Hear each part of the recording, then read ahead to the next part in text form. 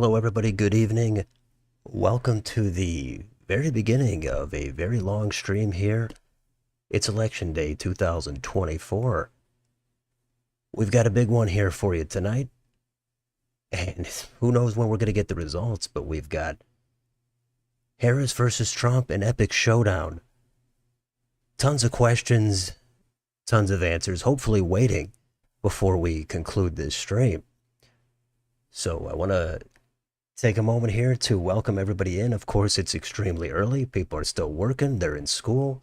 They're busy living their lives, but we've got the stream up and running. We should have some poll closings here at the top of the hour. And I think we're all set here for this stream. I think everything is working. Audio, video, we're ready to go. So let's see what we've got here. We're going to just ease into things, and I can't believe we made it. This is unreal. Election Day. We've been covering this for at least 2 years on the channel. Some of you have been here for all that time and more. Some of you have been around here less, maybe a few months or even only a few weeks. But I've covered this thing fairly in depth for a while, and it's been an incredible journey, both following the race, building up the channel, and we finally got to the end point, the finish line. It's in sight. We're here. So if this thing gets full, of course, I'm not going to be able to keep up and answer all the questions or comments. I'm going to be trying to call the results because there's actually going to be a ton here to focus on. So keep that in mind. But welcome aboard here to everybody that has made it. STS, Swinger, Bernie Sanders, of course. When's Florida, Texas going to be called? Probably sooner rather than later, I would guess. Especially Florida. That, of course, anything could happen, but that seems like it's especially strong for the Republicans this time. We've got poll closing times here in case you're curious.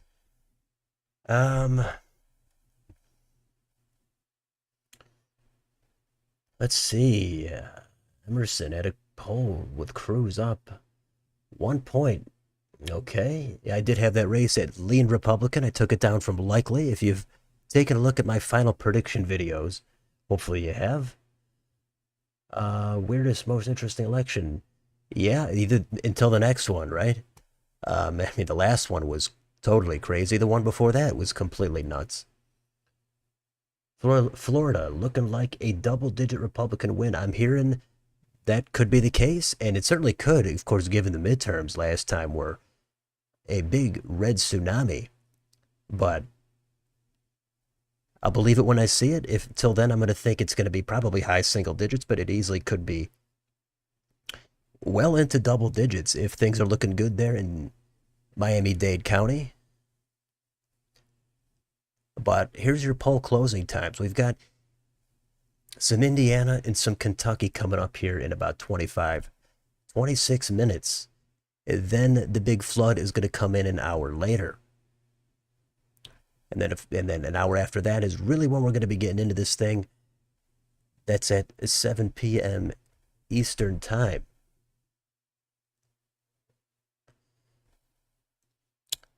So we're getting it going early. We're going to be here for probably at least 6 hours easy. So buckle up, break out your sleeping bag, whatever you've got to do to follow the stream and follow the election night coverage here. We'll try to keep you updated on what's happening, but of course there's so much going on. Occasionally something could slip through. Let's see, Montana's second. Write-in candidate is a protest against Driscoll's campaign. But that one is so red, though. That is not the Zinke-Trinell district. That's the former Matt Rosendale district. I haven't even kept up with that one, given how overly partisan it is. But the first one, I'd probably be watching that district a little bit more closely just to see if Zinke could get in any danger. He only won by a few points last time. You predict Rick Scott 5 points at least. But if Trump destroys Florida, I think Rick Scott will get at least 7, 8. Yeah, not the Rubio margin. That's kind of what I was thinking. Kind of mid, maybe high single digits for Rick Scott. But I mean, if he puts up 10, he does. Iowa, interesting. If Harris could make a surprise pull up, that is the big question, right? That Des Moines Register Seltzer poll that seemed to shock everything. It's almost like nothing else mattered. Every other poll was totally wiped out. Every other data point didn't matter because of the Seltzer poll, and it seems kind of odd to put so much weight on that. I would think we'd have seen something developing by one of the other dozens of pollsters out there. So either that poll is going to be right and Harris is going to win 40 states, or that poll is going to be way off and that pollster is going to pretty much lose a ton of credibility. Hey, Rando, nice to see you here. I think Harris has it in the bag. Well, I'm always definitely cautious when I hear anybody think anything is in the bag. There is no chance I would think anything could be in the bag, probably ever since 2016 when I might have thought it was in the bag for Hillary, but that totally kind of was a sobering moment there for almost everybody. So I don't think anybody has it in the bag. I mean, the early vote is definitely looking a lot better for the Republicans. I know if Democrats had the better numbers coming out with the early vote and the absentee requests, they'd be talking that up a ton. So this time it's the Republicans talking that up. They've got more of their votes at least in the bag. That way there's no risk of them being unable to turn out on election day. But we have no clue who's turning out on election day. It could be a blue wave. We just don't see it coming. It could be a red wave. Nobody knows. Everybody says they know. They don't know anything. You can point to whatever metrics you'd like, but I remember in the last election, everybody was pointing to different metrics, and half those people were totally wrong.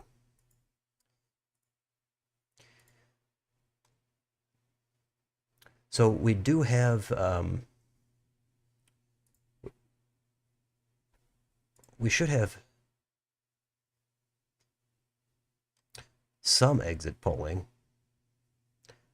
I saw there was some available. Not sure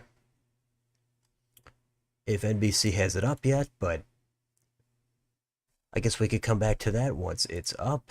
We've got 2020 results. We've got Polymarket if you want to see how the markets are looking. How are they looking? 62 Trump, 38 Harris. Slight edge there for Trump, but that's not convincing. If you're into predict it, it's another tiny advantage here for Trump. So we've got AP. We're going to stick mostly to New York Times. We'll take a look at what we need to. But it's good to see everybody here again. New faces, long-time viewers. Been following this election for quite a while now, and we're doing the stream. And it just, I remember it seemed like it was just the midterms not that long ago, because we did the midterm stream 2 years ago. And not a lot of people back then on the channel, but we did it. And then everything was looking forward to 2024. And we had so many question marks between then and now. You know, was no labels going to be a factor? Was Joe Manchin going to run as an independent? Was it even going to be Trump as the nominee? Was he even going to run? Was DeSantis going to take him down when DeSantis was at his peak? How about Biden? Is he going to get a challenge? And then is he going to get a serious primary challenge where he actually debates and goes through the process? Lots of questions, tons of twists and turns happening. Trump's convictions, tons of issues, immigration, assassination attempts, abortion, all that. And then we've wound up here with not even Biden, it's Harris and it's Trump. 3 straight elections he's run in. So there's a case to be made either way. I tried to lay it out there in my final predictions. You could easily make a case either way. So I hope people are open to different outcomes and not thinking it's a lock for one side or the other, because I don't think that. I have no idea what we're going to get here, but we're going to find out. Okay. 16, late momentum shift. Well, even if it was late, that did not even look like Hillary had the advantage. It looked like it was bordering on landslide for Hillary. That's how I remember it. It wasn't like she has a 55-45 edge. It was like 85, 90. Some people I think were even in the mid to high 90s on their confidence level. None of the data looks good for Harris. I mean, there's always, given there's millions and millions of different data points you could focus on, it's just endless. There's going to be always some you can cling to, regardless of how bad it looks. But it is true that from what I've seen, the Republicans do seem to be energized about how their early turnout is up. Now, we don't know who those people voted for, so that's what I always tell people. It could be 100% Republicans voting, but they're not going to all vote for Trump. It's the same with the Democrats. So there's always going to be a little bit of crossover. But that's why I don't put a ton of weight on the early vote numbers, as I've mentioned here plenty of times. Uh, Bread Guy, channel member, thanks for coming in early. Nice to see you. Always a pleasure. Who's accurate? Silver or Lickman? Yeah, well, actually, I don't even think I saw Nate Silver's even final prediction. I'm gonna have to actually pull that up real quick. But Alan Lickman, yeah, he's all in on Harris. 538, very, very slight 1% edge to Harris. See if I can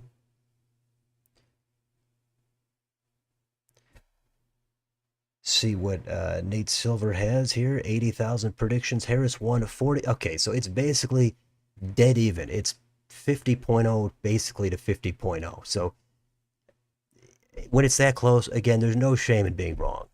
And now if you say it's going to be a landslide and then you're wrong in the other direction, then that's absolutely embarrassing. But if it's close and you would just happen to be on the other side of some of these tilt or lean ratings, hey, there's not much you can do about that. You predict Asa Hutchinson will get a 50-state sweep. There's a name I haven't heard in a little while, haven't thought about Asa in a while.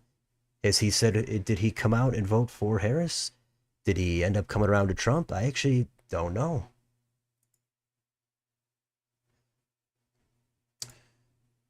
So we're only about 17 minutes away from Indiana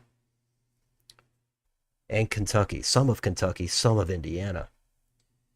You're watching NBC because you like the counties? Okay. What media do you think has the best election soundtrack? Well, here's the thing.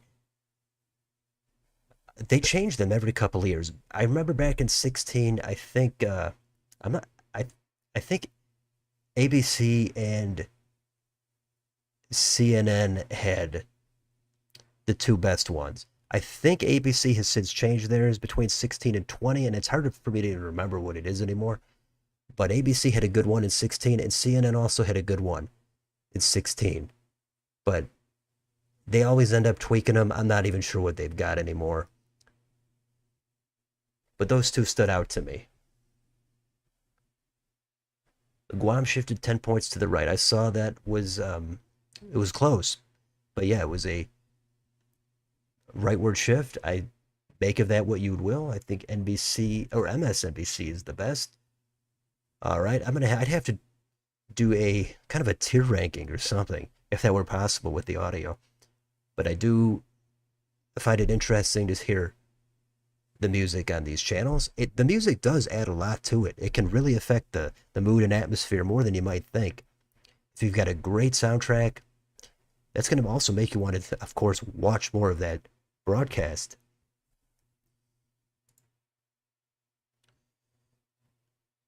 All right, here's some updates. Harris campaign deploys the Avengers to college campuses in Pennsylvania. Okay, is that the Hollywood actors?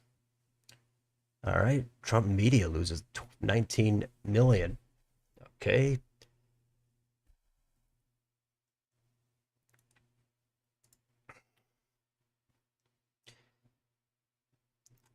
All right, democracy, economy, top voter concerns. Pick the president, the Senate would pick the vice president. It's kind of a complicated process. Chuck Todd to say the least. Talking for like 50 hours. Yeah, exactly. What if there's a tie? Seems unlikely. All right, NBC hits Trump at a 44% favorable. Pretty much par for the course for Trump. So we are set here. We've got the tabs open. We're ready to go. And hopefully this thing fills in.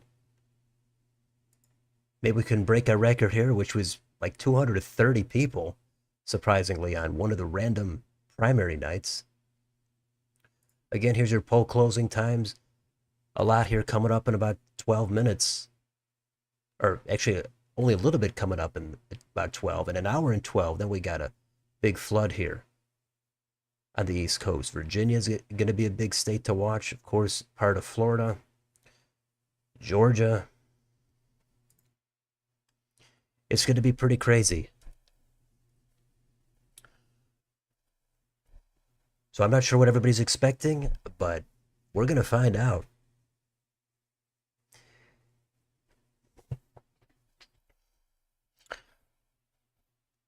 So hopefully you've got your different sources open. You've got the channel up. You've got maybe a couple other ones in the background, maybe a couple other channels, maybe some of the big networks, CBS, Fox, whatever, one of those.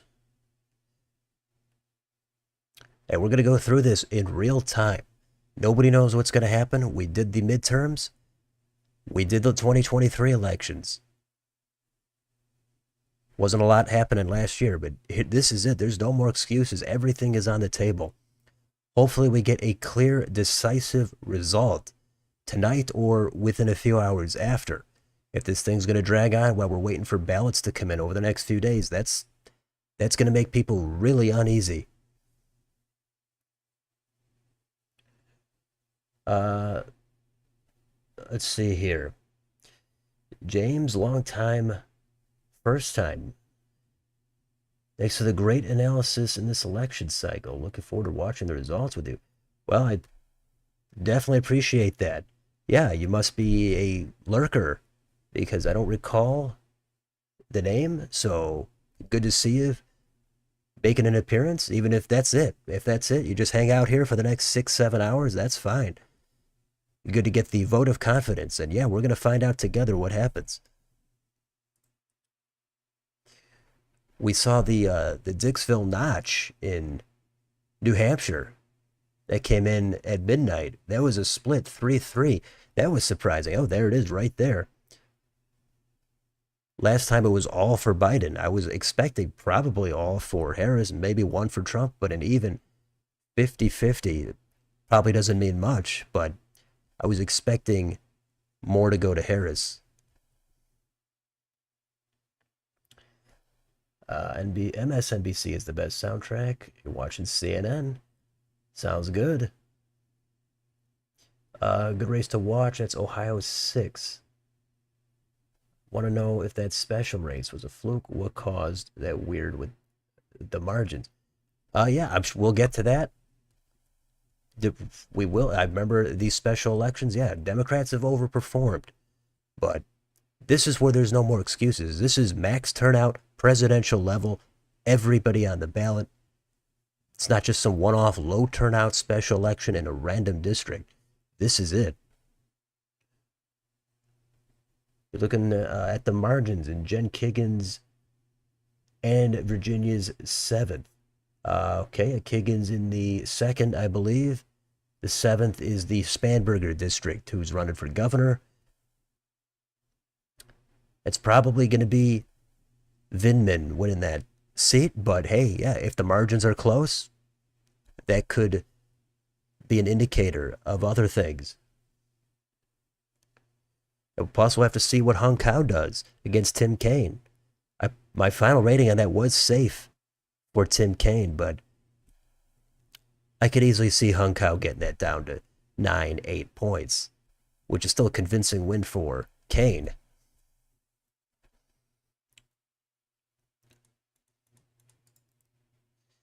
So we've got a ton of data here. We're going to be bouncing around.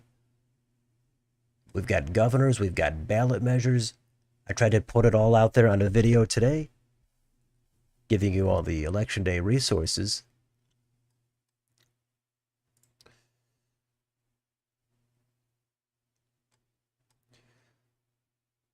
And this is good. This is just going to be a flood of information. Again, probably not going to be able to read every comment as we go through this, but hopefully we get in as much as I can. There's always super chats that'll definitely get my attention. But let's see here. Wisconsin's 8th. Oh yeah, that's an interesting race. Against Weed, yeah. The Trump endorsed candidate there in that Northeast district. I would think that Weed, the Republican, would have to come out on top. That district has just gotten a lot redder over the past decade and a half, shall we say? But hey, you never know. It is an open seat. That's the Gallagher district. Mark Nordberg, welcome aboard. Good to see you here. Long-time channel viewer. Good to see you here on another stream. Hopefully you'll be around for a while. Here it is. Wisconsin's 8th.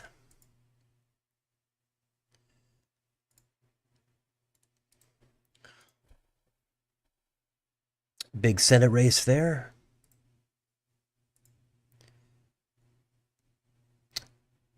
Tony Weed, he took down 2 establishment politicians, or at least much more establishment. Trump came in, endorsed this guy, and that somehow put him over the top. That was a little bit of a surprise, but this is going to be a little later on. Right now, we're going to be waiting here less than 10 minutes for some Indiana and Kentucky. You told your brother who thinks Trump will win. If Trump loses, you'll give him the nookie. All right. New Hampshire's 2nd district. GOP candidate seems pretty strong. Don't think she'll win this go around, but looking at her for a Senate run in the future.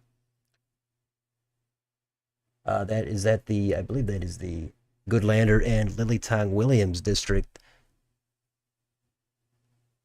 Or, well, it's one of the two. It might be the one that you're talking about. Seth, hello. Nice to see you on the stream. Glad you made it here.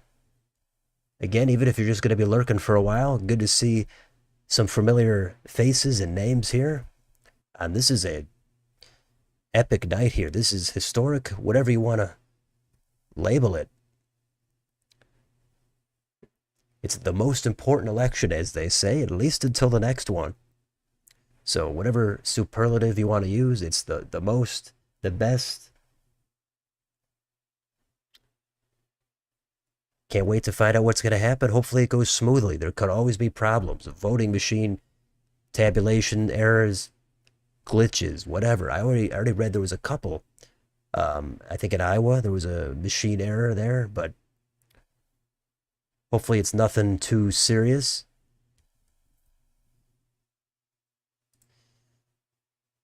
Let's see what we've got here from NBC. Anything important?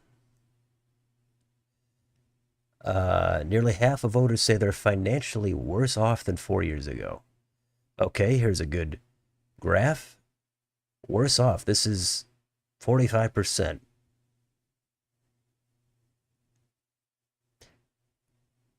Oh, that's from January 1st. Hmm.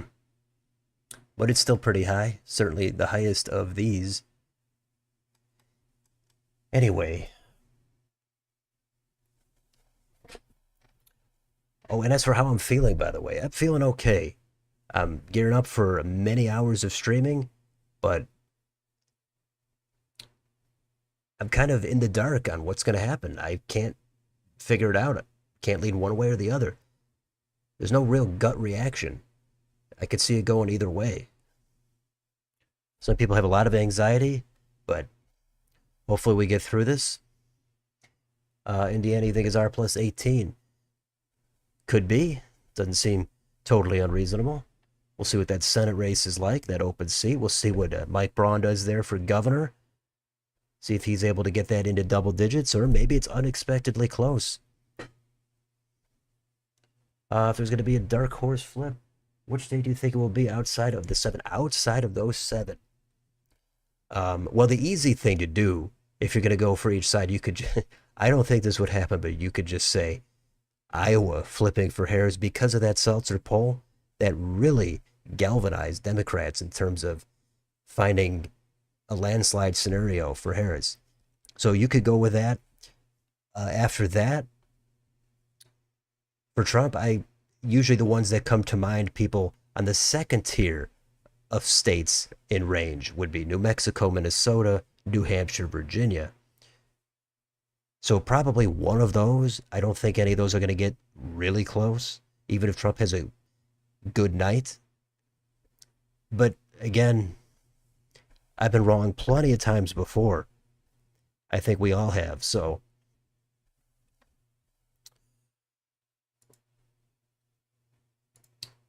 let's see. You think the exit polls seem kind of good for Harris overall? Today's info gave me some needed hopium, if nothing else. Trump won't win in a landslide. All right, that's fair. I would think that, I mean, it's easy to point back to 16 and then to 20 or 22 if you're on one side or the other, because I think pretty much everybody's been wrong on one or more of those last few races, those last few election cycles. I was definitely wrong in 16, and I was a little bit wrong there in 2022. Did think it would be redder, but so did pretty much everybody else. But I thought Hillary had it in the bag in 16. 20 was crazy during the pandemic, but that one ended up being a nail biter. I was really not sure what was going to happen at that one, but didn't have the channel then, so did not make an official prediction. And exit polls, yeah, again, that's not really the be all end all, because those are just people who are willing to take an exit poll. But of course, it's something. We've got to take what we can get. It's a 50-50 race. 100% chance of losing side will lose their emoji. Gotcha. Senior Scoops, good to see you. Yeah, Rainwater, he's going for a second run. I don't think he's going to get 11% again, but if he pulls off 5, 6, that could keep Braun under 10. Maybe Braun loses. I mean, that's a possibility. That'd be unexpected for sure. North Dakota has a strong independent. There's a state I have spent very little time looking at, but we'll get to that. I'm sure. Maybe we won't get to it actually, because that's probably pretty far down the list. So polls have officially closed here in Indiana, most of the state, and then also Kentucky. Half of Kentucky should be closed as well.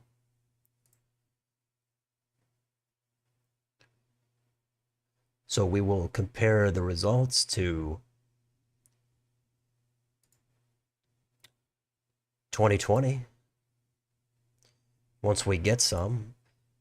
Now, of course, everybody should not freak out once we get 1% of the vote in or 2%, because we don't know where the precincts are. We got to see exactly, probably half of the vote would be nice before we start jumping to conclusions, but I know that's kind of hard to do, not jump to conclusions. Some people want to get overly excited or freak out prematurely. Okay, we've got some House districts called.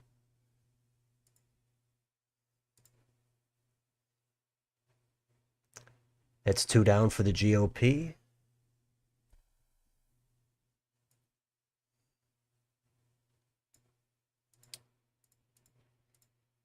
And now we play the waiting game. How long till Indiana shows us anything? Give us a tease. A little bit here. Marion County would be helpful. Oh, actually, they have how this compares to 2020 here. Actually, this might save us a couple of tabs. We'll give New York Times some credit here for a good UI.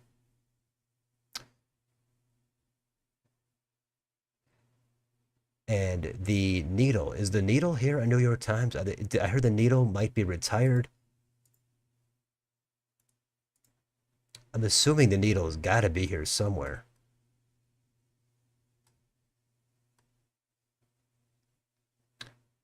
Well, hopefully we find that at some point.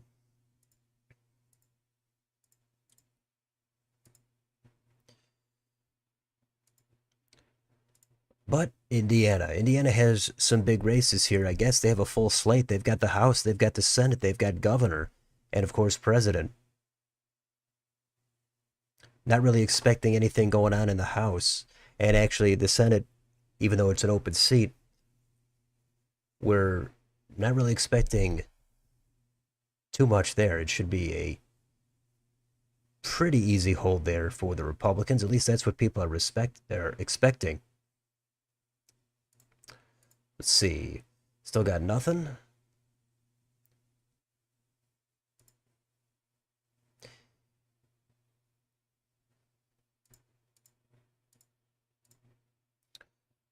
All right, and we're over 30 minutes into the stream. We're going to have a lot more.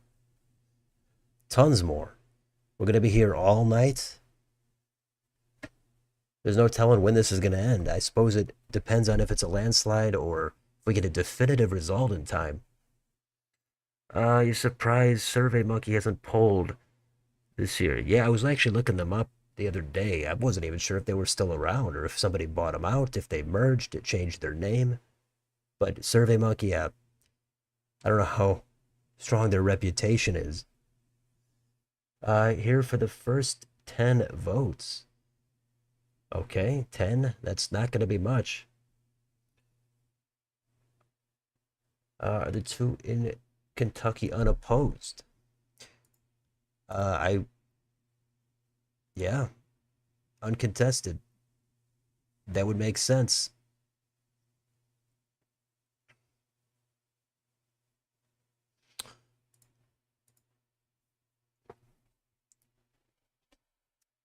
Okay. Jeb Bush, 50 state sweep. What are the odds?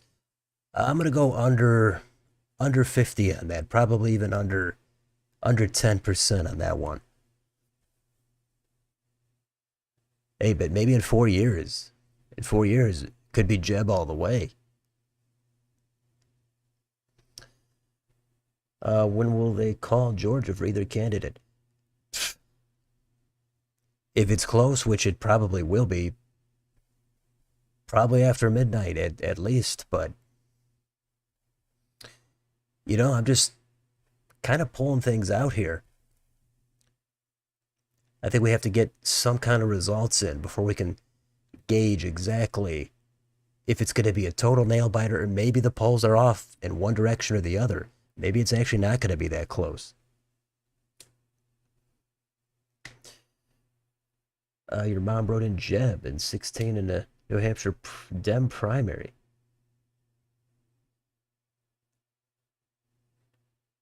Interesting.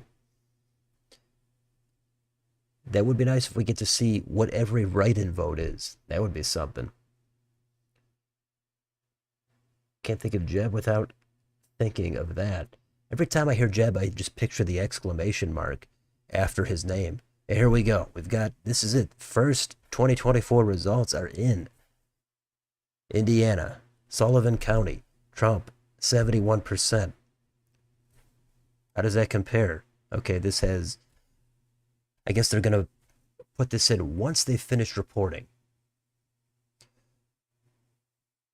Well, what we're going to do is actually look at this here.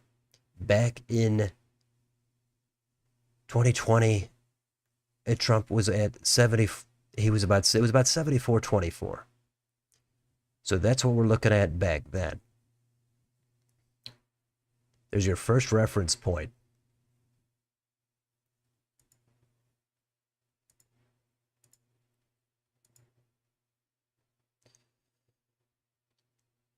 %37 in.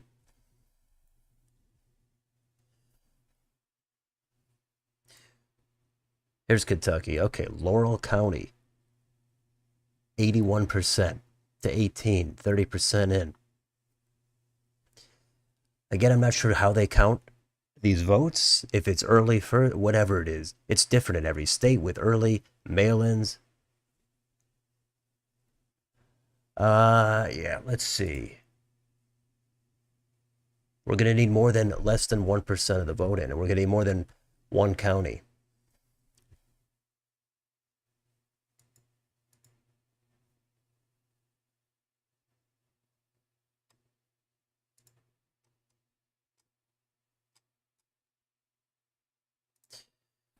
All right, let's see here.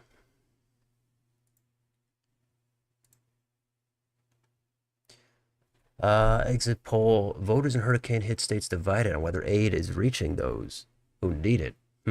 That is a pretty good split there. Wow, a lot of people not really thinking they're getting the aid.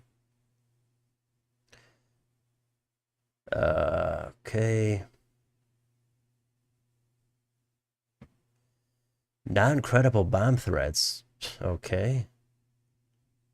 Not sure how they're determined to be non-credible, but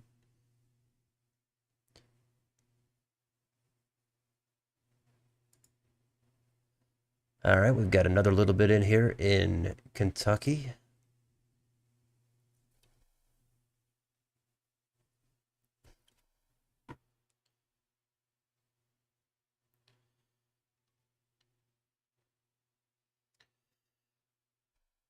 So here we go. It's going to start getting real pretty soon here.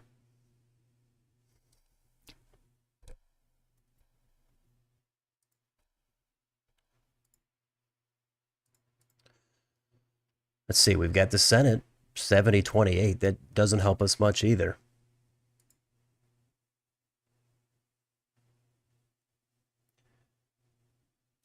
I think they found out they were from overseas. I'm not sure what actually that is. Is that about the... Actually, not sure what that's about. Here we go. We've got Whitley County, 72-27. Let's see. That was 73-24 back then. So Trump slightly under there, but also Biden was at 24. And Harris 27. So that's a little bit of that is a rural county that has 51% in. So a little bit not as red, according to that very, very early data.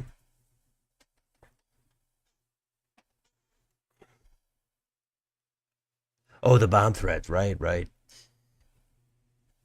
Gotcha. You'll leave at 7. Hey, you coming back?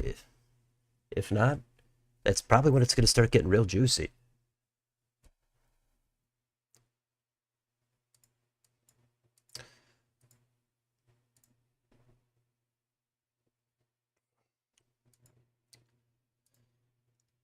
This is going to be real tedious if it's going to be every 5 minutes, half of one random county. But I know it's going to start flooding in, and I'm not going to be able to keep up with all the data. Here we go, another county, Fayette County, 75-24. Let's see.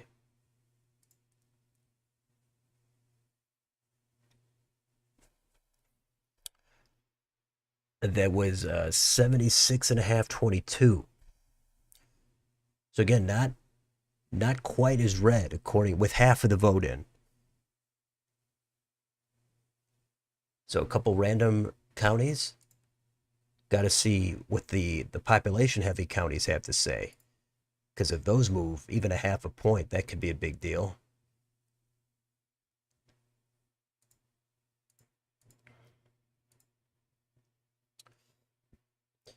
All right. We've got another little bit coming in here. Very slowly.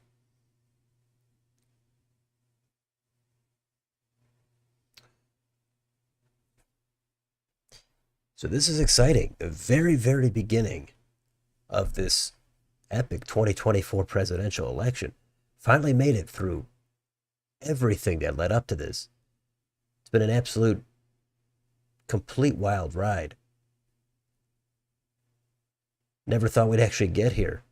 So many twists and turns along the way.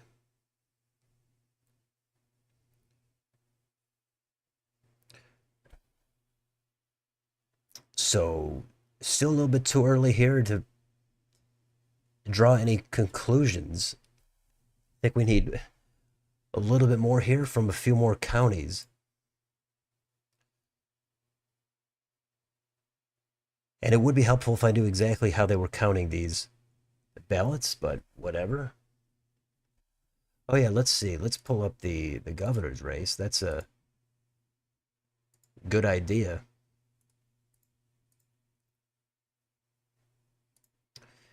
Here we go. All right, 67 brawn. Again, we're gonna need more than we're gonna need more than this.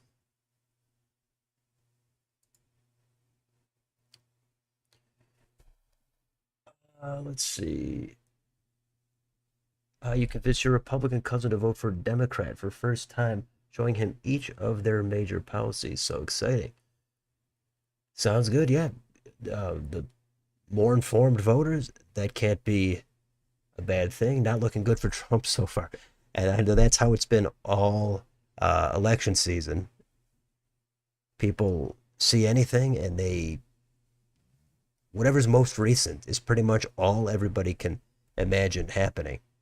But it's way, way, way too early to have enough of a conclusion. I would say we have to at least give it another hour and a half to see what's going on in some of these East Coast states.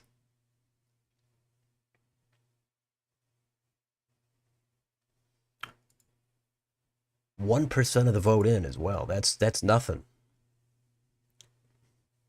But yeah, those half of these counties have their vote in, or these counties have half of their vote in.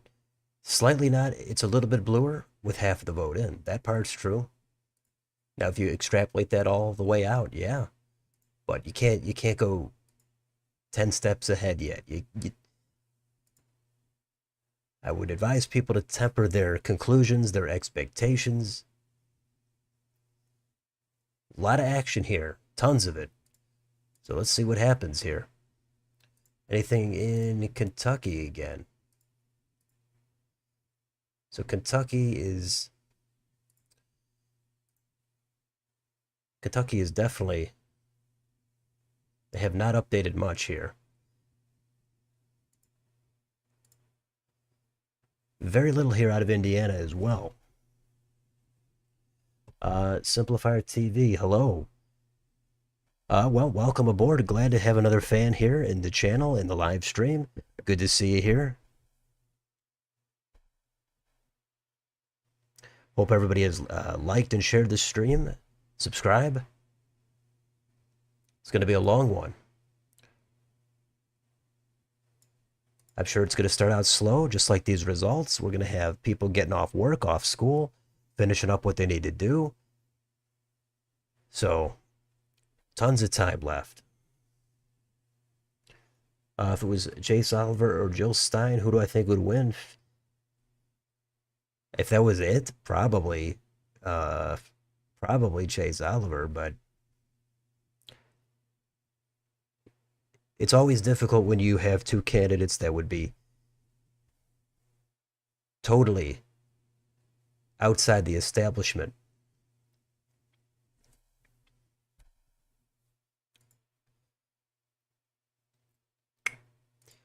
All right, let's see. 1% still. That's not enough.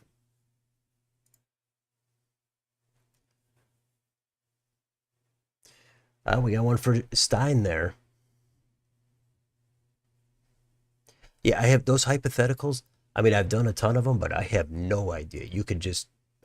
I could come up with a case for Stein, more so on a populist economic perspective.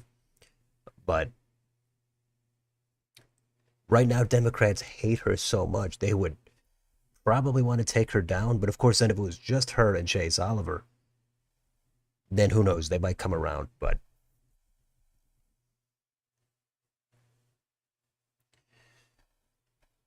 who do I have winning Ohio Senate? Well, I went with Bernie Moreno with a tilt margin. That was my final prediction. It seemed like he was able to gather enough of a coalition to get just barely over the finish line, but that was a very tough call. That's going to be the closest Senate race of the night.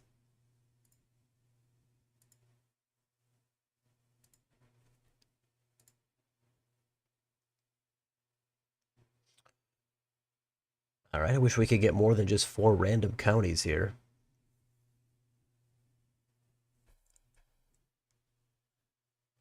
Yeah, hopefully we do get most of the results in by midnight. If they're very close, then they could go on into the next day, but hopefully it's not that close. Is there hope for Tester in Montana? Just a little bit. I would say not much, but there is a little bit. I would say 10%, maybe 15% chance. That's what I think. But it's unlikely for Tester, but it's not completely out of the question. He's able to get that turnout. He just squeaks by.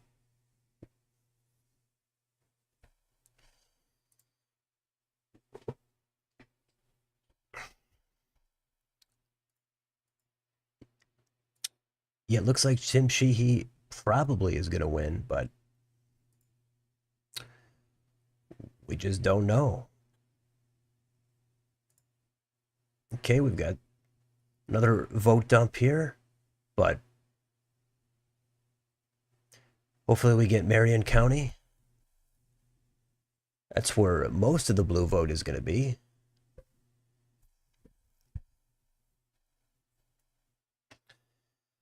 Hello from Hungary. Wow, that's a long way away. Nice to see you here. Always good to get some international viewers on the channel. I'm not going to attempt to say the name, but good to see you here watching. Good stuff.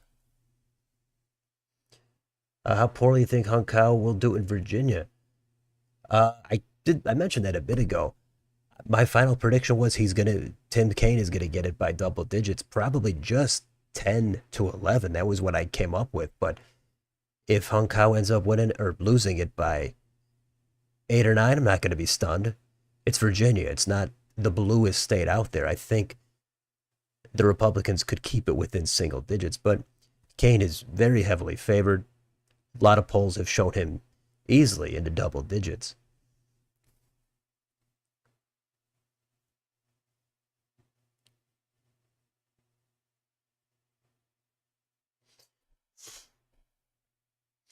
You live in Austria. Yeah, I knew you were somewhere, but I could not recall Austria. There are a few other people that live in Europe, but Austria, get, I'm checking a lot of different countries here. I believe you had spent some time in Georgia, if I'm not mistaken. Don't want to reveal too much information here. But yeah, yeah, see, we got UK. Chase Oliver is left leaning. Yeah, he does seem like he's a little bit more in the left direction, or at least that's how I remember him launching his campaign. Not sure how he ended up.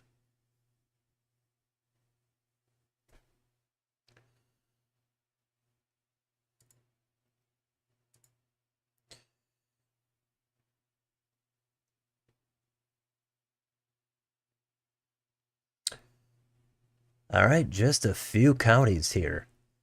Extremely early here on election night. USA.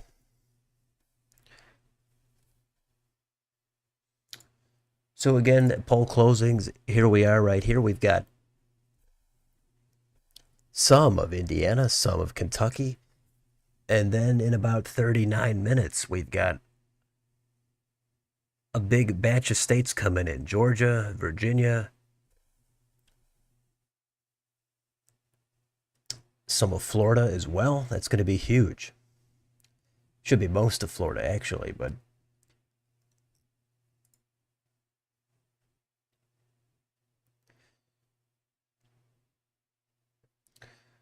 okay.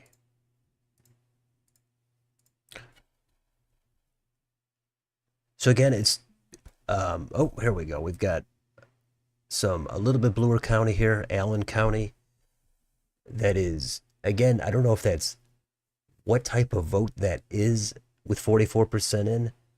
I think at this point I have to wait till we get some 100% in to really compare any margins. Let's see. Do you think abortion immigration will matter more? I had a poll up actually at the community tab about a month ago. I asked the exact same question. Immigration won, and I tend to think a little bit more immigration as well, but it's tough to say. It's going to depend on the state, maybe.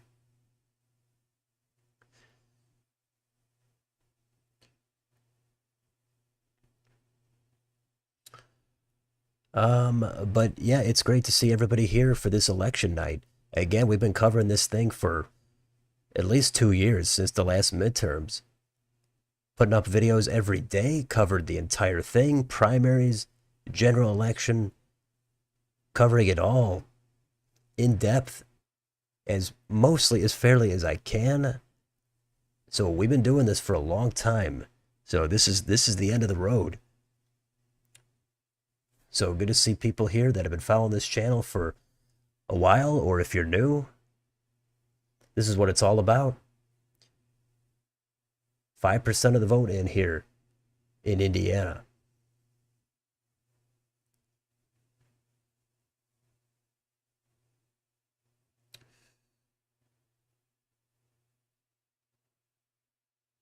Okay, let's see.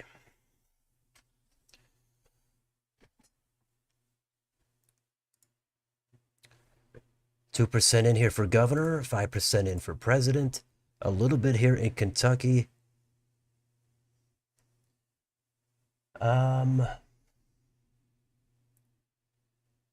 Okay, for you, immigration does not matter as much as abortion. For Democrats, abortion doesn't seem to be as much of a hot button issue. I would agree that's an accurate assessment. Would like to see how Indianapolis is voting. That'll indicate how other metros will do. I agree. But again, I think we should wait till we get close to 100% of the vote in. Again, it might be early vote. I wouldn't want to jump to too many conclusions. That's the tricky part about this. Trying to know which state counts which ballots in which order.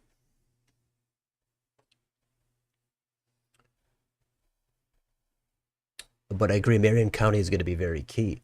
I've been your favorite YouTuber to watch to cover this election. You enjoyed it a lot. Been following you for a while. Glad to watch you as it comes to an end. Fantastic. Good to have a more enthusiastic comment and positive reception here. Love seeing the fans of the channel in the comments. But yeah, I think this channel probably has somewhat of a unique type of perspective.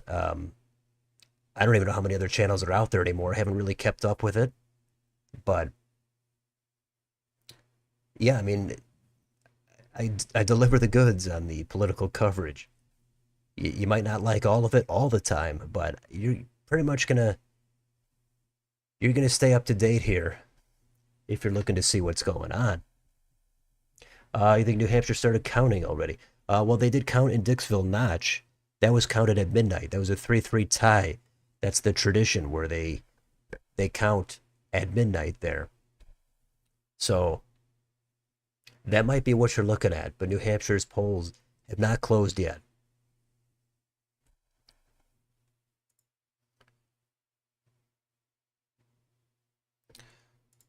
Let's see.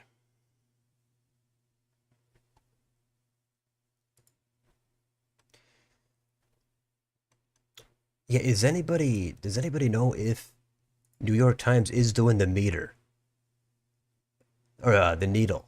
Either way, the needle, the meter, the swing meter, is that happening? Am I just not finding it, or is that thing out of commission? Because I want to get that thing up. Am I planning to cover the 2028 Democratic and Republican primaries, or is that too far off to start considering thinking about so soon? That is definitely going to be way too far off to consider. I mean, I never know what's going to happen in, a couple of weeks, let alone 3.5 years potentially. I have no idea if the channel's up, if I'm doing videos. I would assume I'm going to cover it, kind of like how I covered these primaries. Might not be extremely in depth, but I would think I would do something for it. But yeah, that's a long way off. So that needle is actually done because of that strike. Wow. I heard that might be happening, so it's actually official. I'm going by this comment here.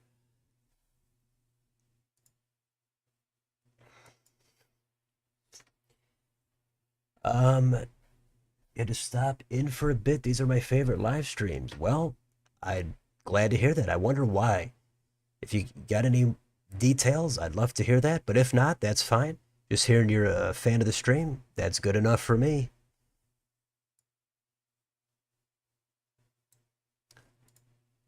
So we got a little bit of vote in here now that Indiana had their polls closed for almost a half hour.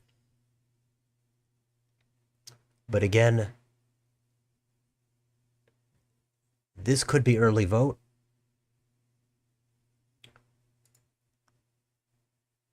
Only 5% in here for governor and for president. Kentucky also, not too much here. So I don't know if we have any early signs yet. Again, some of these margins are not as blue, but again, very preliminary vote totals here. If this is early vote, that could be bluer. We just don't know anything yet.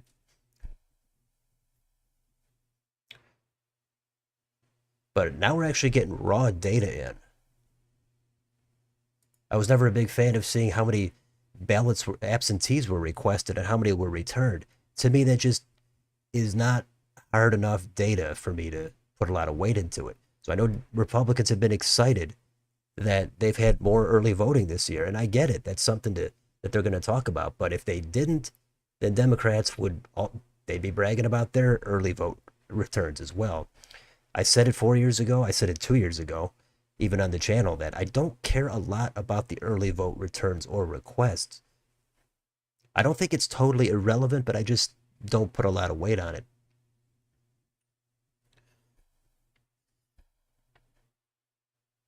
Alaska is going to be much closer than most people think. What do I think about Alaska? I think that is a state to take a look at for sure, because it seems like the expectations are it has moved toward the left a little bit, and with ranked choice voting, that it could dip under 10 if Harris has a good night. My final rating was over 10, possibly even over 15, but I didn't get that far with it. I think down ballot in that House race, that's going to be a good one to watch with ranked choice voting. That's going to be probably the much more exciting race than for president, because unless it's a huge wave for Harris, she should be very likely to not win Alaska. But maybe that state comes on the map in another 4 to 8 years. Maybe. We'll see what the trends are. But that's good. That vote is going to be super late. We might not even get that on the channel here on the stream, but I think that's an interesting state. I think most of the states are going to be fairly interesting, except the extremely red and blue states. Even then, those margins are always going to be worth taking a look at. What state are you most excited to see the results of? Well, probably Pennsylvania, because that's not going to be super late in the night. They got a key Senate race. They've got a key presidential race. So I think that one, of course, all of them are going to be exciting, but Pennsylvania might be the big swing state to get a sense of a little bit more earlier in the night as opposed to later. But of course, they could take a while to count their ballots. But then we've got Michigan, we've got Wisconsin. Those are some extremely key races.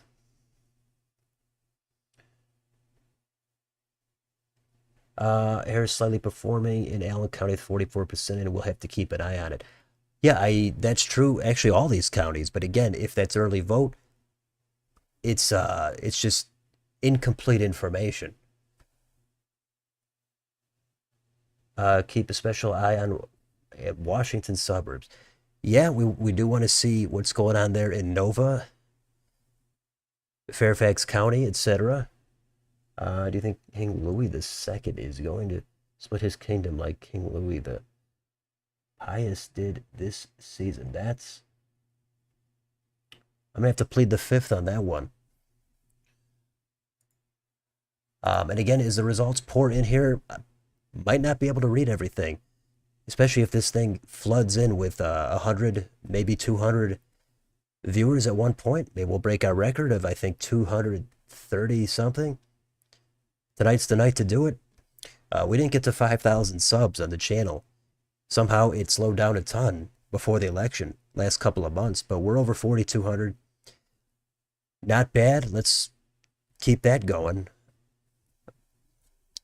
But I'll try to read the comments and the questions when I can. Of course, if there's any super chats, those will not be missed. But let's see what we've got here. Still just a tiny bit of vote trickling in here. And it seems like nothing after the initial vote dumps.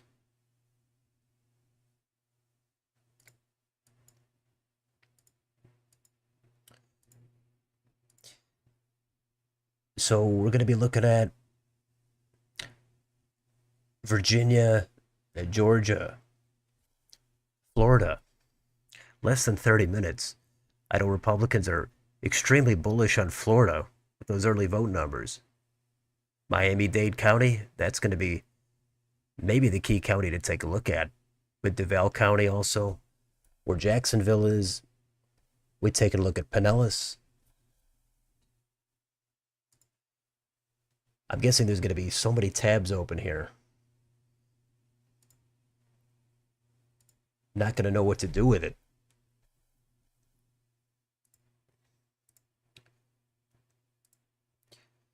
Still 5% of the vote in.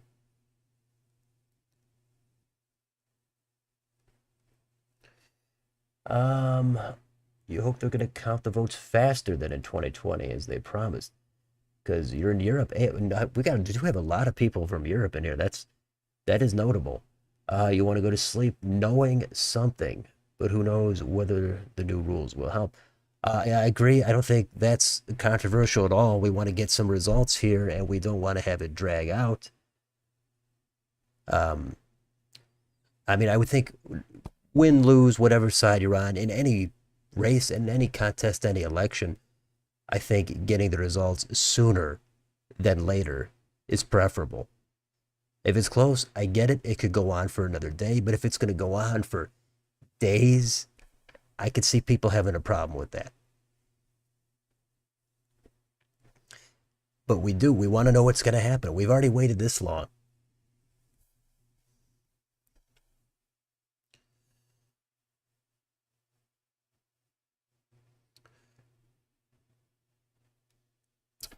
Still, we're stuck on 5% here in Indiana. Okay, we got Hamilton County. Now, this is suburban Indianapolis. It's the north suburbs, 65% in. And it's Harris with a tiny 1% lead. Now, again, is that pure early vote? And then the redder vote comes in on election day? Let's see. Let's go back here. Okay, it was 52-45 last time, 4 years ago. That's with 100% of the vote in.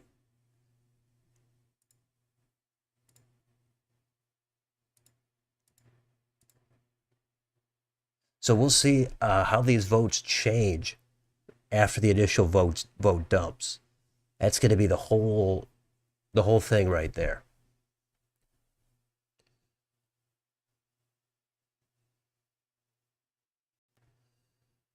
Let's see.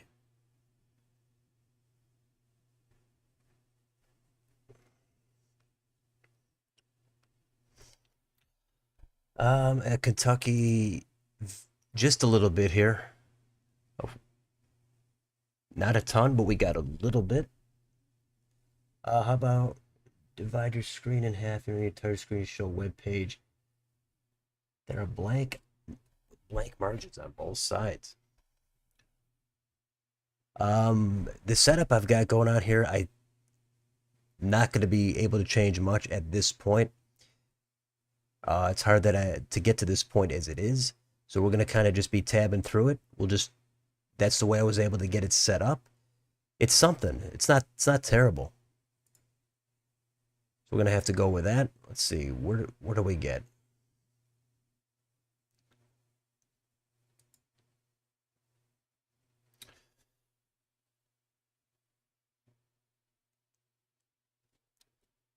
So 9% of the vote in. I'm guessing that's early.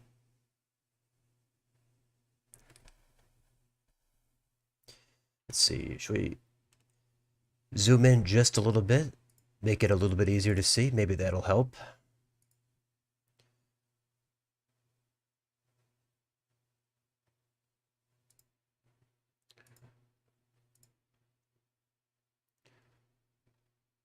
All right.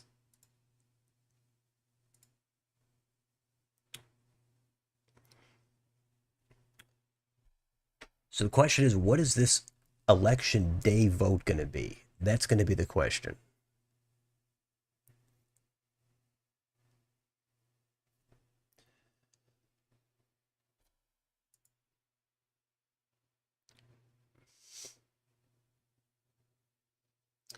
Let's see. How much is Trump comparing to Braun here? Braun is at 48% in Hamilton County.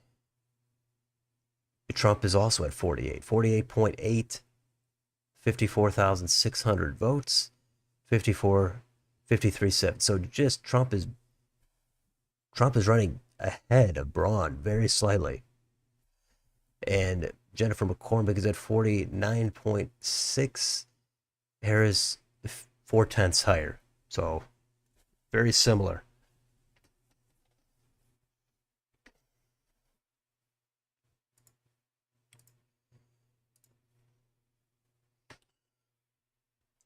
So yeah, there's going to be some exciting races coming up. Of course, who's going to win the Senate? We've got huge races in the blue wall states.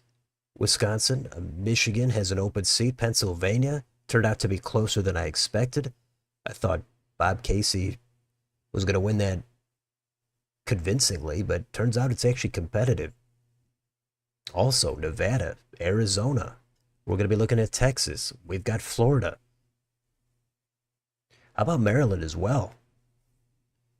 Is Larry Hogan going to work some kind of magic, get that under 10? Or is it going to be an overwhelming loss for Hogan?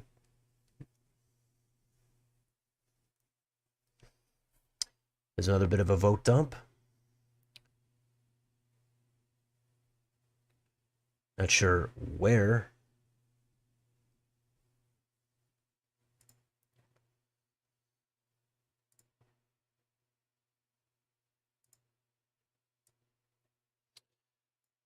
Okay, and slightly more vote. Trump is gaining wherever it's coming from. Not sure. About Vigo County, that's the one, the former Bellwether County.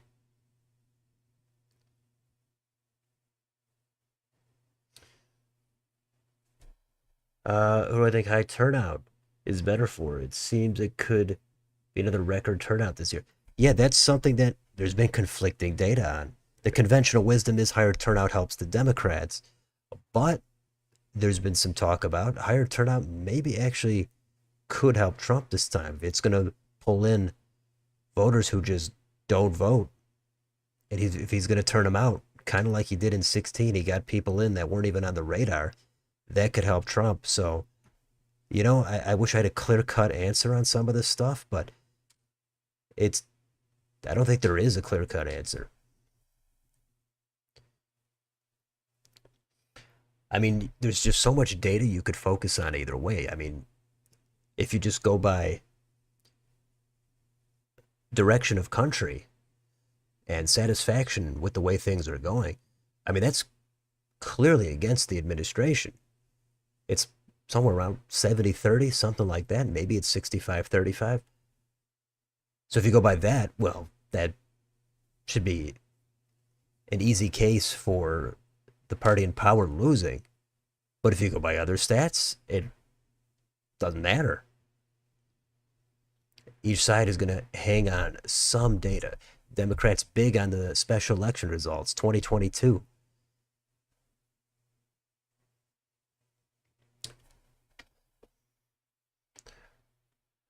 Um, Election polling official.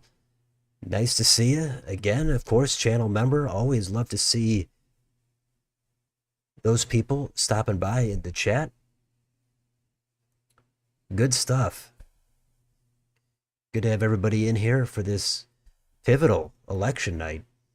It's not going to get any higher stakes than this.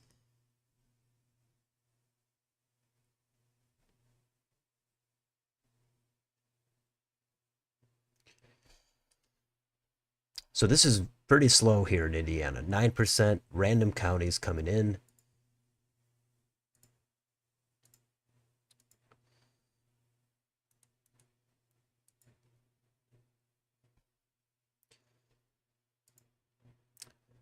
Just 9%.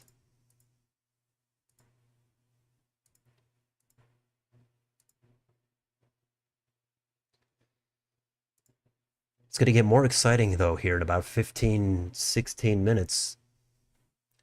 We're going to start to get some other states in here. Florida, that's going to be huge. Of course, Georgia, Virginia. Then we've got Ohio on deck. We've got North Carolina. Then Pennsylvania's coming up.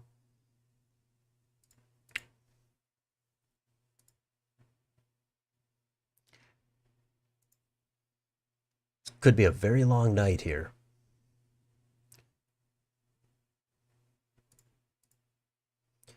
Okay, we've hit 10% now in Indiana. At least for president. Governor is lagging just a little bit. Yeah, so I'm not sure who everybody expects to win this thing. I did have a community poll tab out the other day. Trump won that a little bit. He was ahead somewhere around 10%, I think, last I looked. So a little bit of an edge there. I think it's all fair game, though. If you think Harris is going to sweep the blue wall, Rust Belt states, by a small margin, 1-2 points, I can see that happening. I could see Trump sweeping them as well. I'm wide open here on different expectations. Chance of Florida going above R plus 10. I'm going to say it's 52% now that it's going to go above 10. I mean, the early vote numbers are pointing in that direction, but again, I don't put a lot of weight on that. It's something, but I'm expecting some Democrats to turn out here on election day. But it might only be 6, 7. If it's a big night for Harris, it could get down there under 5. Will you be here all night long? Yes, so that's the plan. We're gonna go for at least 5 more hours. So, buckle up, get out the sleeping bag, because we're gonna be doing this thing. I mean, this is the big event, the biggest event there's gonna be until another 4 years.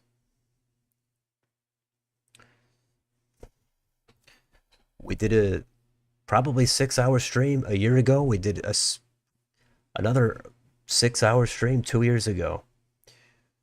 We're we're covering the results, that's for sure. Yeah, I've got Polymarket. I've got it all up here. Let's see. It's a small advantage for Trump. It's just way too early. The people are going to get spooked. That's the thing. These markets get spooked. We saw after that Seltzer poll in Iowa, that spooked a lot of people. It spooked a lot of the forecasters as well. And I get it. It's a reputable poll. It warrants a second look, but sometimes markets get spooked by anything.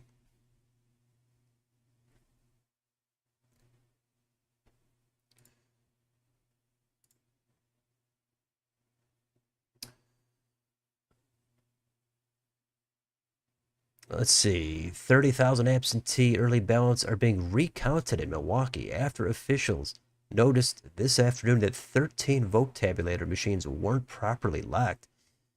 Well, that's kind of embarrassing. It's the big event, and we've got some sloppiness here.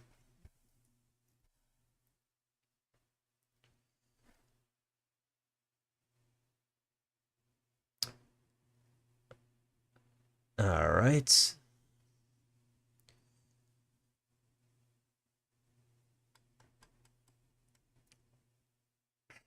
Let's see. We got anything? Nope. Just a little bit more here in Indiana. Eventually, Indiana is going to become old news as we get into the more significant states.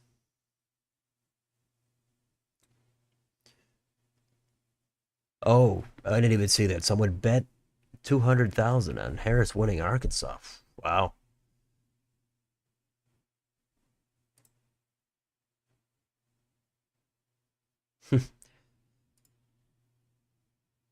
Interesting. All right. So 10, 11 minutes away from the next batch of poll closings.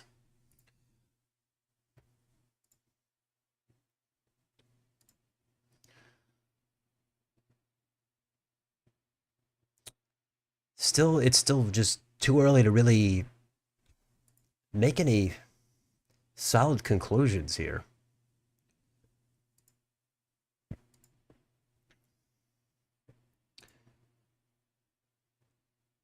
But we're going to have a house is totally up for grabs. Seems like every forecaster is pretty much within a few seats of the majority on either side.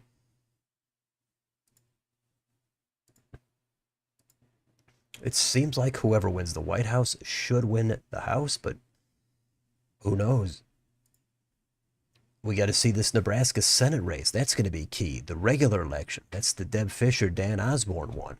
Can that independent candidate make it compelling in that solid red state? Texas is going to be a key race.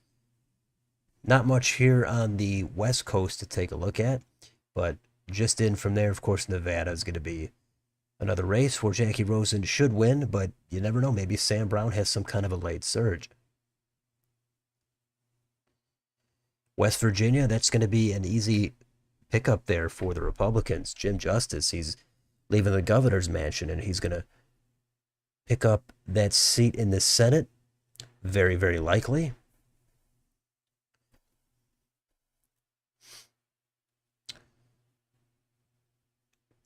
Let's see. Let's go back to Indiana. Nothing. 10 minutes and the real party is going to start. Yeah, that's it. This was pretty much the warm up, and they didn't give us enough. They gave us a little bit. We've still got 10 minutes. I think, yeah, this is just early vote dump, and because I don't think these have really budged since. So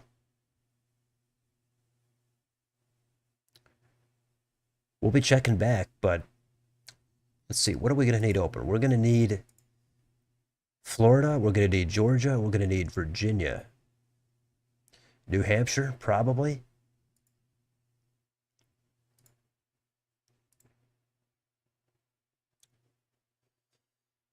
Okay.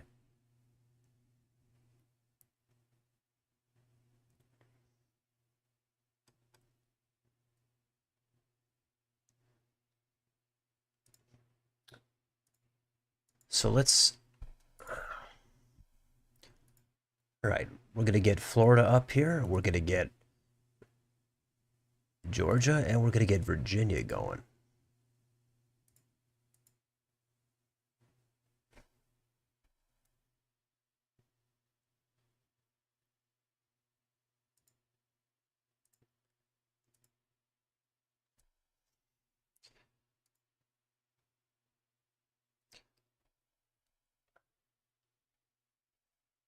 So it's still 10% in, even though a little bit is trickling in here.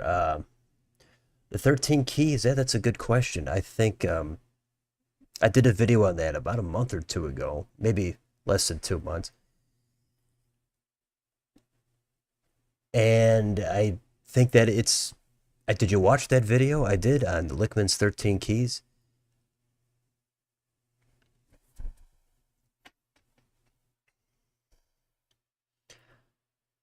That's a good, it's a good video. I covered it in depth, his keys, and what I think about them. What I think is he's had a good system for a while. Who knows? Everything lasts until it doesn't. Everybody makes good predictions until they're wrong. And it really matters the most on close elections. There hasn't been that many close ones, but I recommend watching that video. I think it's might be more than a 12-minute video. So I think Lickman has had a good record. He could be right again, but eventually you're going to be wrong because when an election is extremely close, you're just not going to be able to be right every time. And I don't think there's any shame in it. I don't think anything is foolproof when it's extremely narrow.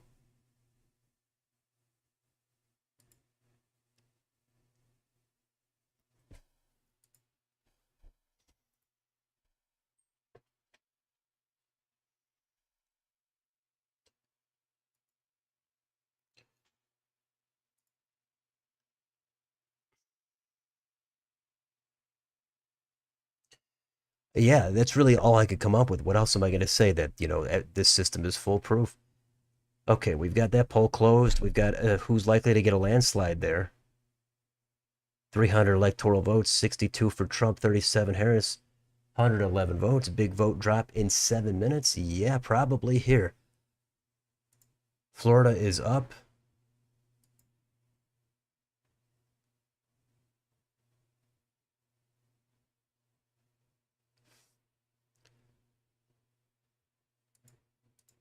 So Indiana is quickly going to become less important here.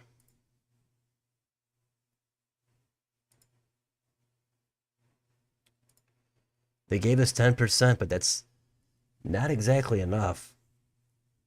I wonder how the big networks are doing.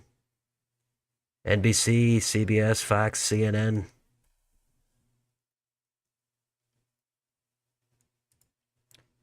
I remember all the times they cut to somebody at the campaign and they get a read on the room. How is the mood there at that headquarters or wherever? And usually there's a lot of cautious optimism, but eventually that tide might turn.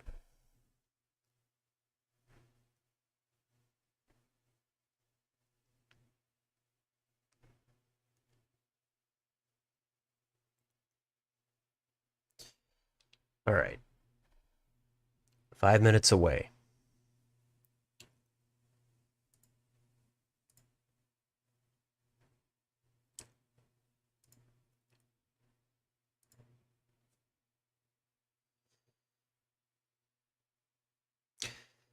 Uh, how what? I'm not sure what that's about.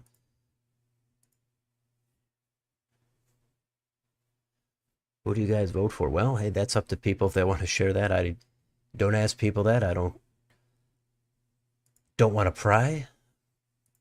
Let's see. 4 minutes from some key states. So Indiana and Kentucky didn't deliver much here. Only 16% out of a possible 200%. So that's not enough. And Florida has some key ballot measures as well. That's going to be something to watch. 60% to amend their state constitution.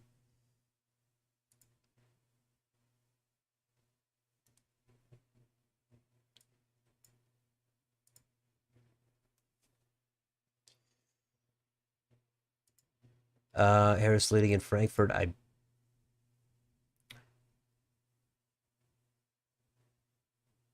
Again, this is early vote. That's my assumption because nothing else has really come in. So we'll check back there once things really get going.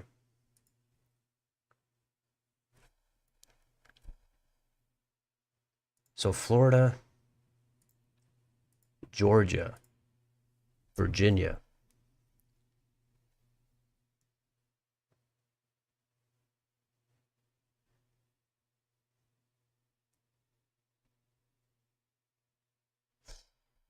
These are the big states. Now, again, you've got to be wary of early vote. And if mail in votes are counted first, because we've seen it before where one side is lopsided, but they're only counting certain votes. I like how they have Timothy Kane here, because that's what everybody calls him.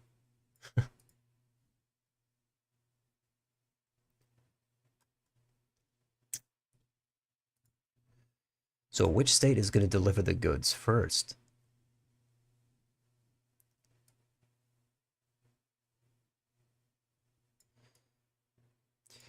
And yeah, I'm sure there's probably hundreds of streams out there tonight. Everybody's streaming, so I'm not sure how packed it's going to get in here, but hopefully it gets pretty packed.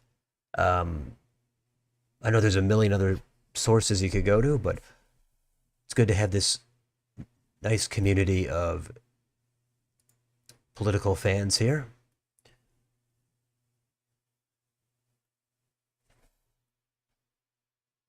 Oh, okay. I gotcha about the community, the poll there. I'm not sure there about North Korea. All right, 2 minutes, less than 2 minutes.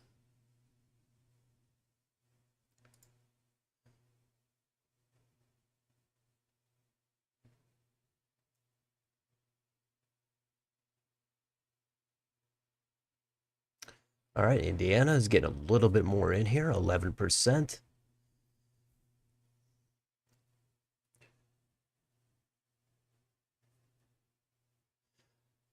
Yeah, it's crazy how when you just use somebody's full name as opposed to the nickname, that can make the person seem completely foreign. But yeah, Albert Gore, it's like, who is that? Oh, you mean Al Gore? Gotcha.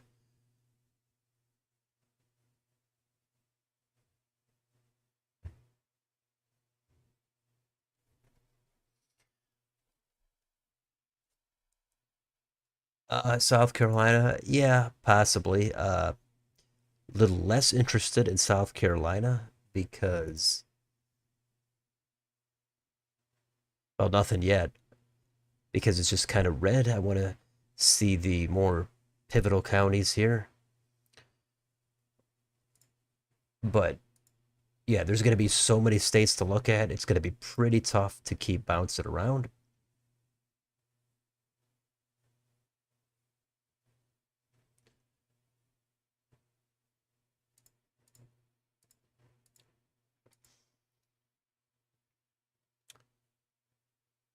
So yeah, we've got a bunch of tabs going. We'll bounce through them.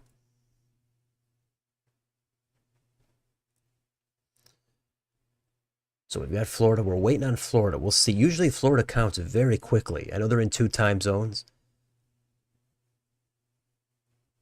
So that is something to keep in mind. The Panhandle is in Central Time, and most of the rest of the state is in Eastern Time.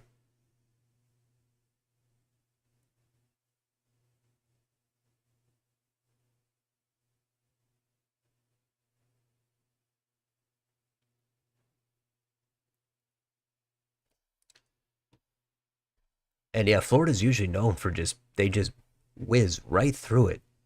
They can count their votes. It's just they get it done.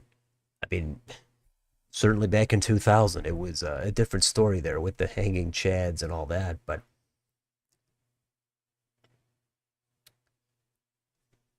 oh, 2000. Wow, I think I just mentioned that. That's coincidental. Yeah, exactly. Oh, we agree there. Perfect timing. Kentucky was called. Okay. Did they? Oh, Mike Braun is the next governor. That's called with 12% in. I had that down to likely for Braun. I thought it could get down to maybe 9.5. That was my final prediction, somewhere around there. But maybe it does, but he's going to be the next governor, apparently.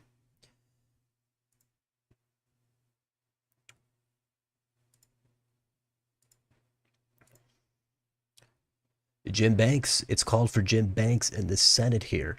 62-36 over Valerie McRae.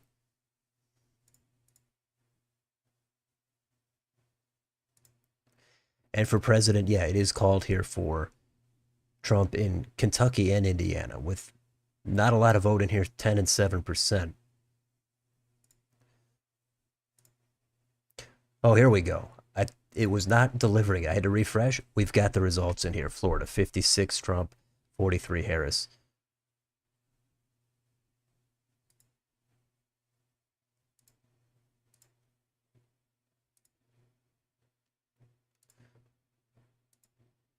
It's not fun when I have to refresh, but that's what we've got to do.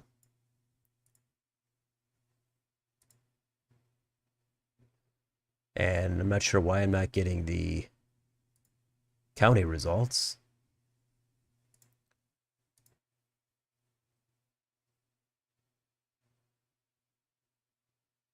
Broward, 61-39. Again, let's see what the final total is.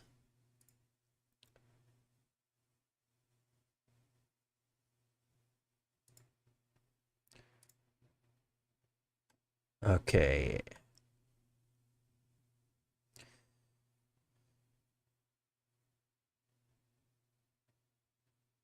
The first votes in Georgia have historically included at least some cast before Election Day. We don't know if the advance vote this year will favor Democrats as it has in the past. First votes in Florida will be early in person and mail votes. Okay.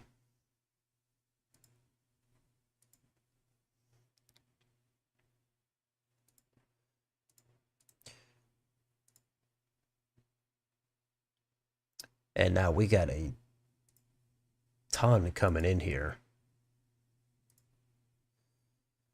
New Hampshire, Vermont called for Harris with nothing in.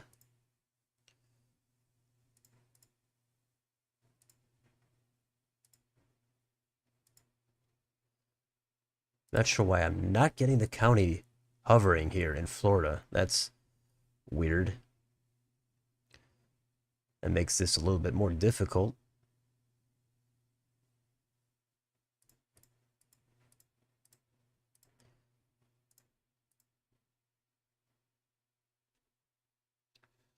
How about ballot measures? Anything?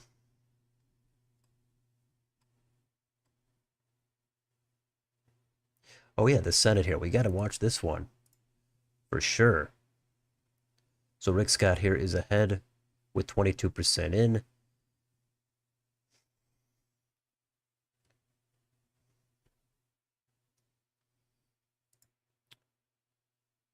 Now it's really heating up. Still got only 10% in Indiana.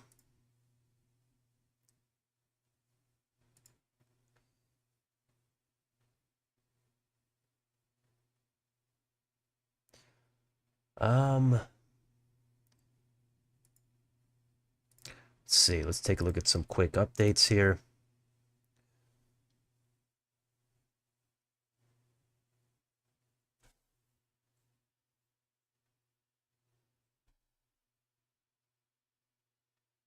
Okay.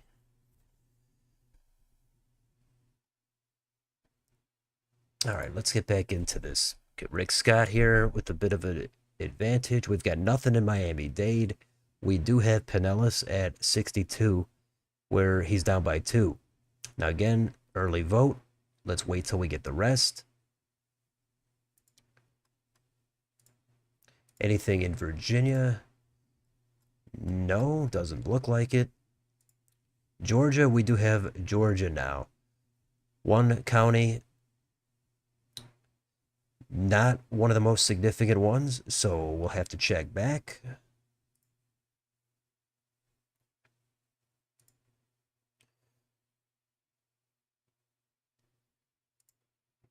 All right, here we go. Now we got a little bit more vote here in Indiana.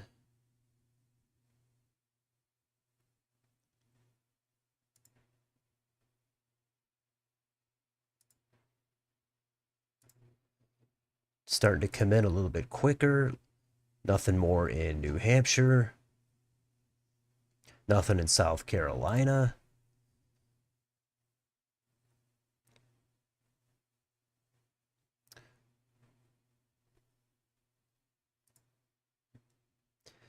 Nothing in this Senate race in Vermont. Bernie Sanders expected to have a landslide there, along with Phil Scott for governor. So there's a ton of people splitting their tickets in Vermont.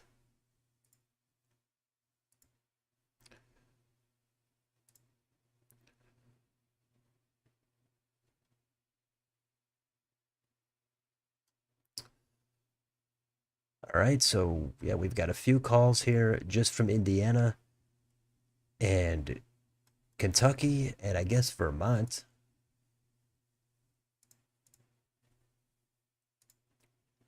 And Florida keeps going. Rick Scott with about a 5% lead here, but nothing in Miami-Dade County, 0% in. But Broward has 2/3 in, 62% for Debbie Mucarsel-Powell.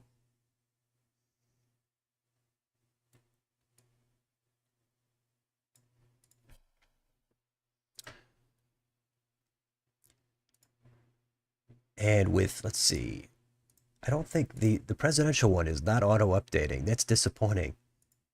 But Trump is at 51, Harris 48. So it's similar to the Senate margin.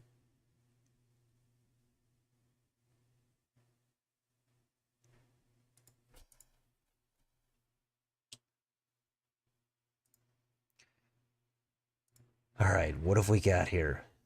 Indiana still a lot of vote to go here. We don't even have a fifth of it in.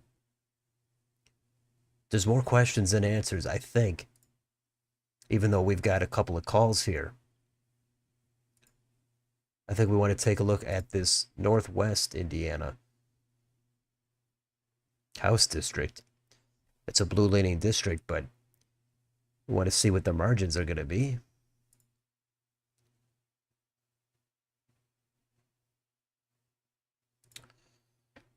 And wow, it got quiet here in this chat. I think everybody's glued to different channels, different sources, getting the results.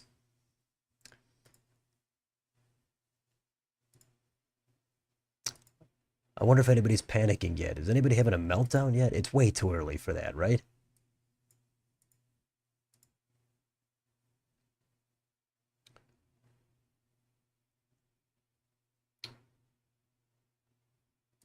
Let's see. The market's changing at all. Harris now is 56 there. But 58, 59 here on Polymarket? Who knows? Way too early.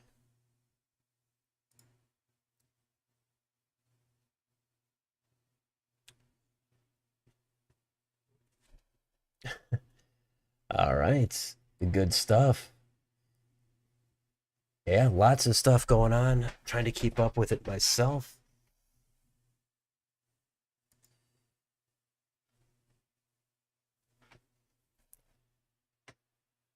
Yeah, I understand. I remember doing this all previously to the channel. I'd have like 4 or 5 different channels open, or I'd have the networks open. I'd have all the maps going. I know how it is. So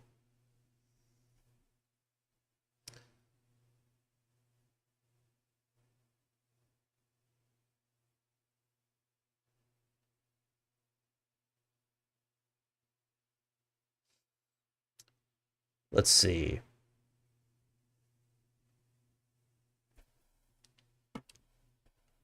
Let's go back here.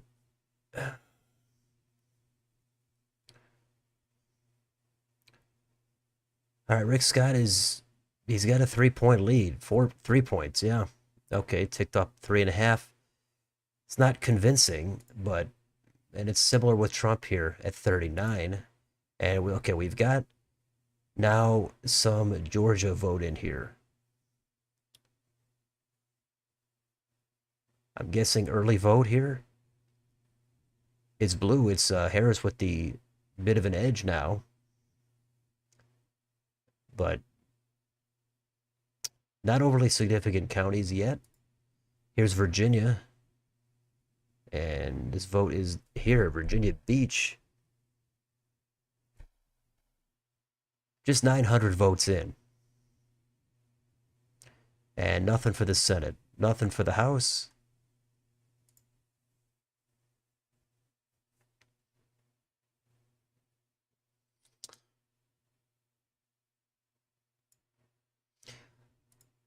Okay.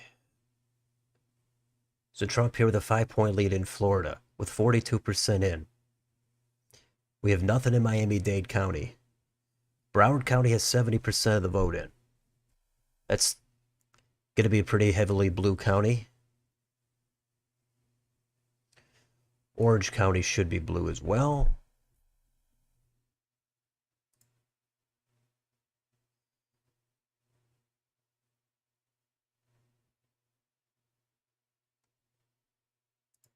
All right, Indiana, still only 15% in Indiana. See, now Florida, much bigger state. They started later, and they have way more of the vote counted.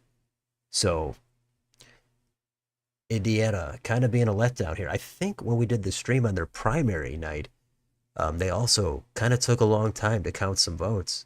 It's disappointing.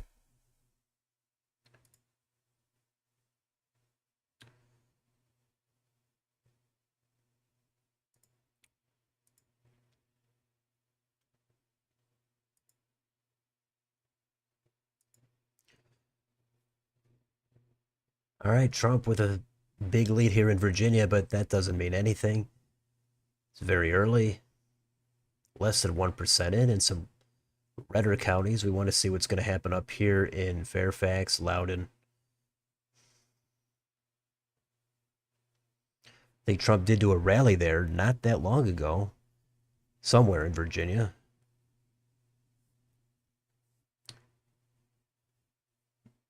Doesn't mean he thinks the state's in play. Maybe he's trying to just get his turnout up for some down ballot races.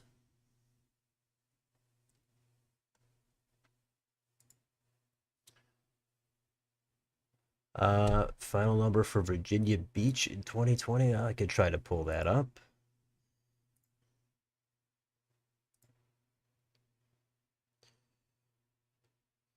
Let's see. 51.6 for Biden.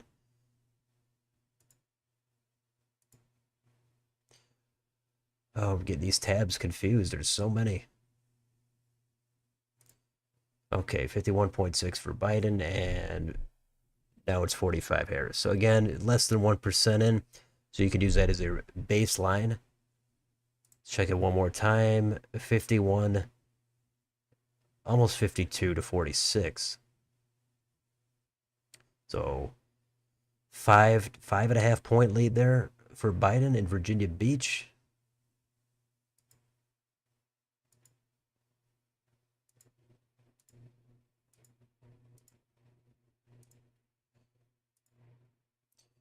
Okay, Florida just they have their vote just coming in.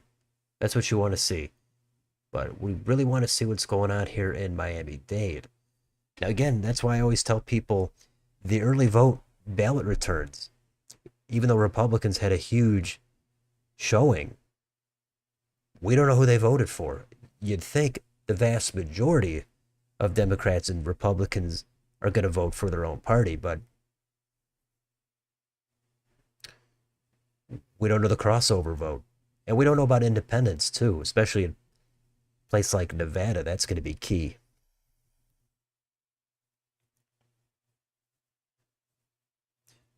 Okay, Sumter, Florida has 95% counting and a half-point shift toward Trump.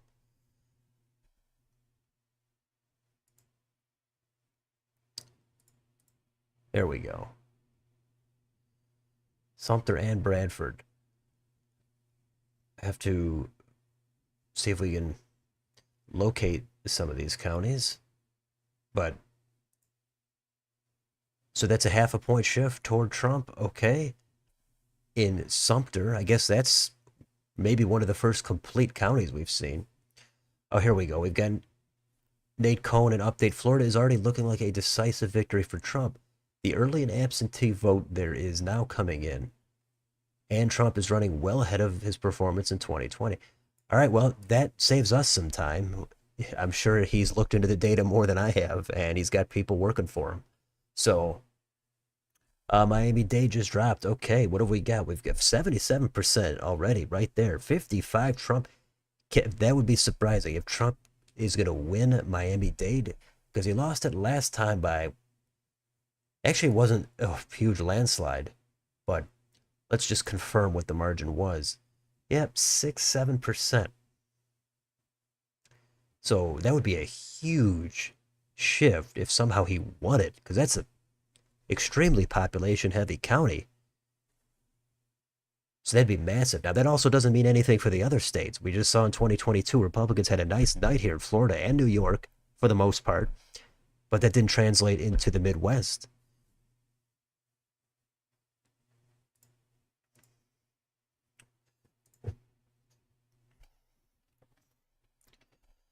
So Rick Scott is pulling in 54 in Miami-Dade.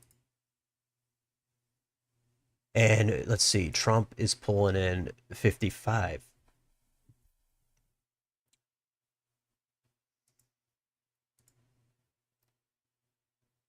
Here's your ballot measures. Require partisan school board elections. That's close. 8% or 10% of the vote in. That's just way too early, but that's a close call. We've got the right to abortion. We've got the key ballot measures here, 3 and 4. Those need to hit 60%. And they're not there yet.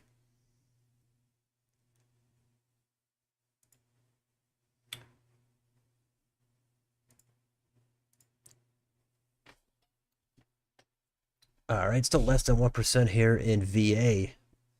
So not helpful yet. Let's see. Indiana, have they done anything? Not really. 16% in. That is a snail's pace. That's not going to help us much.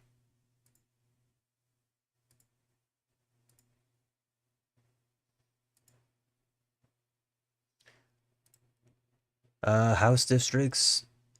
There wasn't really too much competitive here in Florida, except, yeah, the 13th might have been competitive between here, Anna Paulina Luna and Whitney Fox. And the 13th, that one maybe had some people talking about competition, but right now it's a 6-point lead here for Luna.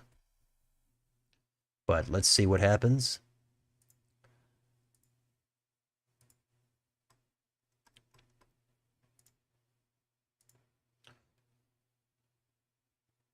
Okay, so yeah, if Miami-Dade is at 55, I mean, and a lot of these counties are red that haven't reported yet. Now, Pinellas has flipped now for Trump. It seems like he's going to win the state. I mean, this is probably going to be called pretty soon. Now, the question is, how high is the margin going to go? 'Cause I don't know where there's remaining blue vote here. Yeah, Palm Beach and Broward. Those are the big blue ones.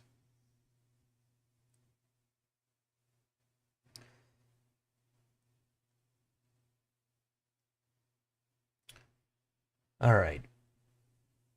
Let's see. Harris underperformed everywhere in Florida. Okay. Well, I'm gonna wait for the final results, but let's see. Boone County in Indiana. I'm not sure where that is, but what about it?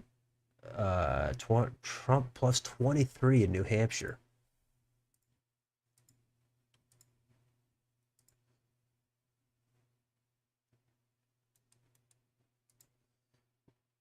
It's early. It's way too early. I mean, it's just that 1% in. But yeah, I hear you. We're going to wait. Georgia has 3% in.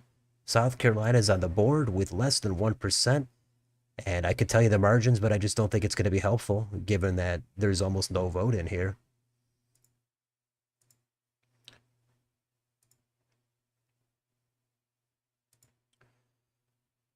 Okay, Rick Scott now. He's sitting at 53. The independent candidate. Oh, there's three third-party candidates on this ballot here, and they're pulling in maybe just over 1%, a little over combined.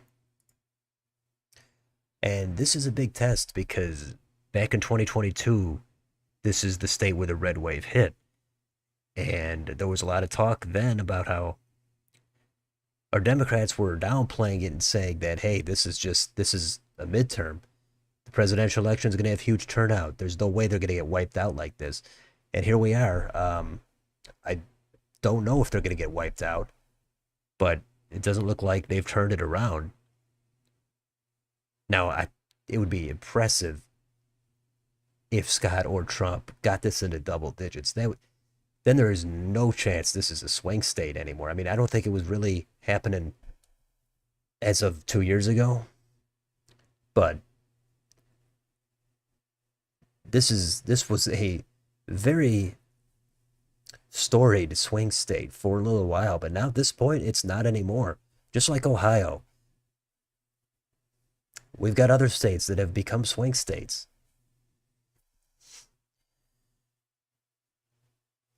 All right, getting a good chunk of vote here in the southeast.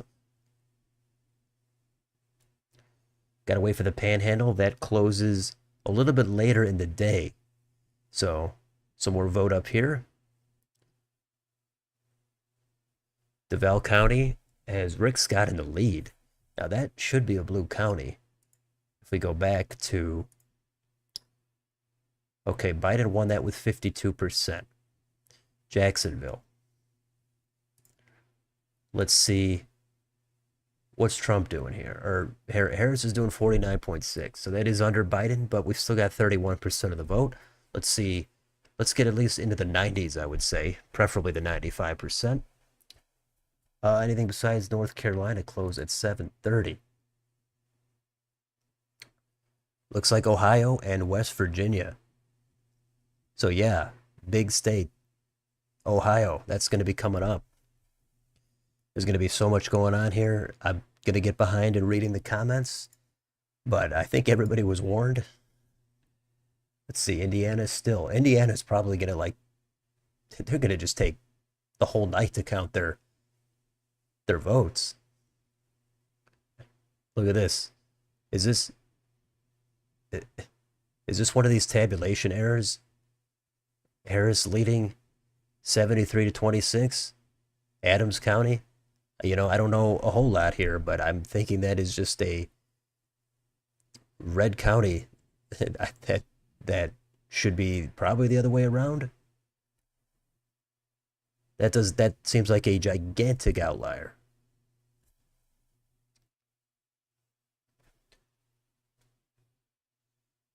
Okay, Palm Beach, Harris down. You're starting to think Georgia will be redder than North Carolina. That would be exciting, but could be.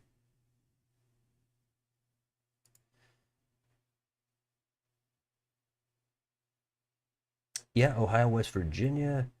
You think Trump will win? All right.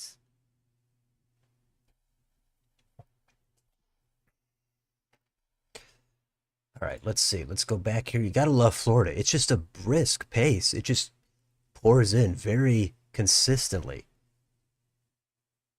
Let's see, we haven't seen Georgia here in a little while. No real significant counties yet.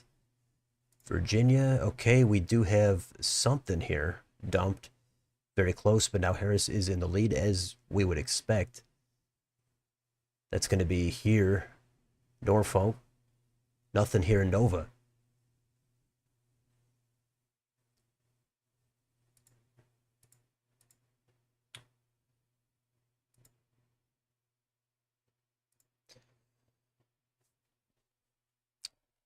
So yeah, in 2016, this was supposed to be, yeah, this was going to be competitive. I think Trump was shown to be losing it in the polls. I think also in 2020, I think he was down here as well, but he pulled off the 3.5 point win.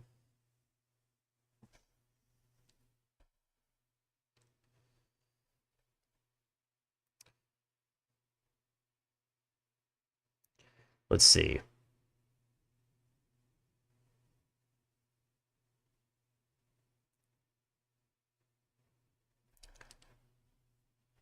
So Florida is not everything, though. Again, as we saw in 2022, Republicans steamrolled in Florida. There's no other way to put it. Democrats just were eviscerated here, but the damage was pretty much contained. It did not spread into other states except for New York, even though they did not pick up that governor's mansion there. Florida might be doing its own thing. It's a different culture, different climate than the Midwest, the Rust Belt. That's where all the action is.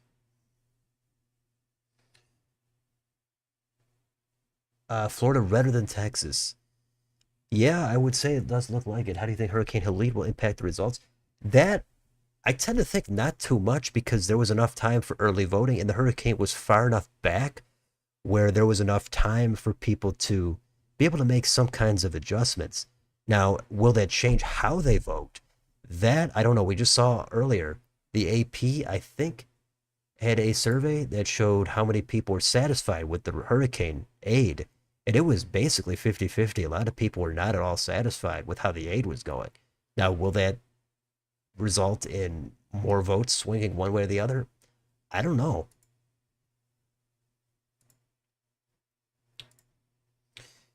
But so far, yeah, this state has not been called. I guess they're not going to call it until the polls close in the Panhandle in Central Time. Then it's going to be called, I would guess it's going to be called immediately for Trump in about at the top of the hour. So 31 minutes, all of Florida should be in. Then it should be called. That's my expectation. Uh, Indiana, really, really slow in Indiana.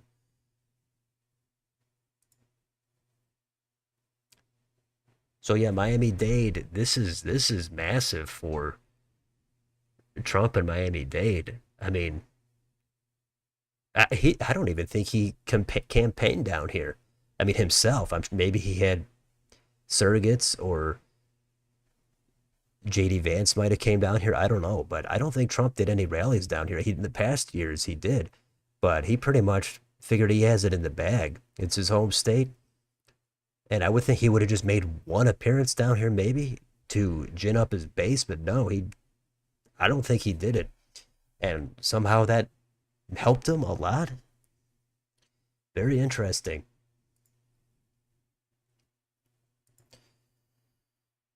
All right, Georgia only 6% in. Okay, Hung Kao somehow is in the lead here in the Senate.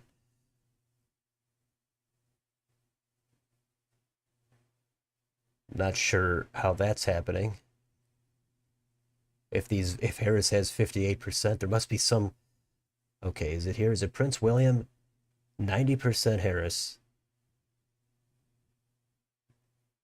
but 51% Hung Kao. Um, Something seems a little bit off here. And now Tim Kaine is up at 50%, but Harris is at 90 and Prince William.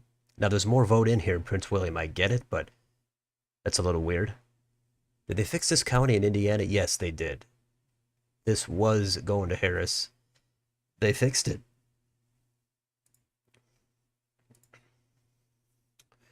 All right, we should have more poll closings now. We should have Ohio, West Virginia. So once that comes up, we'll be taking a look at it.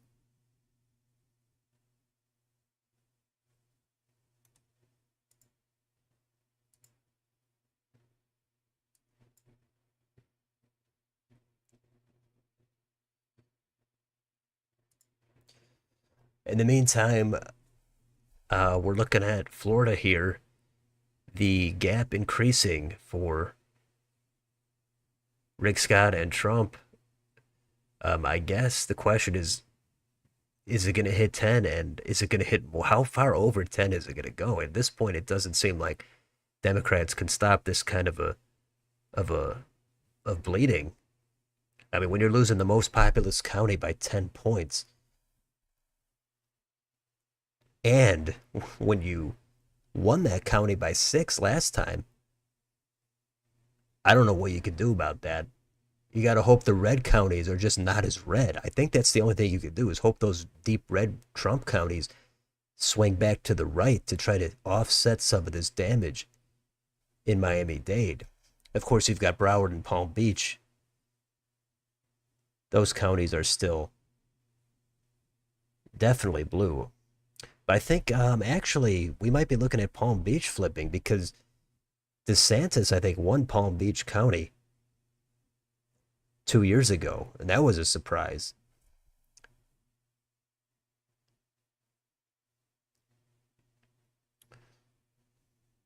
West Virginia just got called. Okay, let's see.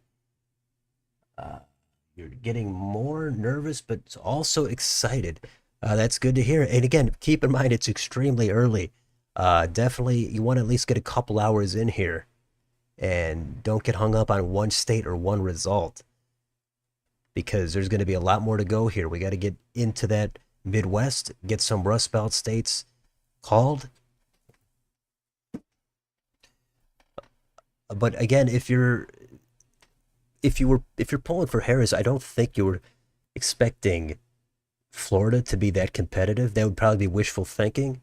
But again, you don't want to see a margin hitting 10 points because that probably is a bad sign. However, again, as I just said in 22, Republicans did massive damage in this state, but it was contained. Democrats had success in the Midwest. So keep that in mind. There's always something you could focus on. The abortion amendment, that looked like that was just under 60% when I checked a few minutes ago. We will take a second look here. Oh, look at that, 59%. So that should have to hit 60, and it's not there. Neither is Amendment 3 or Amendment 1. But Amendment 2, which is not controversial, that's going to pass, as well as Amendment 5.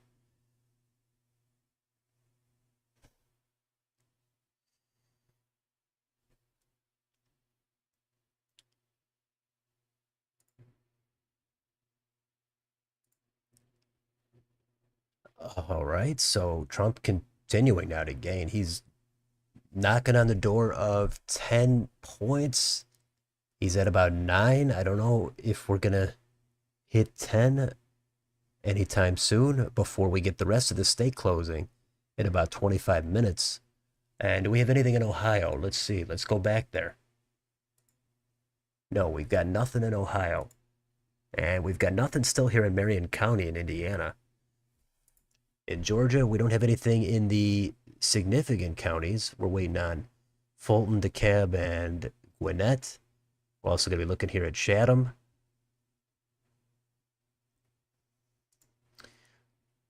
We've still got Prince William County, Virginia, 90% for Harris and 70 for Tim Kaine. That's a huge gap of 65. Let's see, what did Biden win Prince William with in 2020? He got 62.6. So I don't think Harris is going to get 90%. That's got to be all early vote, and that's extremely red. Unless there's a huge blue shift.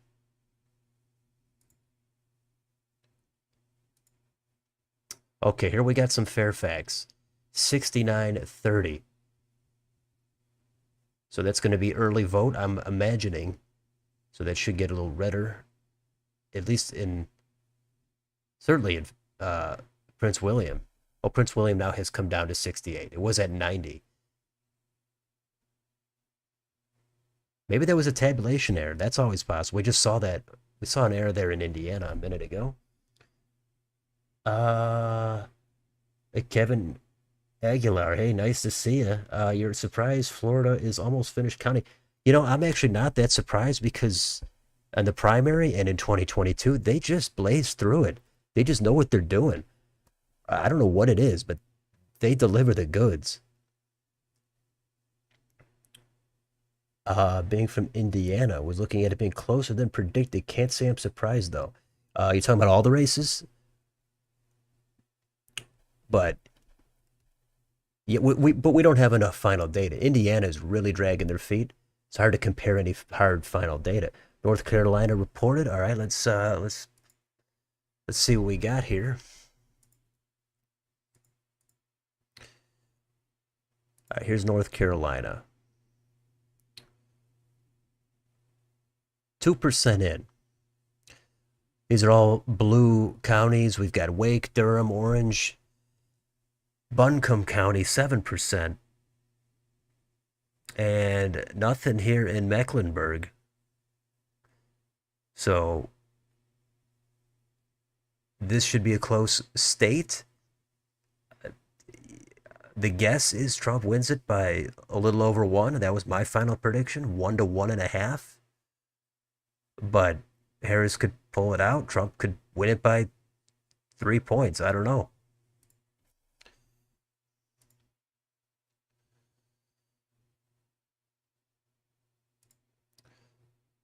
All right, it's a 9% lead here for Trump in Florida. I know people, they don't want to recreate 2000 in Florida. That's a long time ago now. A lot of people aren't even thinking about that anymore. But waiting for the last 50 state big ASA sweep. Okay, ASA and Jeb. They've got mentioned a couple of times. More in particular, referring to the governor's race. I don't know about the attorney general. I haven't seen much about that. Yeah, those are some. We'll probably take a look at the down ballot races in some of these states if we have time. But Mike Braun, I guess he's doing better than I thought. Of course, we've got nothing here in Marion. That's going to be a blue county for Jennifer McCormick. And Donald Rainwater here is at about 4.2, the Libertarian candidate. He got double digits 4 years ago. So Braun is making kind of a lateral move in a sense. He's going from the Senate one term. He knocked off Joe Donnelly in 18, and now he's going to go one term in the Senate and then go into the governor's mansion to replace Eric Holcomb. So, okay, and now some more vote. I guess the vote is just too slow here in Indiana. We got to go back to Florida. They've got the Jets on there. They know how to count. Ton of vote here. We've got 8.2 million. See if we can get the final total here. Last time, well, it doesn't have the combined, but we're looking at about close to 11 million.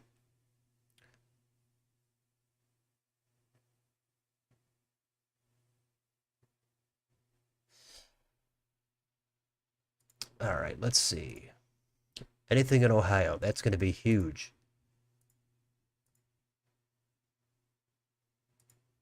Yeah, we've got a little bit of Ohio. We've got the Senate and Bernie Moreno with an edge, but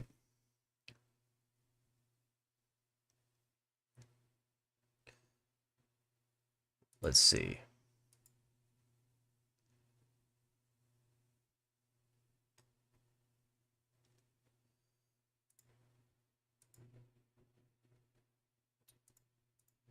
All right, 1% in Ohio. Yeah, and West Virginia has been called for Jim Justice with 0% in.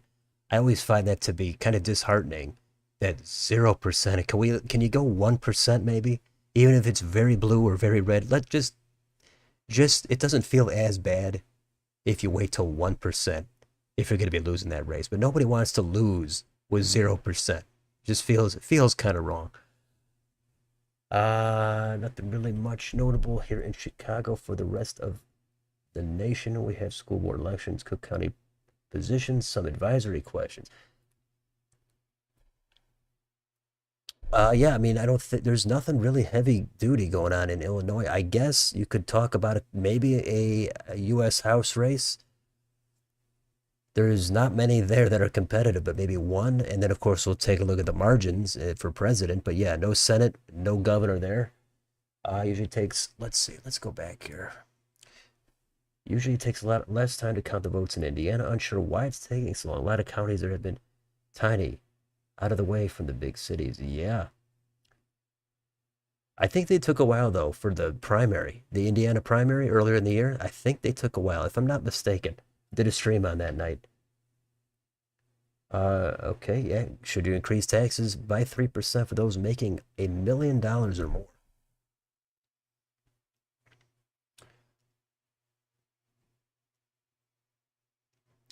We'll see if that passes. We'll be, yeah, we got a lot of counties here in Georgia, but nothing where everybody's going to be looking.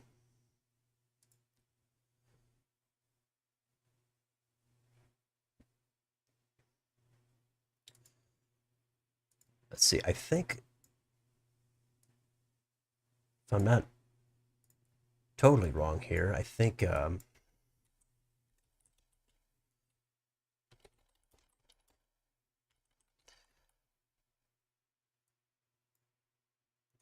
let's see if here we go.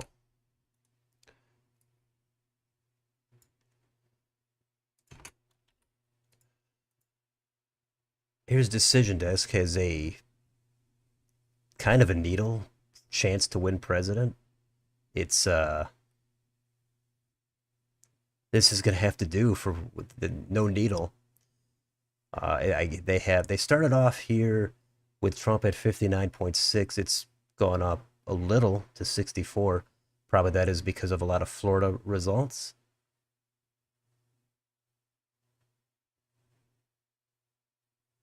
So we can come back and look at that a couple times. Let's see.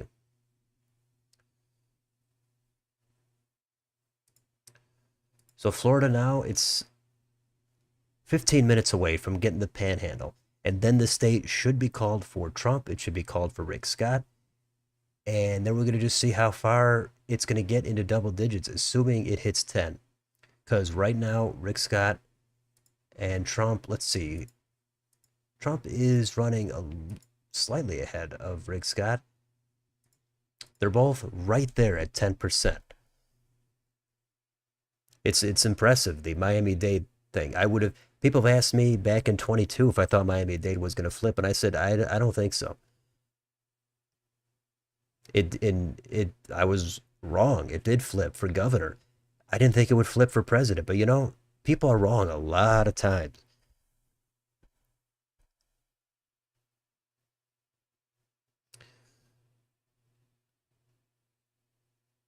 Let's see. And Trump is leading here in Duval County. Again, that one, it's usually a blue county. We just saw Biden. We pulled that up. It's pulled up again. Let's see. Biden won it with 51. He got it by almost 4%. And of course, let's see. Like Leon County, Biden had 63 and a half. Now Harris has 60. So that is less. That's less. At this point, it almost looks like, how is this a swing state? Even 4 years ago. 4 years ago, Trump was doing rallies. Biden was putting money in here. Everybody was focused on Florida. I think Biden was favored to win Florida. So what happened here? In 4 years, this state just totally went hard off a cliff. Even that governor's race in 18, that was extremely close. DeSantis looked like he was going to lose. And somehow he pulled out a win.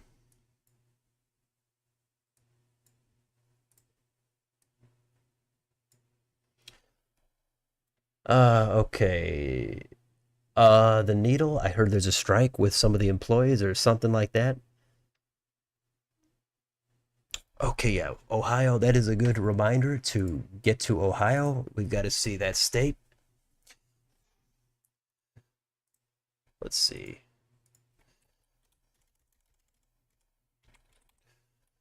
All right, here we go. Here's Ohio for president.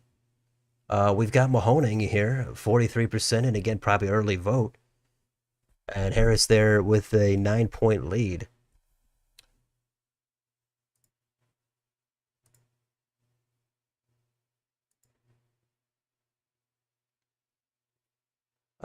Yeah, Marino has a lead, but again, just way too early, 4% in.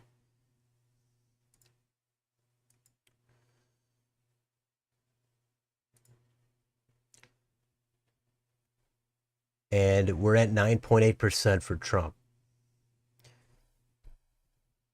80% in Miami-Dade. So whatever Trump's appeal is, whatever his brand is, it's effective here in South Florida.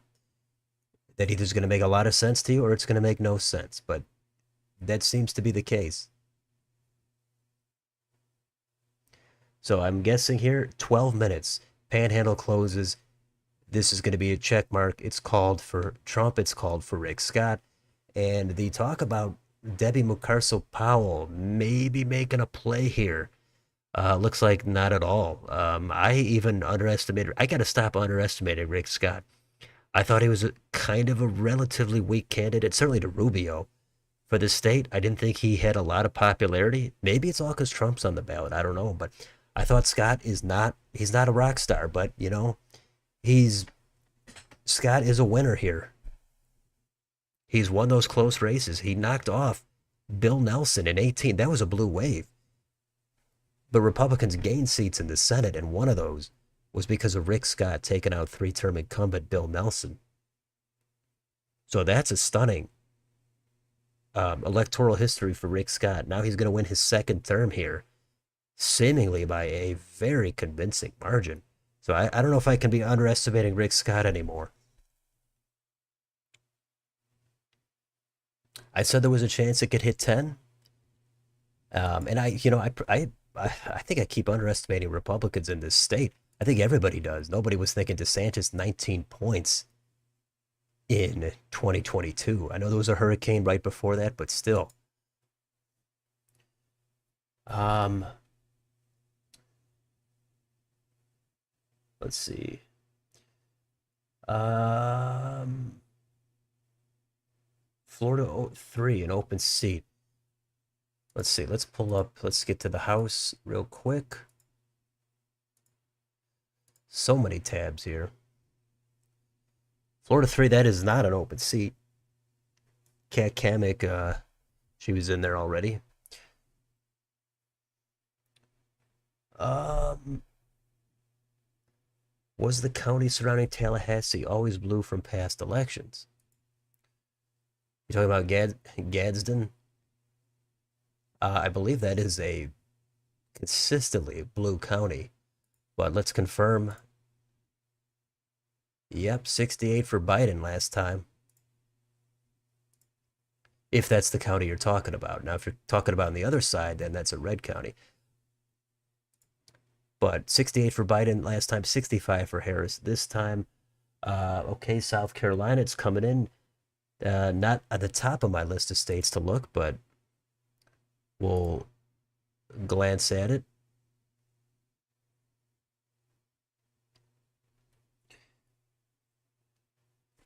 Is it safe to say Florida is no longer officially a swing state? I think people kind of made that conclusion after 22, but I said we got to go through a presidential election first. Let's give it and then here it is. So at this point, yeah, it's got to be off the table as a swing state. The candidates didn't even really visit here. There was no rallies. It did not get it didn't get the focus at all as it did in 2020 and 16. So yeah, in my mind, I think in anybody's mind, really, it's it's not even in the conversation of a swing state anymore. It's not at some extremely red state. It's not Arkansas. It's not going to be North Dakota, but still.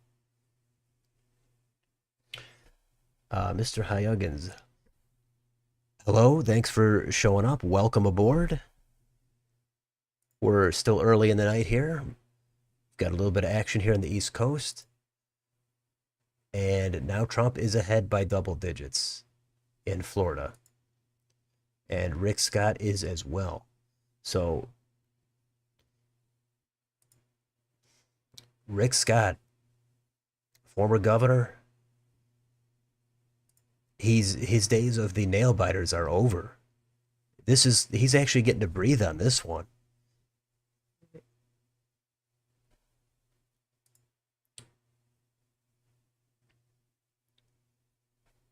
Trump did visit. Okay, right. But yeah, rallies, campaign events, and maybe he had some campaign events at his home or his properties. But yeah, I hear you. Let's go back to Georgia, and we're getting nothing here in the big counties. But Trump's up by 20 for whatever that means, with some scattered counties. Here is Ohio, and early vote. I'm not going to get hung up on early vote.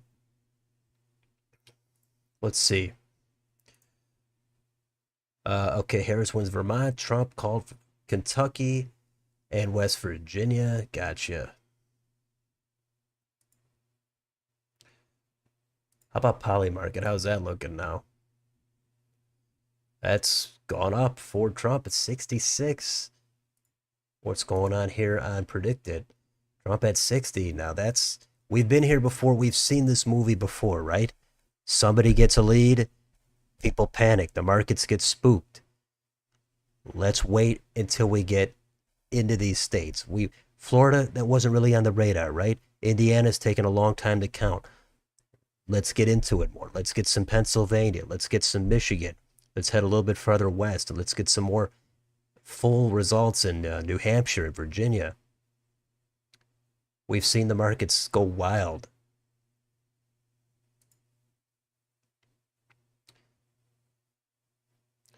But I hope everybody has taken a look at my videos I've been putting out the last several weeks, really trying to cover this election, doing deep dives into the Senate, governor.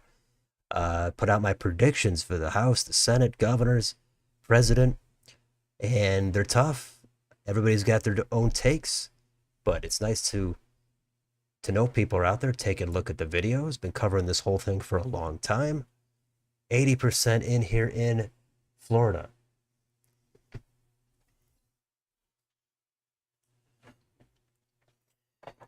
And more poll closings coming up in just about 5 minutes.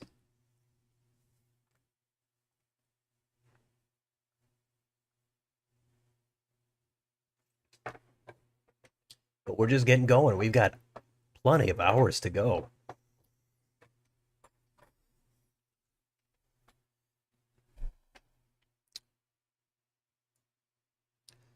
So yeah, I feel like I played it safe on anticipating Trump and Scott's performance here in Florida. I thought that the safe choice was to say it's going to be mid single digits, maybe high single digits, but no, looks like we're going to be it's at least going to be low double digits. Maybe it's 10 and a half, 11, but maybe it's 12, 13. I mean, this state is going to be redder than Ohio, maybe. So yeah, that Seltzer poll for Iowa, Harris up 3 or 4, something like that. That's going to be the big thing here.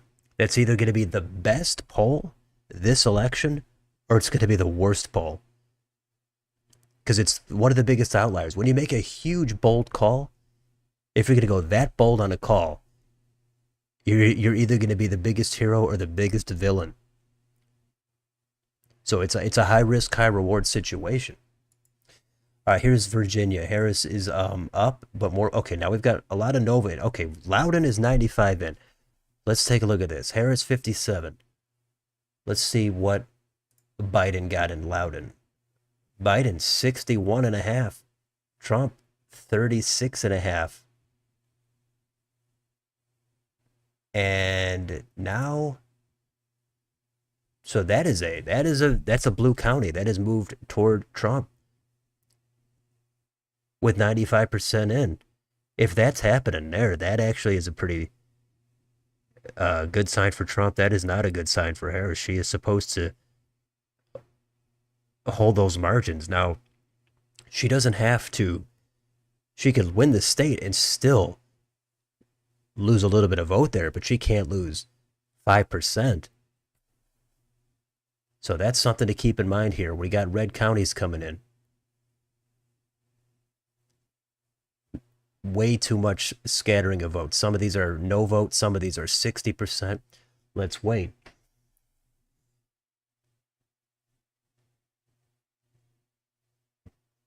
Yeah, yeah, how about that? What if all the swing states go red and Iowa goes blue? That'd be epic. That'd be monumental.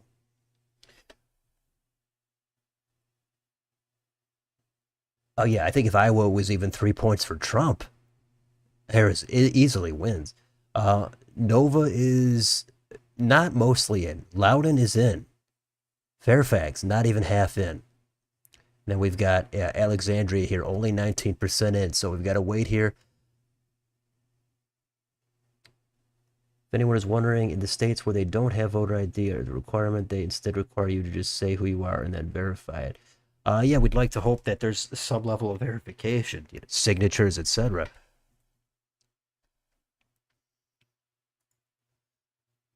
Okay, looks like Harris is taking the lead here in Ohio.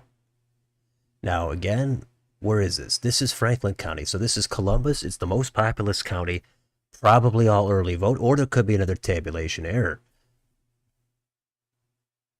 So we'll come back to Ohio. This is going to be misleading information again. When you only have a random bit of early vote in, it's not enough. Indiana has reached a quarter of the vote in now. Well, Florida is pretty much done.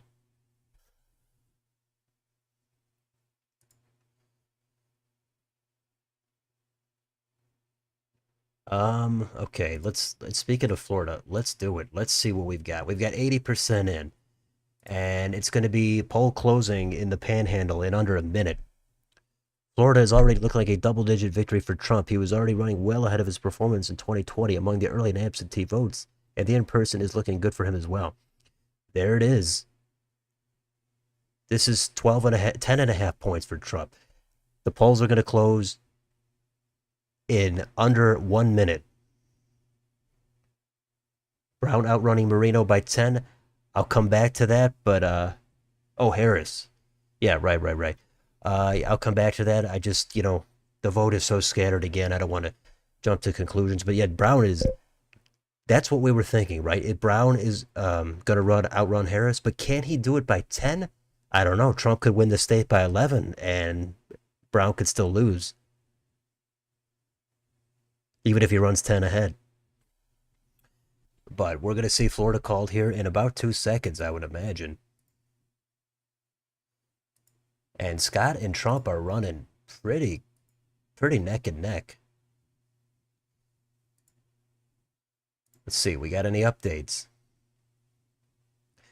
Anna Luna here, Anna Paulina Luna projected to win, so that wasn't really that close. What did this? It's almost a 10-point win. Yeah, there were some polls and some talk about, hey, this could be close. It could be a flip. I thought it was not going to be, and it turns out it's not. But, you never know. There was a chance that one could have been competitive. I think when it comes to Florida, though, now people are just going to think this is it's a red state all over, up and down. And it's Waiting for Florida to get called here. Delaware Senate called. Yep, we got to see that split. Delaware Senate called. That's not a surprise at all. Can I even tell you who was running against Rochester there? Not really. Okay, Eric Hansen. I remember now that I see it. But 0% in again. I think that's embarrassing. I think just to give the candidates some dignity here in West Virginia and Delaware, can we get 1% of the vote in before we call it? It's just so embarrassing that you've lost before they've counted anything. Anyway, okay, now Hamilton is back to being red here. We were looking at this earlier. I guess the election day vote is redder, and that it has flipped these counties back. Florida, there it is. It's called. Got it. I like how I was able to call that. But yeah, Rick Scott, Donald Trump have won Florida. And I'm going to say it's kind of a landslide. It's over 10. We could be looking at 15 points here. Denton, Trump 14. It's 6 point shift for Trump. That's big. I'm not even sure where that is. Massive amounts of states called. Okay, yeah, let's get on the map here. What are we looking at? Okay, we've got PA coming in. We've got North Carolina only 5%. We'll come back to that. Here's Texas. Early voting. Harris with the lead. That's pretty much the inverse of the margin last time, 52-46. We're going to get these states up. We're going to probably not pay a lot of attention to Indiana anymore because they count way too slow, and Indiana has its big moment early in the night. But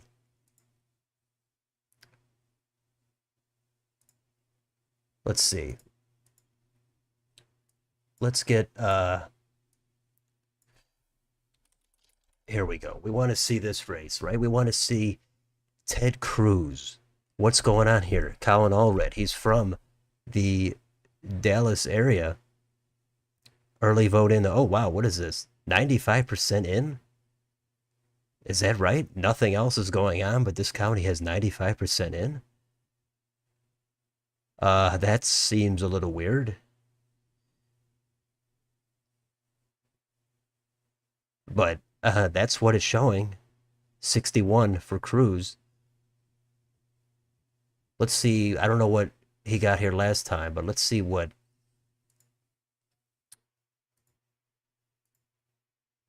Let's see what Trump got here. Trump got 66.3, Biden 32.5. So Biden 32.5. And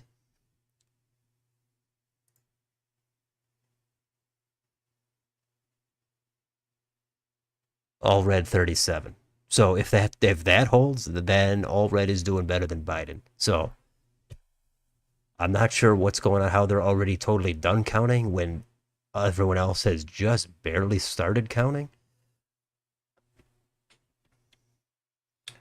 Oh, Denton County. I think that's where I think must be talking about Denton County in Texas. All right. I'm assuming that's what, unless there's a Denton in some other states. I'm sure there is, but let's see. They didn't call Delaware, New Jersey instantly. Okay. Also, the states without voter ID being required, they sometimes say you either sign an affidavit. Right. Oh, how do really being weird right now? Yeah, I know. When we first saw Indiana come in, when we had 1% in, people were jumping to conclusions. And I said, wait. Let's wait. This is early day vote, probably. Let's just see what happens. So it's easy to be antsy about this kind of thing, but let's see. Here's predicted 63 Trump. I don't know. Is that convincing? Probably market 70. That's a new high for Trump.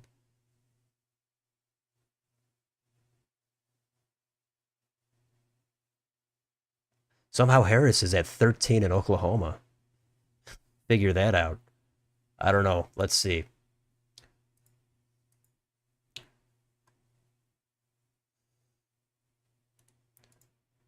Let's see. We will We've got way too many tabs open. We're going to have to lighten the load here at some point. Trump is up to 11 now with Panhandle coming in. So look at this. This is huge.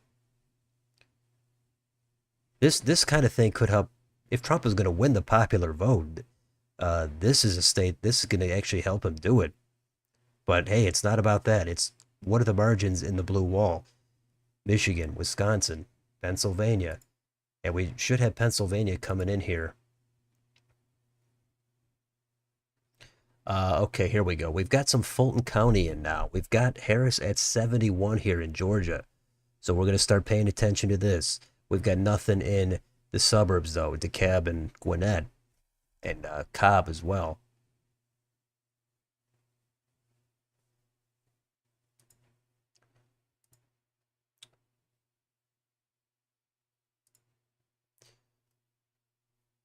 All right, so anything else here down ballot in Florida? Not really. Here's your ballot measures again.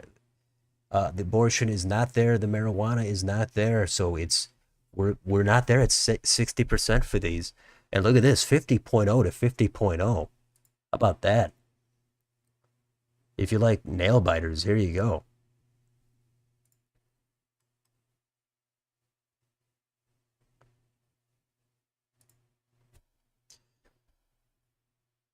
I'd like to see Marion County, Indiana, but looks like we don't have that. I think we're good here for Indiana governor.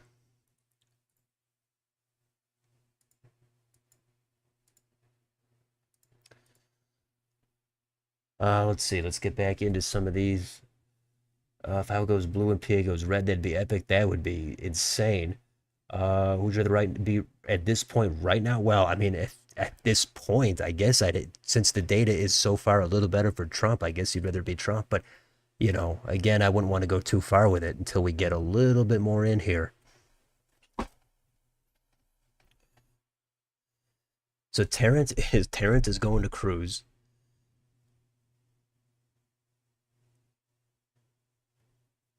All right. Let's see.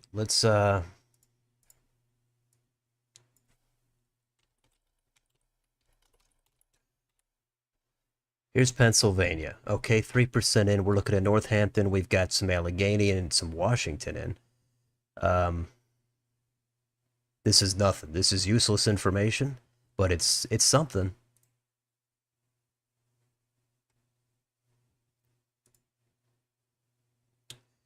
Now, for the record here, let's see what Biden pulled in Fulton. In 2020, Biden pulled in 72.6. Okay, and right now Harris is at 71. Does that mean anything? Maybe. There's still 43% of the vote outstanding.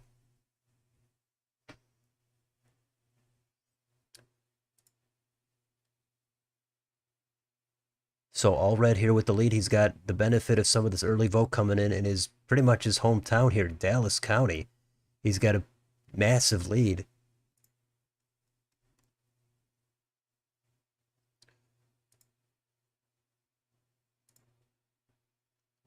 Let's do all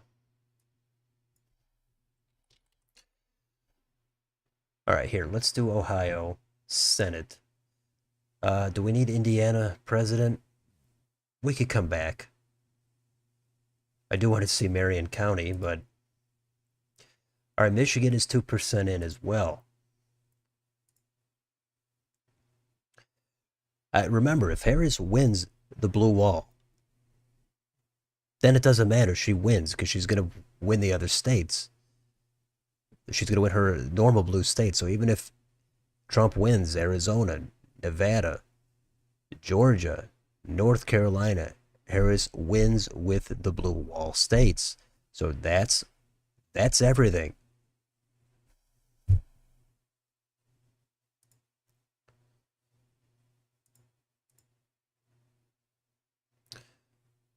All right, Bernie Sanders has won re-election. case anybody was unsure about that.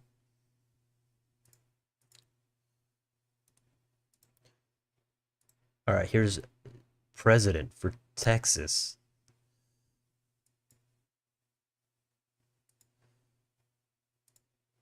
So if these are the same counties here, well, Cruz is running behind Trump. Allred is at 50 and Trump is at 50. So looks like Cruz is running a little bit behind Trump here. So that could be something to take a look at. Wow, look at this now. It's a 12-point lead for Trump in Florida. He almost won Palm Beach County. Look at that.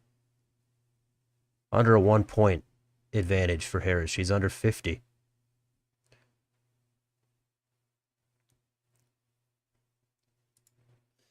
All right, here comes some Pennsylvania. Here it comes.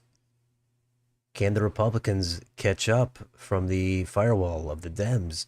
We're going to be looking at Erie County. We're going to be looking at Northampton. We'll probably be taking a look at, well, pretty much all of them. Bucks County as well.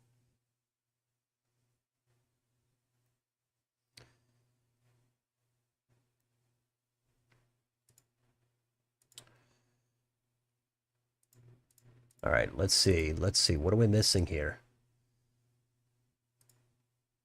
Georgia, okay. Still waiting on some vote there. Here comes Virginia.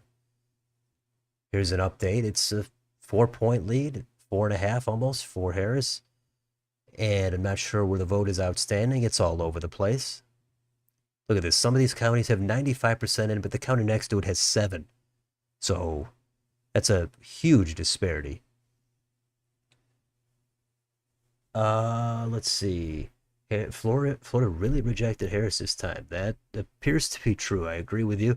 Virginia getting close as anything. Well, let's see. We've still got, here we go. There's a ton of vote here. This is extremely blue. Right outside DC and only 13% in. And this is going to go huge for Harris. She's going to get thousands of more votes here. So it's still too early here for Virginia. I mean, even though we're expecting Harris to win it. I mean, if Trump won this, or even if he got it under 5, that would be a pretty big statement from Trump if he got this thing under 5.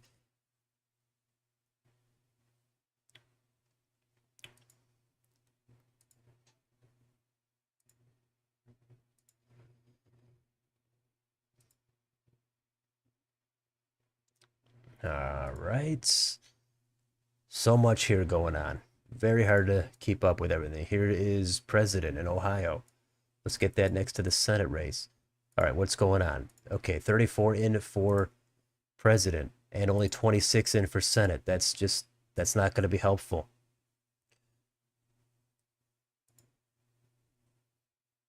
I'm guessing this is going to be all early vote, and Republican vote is going to be coming in pretty red. That's what happened in, well, I think in the past, but I remember in the primary here, remember Bernie Moreno? It looked like that was going to be close, but they actually called this thing very early on. And then it turns out, yeah, Moreno won that election day vote very comfortably, and he ended up winning it by a much bigger margin than expected. So that election day vote really can have an outsized impact here. There was nothing there in the Rio Grande Valley. There's zilch going on here. Nothing really south of even Dallas. It's pretty much it. It's pretty much only around Dallas, actually.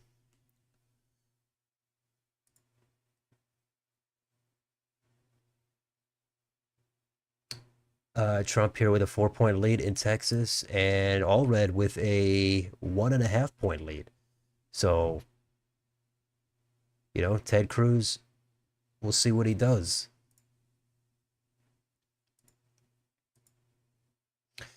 Yeah, is the appeal of Trump going to ripple through the Rust Belt? It has in 16. That was the big story, that Trump did very well in the Rust Belt and Ohio, including Ohio, I should say. So is Trump going to be winning Mahoning. Let's see. He did last time narrowly flip it. He finally flipped it. He got it by 2 points.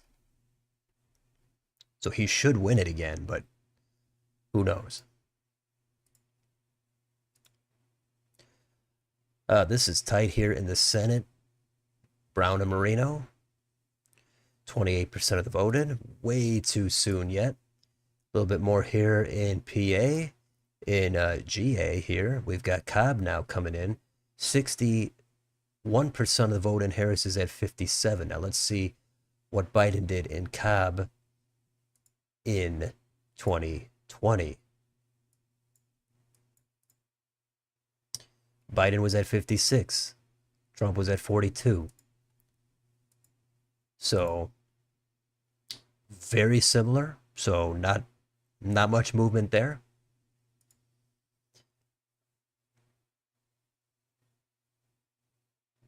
And still waiting on some vote here, especially Fairfax Northeastern in the Nova area here. We've got a little bit of some red counties haven't reported yet.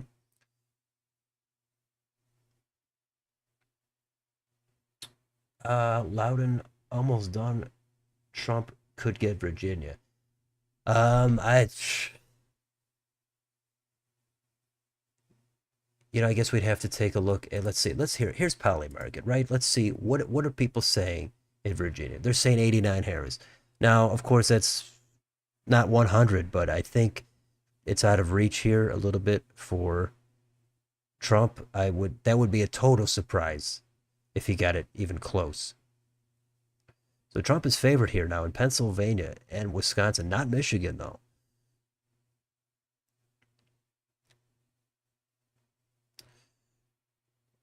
Yeah, what happened to New Hampshire? I haven't checked there lately.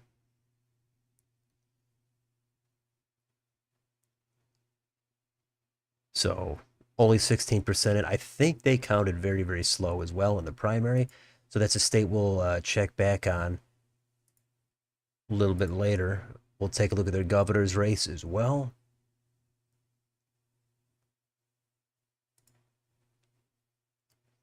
Here's the Senate map. Republicans with a pickup here in West Virginia. That's shocking. 0% of people.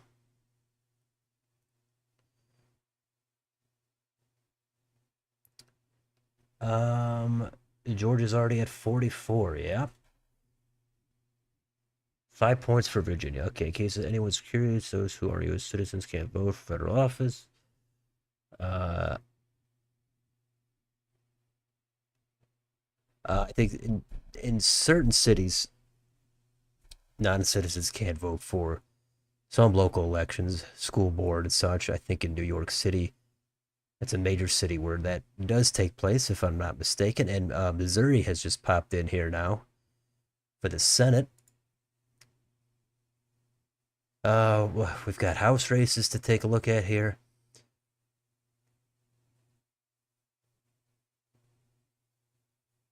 Still too early.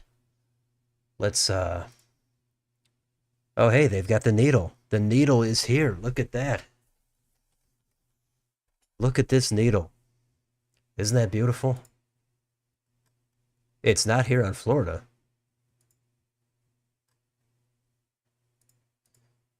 And I don't know why it's not here on Ohio.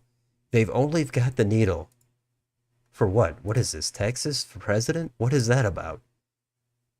What is that? Is your needle back on everything, or is it just like 2 races?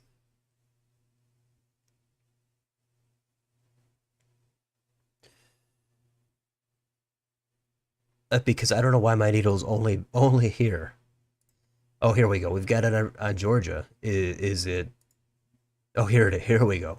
Oh man, are they long? Oh, it looks like they're putting it out on everything. Well, not Florida. Oh, look at that. It's wow. We're seeing it in real time. Look at this.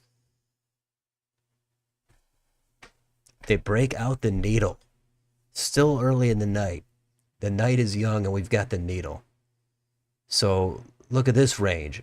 Harris 5 to Trump 22. Now that is bankrupt information. Obviously, that's just their guess based on their model, but look at that range. That's nothing. I mean, it comes out to an 8.4 win, but there's a whole lot more we don't know yet.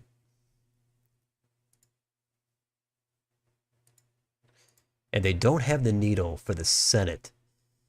That's something they don't have. But yeah, needle time. We've got it.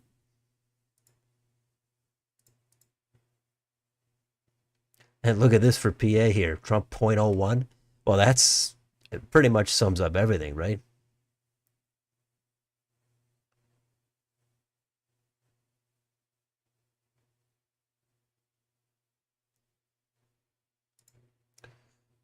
So Trump a little bit favored here in Georgia, according to the needle. Okay, here on decision desk, they have it's just over 60 here for Trump.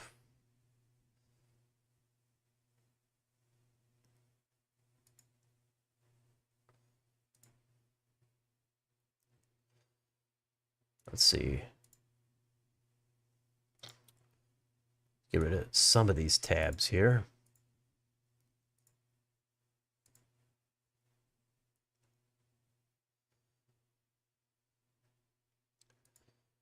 All right. Here's Virginia again. Harris 5.9. That would be a market improvement for Trump. He lost like by 10 last time. So this is pretty much what he got in 2016, about 6. And there's even a chance, look at this range. Harris 18 to Trump 6. So let's come back here once they get over 50% of the vote in.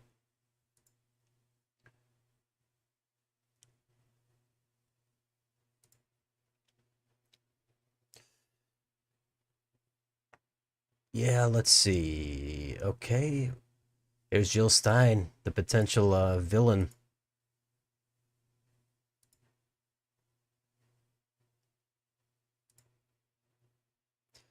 All right, now we've got Trump is in the lead here in Texas now. Obviously, we had some more vote come in. We've got nothing in the, well, we've got down here in Corpus Christi, we've got a little bit of vote. Is there anything? Nothing in El Paso.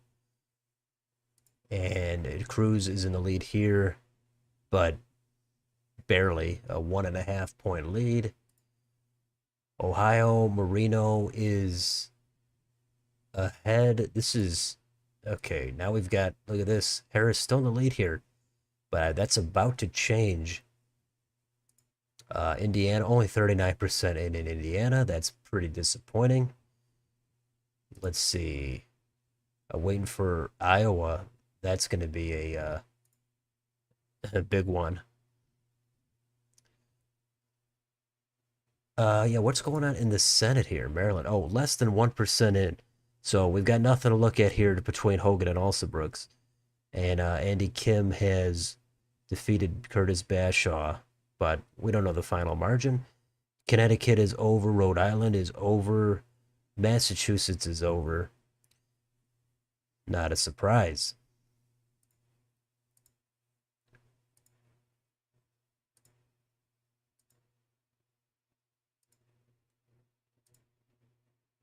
All red is back in the lead now as we got some vote here down in San Antonio. 72% of the vote in. Small lead there. Very tiny lead for all red.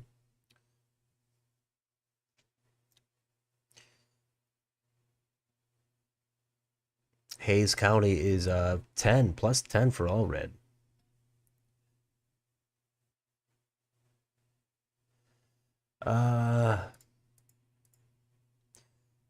Yeah, nothing. Iowa is nothing yet.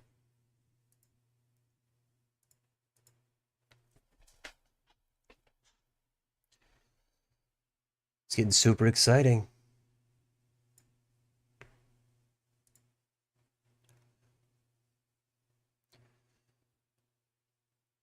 All right, we've got Travis County now. That's going to be some heavy duty blue vote. 80% in. Big dump there for Harris. 70%. Now let's see. I think Biden won that by more than 70 last time, if I'm not mistaken. We can pull that up. And yeah, that was 71.6. So Trump was at 26 and a half. So if Trump was at 26 and a half and now he's at 28, that could be a bit of an improvement there.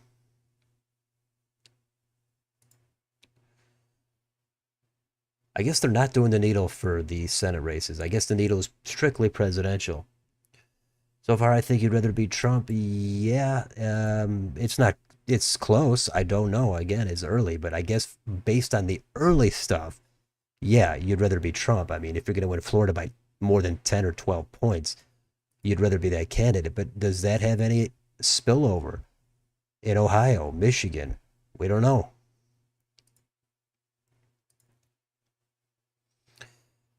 Pennsylvania, that's going to be a long night.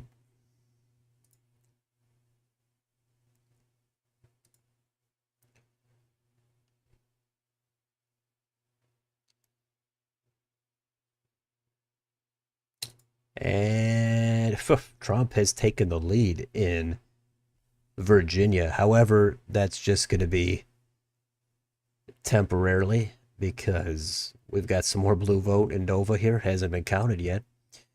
But hey, you know, I think you'd rather have momentum here than be in the lead in this case because Trump is unlikely to hold that lead.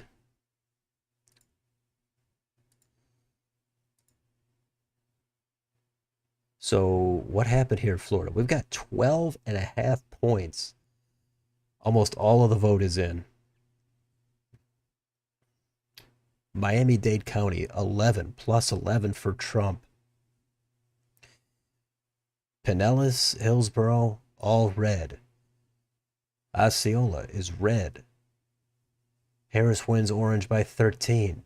Trump has flipped DeVal, but there's 90% of the vote in only.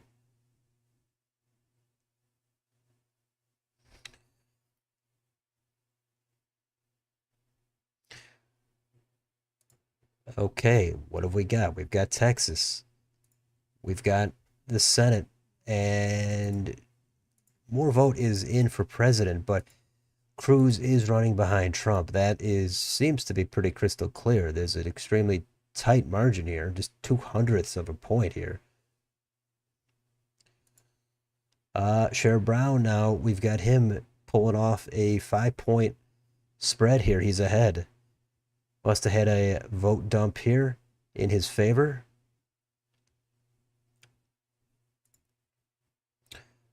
And just well, at the same time, Trump takes the lead for president. So, yeah, figure that out.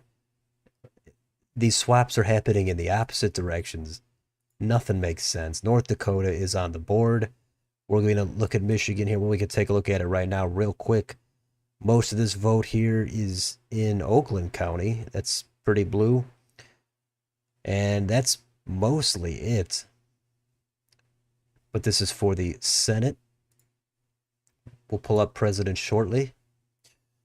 Ohio issue 1. Let's here it is.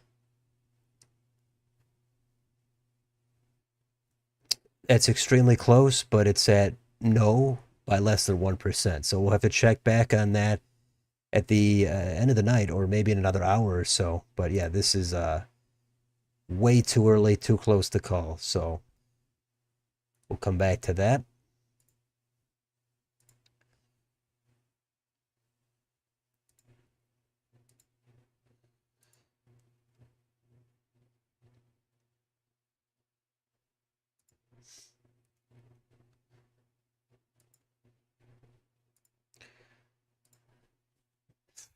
Okay, let's see. Let's go back to Virginia. Let's go back to Georgia. No updates, really. Pennsylvania is very stagnant.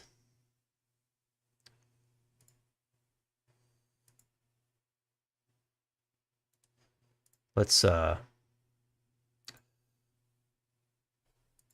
see if we can get Michigan up here.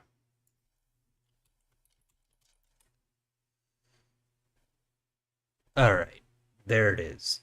They're estimating Harris plus half a point, but that range is Harris 16, Trump 16. So useless again, way too early.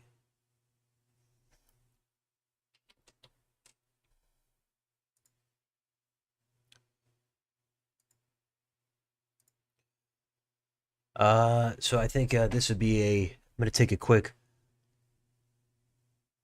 1 minute break. So let's pull up Texas here. We'll be back in just 1 minute.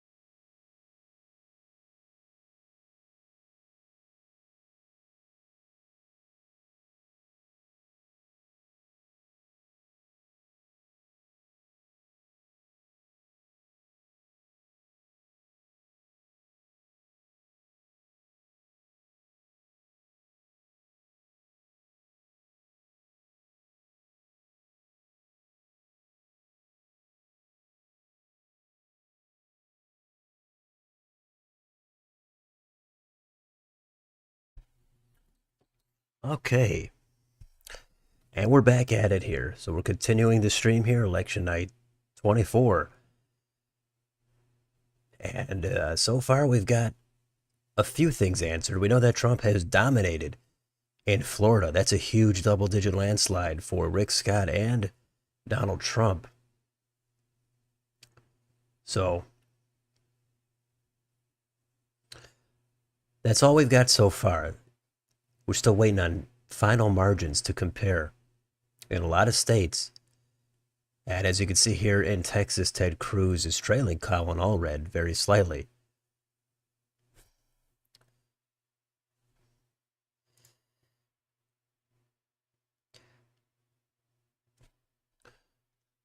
And yeah, the key county here, let's see. Kamala Harris wins New Jersey, okay. Yeah, Williamson County is one of the counties I frequently mention. That flipped blue for Biden last time with 82% in. It's Trump at 50.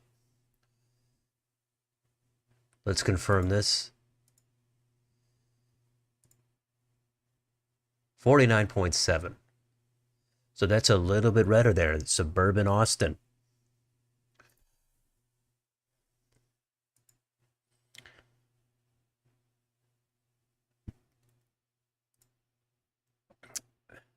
And I don't even see the color on here, but yeah.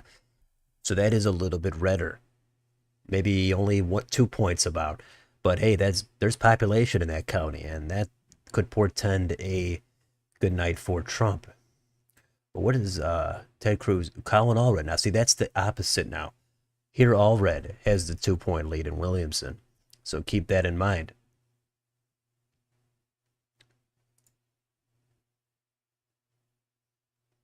So Cruz clearly running behind Trump. But I think we all pretty much expected that. Wow, look at this margin in Florida now. We're over 13 points. But that is mind-blowing considering the narrow elections in the past. So any talk about Florida maybe going back into purple territory, purple status, not at all.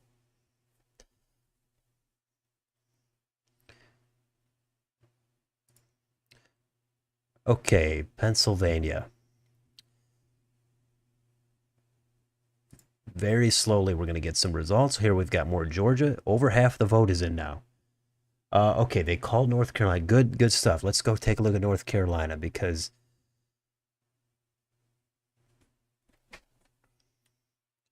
that is a key state. Got so many tabs. Let's see. Let's go North Carolina.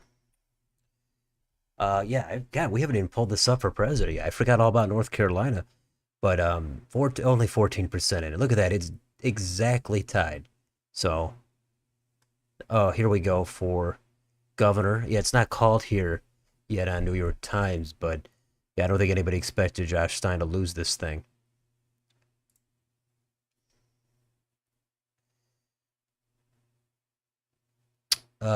Here we go. Amendment 1, that's overwhelmingly ahead. Citizenship required to vote. Lieutenant governor, that could be one to watch. The Democrat is ahead there. 51.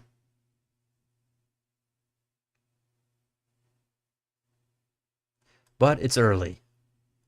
Very early. 14% in.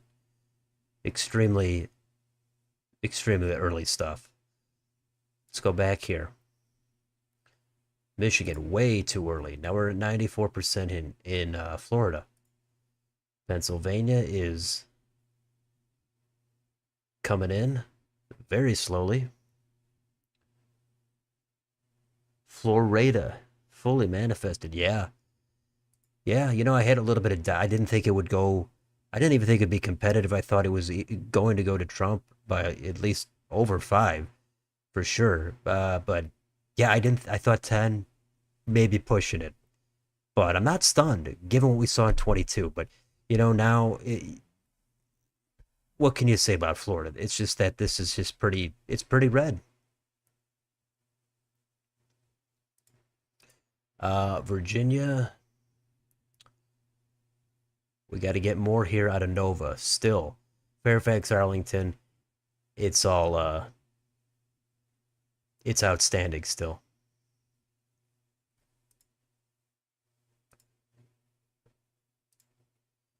Okay, here is some Ohio again. Here is Ohio president.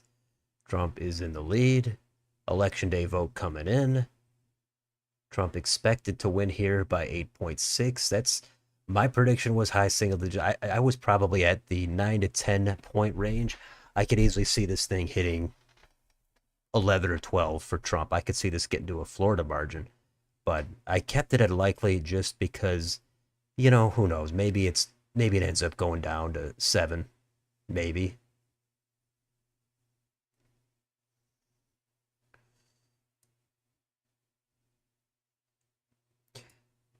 Okay, can we go back to Indiana? They're at 51%. They finally, look at this. We got Marion County in. We finally done it. How about the house races there? We got anything? Indiana? Okay, only 27 in. Wow, this district here in Florida's 23rd. That's the one that's potentially competitive. If the Republicans were going to have a huge night, they could flip this seat here with Moskowitz, but looks like he's probably going to hold on. But that's even closer than it was in 22.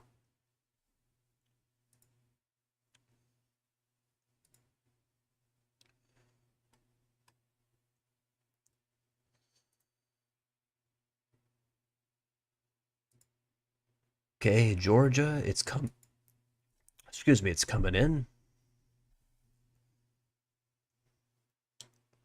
Um, let's see. You really want to see some numbers from Pennsylvania, Michigan, Wisconsin, how it looks there, but it's just very early. I'm with you. That's where the whole thing is won or lost, pretty much. But it's just super early. Pennsylvania's going to take its time counting its votes. And yeah, polls are still open in Wisconsin. Illinois just called for Harris. Okay, not a surprise. What are we looking at for a margin? 9% in, 13-point margin. Uh, okay, way, way too early. We'll come back to that one maybe. Let's see, the Senate.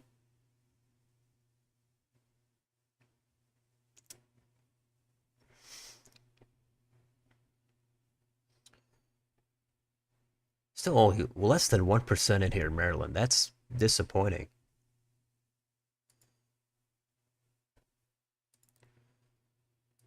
Okay, Ohio.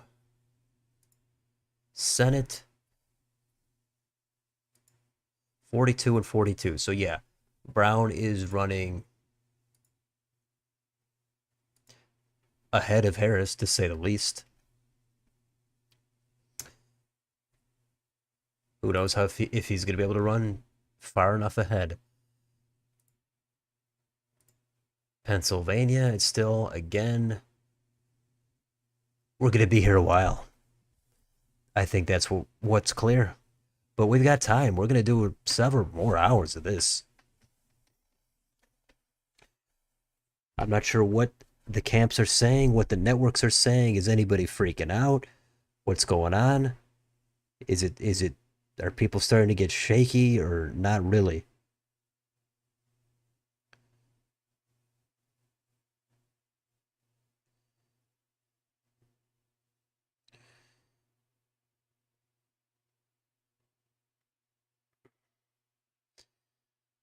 Um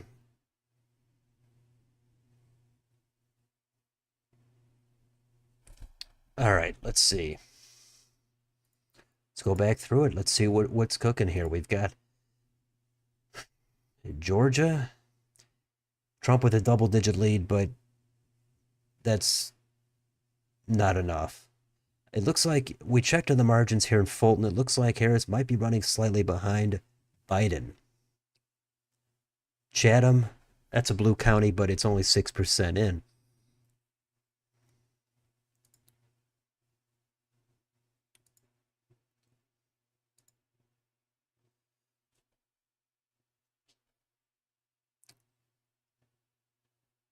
Uh, you're watching me to avoid watching people freak out. I don't know. Well, yeah, I don't know what the other. I'm not watching the other channels. I'm not. I, maybe people are tweeting out. Maybe people are in their own streams. They're having meltdowns. Maybe they're staying calm. But I don't know. What are the super partisan channels doing? The extreme red and blue channels. How are they holding up? That might be where you want to see what the mood is like.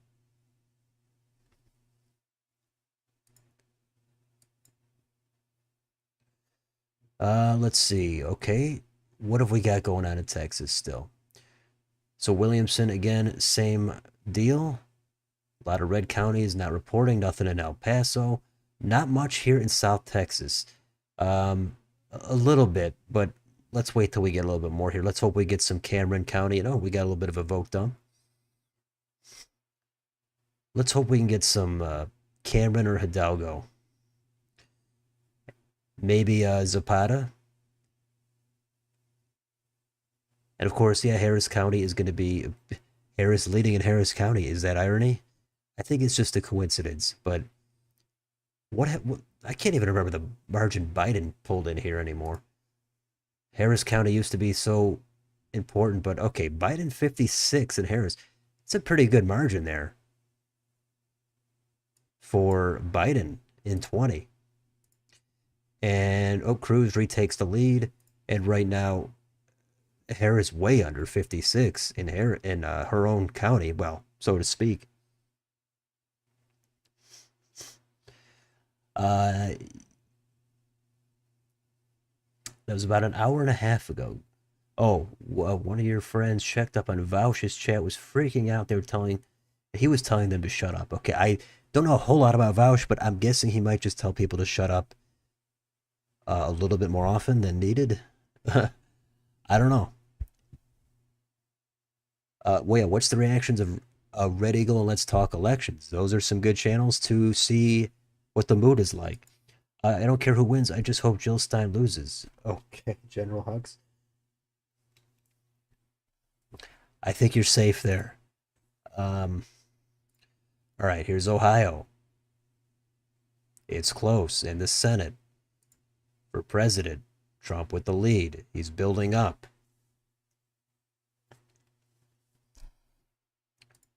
North Carolina. It's a lead for Trump. Plenty of vote outstanding. We've got only 6% in Mecklenburg. That's going to help Harris, no question. We've only got 6 in Wake. So these are some blue counties. And Durham, 5% in. This is blue territory. So we'll see what happens there. Here's Indiana.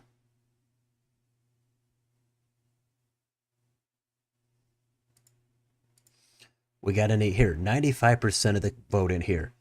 Marshall County, 71-27. Let's see what it was in 2020.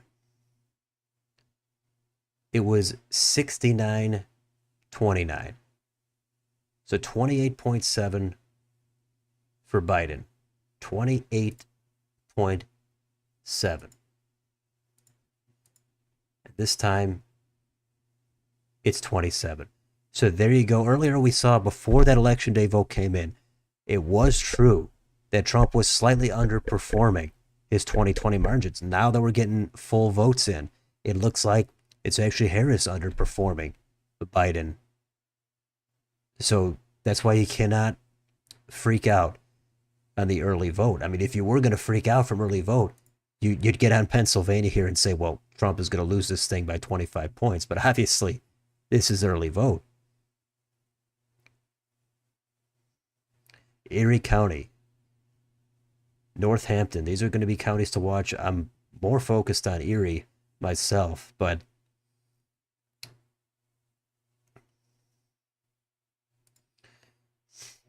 Georgia, it's 2.5 for Trump. What's New Hampshire? Oh, New Hampshire governor. Yeah, we can probably take a glance at that because I haven't really actually looked at New Hampshire much.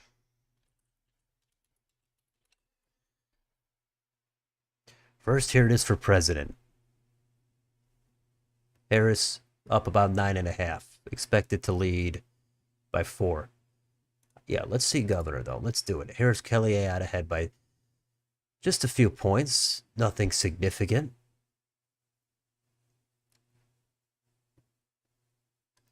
What about the House? Anything there? Big lead so far, but it's super early for the two Dems.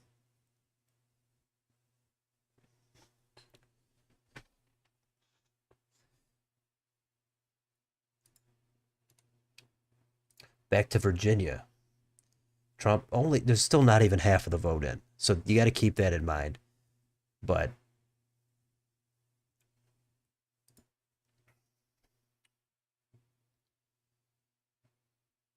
okay. People keep talking about Rhode Island. Rhode Island for what? For president? We'll take a look, but that's not on my radar of states.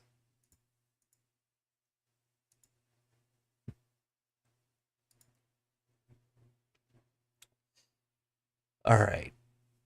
Okay, yeah, if this held a 5-point win for Harris, that would be a huge shift toward Trump, but we got to give it some more time. I'll just leave it at that. And plus, Biden's not on the ballot. And yeah, Delaware. Here's Delaware. What have we got going on here? Harris up 15. Trump's got Sussex. Harris up 5 in Kent. And only 37 in here in Newcastle. So again, we'll take a look at that later on. Now we've got Kansas. Harris in the lead with the early vote. It's going to be big here in Wyandotte and Johnson for Harris.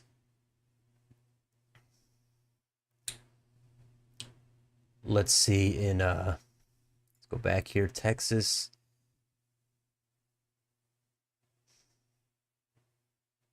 Trump opening it up a little bit now.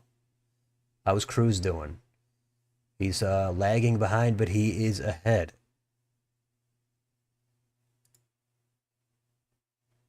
Michigan. We're starting to get some Wayne County, less than 1%. And look at that. Trump is leading in Wayne County by 33 points. We'll come back here. Florida still getting the last bit of vote in.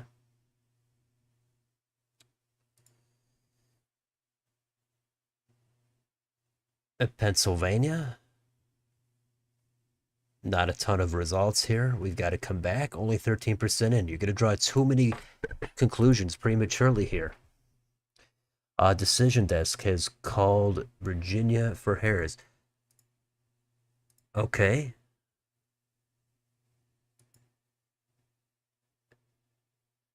Here is their sort of needle. They have called it for Harris. That's fine. I mean, if Trump won Virginia, even if he got it under 5, yeah, I think this would pretty much be probably a blowout for Trump if he got it under 5 there. But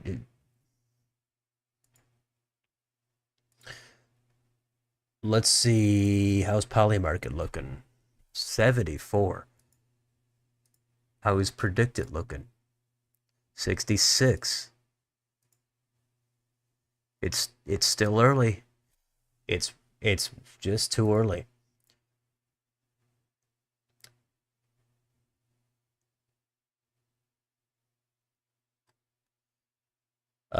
Exit polling.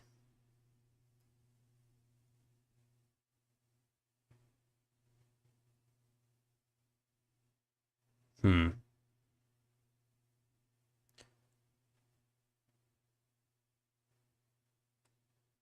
Last minute issues here in Detroit. Hmm. All right.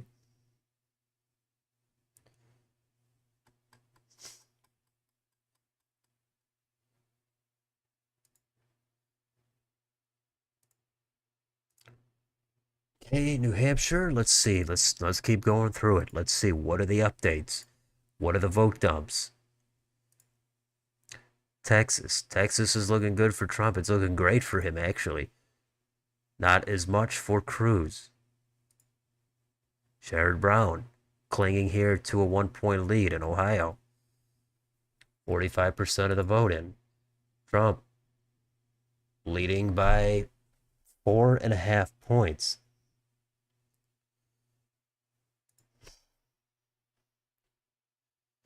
North Carolina. There's so much vote left to count here.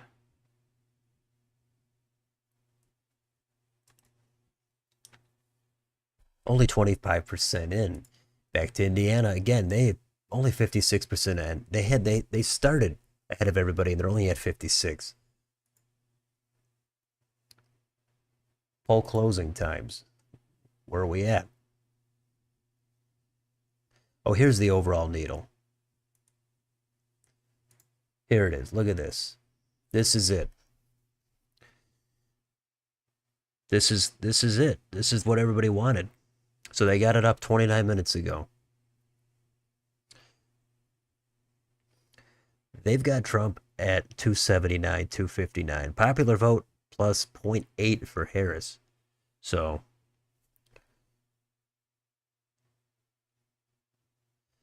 okay, while Harris is still favored to win in New Hampshire and Virginia, two Democratic-leaning states, she is not doing so with the same margins Joe Biden won 4 years ago. Okay.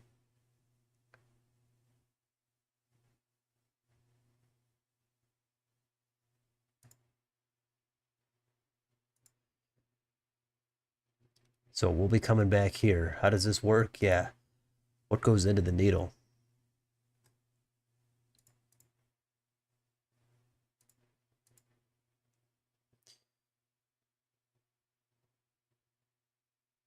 All right, let's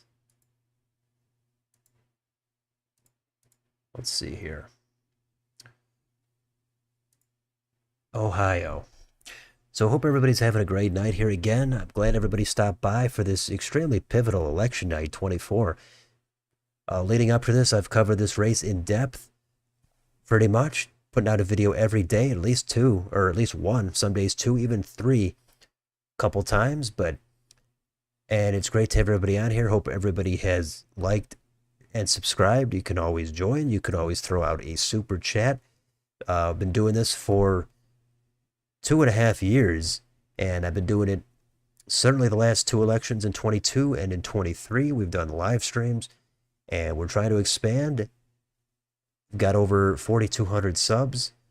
It's a little less than I would have liked, considering it slowed down conveniently in time for the election, right? The channel stats decided to take a dip, but it's good to have everybody on here. I know there's some regulars, some newcomers.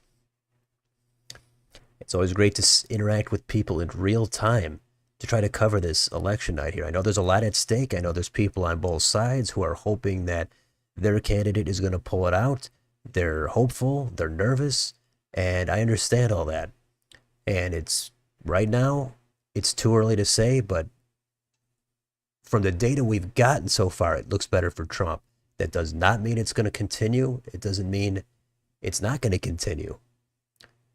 But after a pretty good night here in Florida for Trump, an excellent night for Rick Scott in the Senate and Trump for president, everybody's looking to see, is that going to spill over into Georgia, North Carolina, Wisconsin, Michigan?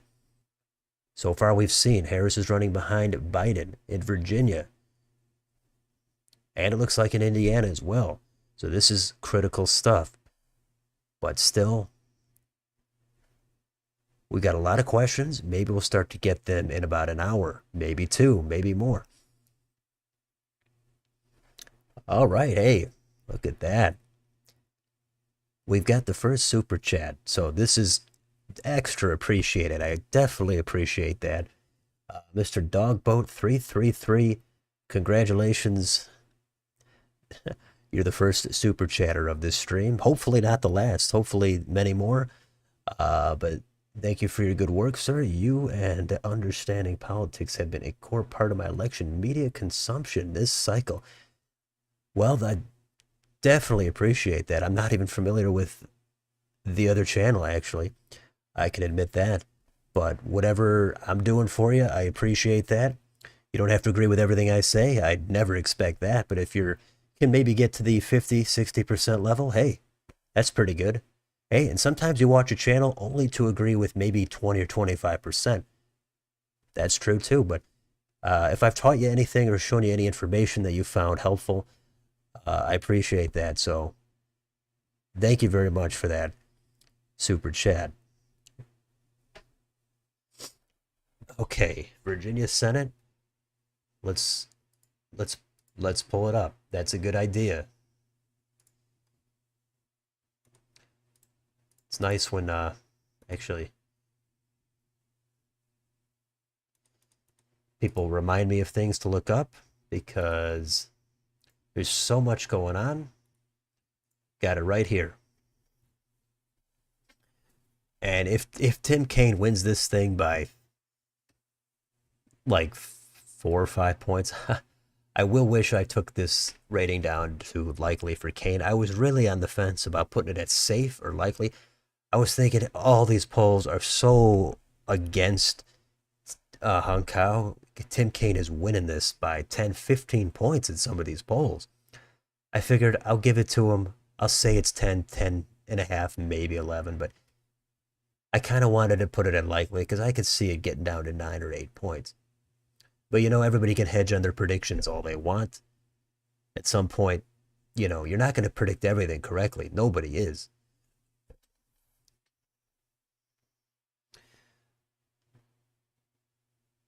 Okay. I can't wait to see the Dean of the House of Representatives run again, even though he's old. Oh, Hal Rogers in Tennessee, right? Well, it's Hal Rogers. Actually, he's technically tied with Chris Smith in New Jersey. Both Chris Smith and Hal Rogers entered the House the same date. I think that's 1981. But Hal Rogers edges him out for the dean.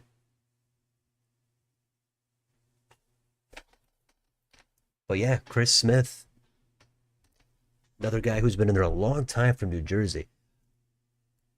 You can't donate, you're quite poor. Hey, I understand what you're saying. Hey, just liking, sharing, subscribing. That's all helpful stuff too. And just watching the channel, that helps as well. Decision has called Ohio for Trump. Gotcha. Marino back in the lead. Kentucky, I, I figured, I thought it was Kentucky. I go, well, maybe it's Tennessee. Tennessee has more House districts. Well, hey, you can't remember all the details all the time. But yeah, Hal Rogers and Chris Smith, longtime House members, some heavy duty seniority out there. Ed Markey in Massachusetts, Steny Hoyer, he's been in there a long time as well. And Mitch McConnell, I would guess he's going to be in his last couple of years here in politics, but you never know. Speaking of Kentucky,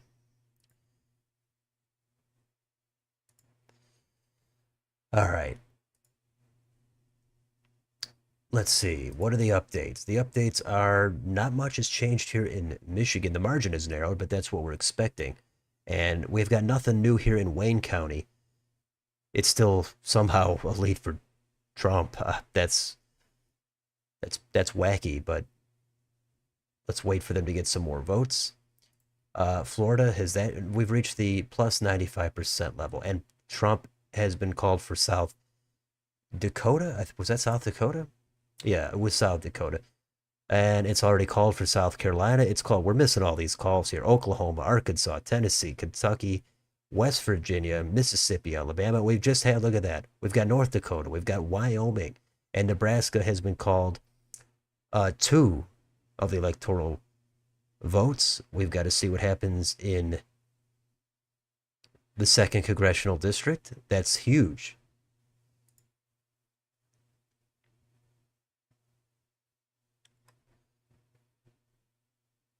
Let's see what we've got here.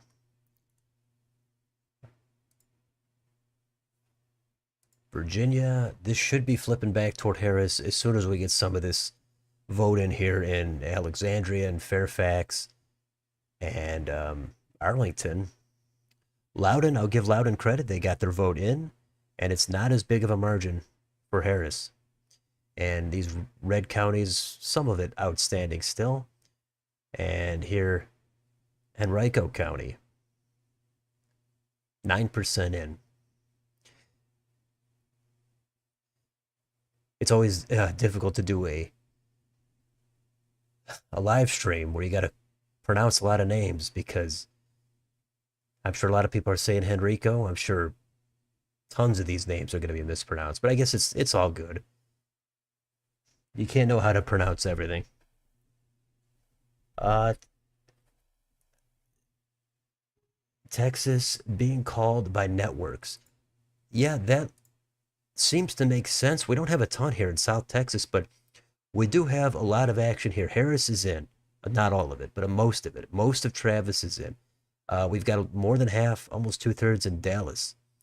Tarrant is going Trump 52. And let's get a refresher on what Biden did in Tarrant last time. Yeah, he got it under 50. So that's movement. And we do have El Paso, and let's see what actually, I don't know what Biden got in El Paso in 20. People don't often look at El Paso County when it comes to Texas, but it's a major city. 67. 67 for Biden last time. And right now, it's 59. That's a big shift if that panned out. 65% of the vote in.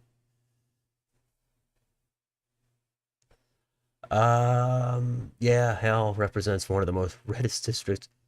Yeah, I know. It's hard to remember everything. Iowa coming in good. We'll take a look at that. Now we got another super chat. So let's see. Schwacked Gaming, thank you for this super chat. I appreciate that a lot. Again, good stuff on this election night. Let's see what you have to say. Hey, you're new to the channel. Just want to say thank you for your coverage of this election. Have been really chill, nonpartisan, and your content is great to watch. God bless you. Well, again, thank you very much. I'm glad I'm able to provide some sort of enjoyment or benefit. It doesn't have to be all the time, and it doesn't have to be a lot. But if you get a little bit at a time, then I feel pretty good about it. I try to keep it mostly nonpartisan, but once you get into some issues, sometimes I've got some opinions. But when it comes to calling elections, it's fairly easy for me to just keep it mostly in the middle most of the time. And yeah, I know some people probably want the overly partisan cheerleading, and there's plenty of channels out there for that. And it's tough to be those channels because when they're having a good night, they're going to love it. But when they're having a bad night, I don't know what they do. Then they're going to have to cut their stream early. But again, I appreciate that even if you're just lurking in the background, if you check out the channel once in a while, it's good to see the enjoyment and the extra token of gratitude. So I appreciate that. So where are we at now? Let's keep it moving. The blue wall states that's everything.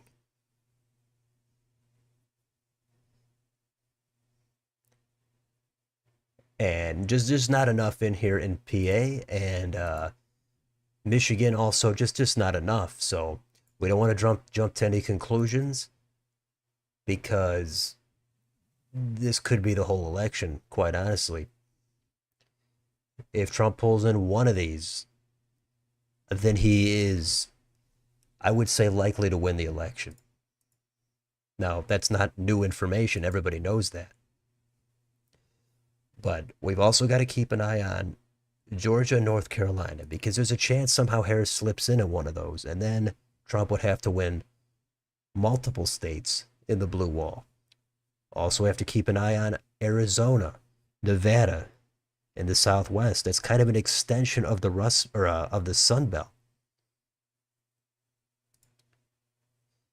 And here we go in New Hampshire. Kind of slow counting, but and they don't have the county map on here. They have this municipality thing. I don't really care for that. I'd rather see the big counties, but either way, here's this Dixville notch. Again, we talked about this earlier, but 6 votes at midnight. And last time I think it was 5 for Biden, all 5 for Biden. So I thought this time it might be all for Harris, maybe 1 for Trump, but it looks like we had a 3-3 split. That was surprising. Right at midnight, that famed tradition there in New Hampshire. So 69 in Georgia. Trump lead growing in Virginia. It might be, but the thing is, here we go. Alexandria, Fairfax. And Trump has been called in Ohio. Trump has claimed Ohio. He's added that to his column. Not that that's a surprise, but there's just a lot of blue vote here in these counties, and Virginia has these independent cities in addition to the counties. So keep in mind, look at this, Fairfax itself, 0% in. Now you think that's going to go for Trump a little bit? No, this is going to be some blue vote here. So once this comes in, this is where Harris is expected to start adding a little bit to her total, and she's going to flip this back. And that's how I see it going. Maybe I'm wrong. I don't know. Maybe there's something else going on here in the Hampton Roads or some of these red counties.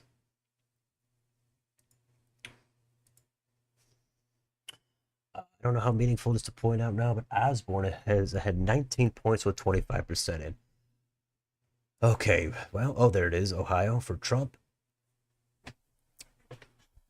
The Nebraska Senate race, yeah, that's one. Democrats hoping for an upset there because Osborne is an independent, so that's the best they're going to get in Nebraska. But again, early vote, that kind of throws people off. And it's kind of a blue mirage in a lot of these places. So we're going to pull that up. Let's Pull it up right now, actually.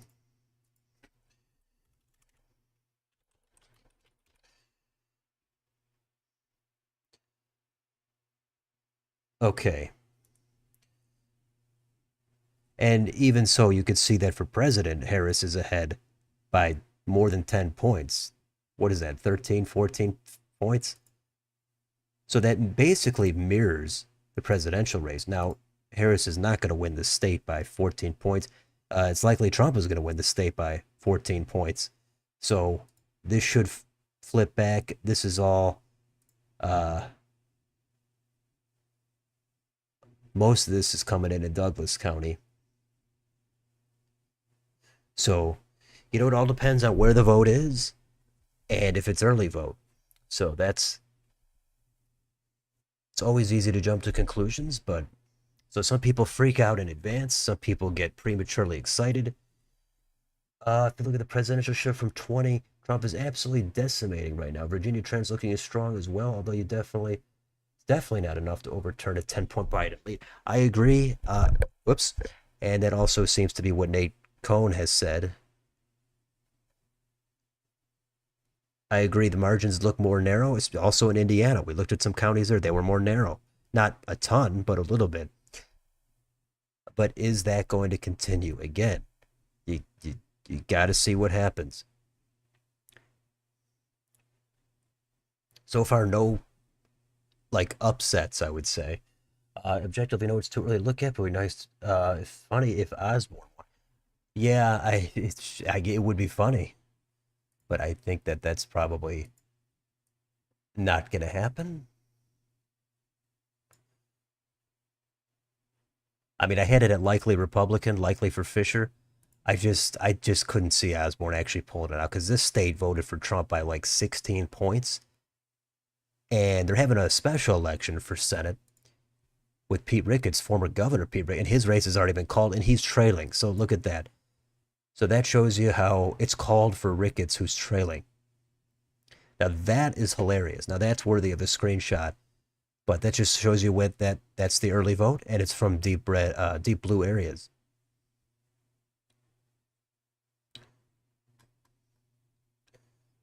All right, let's see. Ted Cruz, he's up about 5. So Cruz doing decent, but he's running behind Trump by a couple of points or so. And I don't know why this should be red, Williamson County, but it looks like it's has not colored at all. Texas has been called here for Donald J. Trump, as they say. It's called. What's the final margin going to be is the question.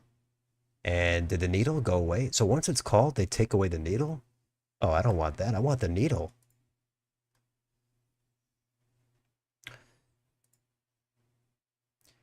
All right, so we've got Michigan. It's dead even. The expected margin is dead even. Now, before that was slightly Harris by 0.345, something like that. So that has gone to even. You're not going to get any closer than that. But again, it's way too early. I mean, Wayne County. Trump's not going to win Wayne County. Florida. Wow. That's that's an impressive win. I mean, I think almost everybody underestimated Republicans there. 13 point. He's on track for 13 points. Yeah, I mean, at this point, the state could shift back to the left, and it could go hard to the left, and it's still going to be a Republican state. There is so much leeway now in Florida for the Republicans. They're going to have an open seat for governor in 2 years to replace DeSantis. I don't think they feel bad about that at all. Now, governor's race is totally different. It's going to be more competitive. But I don't know if they're sweating that out at all at this point. Okay, so Pennsylvania. Starting to get a little bit of vote in every county, but nothing significant.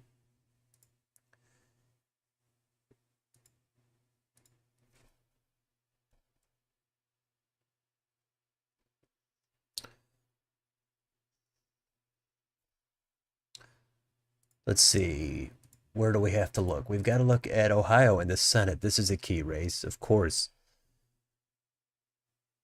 Marino is ahead with 51% of the vote in.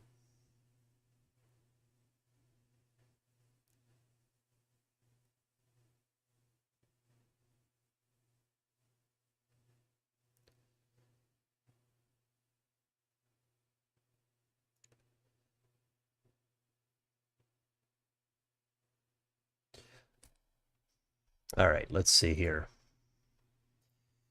North Carolina, still under half of the vote in.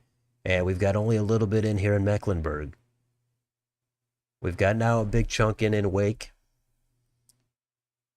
Still nothing here in Durham, basically.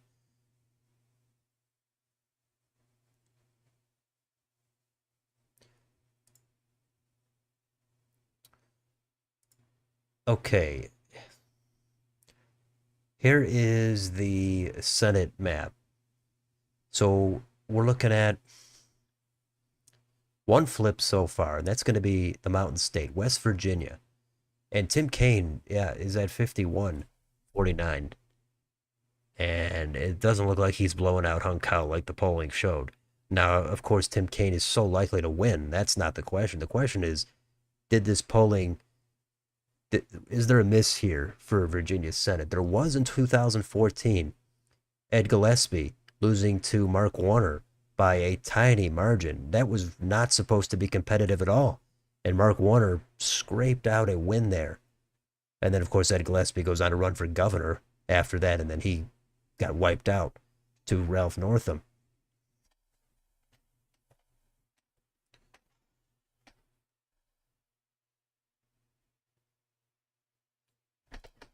I think I got that timeline right. I've got to double check some of these things, but most of that is correct at least. Mark Warner taking out Gillespie in 14. But anyway, so many states, so many races, hard to keep track of everything in real time. But what are we doing here in Ohio? So Trump now is, what kind of damage is he doing here? So he's not winning Mahoning, but again, we've got some vote coming in. We've got a lot of vote left here in Cuyahoga and Franklin. Let's see. Let's compare. Let's look at a county here. Let's look at this one here. Mercer. 83 for Trump, 16 for Harris. Let's go back to 2020.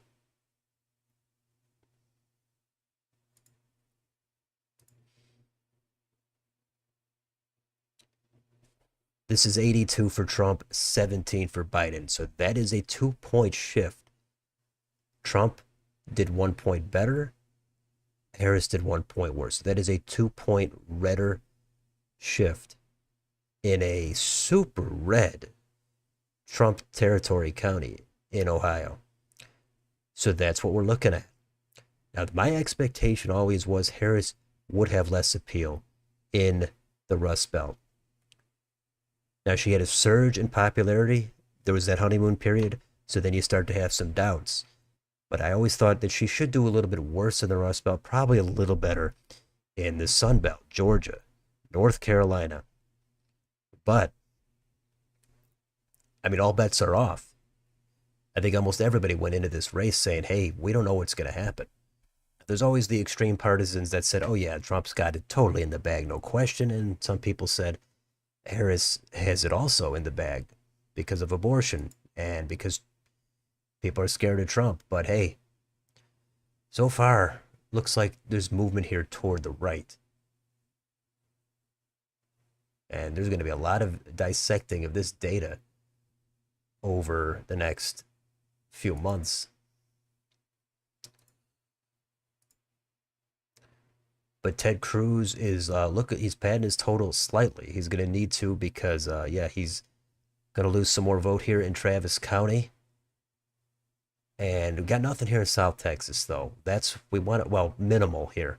We want to see what we're looking at here in Brownsville and Cameron County. Let's see. New Hampshire governor called. Is it? Let's see. Not here. It's actually a 2-point race. Only a little over a third of the vote in. So Nothing called here yet for governor. So we'll check back. How about a Georgia update? Uh,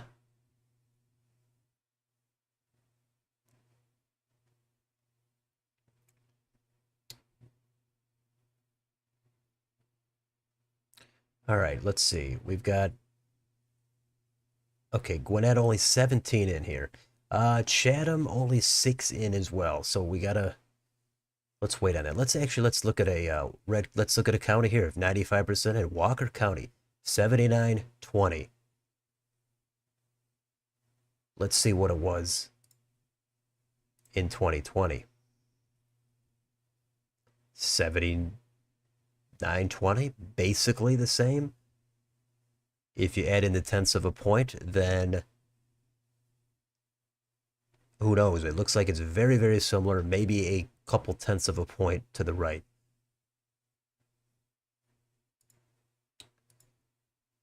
Here we go with Virginia, another vote dump, and very close still. But again, a lot of vote here in Northern Virginia. Still outstanding, and that is some heavy blue vote.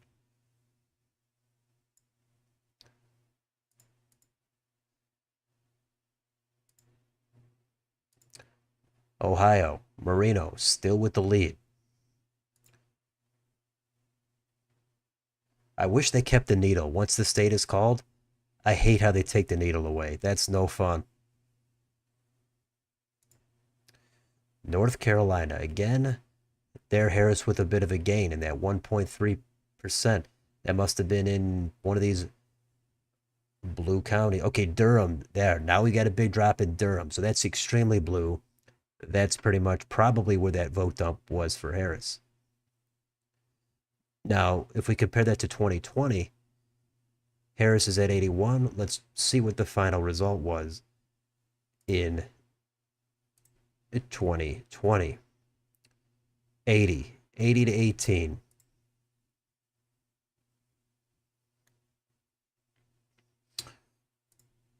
So slightly bluer again, but there's still some vote left. So maybe that changes. Maybe Trump gains another point, and then it's back to where it was in 2020. Any updates on Maryland Senate? Good question. Let's see.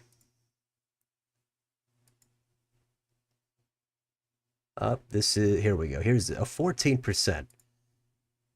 So not a whole lot here. Only 14. We'll come back to that. We got to get more than that. That's just nothing.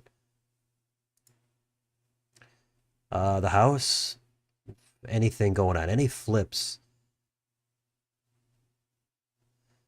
Okay, these are the competitive districts, whichever. Hmm.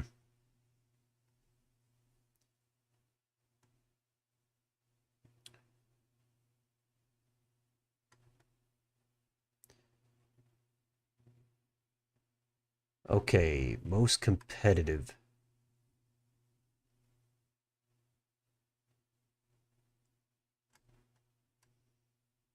All right, we'll come back here. It's still too early in the night for that. Here's your electoral map. Right now, Trump is at 177. Harris is at 99. That is your current electoral college total. Of course, Trump needs less than 100 more, but that's way easier said than done. And how about Maine? That's another state we haven't really talked about yet. But they do split their electoral votes. They allocate them by congressional district. And only 1% in here, not enough.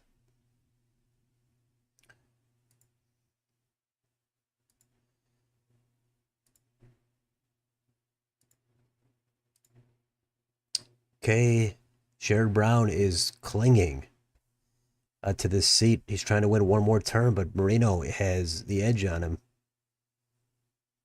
Brown has won in some favorable environments before. He's won in 2006, 12, and 18. 6 was a blue wave. Oh, Trump wins Nebraska's 3rd. Okay, that's extremely red and no big deal there. Yeah, Brown won in 12 and 18. Those were also years that favored the Dems pretty much. And the state has gone much redder over the past 10, 15 years.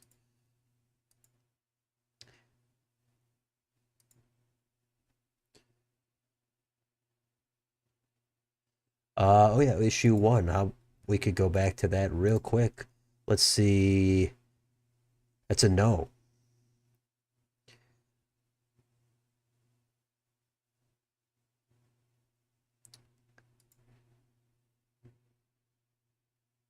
Oh yeah, this, isn't this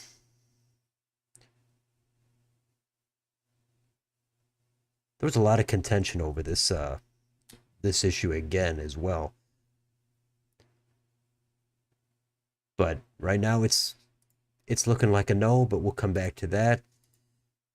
Uh Marino now over 50%. Texas. That's been called for Trump. He's right at about 10 points there, but he could still get that under 10 once we get some more voting, but still the state's not competitive. That's the bottom line. Michigan. Now this is expected to go Trump slightly, but hey, look at that range. Harris 12, Trump 13. We're looking at what are we looking at for poll closings? We should have Wisconsin should be going on now. We've got to pull that up. That's a key state. I don't think we need.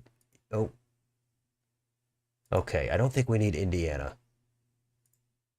I think we could ditch Indiana for now. Let's get some Wisconsin up. Here we go.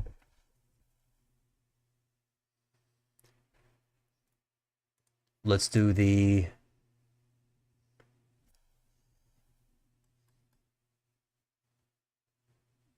Senate.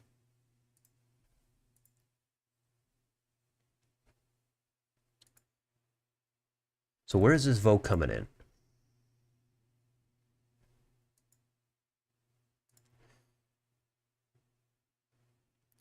We've got 18 in Dane County, 70 to 29. Way too early. Again, that's the theme here. Let's get some more vote in, but this is going to be a massively critical state. Michigan, only 12% in. I would like to get some quicker vote here out of Michigan.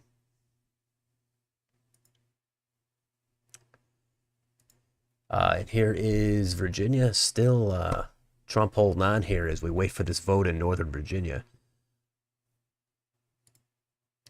What are some of the updates here?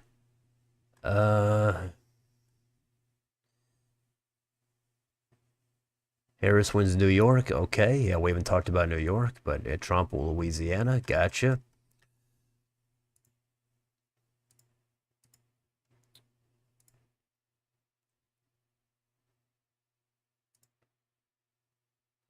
And Georgia, it's still we're at 76 now, so it's getting up there.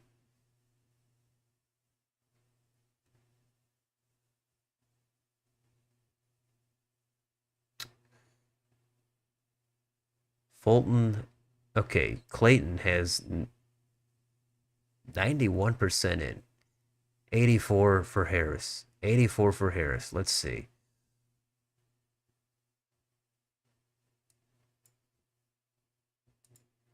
We'll compare that to the margin last time, and it was 85, so slightly less.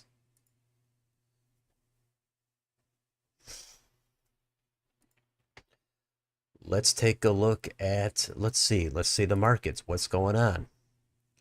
75 for Trump. That's getting there. They're starting to become a little bit more than insignificant. About predict it. 72. Decision Desk has him at, it's in the mid 70s. How's the needle here? Popular vote, only 0.4 for Harris. Trump is favored slightly. He's in the lean territory. Now you might be getting a little nervous here if you're Harris now, but only a little bit.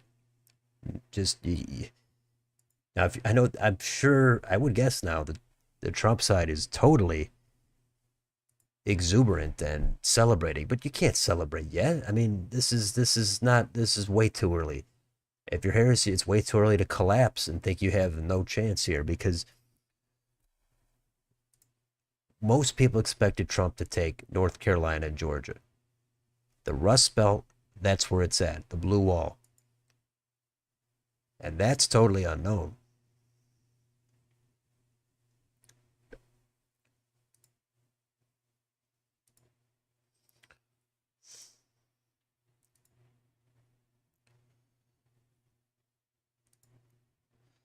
All right, big vote dump there for the Republicans in Pennsylvania.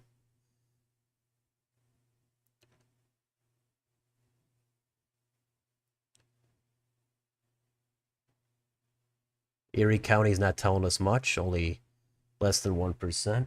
Oh, Fox, let's see. Fox calling Texas Senate for Cruz. I see. I can see that now, given that I guess he has a pretty good lead. And I know it's quiet in here, but again, I know everybody's doing their own thing. They've got multiple channels up. I understand all that. But hope the fact that you even have this channel open, that's great stuff. It's nice to see everybody in here again, however long you're going to stay. We're going to be going for a while. We want to hopefully get a winner here tonight. Right now, it looks like Trump is in the driver's seat, but that's not enough. He's got to get through the blue wall. He's got to crack that again because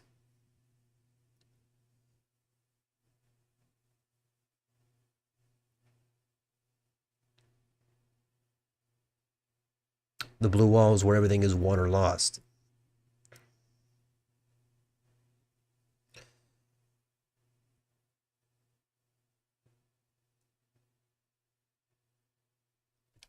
Now let's see here. Let's go.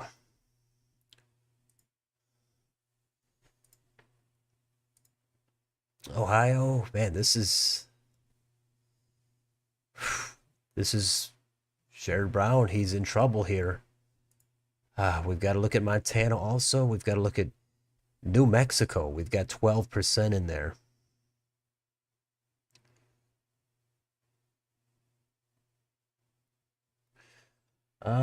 Keep up the great work. Love the nonpartisan coverage. Well, hey, thanks a lot. I appreciate that.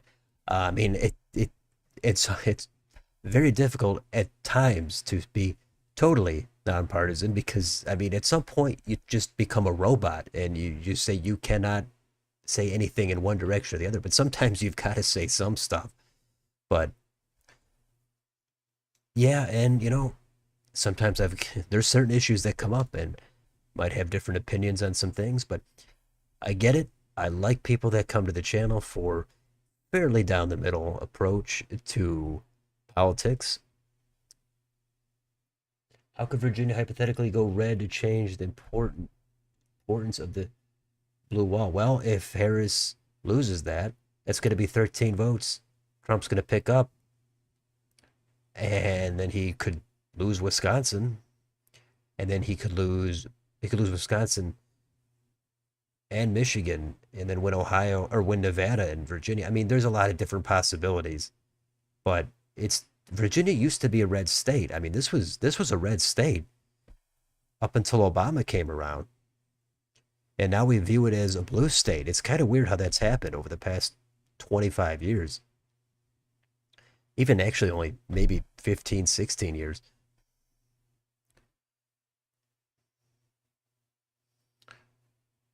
Okay, New York. Yeah, we'll see what kind of margin that is there.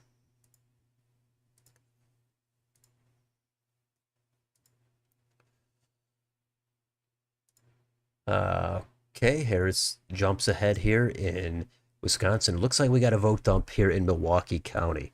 So that's what did it there, and it's a 66-32 margin. So we got to look at these wild counties. We got to see how the suburbs move because there's some potential vote here for Harris in some of these suburbs. There's some vote here potentially for Trump here in this driftless area. Tammy Baldwin, that jumps her back into the lead as well with that vote dump in Milwaukee County. North Carolina is still leaning toward Trump. Ohio has been called for Donald Trump, and he's up to 10 there and 62% in. Bernie Moreno has a lead here, and it's not even slight. It's a few points, but of course, we don't know where the remaining vote is. We've still got vote coming in here in Cleveland, and we've got some Franklin County coming in as well. Nebraska has been called for Trump. And again, look at that. He is trailing, but it's called for Trump. Here we go. The congressional districts.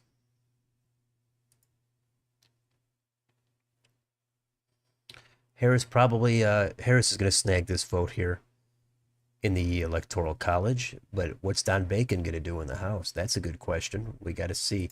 Actually, want to know what he's doing. Let's pull it up. Here we go. Here we go. Don Bacon is trailing by 14, but let's see what happens.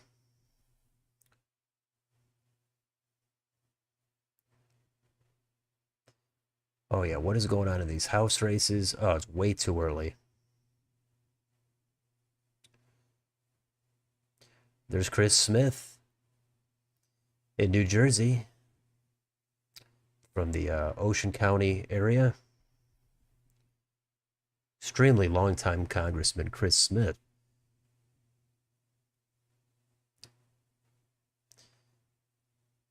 Let's see. We've got.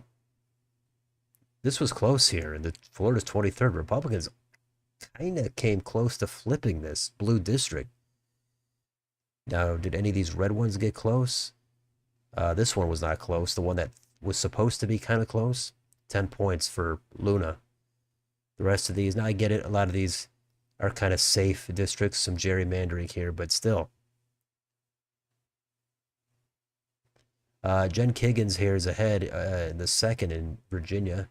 And in the seventh, we've got Vindman ahead by 4. Now, I expect Vindman to win, but 4 points, probably a little less than what Abigail Spanberger would be pulling in. Or at least what she has pulled in the past. This one is actually close. Or closer than I think, because this is the 10th. This one should be a little bit bluer. Anyway, let's see.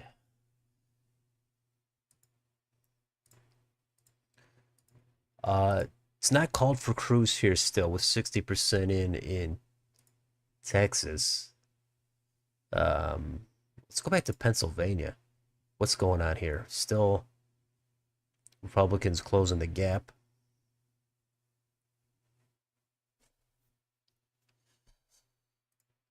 New Hampshire closing the gap. Or actually, still only 40% of the vote in. In Georgia, 77% in. Virginia, it is Trump with a 1.5 point lead, but we still are waiting in some. We got vote here in Nova still coming in. But Hung Cow, wow, that should widen up again though once we get Nova coming in. I'm guessing that's got to go up a bunch for Kane, but Trump's got Georgia most likely. Yeah, it does seem like that. This is in the leaning Trump, 81% chance for Trump. What do the other states say? Okay, no clear leader, Pennsylvania, but Trump up 0.9. That would do it for him if he pulled it out.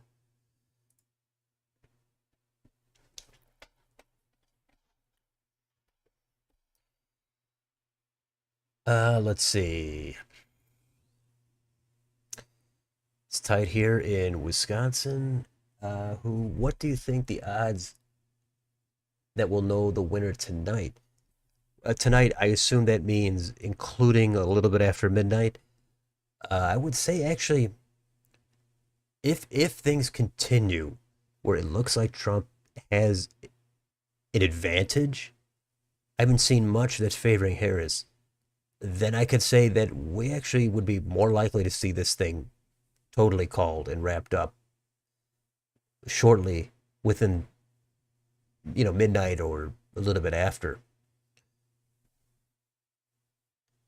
But if it tightens back up or Harris surges here in the Rust Belt, no, then she could start surging, and then Trump could be on the ropes. But it would looks like the needles are pointing toward Trump right now, but they're only slightly pointing that way.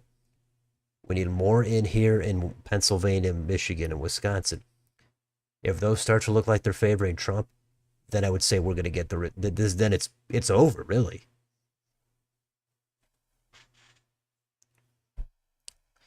So we'll give it another.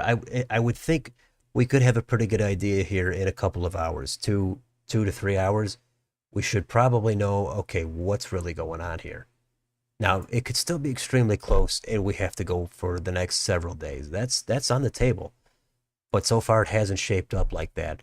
Based in Florida, based out of Georgia, North Carolina, we haven't seen it yet, and in Ohio, and Texas. So I try not to get totally ahead of it, but that's what we're looking at. Flips West Virginia Senate, but in this electoral college, no official flips, but Trump's leading in Georgia and North Carolina. New York House races, good stuff. That's good. Let's take a look at that. So much to look at here. Let's see.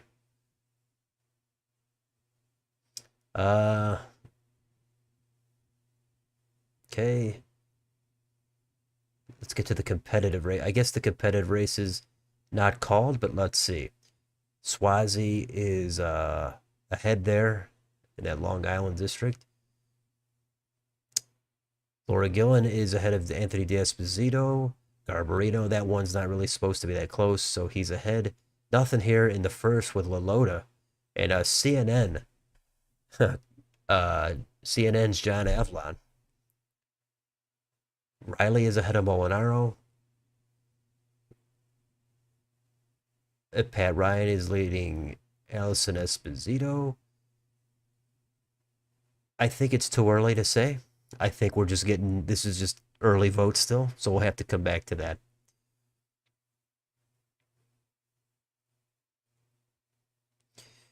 Johanna Hayes ahead of George Logan. That's a rematch in Connecticut's 5th, but only 8% of the vote in. We'll come back to that one.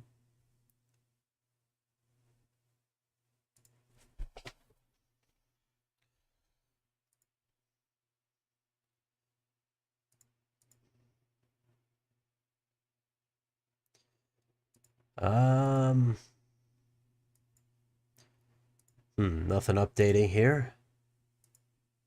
Florida, there's your maybe close to the final margin in Florida. And it is a blowout or a wipeout, however you want to look at it. What's surprising most so far? It's got to be, well, the Florida margin, as I was just touching on. It's an impressive showing in Florida for Rick Scott, for Trump, across the board. And that in the House, we saw Republicans doing heavy damage. And it's not as isolated to Florida this time as it was in 2022. Looks like their Republicans are doing decent in Georgia and North Carolina. Of course, not including the governor's race in North Carolina. But the rest is way too early. But we saw once we got full results in Indiana, we saw in Virginia, some of these counties, they have moved toward Trump. So it's clear that there could be a pattern emerging here where it's Harris doing worse than Biden. Now, if that pans out, it's going to make sense. I said at the beginning, a lot of Americans are not happy with the direction things are going. It's like, what, 70% say we're on the wrong track? And so, yeah, I can understand wanting to go in a different direction. Now, if Erie County is flipped with 2% in. Now, if Harris comes back here and wins, then it's going to make sense in that way. We're going to say, of course, well, Trump had so much baggage, there's no way he could have won. So whoever wins, it's going to make sense in some way. So I'm sure, I would guess the Harris camp, the surrogates, they're probably all over. CBS, MSNBC, they're maintaining confidence, but they're probably saying they're nervous. This feels like it might be kind of like 16 again, where the enthusiasm is starting to clean out of the room. But again, everything comes down to these three states: Pennsylvania, Michigan, Wisconsin. If Harris wins all three of these, which it's going to be very close, then she wins. And we saw how the Republicans underperformed in these three states in 2022.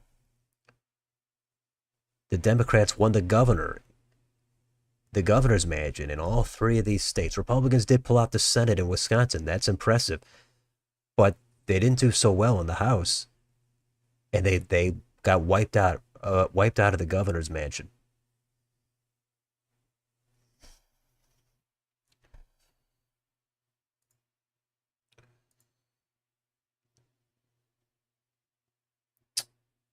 Can you look at Pittsburgh's surrounding areas?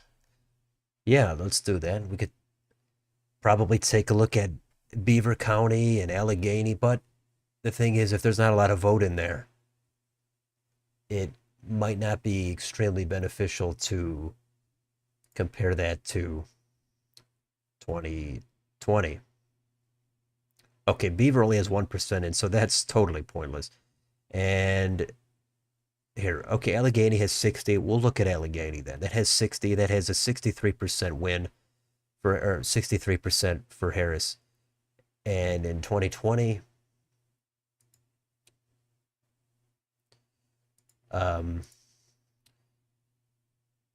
if I can even find it anymore, here it is.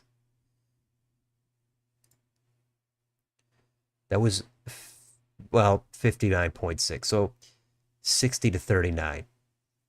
That's with all the vote in. Now, the problem here is, I think what we're looking at here is Pennsylvania reporting the early vote first, which is much bluer. And that's how usually the Democrats open up a big lead. The Republican vote comes in later. That's what we're seeing. The Democrats had a wide lead. Now it's narrowing. So I don't think it's, even with 60% in, the expectation is the vote would get redder. But of course, again, there's no guarantee. As we can see, it just got, well, got a little bit bluer in that dump. Let's see. I don't know where that came from, but we're still got a lot of vote in here in Philadelphia and these suburbs. So a lot of vote here, outstanding.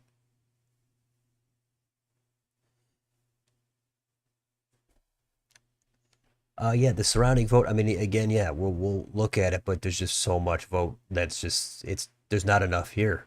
I don't even think there's enough here in Allegheny because of the early vote. It's going to skew the final results. That's the thing.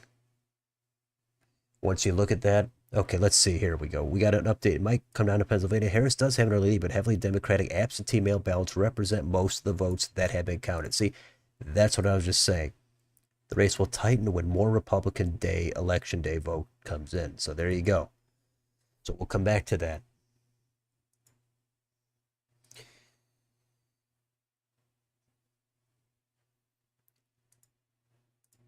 And it's still not called here for Ted Cruz. And the vote kind of slowed down here in Texas and in Nebraska. I don't know why we have kind of a drought here. The situation in Georgia is very concerning as a Dem voter.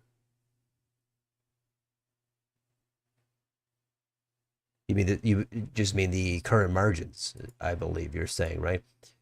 Yeah, again, it does. It looks like here the needles are going toward Trump a little bit.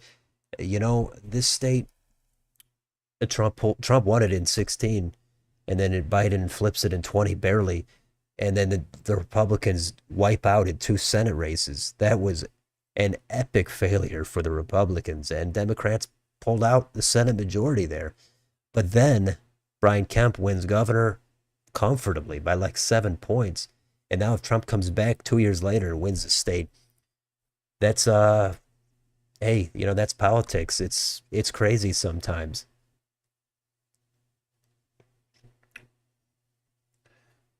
Uh okay. Oh, there's threats there. I'm not sure what's going on. I have to read about some of that stuff. Okay, two, what if?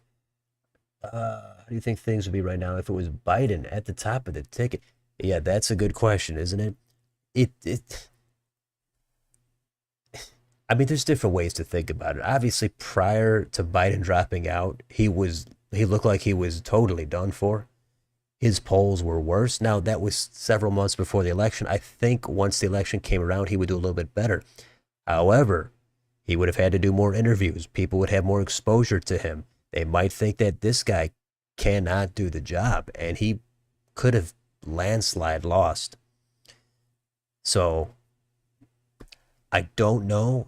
It depends how much Biden sheds the image of what he did in that debate. If he was able to stop that bleeding, he it depends. If Harris loses everything by a few more points, I could see Biden having done a little bit better than Harris, but still losing because the party in power is unpopular right now. People think we're going in the wrong direction. That's why I think that Biden could still lose, even having done better than Harris, if it pans out that way. But it is very, very speculative. I wonder what states would be a surprise. Seems like we have one for election. Yeah, usually, yeah.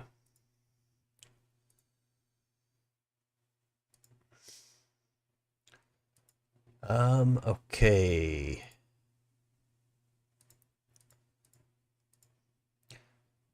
Ohio has not updated in a while. That's disappointing.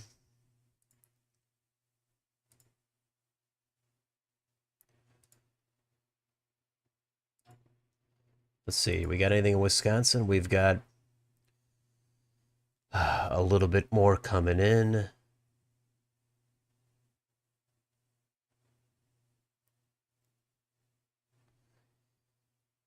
Man, look at that. That is tight. Under 1% lead for Harris.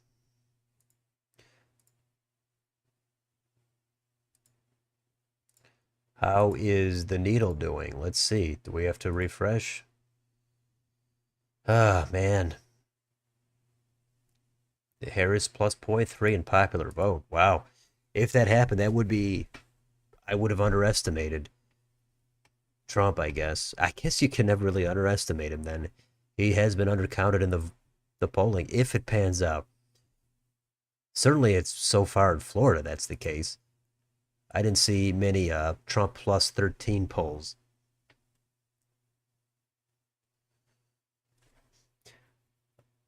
Uh, did you miss anything? Well, I don't know if you saw anything, but it looks like Trump pulling off a 13-point win in Florida. That's the big thing, the margin so far.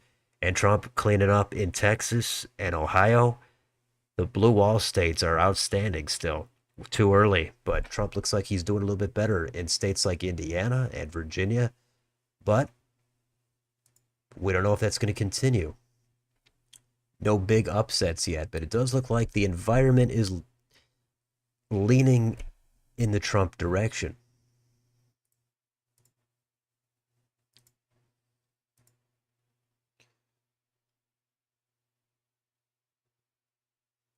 Okay, we've got Chase Oliver and Jill Stein pulling in about a half a point there.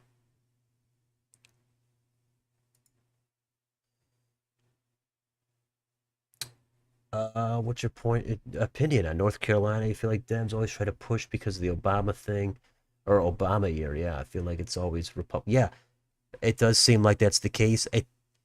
There is a lot of blue vote in North Carolina, so I get it. Democrats should definitely make a play for that state. I mean, it's just you'd be foolish not to. But it's true that they do tend to come up short there, kind of like Republicans in Michigan outside of 16 and Wisconsin.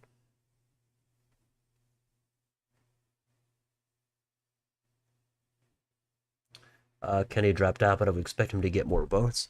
Yeah, that is something we've got to be taking a look at here. Kennedy, point four. Thanks for reminding me of that. Look at all these candidates on this Michigan ballot. It's crazy stuff.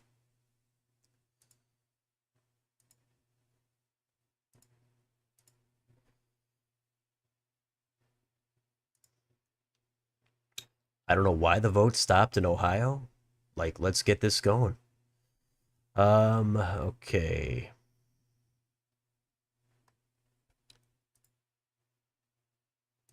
What are the updates? Trump wins Missouri. Gotcha. What's going on here?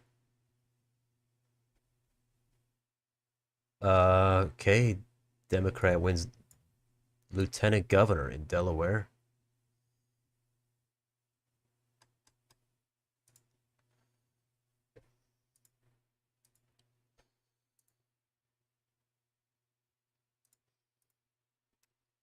Things, I don't know why things have kind of slowed down here. I'm not sure what that's about, but we should be getting some more poll closings here. Um, we should be looking at um,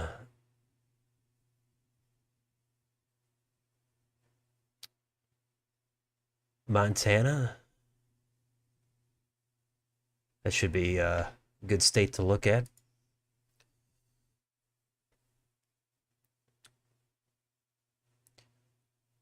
Okay. Let's see. Let's keep going here.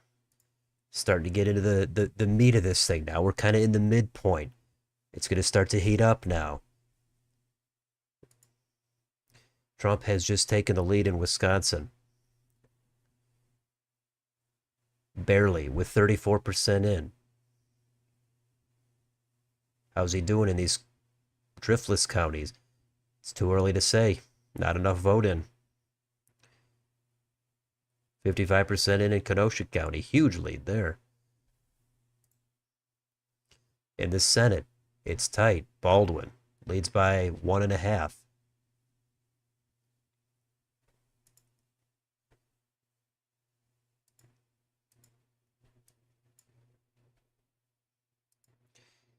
Texas is kind of slowed down.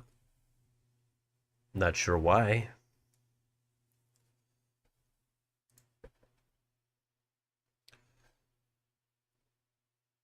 And Trump has continued to gain here in Pennsylvania,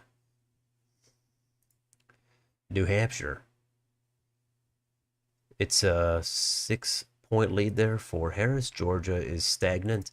And Virginia, Trump is still leading, but again, I don't expect that to last. I think it was called even for Harris on, somebody said Fox, I think. We won't truly know who won Iowa until Harris reaches at least 600,000 votes. From there, Trump has more, then it goes to him. Yeah, what's going on here? Ohio, Iowa. Yeah, we've got to pull that up. That state is, let's pull it up right here.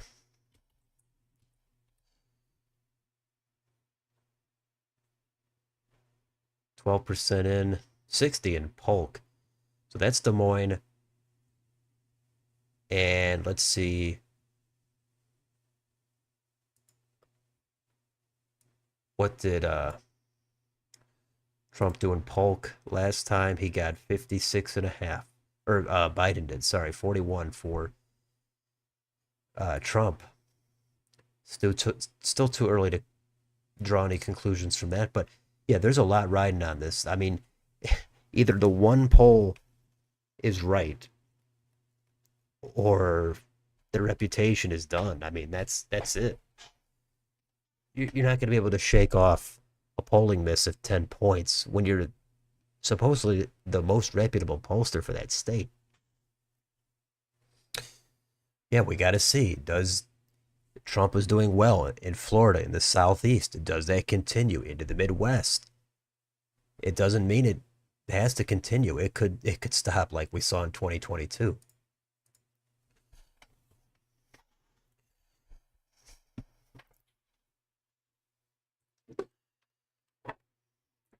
So we should have some new poll results. Wow, popular vote estimate is now Harris only 0.1. And I'm assuming they're factoring in California to that.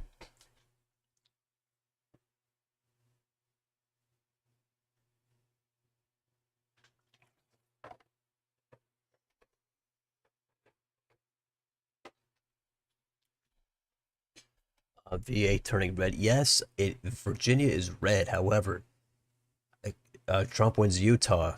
Utah has been called for Trump. No surprise. But keep in mind in Virginia here that there is a lot of vote left. Look at this. In Richmond and in Alexandria. And there's some in Fairfax. So that's blue territory. So that's going to help Harris for sure. Now, let's see. Let's look at some of these counties again. Here we go. Let's look at Washington County. It's 76 Trump, 23 Harris. Let's see what happened in 2020. 75.6 and 23 for Biden. So Biden 23 and Harris 23. So this is very, very, very similar. So that county has not really moved much. But Loudoun County has. That's a blue county with a lot of vote.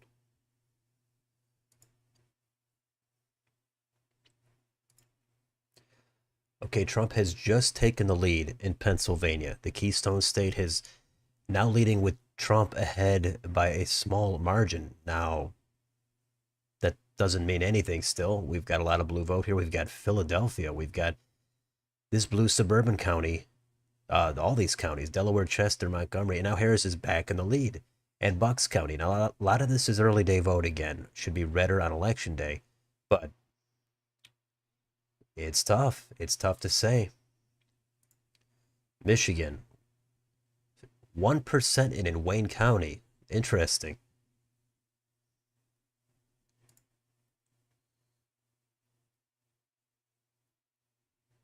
Oh, here we go. Cameron County. That is going toward Trump. 52 to 48. I want to see what's going on in that House district there. Here we go. Vicente Gonzalez. He is at, Trump has captured Montana. It's called for Trump. Vicente Gonzalez is ahead only by 1 point there. That's interesting. And Henry Cuellar is even trailing, but too early to say.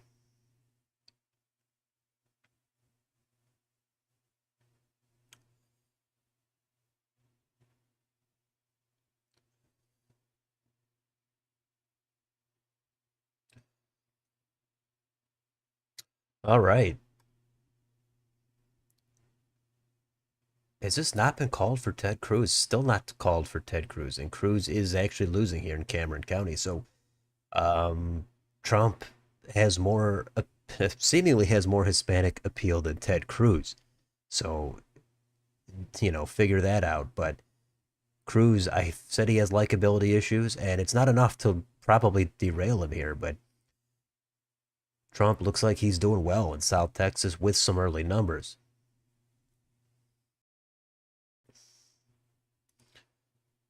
Okay. Wow. Trump,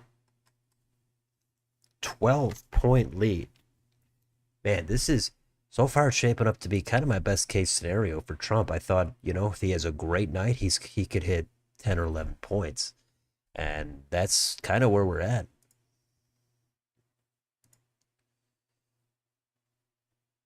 Okay, Ohio. Now we're getting some more updates. Now it's coming in. Here's Ohio. Now Trump is in the lead, or excuse me, in Iowa. Trump is in the lead. 94 in here in Polk. Now that dipped down. We just saw it was at 60 for Harris. Now that's down to 56. North Carolina. Still, Trump, 5 points. A lot of vote here in Mecklenburg still.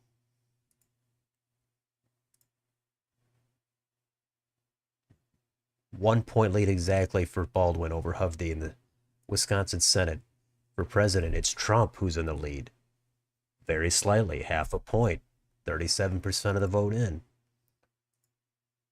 Okay, Trump now is at 198 electoral votes. Harris is at 99.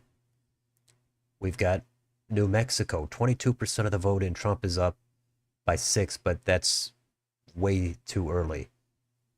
Kansas, Trump is also in the lead by 6. And Harris up by 14 in Colorado.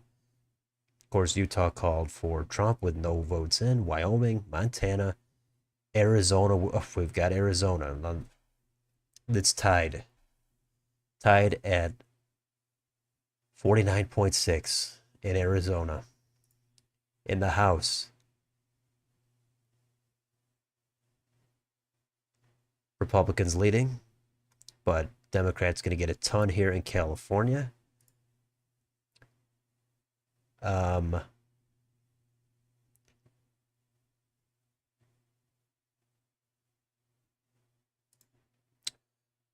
okay.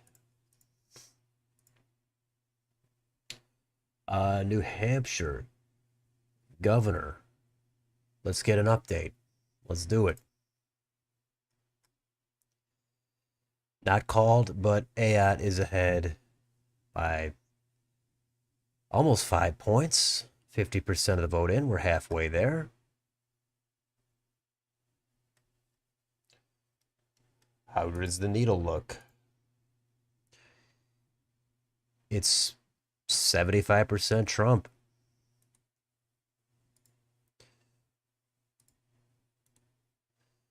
Popular vote is favoring Trump. That would be the biggest shockwave if Trump won the popular vote. Everybody doubted him. Trump's favored here with 291, but hey, plenty of time to go.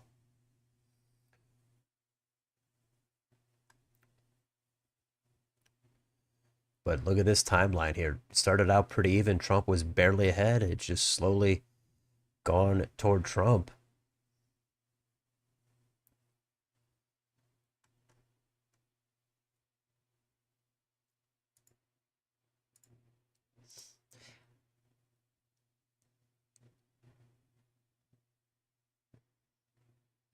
We'll be taking a look at Arizona. And Eric Hovde has just eclipsed Tammy Baldwin in Wisconsin Senate. So if you're just tuning in here, again, I appreciate everybody coming by. It's great to have some of the regular viewers here. I know it's not packed in here, I guess, because everybody's doing a stream. All the networks are out, the major networks. But everybody in here, great to see you in here. I know you've got busy lives. You've got busy things to do. Some of you are rooting hard for one side. Some of you are pulling for the other side. Some of you are just here to see what happens. But either way, we're going through this together. We're seeing what happens. It's great to have you here for a live stream.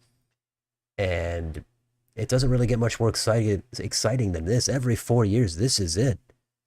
You never know if you're going to be around for the next presidential election. So, and depending on what happens here, some people might not want to even make it to the next election. But let's see what happens. This is very exciting. Harris has claimed Colorado. Colorado called for Harris.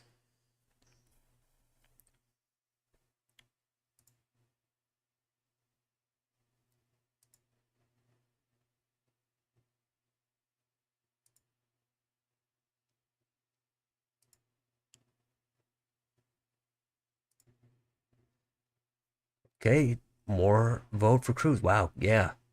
Maybe I underestimated Cruz as well. I know he has some likability issues, but hey, maybe this environment, maybe Trump at the top of the ticket.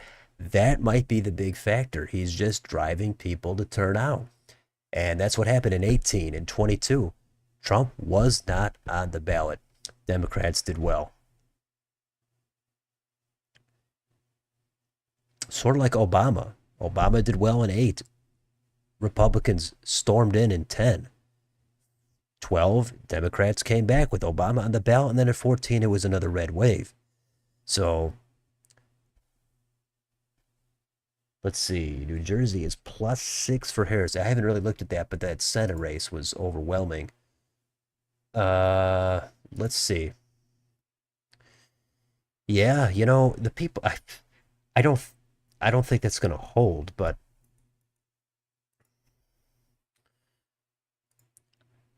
some people did think there was no way Trump is going to be able to cut into these margins. But hey, so far it looks like they're wrong. Everybody, I don't want to say this, it's not over at all. It's not even close because of these blue wall states. But so far, if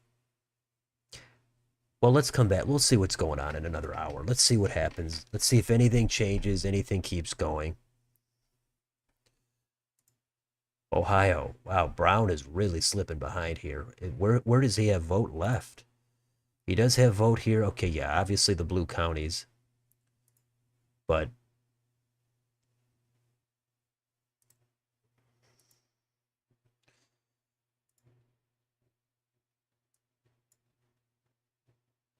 okay. Wow, Trump massively running it up here. Wow, this is like vintage Texas going double digits.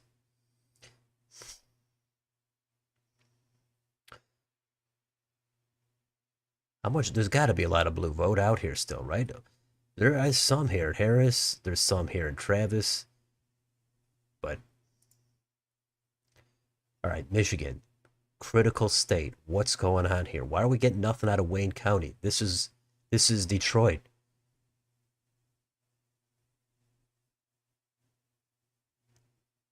So this is a massively blue county. We've got it. This is where all the blue vote is. Not all of it, but a lot of it. So what's going on here?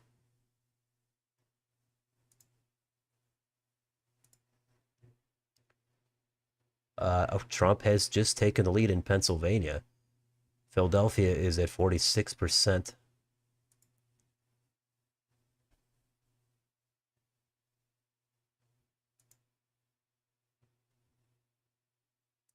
Here's the market. 87 for Trump. Wow, that is actually getting convincing.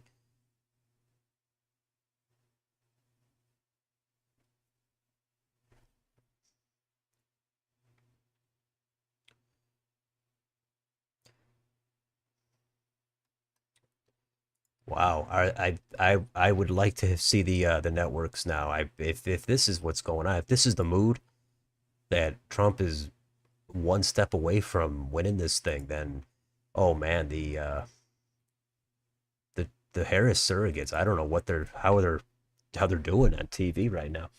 Okay, all red is at least outrunning Harris. I figured we've seen that in Florida to some noticeable degree, but not so much. Yeah.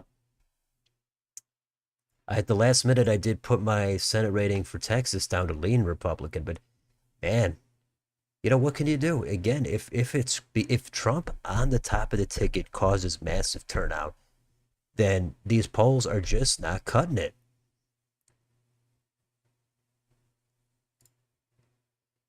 Okay, Harris back in the lead here in Wisconsin.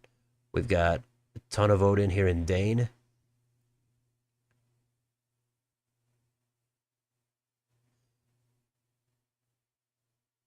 We'll keep watching it. We'll and now Baldwin back in the lead.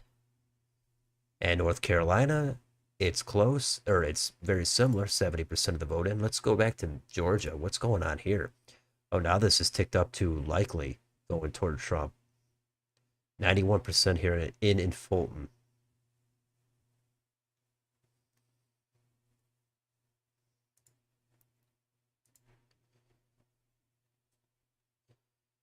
Okay, Pennsylvania, 46. Let's see. What do we have to pull up? We've got to pull up Arizona. That's what we've got to do.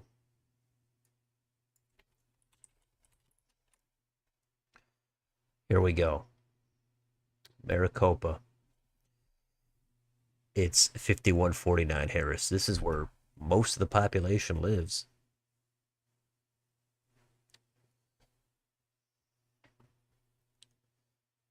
What's going on in the Senate, though? Wow, Gallego clearly ahead there.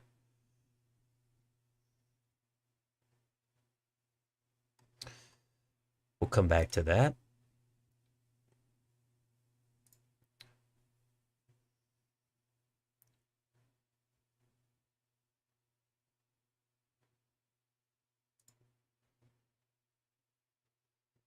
Okay, we've got. So here's Virginia again. So we've got some vote coming in now here nova that's causing Trump to have his margin go down.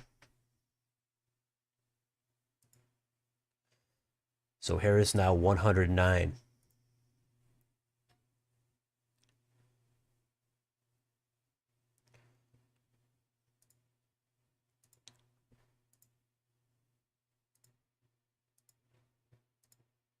And Trump now has just taken the lead. They swapped in Wisconsin.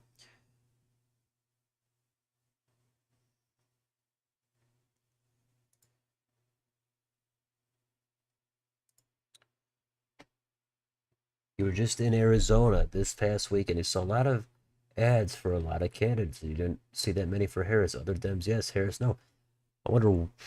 Hmm, interesting. I'm not sure. That's a swing state. I would think that she'd be all over that state. I mean, she's the at the top of the ticket.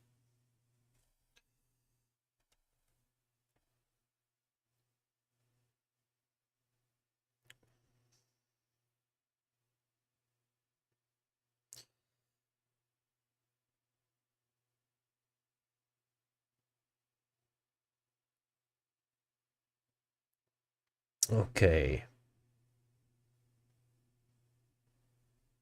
let's see.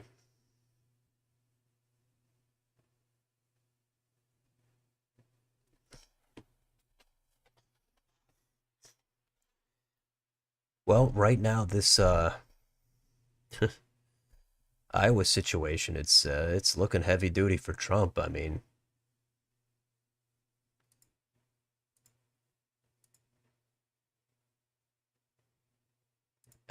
okay, Arizona, I'm sure New Mexico, that's another state to take a look at. I don't think we need the poll closing times anymore. New Mexico is lean for Harris, 5-point lead.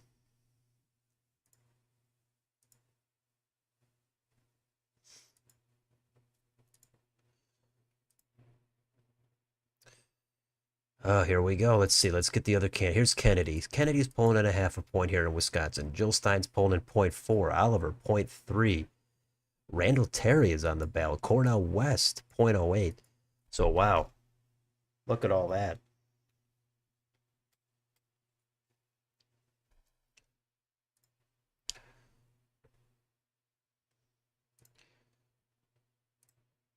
Jill Stein is very low here in North Carolina. Kennedy's pulling in .8 in Iowa.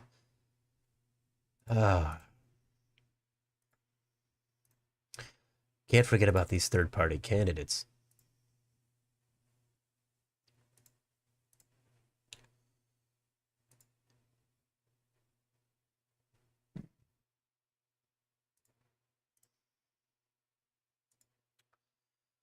Okay, Pennsylvania. Trump in the lead.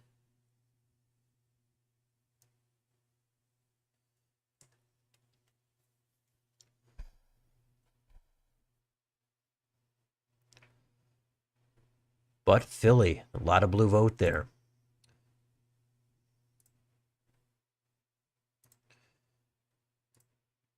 Chase Oliver, Georgia is his home state, and he's pulling in .4.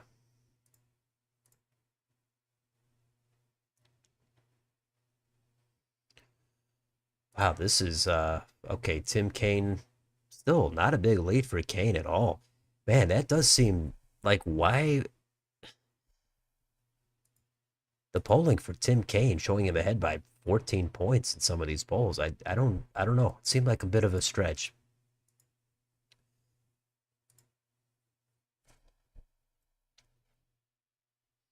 A lot of Dem ads you saw were focused either on abortion or the Dem candidate in the House. Engel Shah, you thought that was kind of weird, but you came right at the end, so take it as you will. Okay. Yeah, it's anecdotal, but hey, why not? It's kind of quiet in here anyway. I thought it would have been a little bit more packed, honestly, but again, hey, everybody's doing their own channels. I would probably like to have 4 or 5 channels going myself. Let's see, what's going on in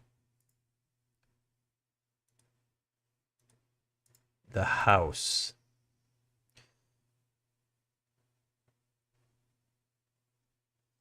Um, Here we go.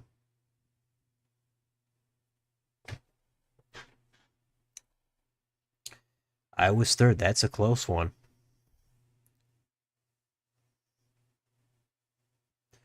Ooh, Maine's second. Oh yeah, only 10% of the vote in there, but that's a good race to watch.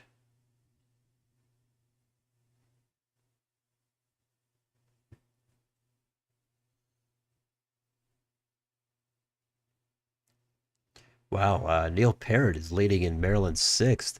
That'd be surprising if he held on with 61% of the vote.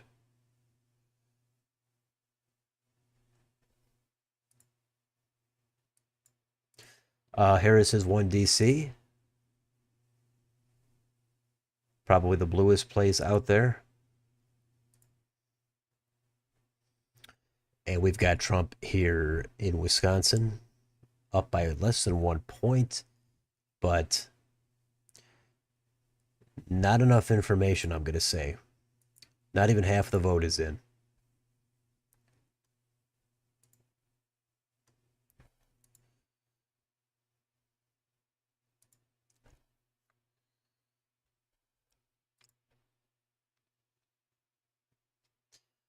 What happens if neither candidate gets majority within a state? Well, that does happen. It certainly happened a lot in 1992 with Bill Clinton. And you don't have to win a majority. So even if you get a plurality, you're going to get the state.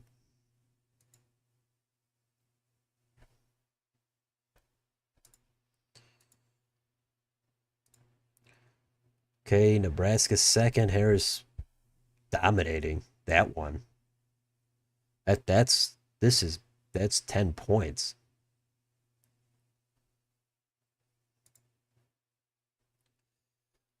Getting more in here for Fisher and Osborne.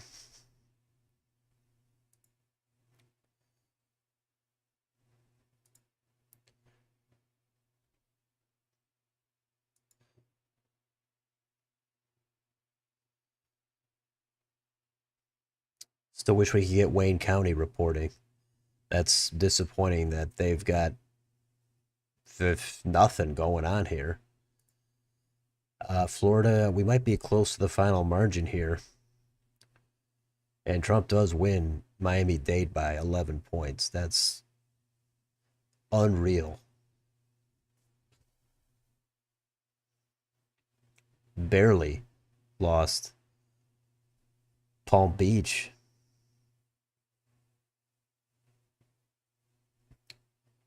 He flipped DeVal. How about Pennsylvania? We're over half the vote in now. And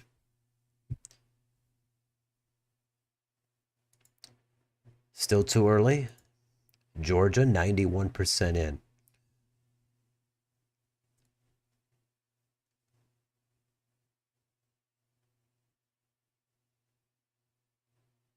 Um, let's see. 78 in a Gwinnett only. Let's come back to that here. Now Harris is taking the lead in Virginia. So we finally got the rest of the vote here in, yeah, this is heavy blue territory up here. So votes left.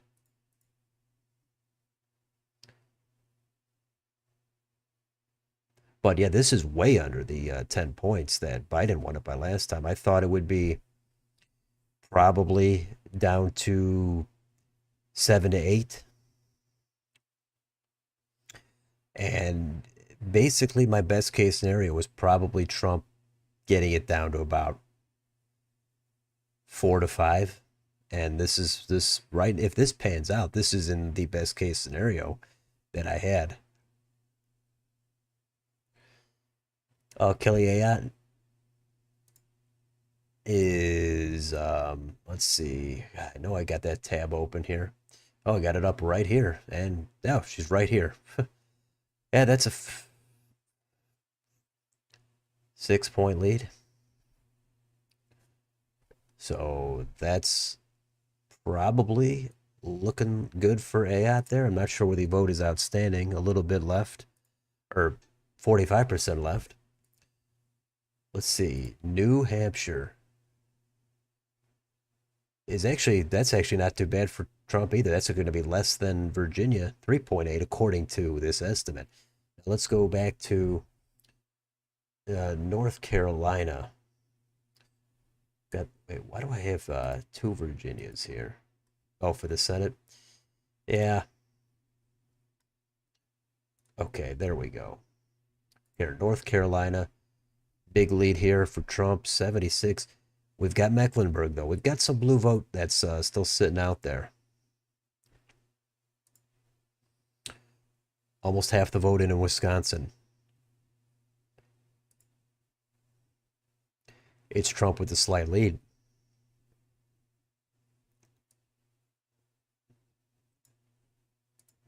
Let's see. Let's check the needle.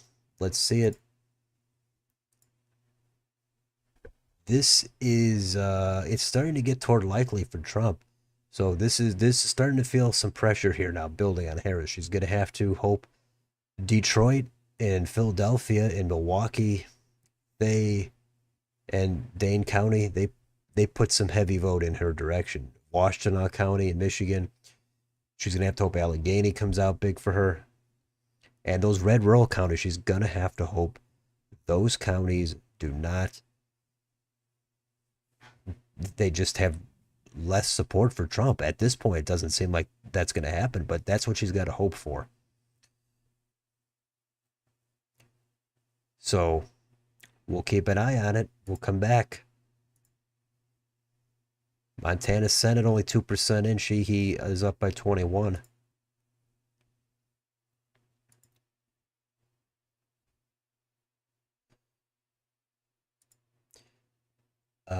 Let's see. Okay. Iowa, 46% in. I'm still waiting to see if this thing is. We had the poll for Harris plus 3 or 4. That looks way off right now. That's probably what most people were thinking, but hey, let's still see what happens. Decision desk called Georgia, really. I should have them up here actually.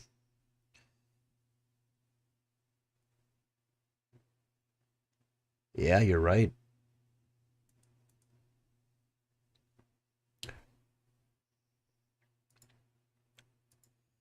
Interesting. What about this? Same. Poly market. It's the same. What are the updates? Mike Kehoe wins Missouri governor. Tim Kaine wins re-election as senator from Virginia. So does Josh Hawley in Missouri. Iowa passes voting amendment. Requires citizenship. Also voters voting age for primaries.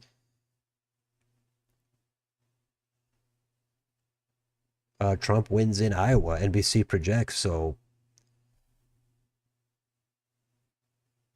what was that? That is a massive outlier poll. That is going to be heavily scrutinized. That right before the election. I mean, maybe it's only a 2-point margin for Trump in the end. Maybe. Even so, that still poll is off by 5, and it's supposed to be very reputable. That's a terrible poll. How do you just wipe out your reputation like that?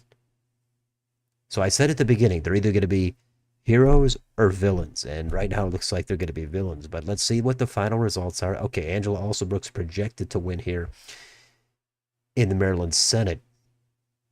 Wisconsin passes citizenship amendment. 69-31. That's easy.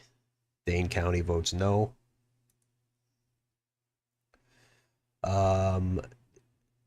Arizona voters divided over immigration.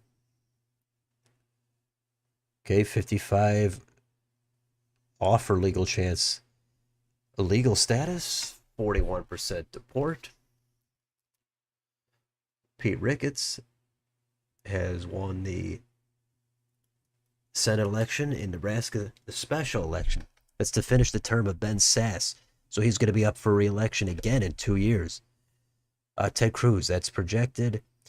John McGuire wins. Harris wins Colorado. Florida State attorney who was suspended by DeSantis wins her seat back. Okay. Philadelphia commissioner says several polling places targeted by bomb threats. John Barrasso winning in Wyoming. All right.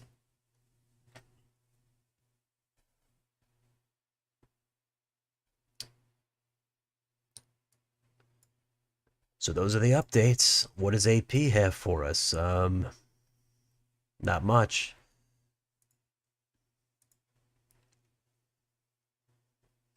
Let's see what the updates are. Yeah, Josh Hawley, how did he do in let's see how he did here. Well, that's a 4-point race, but I'm assuming they're expecting a lot more red vote coming in. Uh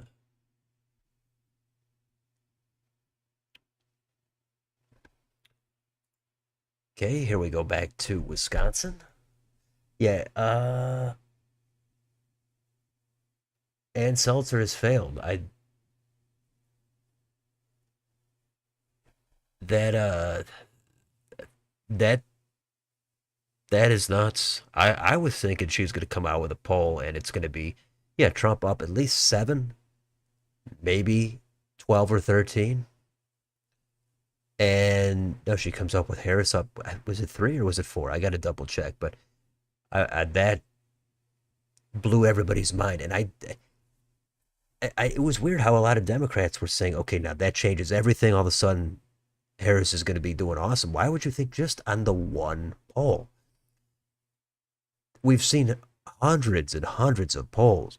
Nothing was showing that. I mean, you got to get at least a few showing that. And it's a highly reputable pollster. That's what's very puzzling about it. How could the highly reputable pollster have that much of a miss? But we still don't know the final result. And we don't know what's going to happen here in the Rust Belt. That's everything. Here's Pennsylvania. Jill Stein has eclipsed Chase Oliver. And we're at 56 in Philadelphia. How about Michigan? Can we get something here in Wayne County? Nope. Guess not.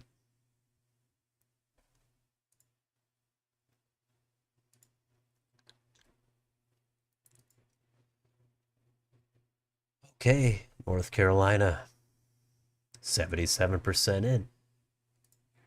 What's the update here? The update is okay. Oh yeah, what is that margin in Maryland? We've got, well, Larry Hogan, he's down by 8. I mean, if that panned out, that's a great night for Hogan. Obviously, that's short by 8 points, but hey, that's kind of my best case scenario for Hogan was I think 7.5 was, if that's the reasonable case scenario. If he got it down to 7.5, fantastic night for Hogan.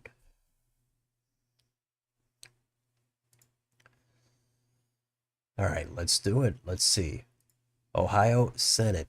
Bernie Moreno is ahead by 5 points. That looks pretty insurmountable. But where's the vote? Half of the vote's outstanding in Cuyahoga.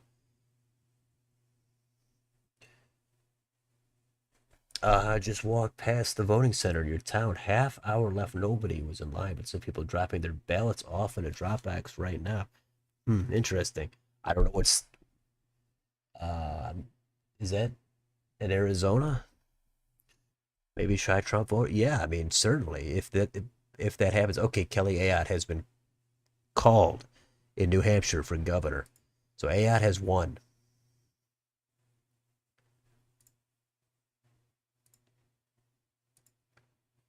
Okay, Trump is in the lead in Michigan, but now he's projected to be 2.3 ahead. Uh,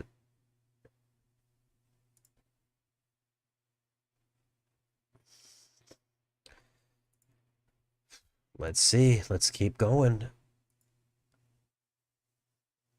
Arizona, Trump in the lead by less than a half a point. Maricopa is 51-49.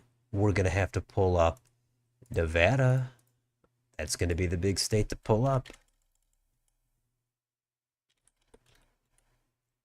Oops. There it is, and polls have closed, but nothing's in. None of these candidates. That's on the ballot.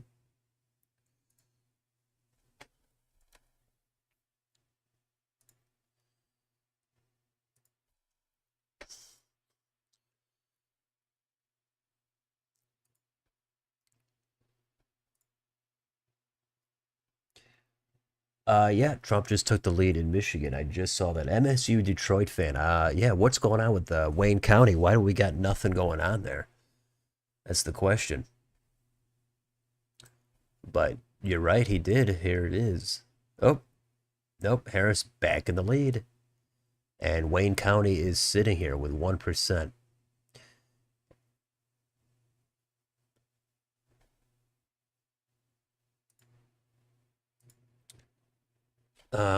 Wow, all these needles are tilting toward Trump. This does seem like it's 2016 again, although 16 was everything looked like it was a landslide for Hillary or very close.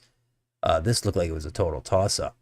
But it does seem like everything's fallen in line for Trump, but we still don't have any definitive conclusion here.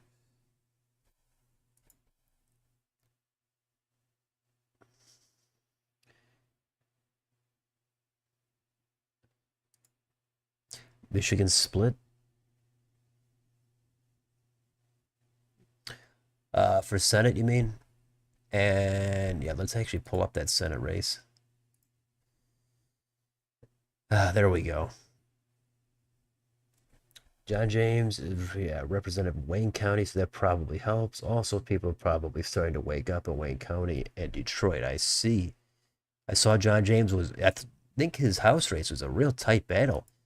It's a rematch there with Carl Marlenga. Martin Heinrich has won in New Mexico for Senate. 12-point lead. That's impressive. The Republicans had 48 seats here in the House, or excuse me, in the Senate. And they're not going to win Virginia. They're not going to win Maine, where Angus King is. He's killing it. 14-point or 16-point lead, excuse me. Minnesota. Yeah, what's going on in Minnesota for president?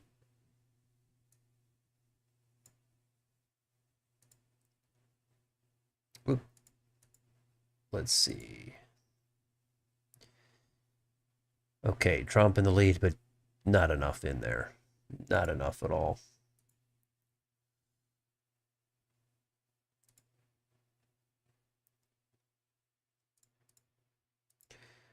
Okay, Nebraska second. How about Nebraska? Still Osborne leading here in the Senate, but we'll see what happens. Ted Cruz, this still didn't get called for Cruz here in New York Times. That's interesting.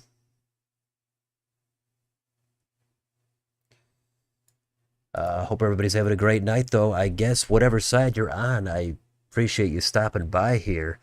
And I know it can be exhilarating or depressing if you have a heavy investment in one candidate or the other, or maybe a down ballot candidate. So to those lurking in the background, it's still nice to have you here. And we're just hanging out. We're calling it, and usually things change. So if you're coming out, if we don't know what's going to happen, that's the big thing. But even if you come out with a loss, things swing back. That's all I could say. Uh,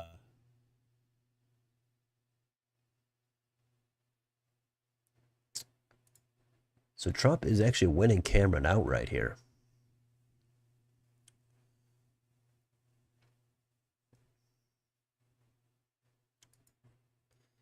All right, Trump back in the lead in Michigan.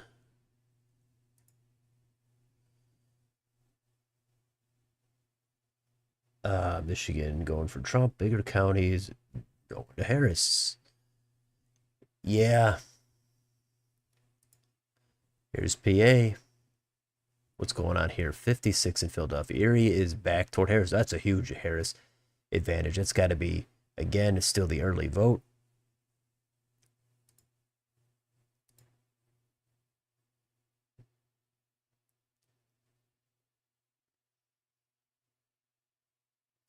All right, DeKalb here is at 82-17. Let's see.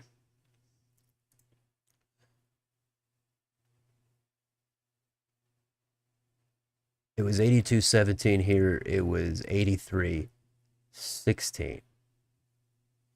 So that is about that's it. That's pretty much a done deal. If that extremely blue county has moved 1 or 2 points to the right, that's it for Georgia at least.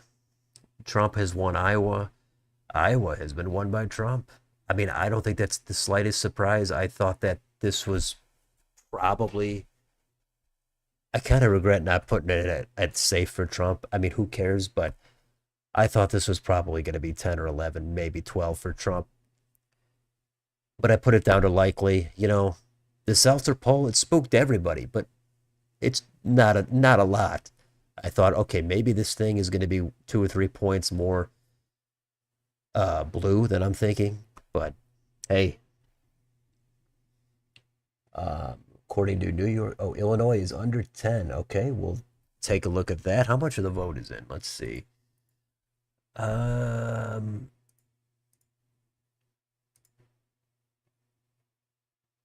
73%.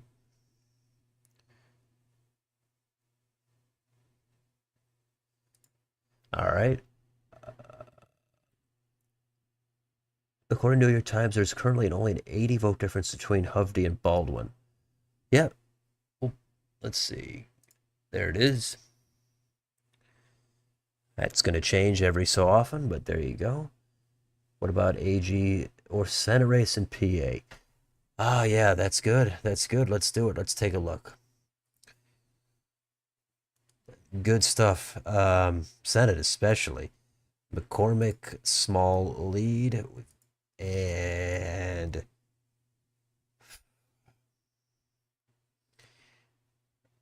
there's your AG race. Republicans slightly in the lead. In all these, really. So that's important. House, we've got Cartwright slightly in the lead. Fitzpatrick in the lead. Scott Perry trailing here to Stelson.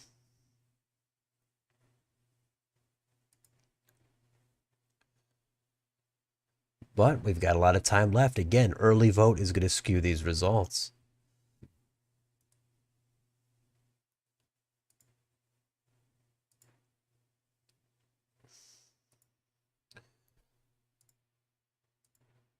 All right, and let's see.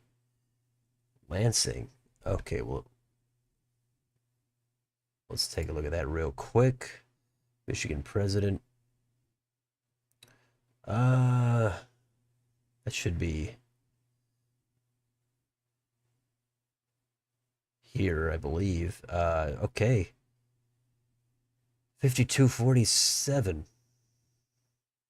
And Kent. Oh, yeah, this is just way too early. But 95%. 52-47. Let's take a look at it. 52-47. Let's go back to 2020. Yeah, that's just wider. That's clearly a few points to the right. So that is a good sign for Trump. But hey, we don't know about Wayne County. You're loving the vids. I appreciate that. Thanks a lot. I hope you've seen a ton of them. Keep enjoying them. Michigan County's blue right now. Macomb, Oakland, Washtenaw. Ingham County. I was looking up Kalamazoo. That's what I was doing. Eaton is Kalamazoo. We got to get these counties right. But they had 95 in Eaton, so why not, right? Um, all right, I think I'm going to take a quick 5-minute break here as we delve deeper in here. So I'll be back in a quick minute.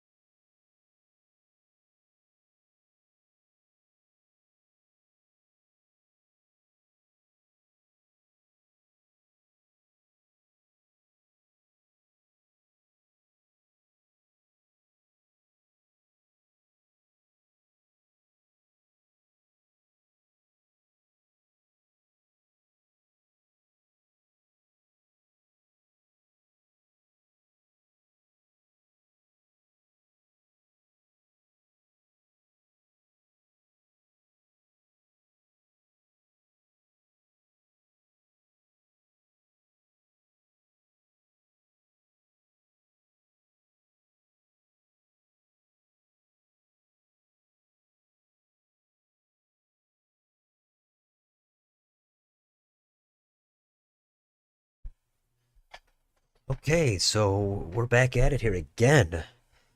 Got to take a few breaks here and there, and we're pretty much heading into, I don't know, we're past the midpoint, I would say. Probably just a little bit past it. And the momentum is shaping up for Trump here.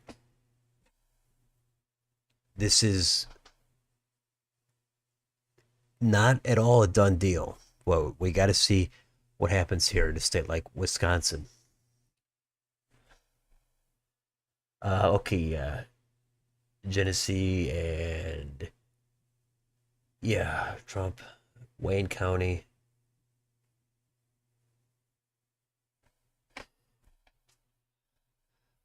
Well, let's see. If you want to, Wayne County. I mean, look at this. This is a 38-point lead here for Biden. I mean, there's if that was even within 25 points, that would be a gigantic rightward shift. We've got some calls here. Harris wins first congressional district in Maine. Yeah, that's what we would think. What's going on here? Here we go. Only a few thousand votes have been tallied in Wayne County. Okay, yeah, we know that, but why? All right, Trump has won Iowa, and it's massive. We'll check back on the final margin, but I think we're kind of done with Iowa. Any other races? Oh no, yeah, we do need to look at this here. This is huge. The third and the first. Actually, we do need to look at that.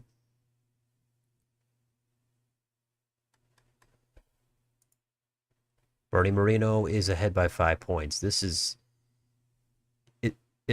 how much more vote is here? I guess Cuyahoga can pull some out here for Moreno or for Brown, excuse me. But let's see.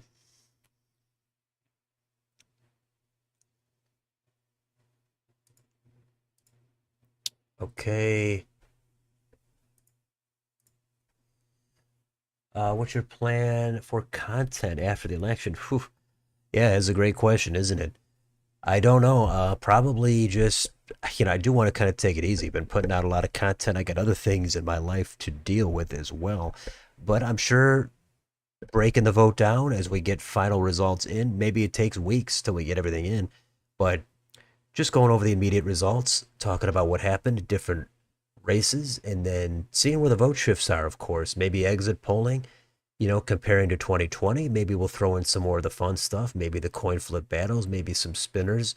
I'm not sure. We're probably going to take a week off of the spinners. We just wrapped up one.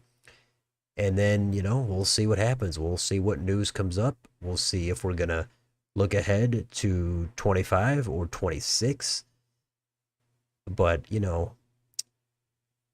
pretty much going through the trends, the shifts, notable upsets, notable races, stuff like that. That's what I'm thinking about doing. Seeing what happens in terms of anything that comes up. Whatever the big political news is. If it's Trump, we might be covering some of his transition and his cabinet picks. It's same with Harris as well. We'd be putting in some of those. Who knows? If people have suggestions, it depends how much the channel, again, how much demand there is. Demand is key for the channel.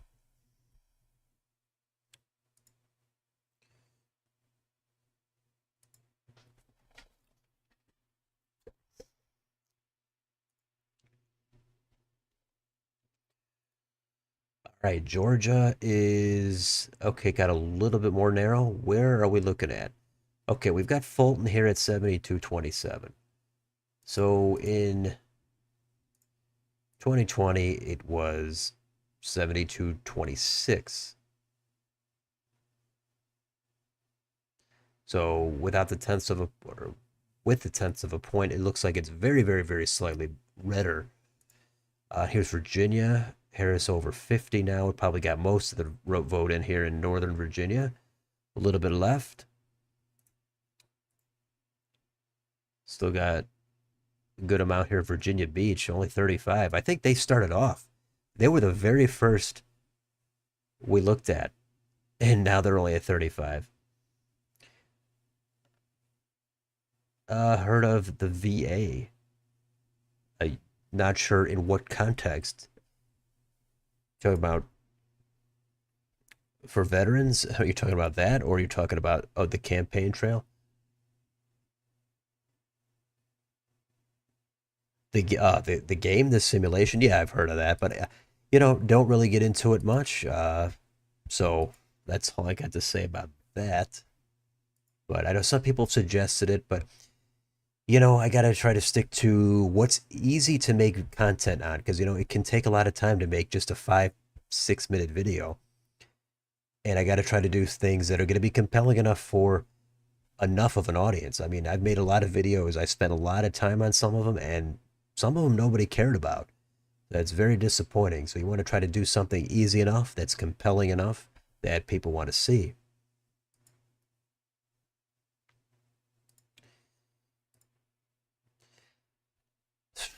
Now, also, let's see, what's the needle at here? It's in a likely territory for Trump. He's actually favored to win the popular vote. That that would be an absolute volcano, a political typhoon, whatever storm you want to compare it to.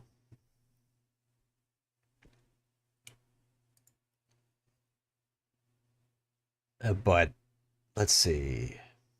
How's Poly Market looking? 94%. Oh man,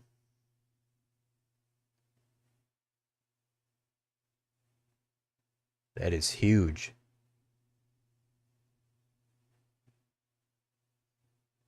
What about the Senate?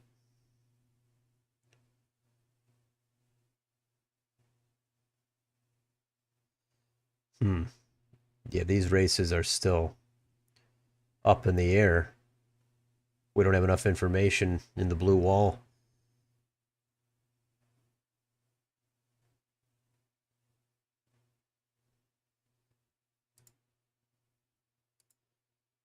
What's going on in Predict It? 92. Wow, this is, it's fun before the election. Everybody's kind of excited and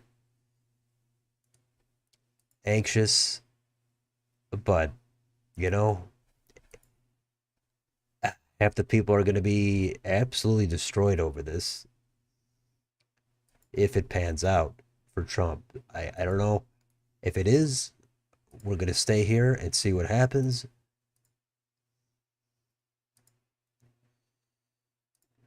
Nothing in Nevada. What's going on here in? Okay, Tony Vargas is ahead only by 3 now.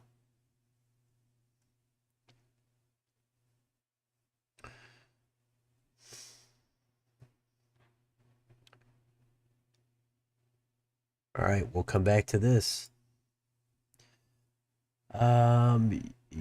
Okay, you seem like it could be a laid back transition while we get into elections. Yeah, there's going to be downtime. Well, it depends how you want to look at it. There's plenty of time. We could analyze this easily for weeks, probably 3 or 4 months, different kinds of data. But yeah, I'd like to change things up. I don't want to just totally focus on the data, but this is a lot. There's going to be a lot there. I don't want to drain myself trying to analyze it, but we'll try to break it down a little bit, I would imagine, for the next couple of weeks. Maybe we'll throw in some different things. I don't know. We'll see what the channel's like, how many people show up.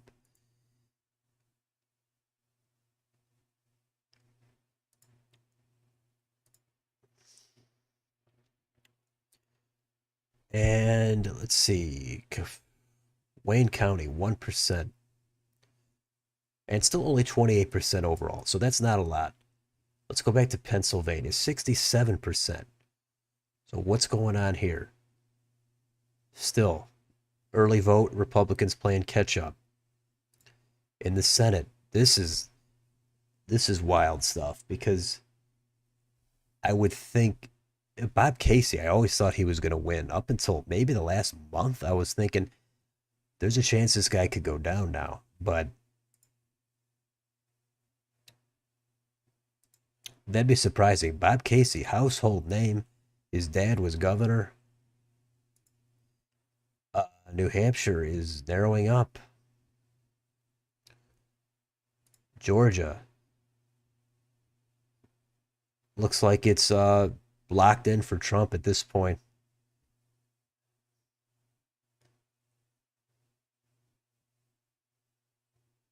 That Senate race is going to be huge in 2 years. And if it is Trump, it looks like it could be a favorable environment for the Dems. So that's the good news when you lose the presidential election. Usually you come back in 2 years and have a solid night. Kind of wasn't the case for the Republicans 2 years ago. That's maybe overshadowed by the Supreme Court decision, but they lost a few races they should have won.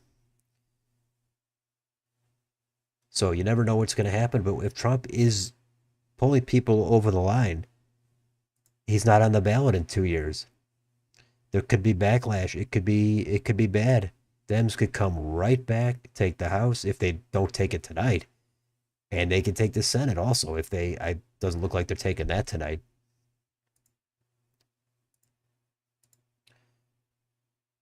But again, that's still we're getting ahead of ourselves. Let's finish this up.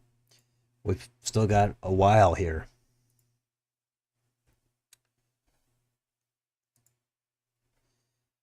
Hovde back in the lead in Wisconsin. Trump is leading there as well. We've got most of the vote in Dane County, 88%. What's going on in some of these House races? Um,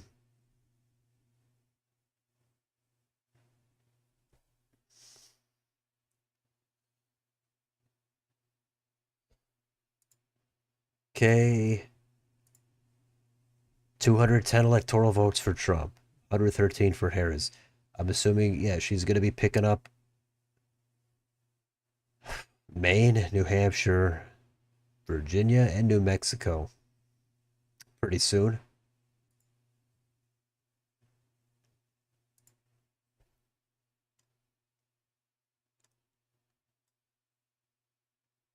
And okay, let's see. Let's go. Let's see what's going on here. Trump has an edge with late deciding voters. Voters who said their picks for president in the closing days broke for Trump 49-42. That suggests that the degree that there was backlash to comedians disparaging Trump, comedians' comments disparaging Puerto Rico did not result in him losing the vote.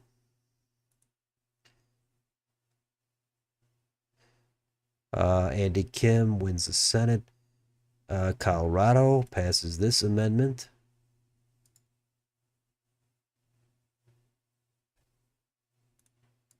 Let's see. What have we got here?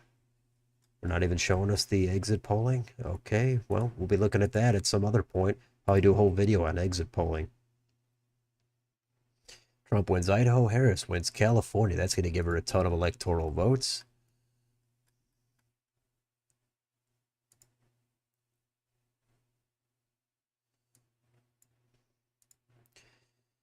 Harris now back under 50%. PA House races. I did just look at those a little bit ago, and I think we just don't have enough of the vote in. That's the problem. It's just Dems are leading, but down ballot, the vote is coming in, and then Republicans are gaining. So we got Cartwright ahead, but maybe it doesn't hold. Fitzpatrick, that's a pretty good win for him there. And Stelson is leading Perry, but again, 59% of the vote.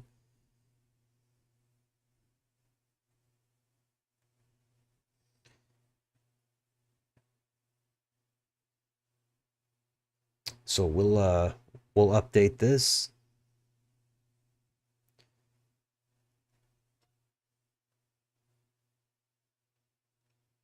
Susan Wild is trailing in the 7th, though. So there's one for you.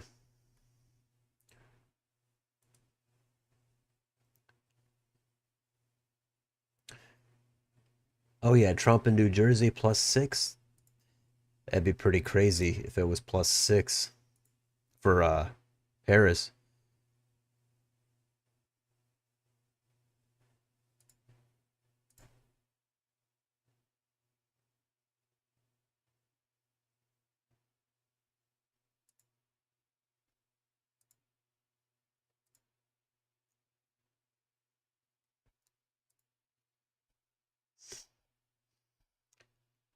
Okay. We still don't have enough here. We've got to see what's going on here. Okay, Mike Rogers is just taking the lead over Alyssa Slotkin here in the Senate race. We just, we, I think we're pretty much done with Florida. That one I think we can kind of unload here. But we need Pennsylvania, we need Michigan, we need Wisconsin. We need to get some definitive results here. And it is looking good for Trump, but that's not definitive.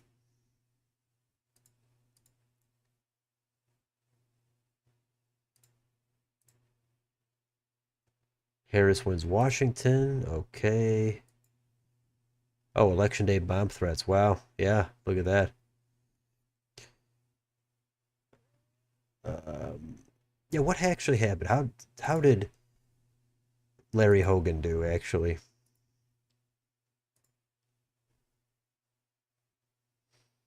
Yeah, he's down by 6. That's not horrible at all.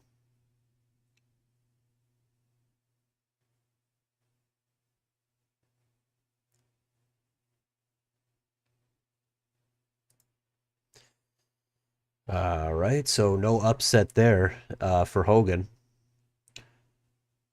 He is down here in Montana.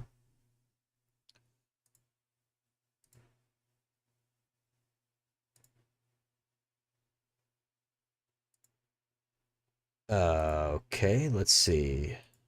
Iowa, wow, that's 55-44. Polk County. 55-44. Let's go back to 2020.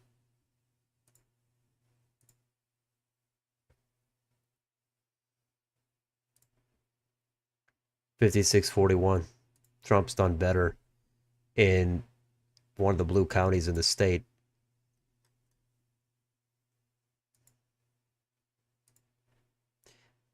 That Des Moines Register poll, yeah, that's a bad one. Okay. I think this might be a Republican semi, but yeah, I am saying that. If you go back to my best case scenario videos, this is kind of hitting it.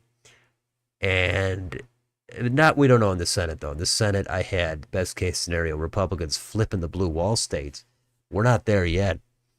But yeah, for margins in Florida, Texas, Virginia, Georgia, North Carolina, Iowa, Ohio, these are places that, yeah, this is kind of topping out. This is what I would think it would be if there's an undercounted Trump vote, if he gets late breakers, independents, if Harris just is not there in terms of enthusiasm. This is kind of what I was thinking. This is on the top end so far.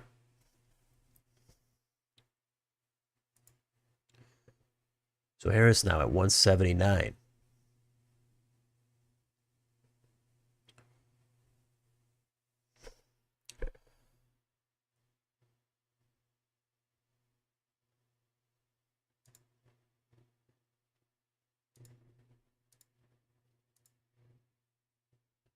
Okay, Deb Fischer is looking to gain here and flip this advantage here for U.S. Senate. Ted Cruz now leading by under 10. And yeah, South Texas, we're getting some vote here.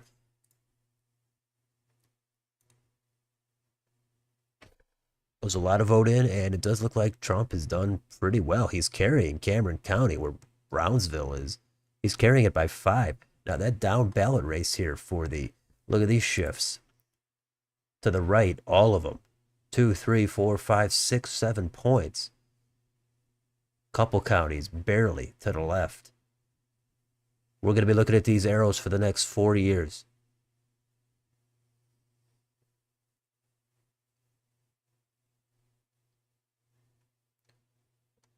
Loving County, the least populous county, went to the left by 6.5. But what? That's crazy. Let's see the House races.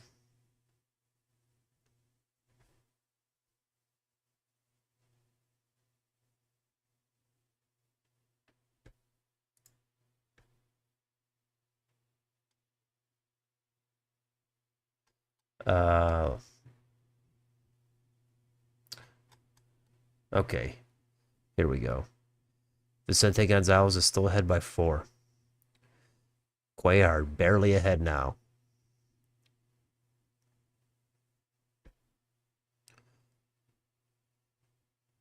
There's really no flips here, though.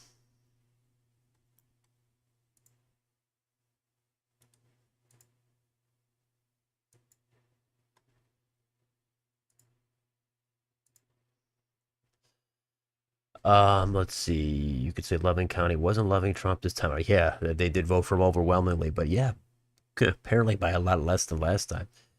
No, that's all good. But yeah, look at these arrows. We were looking at these arrows from 2020 for years. Now we're going to be looking at the 2024 arrows for the next 4 years.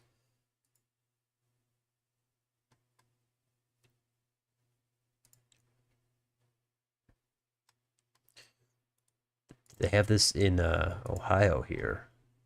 Yep, here's the movement so far. Look at all these arrows to the right by a few points.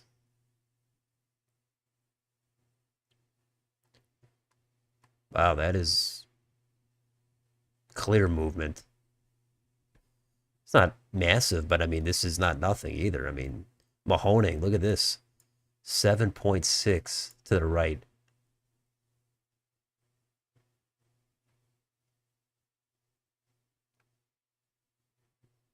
That's wild. This is the stuff we're going to be dissecting for weeks and months.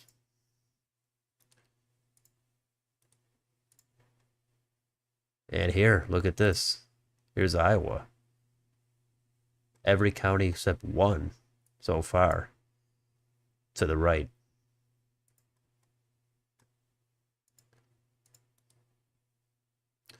And in Texas, like, well, we just looked at this, but don't have enough in South Texas, but everything is moving right. Even if we could get Travis County on here.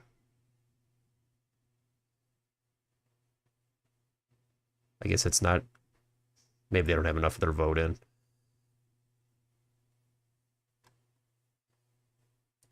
But we could see if it's on this list.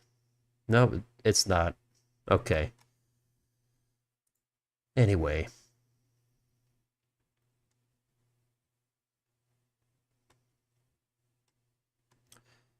Yeah, this is actually, everything's shaping up here. This does look like it's Trump taking these states. At least one of these 3 Rust Belt states.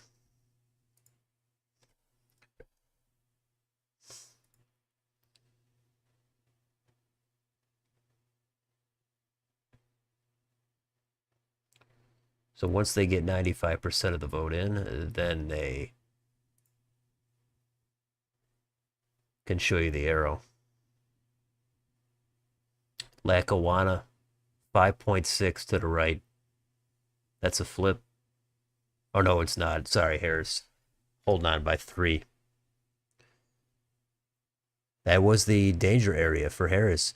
This is Scranton Joe, right? This is his territory. Could Trump make gains in this part of the state? It seemed like he could, and he did.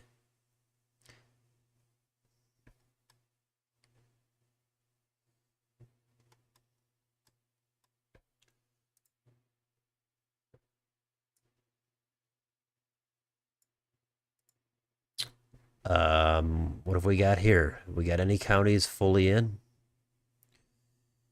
Not really, only a few. Door County, though, that's supposed to be the big bellwether, right? And they have 95 in, and they're three for Harris. So maybe that means something. But hey, bellwethers, they all fall at some point.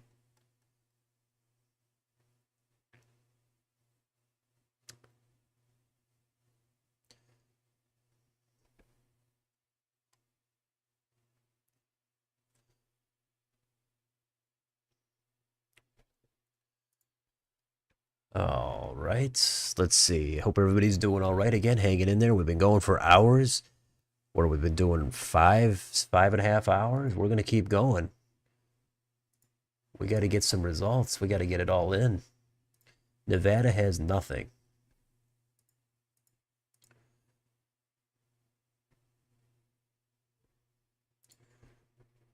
Um, what do we got? We've got Arizona. Still 51-49. Bellwethers cannot weather every storm. You're right. You can bet on them until they disappoint you. But that race is not over still. That's the thing. None of these are. We've got a lot of questions still. Who's going to control the House? What's happening in the Senate? What's going on here in the blue wall? What's going on here? Here's Virginia. 82% in.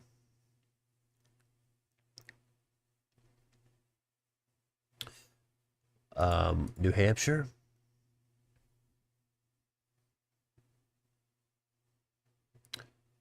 Two-thirds of the vote in. Harris is ahead by 3.5, 4.5.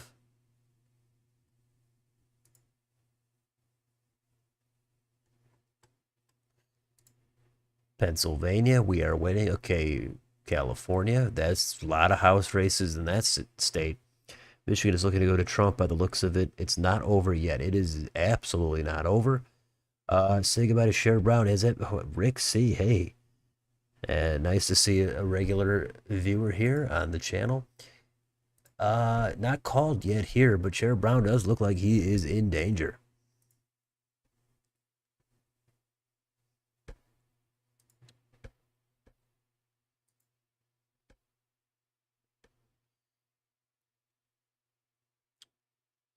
What's going on in Arizona Senate? Gallego ahead, clearly ahead. So people are voting for Trump and they're voting for Gallego. People say, hey, how could that happen? Who's going to vote for Trump and then vote for Gallego? Looks like some people are.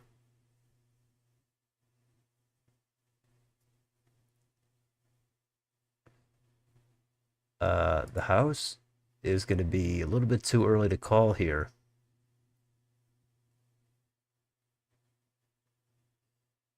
Schweikert is trailing barely, but it's too early.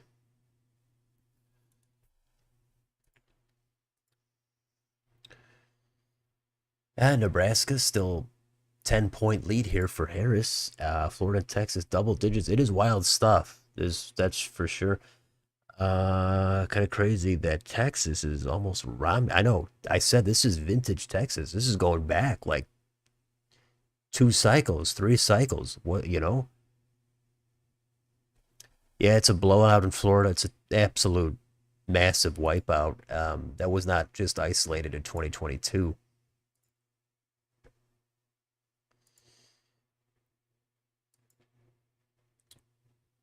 So 76 in PA.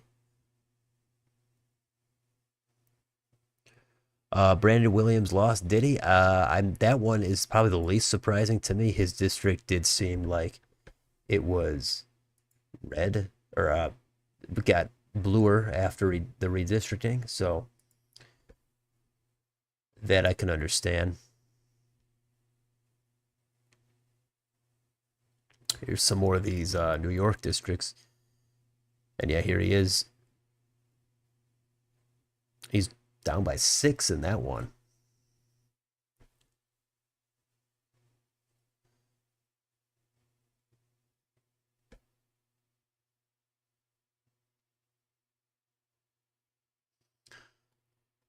So yeah, a lot of questions still. What about the House? What if Trump wins the presidency and then he loses the U.S. House? That is going to be a huge story. And Democrats might be looking at it to salvage the night here at this point.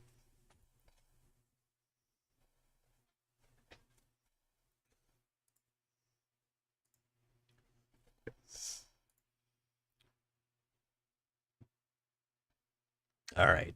Dane County is 90% in.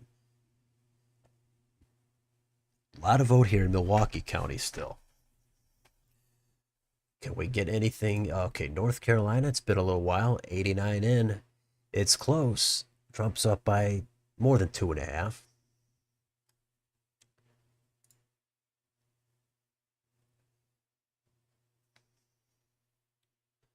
Um, Molinaro lost bad. Lawler hung on again.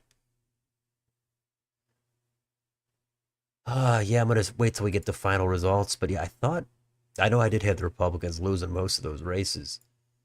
Did I have Lawler hanging on? Hmm, I can't even remember. If you've taken a look at my final House prediction, maybe you might remember what I actually predicted in that one.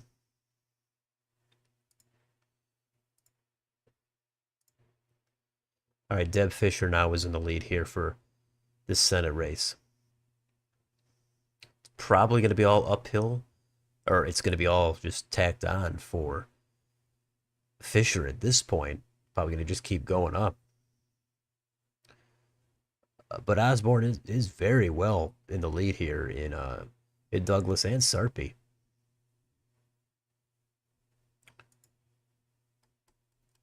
Trump has won North Carolina. It's called for Trump, and that's another 16 EVs in his column. Let's look at the.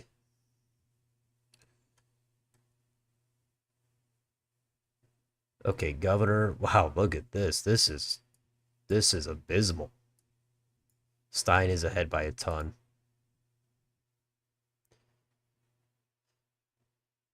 What about the House? Don Davis is leading. That's what I predicted, but who knows?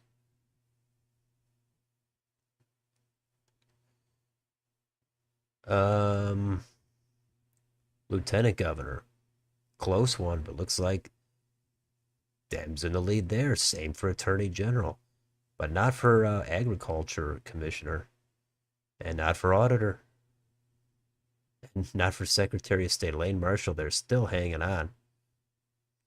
This is a state that has some split ticketing going on. What about the court here? Ooh, looks like Republicans in the lead here, and all of them. They actually knocking out the Dem here in the Court of Appeals. But look at this Supreme Court. Dem barely ahead here with 10% of the vote left. Crazy. That's crazy.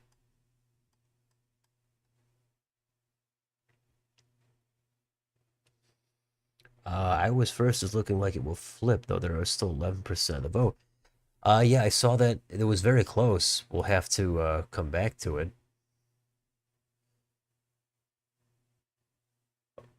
Oh, actually, no. I'm sorry. I was thinking of the third. Well, Meeks was ahead just a bit ago by like 6. This one actually flipped back. Now none is in the lead. I would expect Meeks to win this, but not sure actually.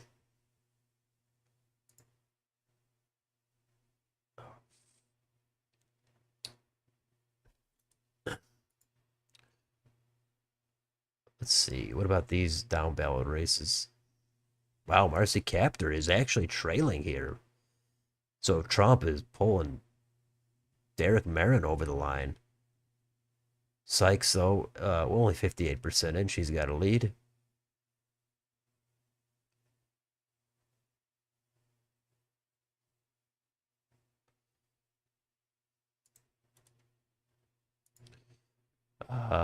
Anything in Nevada? Not really.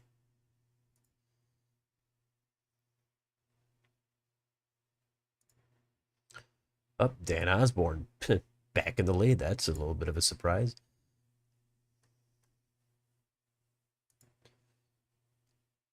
Um, Don Davis, yeah, he is in the lead by 1.2.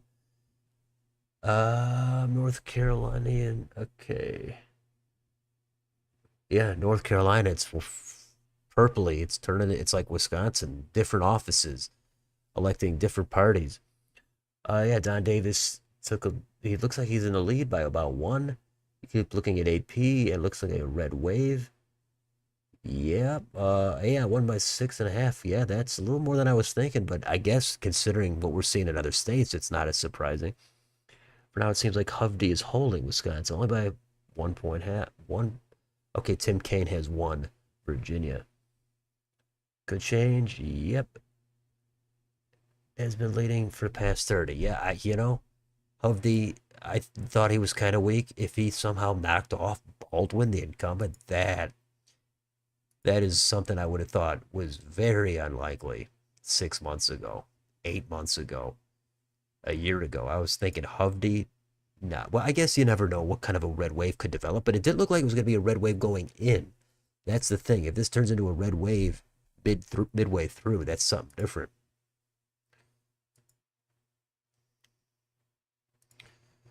We're still waiting on a call here in Georgia. And Virginia is still not even called on here. I thought somebody mentioned Fox called it a while ago, but hmm.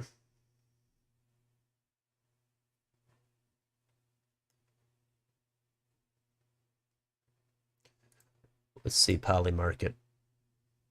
94%. Jeez, that's huge. Rob Menendez Jr., he wins re-election. Okay, I don't think anybody's surprised about that.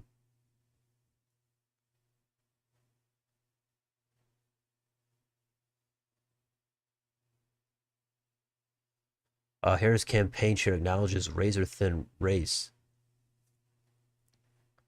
Um, they feel good about what they're seeing in the blue wall. Okay. Abortion amendment fails. There it is.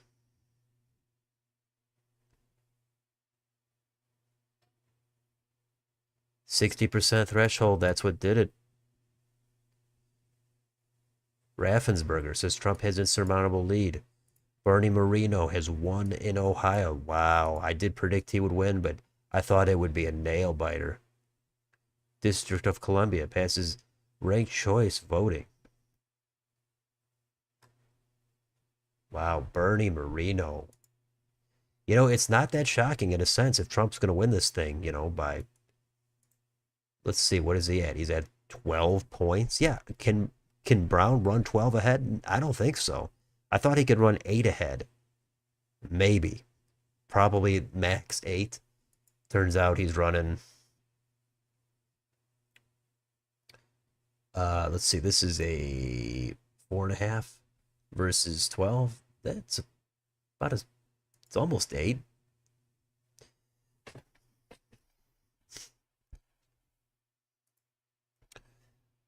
Wow, Bernie Moreno. This is unreal. And actually, this is another big moment we're looking at here. If Trump wins this, J.D. Vance, it's going to be an open seat.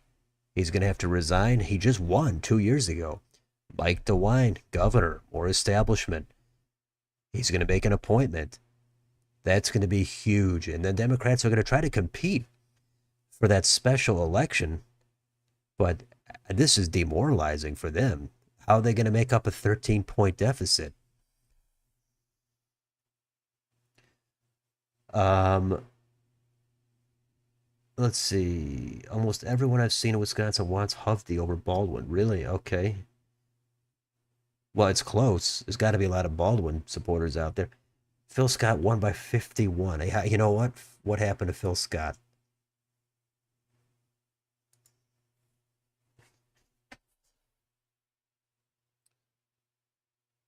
We should take a look at that real quick. Um,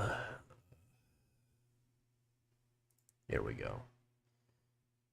So yeah, Scott has massively dominated again. So he has, what did he have last time? Like a 40, 3 or a 47-point margin. This is unreal. Phil Scott, whether you love him or hate him, this guy is an absolute legend. 5 terms. He's going to have served 10 years if he goes the full two. And this is like one of the bluest states out there. And this guy he's doing better than the actual Democrats. He's doing better than Bernie. He's doing better than anybody else.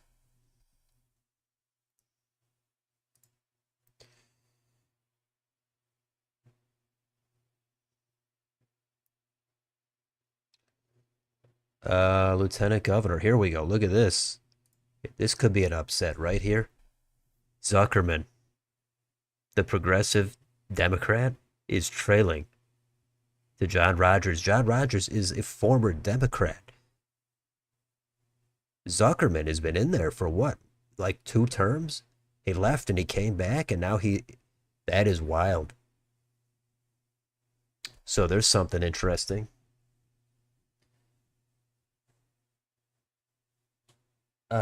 You're guessing issue 1 is over then as well, which means the Dems are going to keep having a harder time in the House.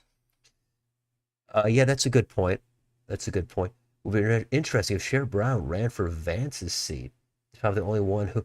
Oh, I hear you, but after he takes a loss right now to come back, unless it's a big blue wave environment, I could see him running for governor instead. I think that might be his better bet because I don't. He's kind of old. He's not super old, but he's not young anymore, and it would seem like he might think that he's done in the state. I mean, this was his chance to prove that he's still electable. But if he's going to lose, what is the margin? Let's see. I mean, this is 5 points. Excuse me, it's 4. It's 4.5. That's not a nail biter. It's not wide, but this is almost what Vance won by last time. What did Vance pull in? 6, 7, and Brown is the ultimate incumbent. For him to, I don't see how Brown can do anything after this unless it's a blue wave. I mean, that's it. Yeah, this is almost a dream scenario. I'm with you. That's why you make best case scenarios. Fisher back in the lead. This is kind of like 16 then. If it 16, that was a total fantasy for the Republicans. They did so much damage there. I mean, they didn't put states. I mean, there's always a limit to how much you can do, right? But for what was attainable, they absolutely dominated. All right, Michigan. Wayne County, 1%. Pennsylvania, we've got McCormick is in the lead, but wow. Bob Casey, can he really go down? It's just like Sherrod Brown and John Tester. Three-term incumbent Democrats. And they all seemingly were popular enough. They were liked. And to see them go down, if that happens, that would be a big upset. Now, it's true. Now, all the people, even myself included, I've said they've ran in favorable environments. Some people said they're done for sure. The states have changed their political ideologies. They've ran in favorable environments in the past. There is no chance they can survive with Trump at the top. And I always said I kind of agree with that. But hey, let's just see. There's crossover voting sometimes. Look at Maine. Look at Susan Collins. There's a lot of crossover vote there. It happens. It's not unheard of. It happened in Maryland. Ton of crossover vote with Hogan, with Harris. But I get it. It does seem like, yeah, in retrospect, it all seems easy, right? It's easy to say, oh, of course these guys were going to lose. But they haven't lost yet. According to AP, yep, Casey leading by 2. Did you expect this to happen? Baldwin and Slotkin ain't looking good either. Yeah, no, my final prediction was Democrats were going to hold on to the 3 Michigan, Wisconsin, Pennsylvania Senate seats. They were going to win those by at least 1. I didn't have Matt Tilts. Probably, I was thinking of probably a couple of points, maybe 3, maybe 1. But the best case scenario that I put out for the Senate last week, it was Republicans getting all these by a couple of points, and looks like that could happen.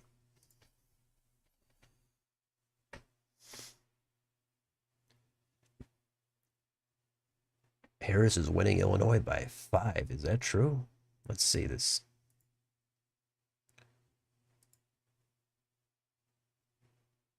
Well, I'm seeing 9 points. So I'm not sure what you're looking at here, but I'm seeing 9 points, which is huge.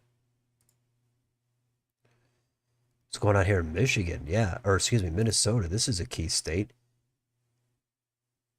Got a lot of the blue vote in here. Oh, well, Ramsey's 1%. Hennepin is 95. Yeah, this is a state that might have came on the map for Republicans. So we've got to see what happens. This would be a state to watch over the next hour.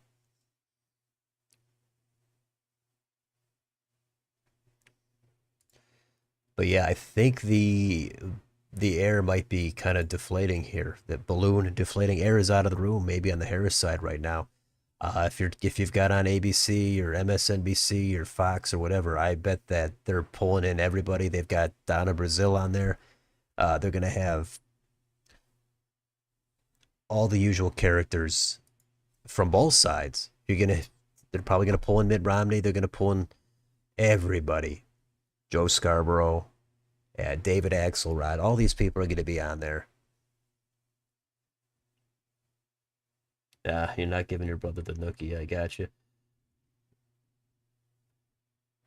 But this is what I tell everybody. You don't know what to expect, and the pendulum swings back and forth. Republicans have had a good night in 16, and Democrats have said they haven't done anything since 16. Well, look, here we go. Now this is happening. Now they're probably going to win in Virginia governor if it pans out. Spanberger is probably going to be the next governor. That rating is lean D for me right now.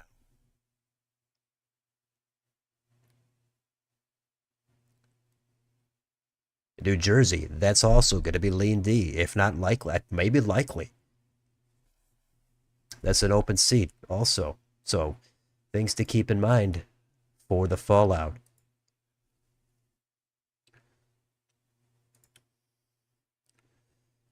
Wow, Ike Baldwin. Baldwin had such a comfortable win in 18.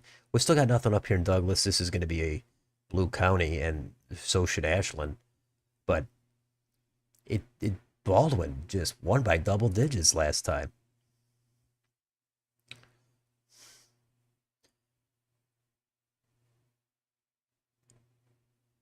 In Door County, if Harris doesn't come back, this county is its bellwether status is that's over. All right, here we go. New Hampshire, or excuse me, North Carolina, 89 in. Iowa,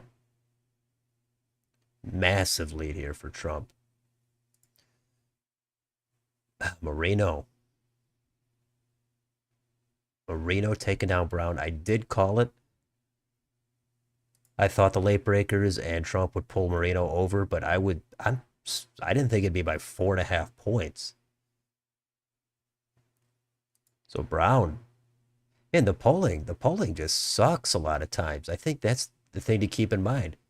Don't go by the polling. Now, see, Republicans got to brag about the polling underestimating Trump and Republicans in the last two, in 16 and in 20, and they're going to get to do it again in 24 probably. But the most recent election, Democrats got to brag about the polling underestimating Democrats in 2022. And everybody just thinks you got to go by whatever happened last time, but it changes. It changes. I heard the polls have never underestimated one side more than 2 times in a row. I heard that. Um, so here we go. It's not over.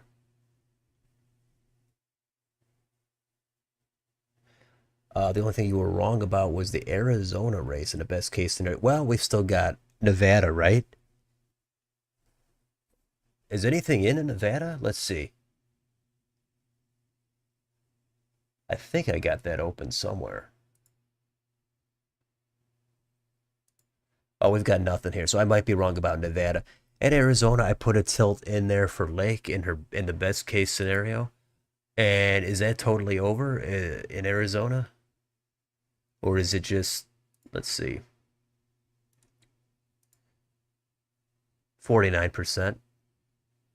It's not totally over, but yeah.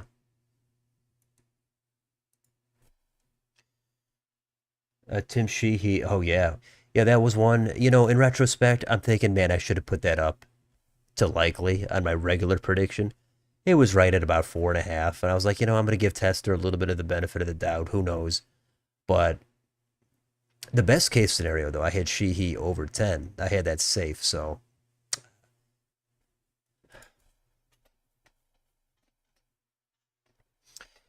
I'm sure I'm gonna get a lot wrong in the house. That's gonna be for sure. Why? I hope we get something here in Nevada. And John Ralston in Nevada, he predicted Harris. I don't know, what did he predict? I think, yeah, well, he predicted Rosen in the Senate. I didn't see what his margin was, but yeah, I think he did predict Harris barely carrying Nevada. And he knows the state, but is he going to be wrong? And also, Alan Lichtman, that's going to be a big name. If Trump wins, Alan, I haven't seen what Lichtman said the past week. I assume he tripled down on his prediction. Why wouldn't he? He made his prediction. He's not going to back out. But if Alan Lichtman gets this wrong, I've said it a million times. Everybody eventually will get it wrong. And that's going to be it for Lichtman. It's over. And everybody else, I saw Larry Sabato predicted a comfortable win for um, Harris. Again, maybe she gets the blue wall states. I mean, I tell people don't get ahead of everything, but now we're getting Wayne County. Here it is, 17%. This is going to be a big dump here for the Dems.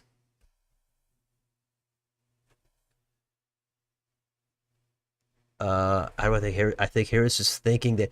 My guess is I've heard it. Her internal polling has shown it kind of shaky.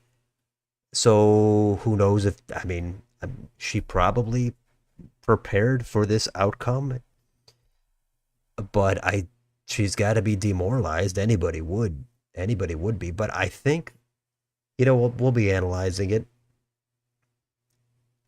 But you could easily say that the Dems blew it. She didn't go through a regular primary. She didn't do anything in 2020. She had low favorables as vice president. I said all that. If you followed my videos, I've been saying that a ton. I thought she was a relatively weak candidate, but Trump also is a weak candidate in a different sense. But the thing is, people know Trump. They know all about him. They've heard over and over for many, many years about Trump. Harris had low favorables. All of a sudden, she spikes up. And I thought that does not seem sustainable. And maybe if the election was in August, oh, I think she probably would have won that with that honeymoon, that spike. But once people got to know her and the people are not happy with the party in power, that part is key. I think that she came back down to, where she, close to where she was. And it didn't pan out so far. I just don't think I think she had authenticity issues. That's a big complaint I've had with her. And I think there were stronger candidates. Tim Walz, how about that pick? Should she have picked Shapiro? I think she should have picked Shapiro.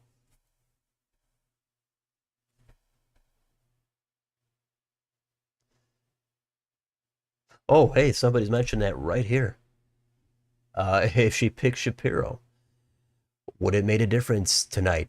Nobody's going to know the answer to that. Everybody's going to make their best guesses. In Pennsylvania, it's going to have the biggest impact. I think they would have given her. I'm going to say that'd be about a 1 point bounce for Harris in PA. Now, I don't know if that's enough. Beyond Pennsylvania, I think it would be under a half a point of a difference. So, not a whole lot. But she picked Walz. Dems might have think Walls saved Minnesota. Yeah, that's a good thing. We got to see. It's a good point to see what the margin's going to be there. Do I think the era of the two-term president is over? Uh, Not really. I mean, I'm not sure what that even means. I mean, I think if Trump is old, once he's out of there, whoever comes in next is probably going to run for re-election. Maybe it's Harris, maybe it's DeSantis, maybe it's Nikki Haley, maybe it's Gavin Newsom. And this would be huge if Trump went. He'd be Grover Cleveland, non-consecutive terms. That is unreal. So you could, if people hate Trump, I get it. He's the convictions and the baggage, and some of it's definitely unfair. There's no question that there's a level of unfairness to it, but he's got issues for a lot of people. A lot of people think he's the worst, and he comes back and wins it again.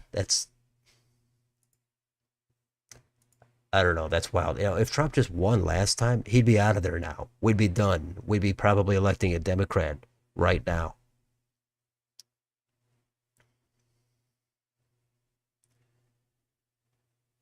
Let's see.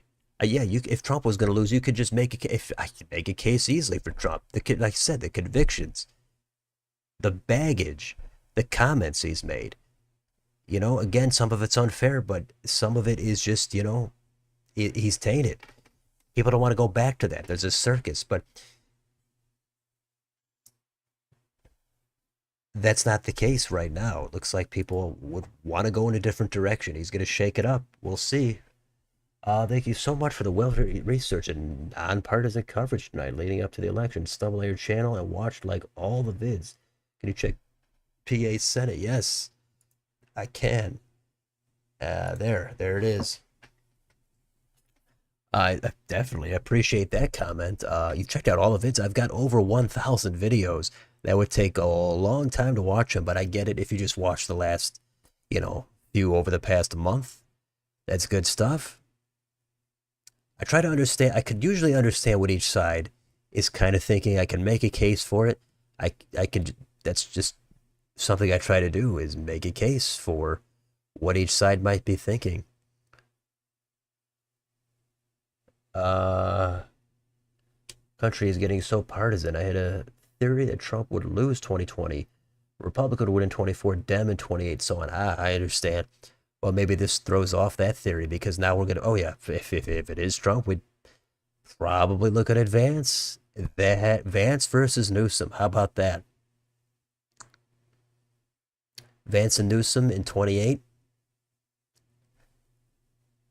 It's got to be. That's got to be one of the top battles. If this pans out, if Trump gets it, Vance and Newsom. I mean, what else are we looking at here? John Ossoff? Anyway, let's see. Newsmax called Georgia. Wow. Yeah, what's going on here? Let's see. Is it not called here? Nope, it is not called. New Jersey under 5. Interesting. Yeah, let's see. Let's see some of these other states. Wow, that is 4 points. New Jersey always seemed to be the one state that would get under 10 out of all of these that are not normally. And I just didn't think it was going to happen. But you know what? It all makes sense after the fact, right? But 4 points, that is beyond what I thought. I thought even the best case scenario, I was thinking it's probably going to get down to low double digits, maybe 9. I would not have thought it would get down to 4.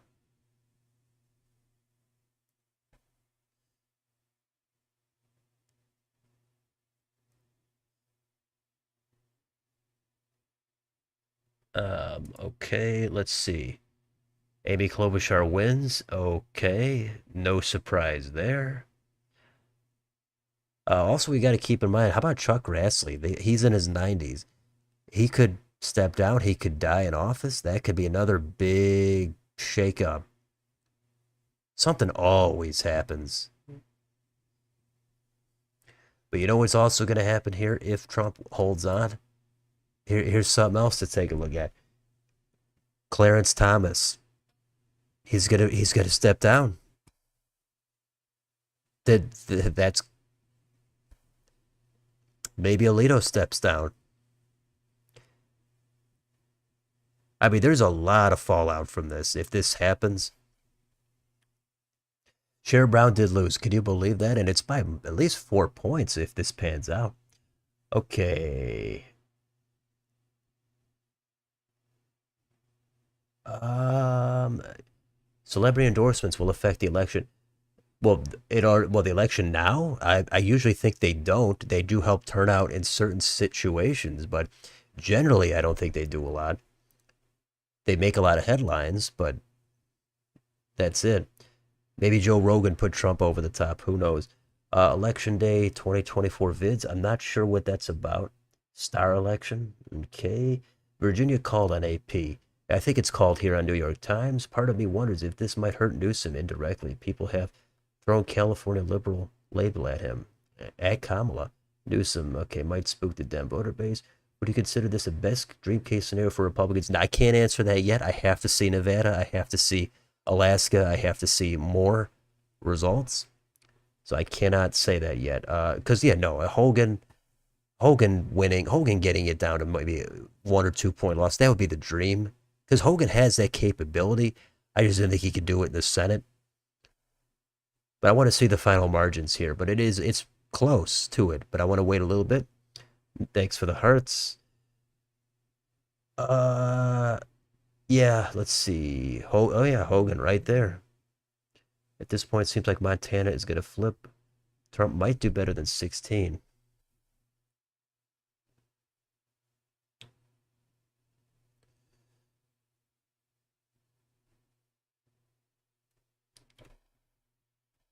It depends how you want to look at it. We got to see the House. If the Democrats win the House, then this is nothing, right? For if there's divided government, and again, even if it's not, you've got, there's so much fallout from this. Lisa Murkowski, Susan Collins, they're gonna have a ton of weight here. It's gonna be like Cinema and Mansion. It's gonna be the same thing all over again.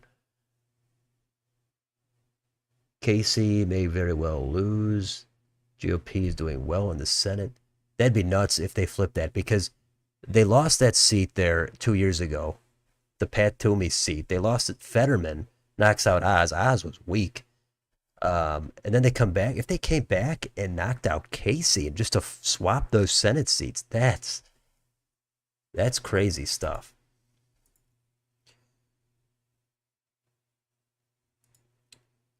Well, this District 2 here, Nebraska's second, Trump won this in 16. Now, that was kind of before the realignment, kind of in the midst or the very beginning of the realignment. But Trump won this district prior to redistricting. He won it in 16.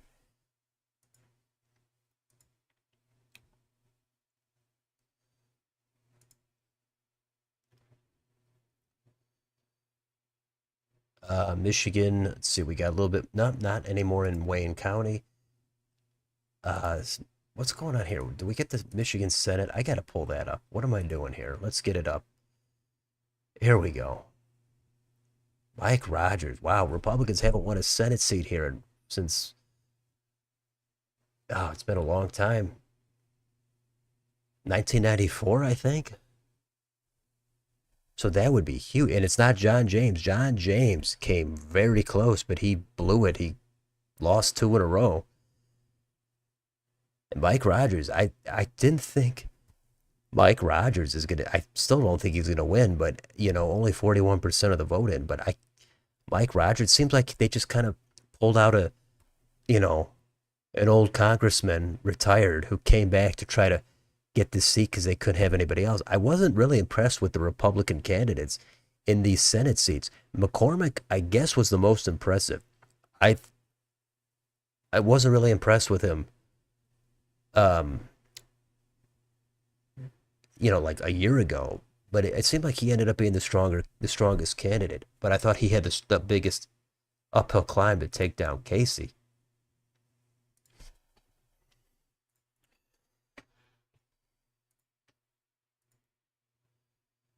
All right, let's see here.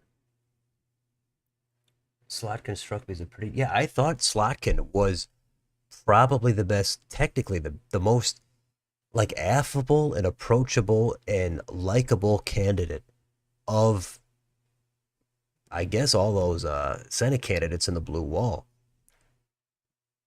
Bob Casey, he's not offensive either, but Alyssa Slotkin seemed like she's younger. She has suburban appeal. Women are gonna like her. Independents should like her. Mike Rogers just didn't. I didn't see him getting it done there. And if he, I, I'd be surprised if Slotkin I won that or lost it. But I think we're getting a little bit of a lot of surprises here tonight. This is pretty crazy.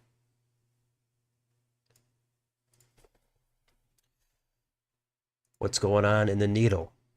If Trump wins the popular vote, wow, everybody that voted on my community tab that Trump is going to win, people thought that was nuts. And I think Harris was going to get it probably by just, I think, 2 to 2, 2.2, something like that, low twos. So if Trump ends up winning this thing, that would be epic. And basically, we're just swinging the same electoral votes back and forth, 16 to 20 to 24.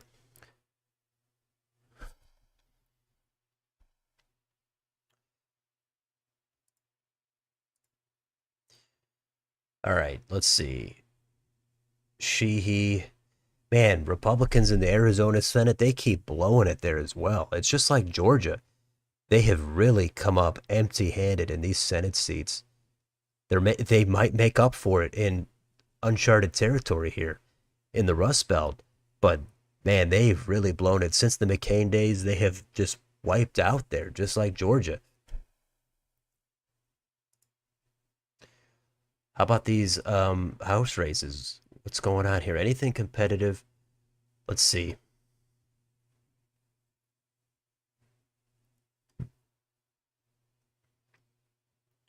Matt Cartwright is in danger. I predicted he'd go down. Wow, Susan Wild, I thought she'd hold on. She could. 88% in. This one, Oregon's fifth, is a close one. Don Davis is still holding on. Molinaro trails. Wow, this is close. I thought this would be Vasquez probably winning it by at least a few points. And here's another close one. Michigan's eighth. Still kind of early to look at these, but we'll see.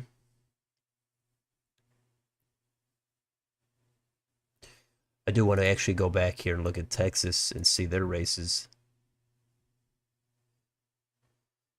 Still 79 in here. Wow, these are some potential pickups here for the Republicans. If they come up short, they're gonna view that as a missed opportunity.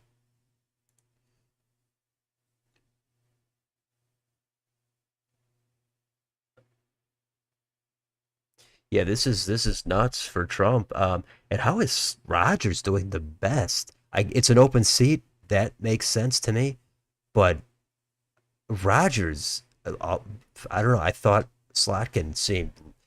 You know what? Here's what I can see. Here's you're gonna see. You're gonna might see Slotkin run for governor if she lost for the Senate.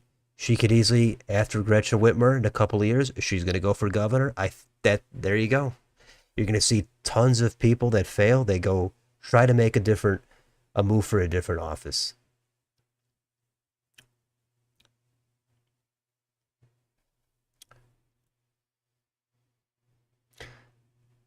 Let's see. Wayne County still hasn't reported a lot of their vote. You're right. Yeah, let's go back to Wisconsin. Haven't seen that in a few minutes. 76%, 95 in Dane.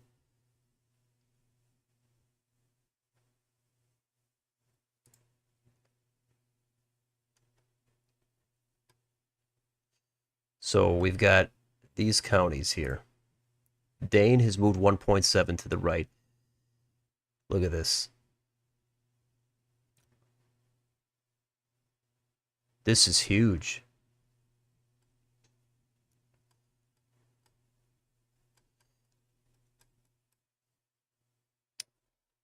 You know what? Here's one good thing about this. If you're just in the middle on this. If Trump wins it convincingly, that should be good so that people are not completely coming up with crazy theories and claims. You're probably going to get that still, but if it's convincing, that should be good. Trump, I'm sure he'll accept it if he wins. I don't know if he's going to want to analyze it and audit his own vote, but if it's close, that's when you're going to see potential unrest. I don't know. I've not seen any of the channels. I don't know what's going on a place like MSNBC or Fox where they're on the opposite ends.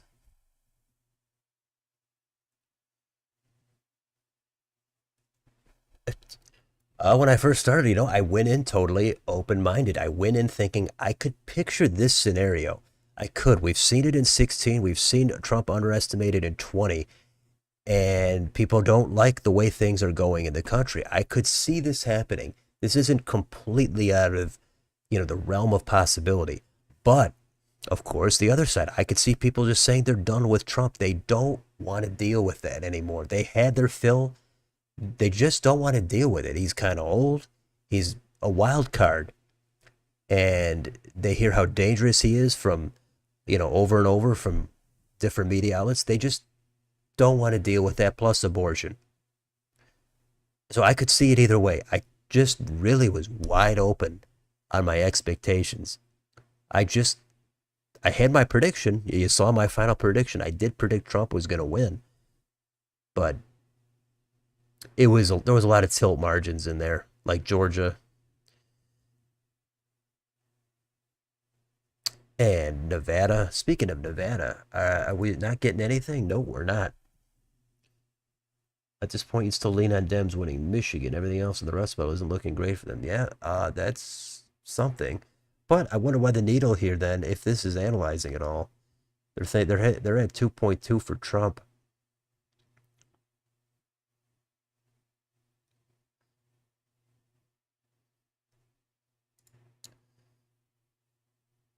We thought that Senate Democrats were running way ahead of, well, Biden for sure, and then ahead of Harris. It looked like Senate Democrats were running well ahead, and maybe in some places, but not here.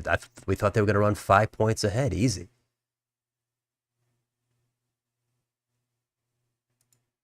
I didn't think it would be overwhelming myself, but the polling did show clearly Senate Dems running ahead. And there's still not even half the vote in here. So who knows? How about Pennsylvania? What have we got? 84 in.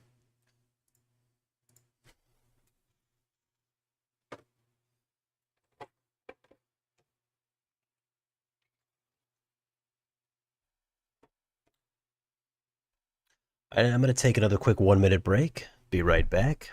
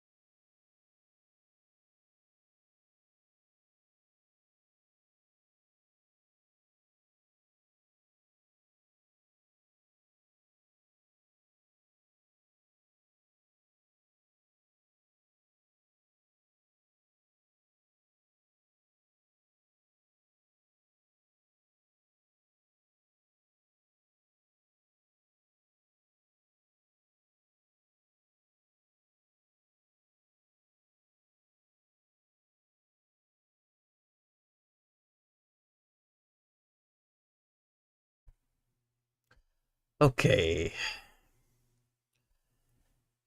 And again, for those of you that have stuck around here for more than a few hours, very much appreciated. We've been going here for a long time, and we're not done yet.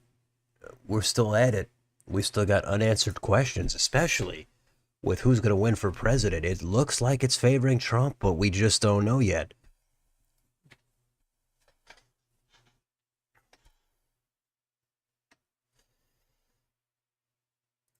New Hampshire. It was extremely close in 16. Swung hard to the left in 20. Looks like it's a lean D type of situation. Georgia's in. It's not called here though, but we've got it all in.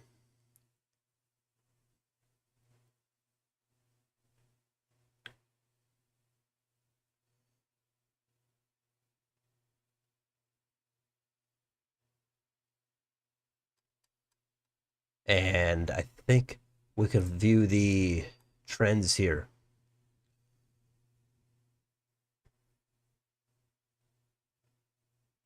For these counties. Let's see. Look at this movement here. We've got some of these counties moving to the right or to the left, but most of them, a lot of movement toward the right.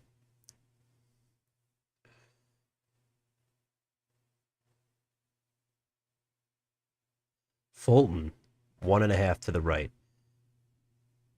Gwinnett to the right. Some of these other counties, though, clearly to the left. There is some movement here toward the left, even up here in this deep red area. Stagnant movement or a little bit to the left, slightly. Nothing significant.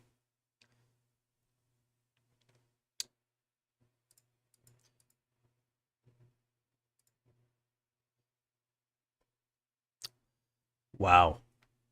Can't wait to see some maps from this election. Harris only up by 11 in New York. Oh, yeah, good stuff. We got to take a look at some states we haven't really taken a look at. Gillibrand there, big lead, 17. Yeah, wow, you're right. 12 points. That's why Trump could win the popular vote here. He put a huge dent in this New York margin, if it holds. Massachusetts, that's wipeout for Trump, of course. Yeah, Rhode Island. These are, yeah, these are reductions. Connecticut, well, only 43%. Maine, we're waiting on Maine.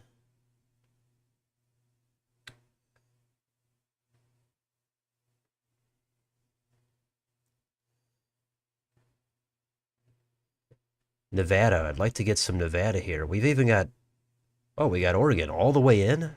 14 points. That's an improvement. Washington, that's a 20-point gap. We got to wait for the rest. California, 12 points for Trump deficit. Harris up 12 in Colorado.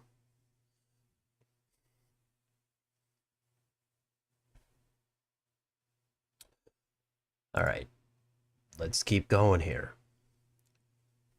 What's going on in the Senate? Let's see. Let's actually take a look at Polymarket real quick. Let's see what we got here. Wow, 96.9. Senate, look at these flips. That's huge. Looks like the Rust Belt. Trump absolutely gets the turnout in the Rust Belt. He gets the blue collar workers. This is where he did damage in 16. He put these states on the map. 20, he barely lost. It was COVID. And he kept at it. And this is where he does his most damage. And then, of course, down here in Florida, the Western Sun Belt, if you want to call it that, he's not able to. Looks like he's not going to get these people over the line for the Senate. So that's, I mean, it's got to end somewhere. But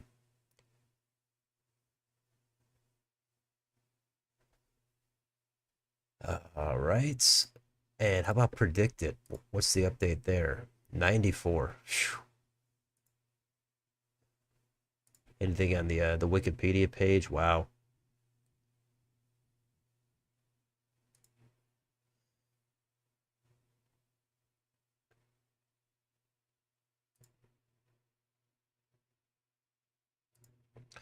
Wow, what's going on all the channels? The very partisan channels.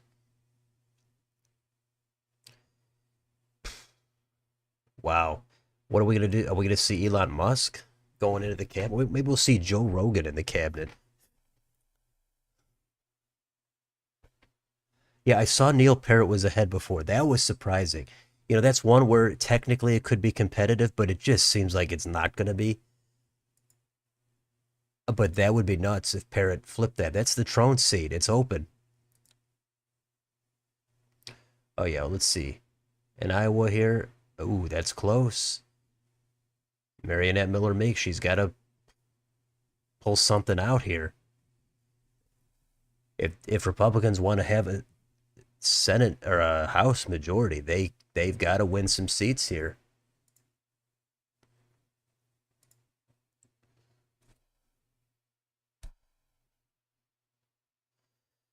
So that's it. GOP back in charge of the Senate. That's massive stuff. I mean, Democrats had a good run though. They did. They had 4 years, two of them with full control, just like Republicans had full control from 16 or from 17 to 19, and Dems had it from 20 to 22. They had full control, and they had the Senate for 4.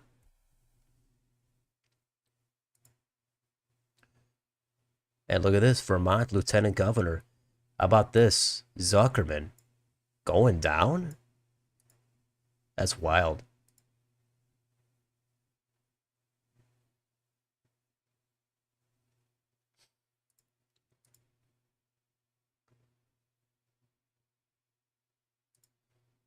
Up, called for Fisher. Deb Fisher has won re-election over Dan Osborne. Who Dan Osborne is a guy you could see running for governor um, well, well, I guess actually he could just run to challenge um, Jim Pillen, but yeah, I didn't think that was going to pan out. Democrats had some high hopes on it, but 17 in Wayne still. Mike Rogers expands his lead. I don't think they can't blame Jill Stein on this one. Nobody can blame her because, well, Kennedy's on the ballot too.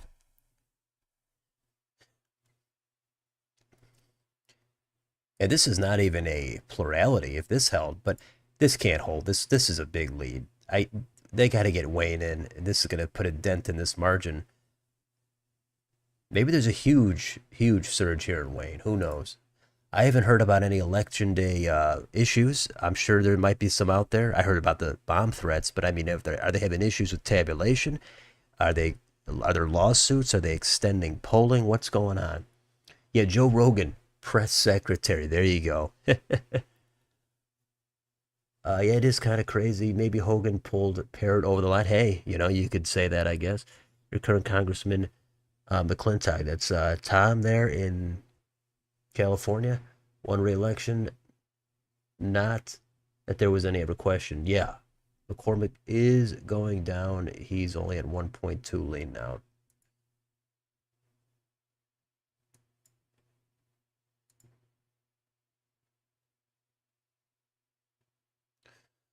Where did the vote come in? That's the question. Oh yeah, we got to see what's going on here in Erie. This is supposed to be, good bellwether. Erie. How about Northampton? Well, that did flip. And yeah, Trump almost flipping Lackawanna.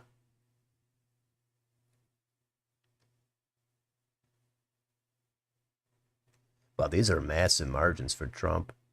72-81.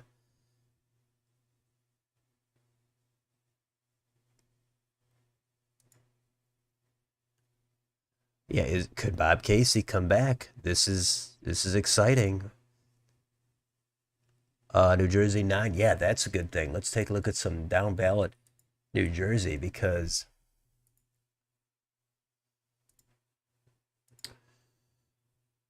um, could be some yeah, unexpected races on the map. Let's here we go. Okay, yeah, it's close, but hey, unless it flips, I don't know how big of a deal it's going to be. And Jeff Van Drew, look at this massive lead for him. Chris Smith, of course, with the colossal lead there. And Tom Keene, 6 points so far. What's going on up here? Austin Terrio sneaks into the lead. I'd be surprised if Golden went down, but hey, we've seen some other things today here. Yeah, but not see this kind of thing. It's not spilling over into other places. It seems like a Southeast Sunbelt type of thing and the Midwest, the Rust Belt. It's not panning out in the Northeast or in the Southwest. Maybe we got to see California too. What's going to happen with those seats? That's huge.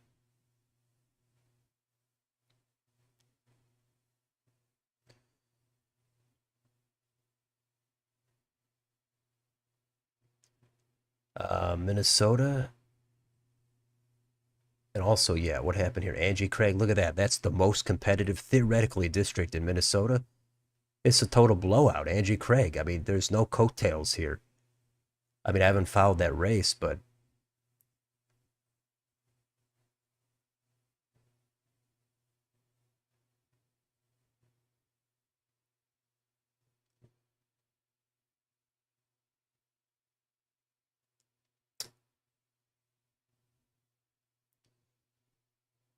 this is oh, Matt Marcy Captor now has just jumped in front of Derek Marin. That could have been a crazy pickup for the Republicans, but look at that now. Nobody's even at 49%. So there's actually not a ton of coattails here for these more down ballot races. So that's something that's a little bit notable. Now, there's still some vote out here. Republicans might get a couple seats out of some of these states, but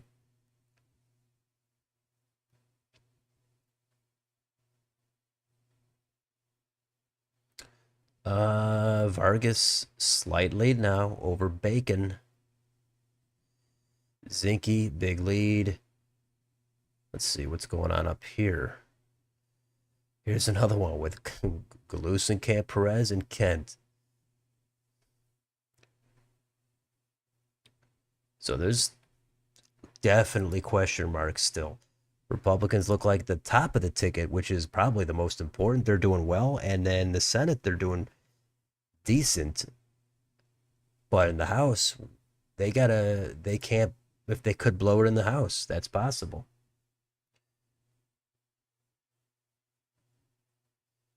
Yeah, I don't know what's going on with Illinois and that vote. You have to see who's reporting more. Trump is leading Arizona despite Maricopa. Yeah, I saw that. That was very slight, but yeah.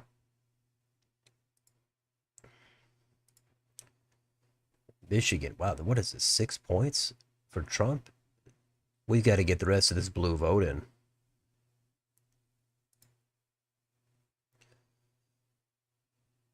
That's the big question mark.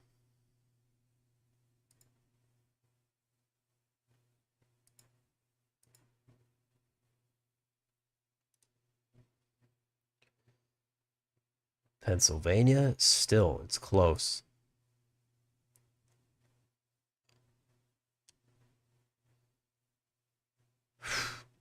It's a nail biter. See, once you get past some of these races, there's plenty of other exciting things to take a look at here. Georgia still not called. I'm not sure what the deal is here.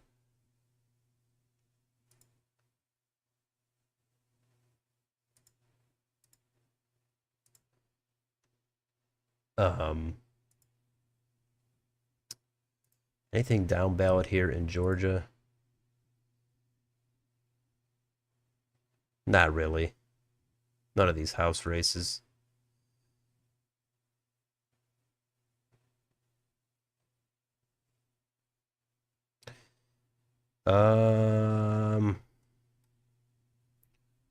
Okay. About Virginia, what's that at? That is at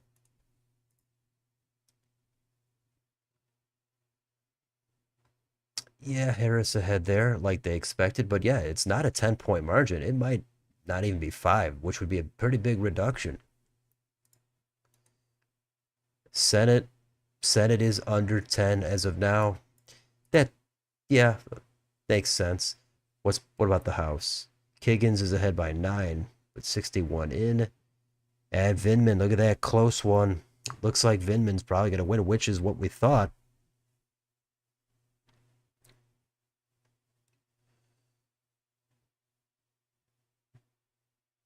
Let's see.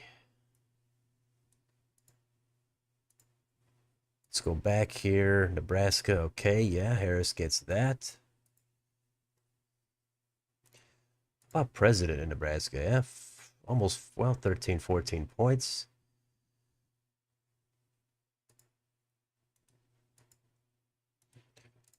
What do we got? We got Harris taking New Mexico. How about that? That's not really a shock. So this is, it's still too early to like make a final, like a definitive take from this. It's just I want to see what happens here still. I want to get some more final margins. We're starting to get more. Sheehy is really pulling it in, but that's probably from a lot of red vote.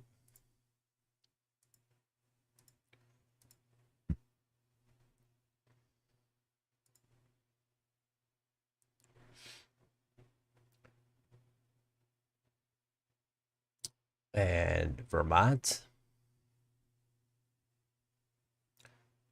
could be a big upset right there, depending on how important you view lieutenant governor.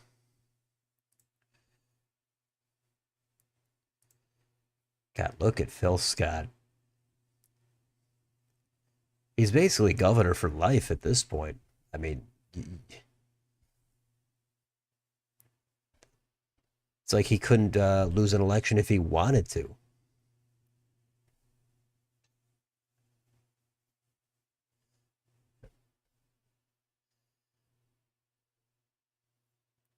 Yeah, Arizona, Nevada. We got to get some Nevada in here. Stuff could change for sure. You saw Texas up by 14. Yeah, that's nuts. John James leading by, oh, is he leading by 10? I thought it was close when I looked a little bit ago. New Jersey, yeah. Well, hey, New Jersey is kind of like that governor's race last time, right? That was closer than people thought for sure. Has Alan Lichtman come out and said, I want to hear what Lichtman has to say. I mean, of course, he never said there's no chance he can lose, but he was pretty firm. I mean, and he thought, no, this is what the keys say. The keys say this is going to happen. I want to see what he has to say. I mean, everybody, we want to hear what everybody has to say.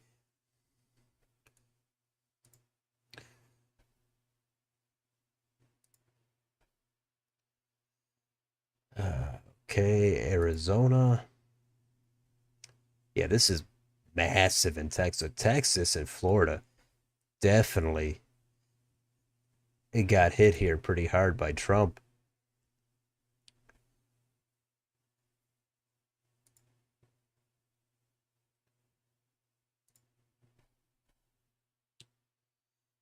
Um, okay, 87% in here. Pennsylvania. Let's see. We got some updates. What have we got?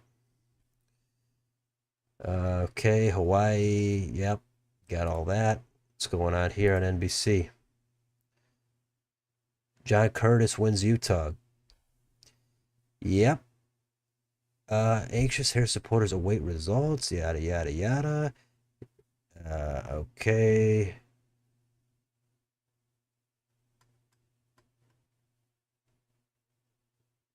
Hmm. Democrats flip to competitive House seats. Okay, yeah. Alabama's second, New York's 22. We got that. Okay, Steve Hobbs wins re-election as Washington Secretary of State. Oregon votes against ranked choice voting. It's one of I don't know the exact wording, but it's one of these things where it seems like people they like it, they should like it, but then people actually don't like it. I don't know. I'd have to look more into that one. California voters repeal Prop 8. Okay. What do we got here? Is this that's overwhelming? Trump gains among independent voters. Here we go. 2020 men, yeah, he ticked up. Women, he ticked up a little bit too. Missouri, they're going to raise the minimum wage.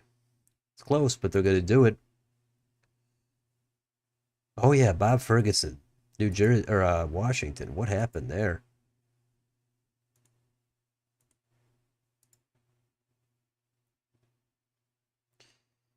Well, I guess it's not as close as I had anticipated, but still some vote coming in.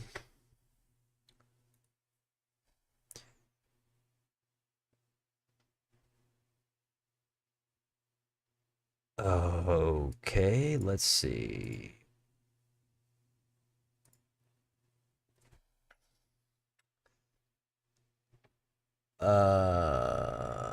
Okay, yeah, Lickman. Let's see. He popped onto his stream. He's just sitting there, speaking very quietly. He looks defeated. Ooh, you know, I always say, your system works until it doesn't. But he's just sitting there. He's on camera, I believe, right? And yeah, yeah, exactly. Politics is too unpredictable.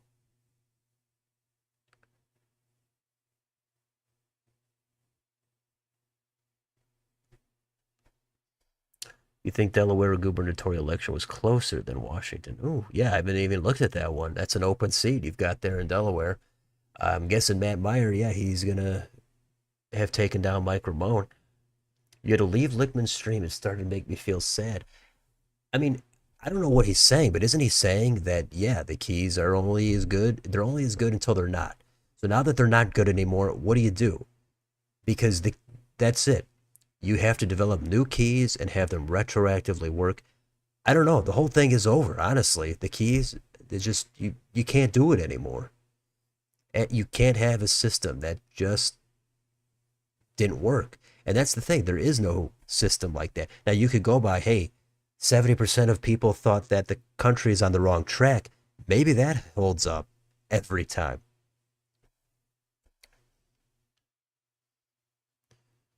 Lickman's life work likely to crumble late in his life. Yeah, he's what, 75, something like that. He's up there.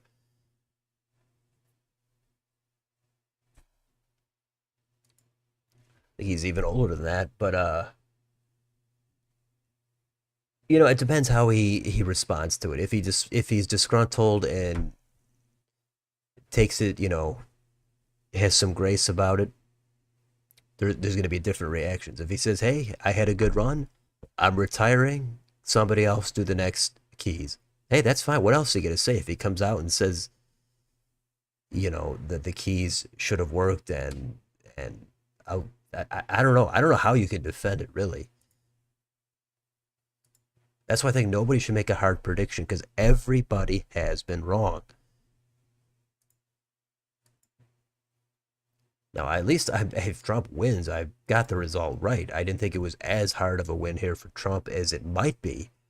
But, Larry Sabato, he's going to be wrong again. Cook Political Report, Amy Walter, whatever, these people, Stuart Rothenberg, I don't know. Whatever their final predictions were, I think they were more for Harris. So, yeah, these people, these prognosticators, they're just, I don't know. I think a lot of people are just making stuff up. They're kind of wishful thinking. A lot of times they're going to be right, but just being right 60 or 70% of the time, that's not really going to cut it.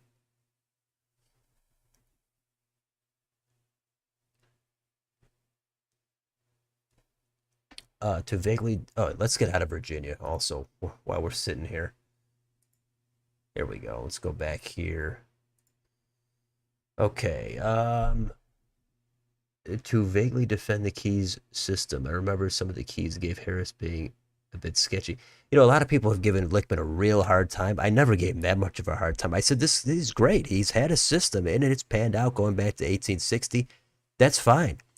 I do think some of the keys are, they're not totally clear cut, like with zero subjectivity. Now I know defines them, and I've done a whole video on it, and he's done some work, but it and of course he's going to defend it until it doesn't work. What else is he going to do? It's his keys. He's gonna ride it until the very end.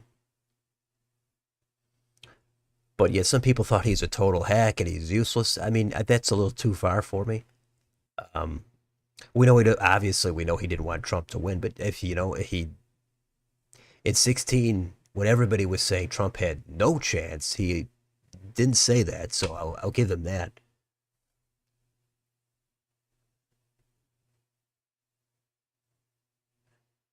Yeah, that's how it goes. Interpretations. I get it. You think Harris will hold it onto any of the blue wall?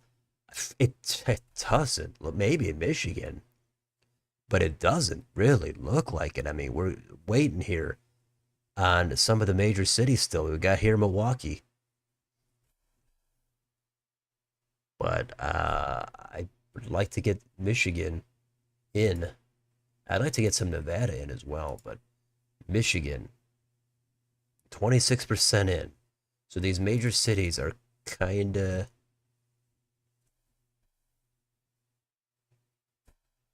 taking a little bit of time.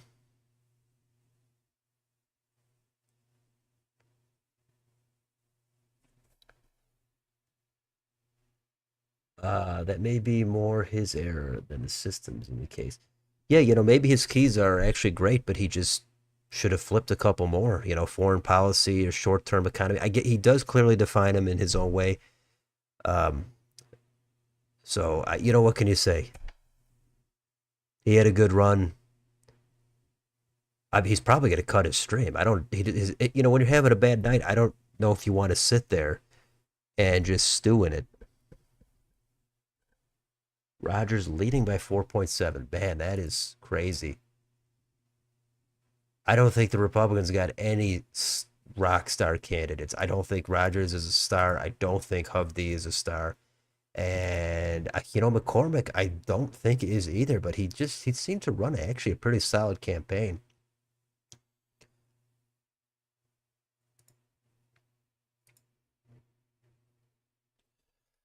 It all depends on when you run, how you run, who's at the top of the ticket. And it could have been a different year. Slack can easily would have won. I mean, she still could win. I definitely don't want to say she's not going to win. I don't know why we have 0% in some of these counties either.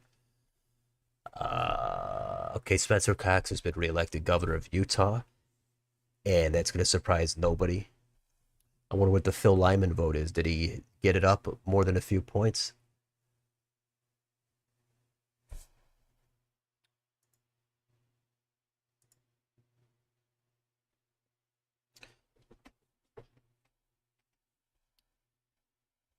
Let's see. Any. Okay, 95 in a walk shot. It's 59-39. Now, if we go back to 2020,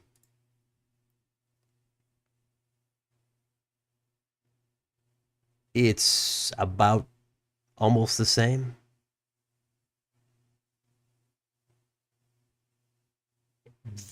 Maybe half a point toward Harris. And that could be a concern down the road for the Republicans. They are bleeding a little bit of support here. They're red counties, heavily suburban. But, I mean, this was very little if it's about a half a point. And let's see, we've got 70. Actually, let's look at Milwaukee. We got 69 for Biden last time. 69. And this time we're looking at 66.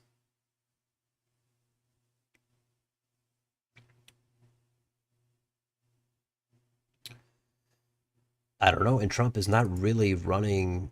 Well, actually, he's running a little bit ahead of Hovde. Baldwin is running a little bit ahead of Harris, actually.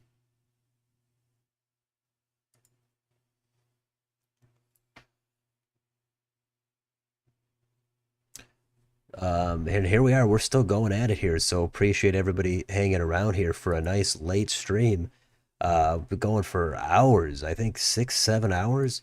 And we still don't have all the answers. We've got questions still about the House, the Senate, and President, ballot measures, and governors. Well, most of the governors, I think we got all those in actually. But this is very interesting night. If you've been sticking around here for a while, I appreciate it. And it's a crazy night so far, and we're not done yet. So let's keep it going here for a little while at least. I mean, Kamala could win, but seeing the results from North Carolina, Georgia are really putting a downer on my mood. Well, I'm sorry to hear that. I know you. I would think I know you've made some comments against Trump. I know you're not a big fan. I know some people have one way or the other in the comments, some regulars, and I get it. Somebody was going to have a bad night here, and at least it's not a total nail biter, and it is not over. It's true. We've got to see what happens in the blue wall. But if it's not a total nail biter, that might be good, so we don't have to drag it out for days. But again, if Trump was going to lose, I could understand it. And if Harris is going to lose, I could understand it.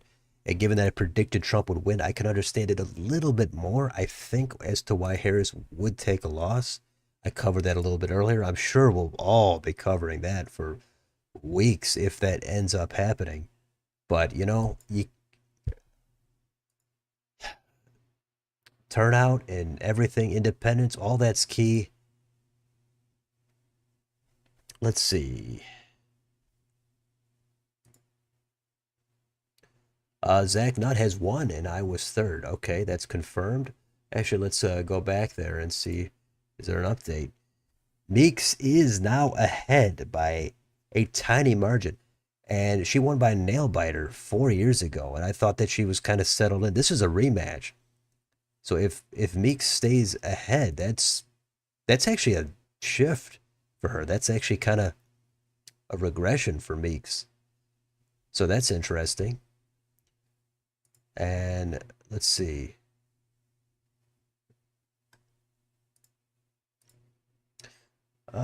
Let's see.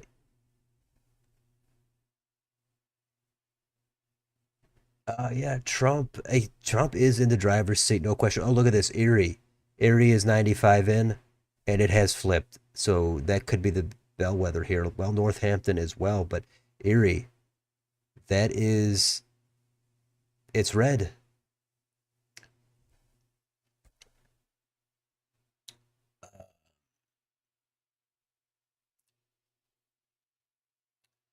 Yeah, I mean, there's reasons to say I get it why Harris could lose this. I mean that I've listed the reasons a lot. I mean, I've listed the Trump reasons a lot too. I think there's a little bit more where I think I can understand a little bit more why Harris would take a loss. That's my perspective. You're calling Pennsylvania. I mean, it looks like it's slightly going for Trump, but I mean, hey, let's get Philadelphia in. Bucks, it's close. We've still got some vote here.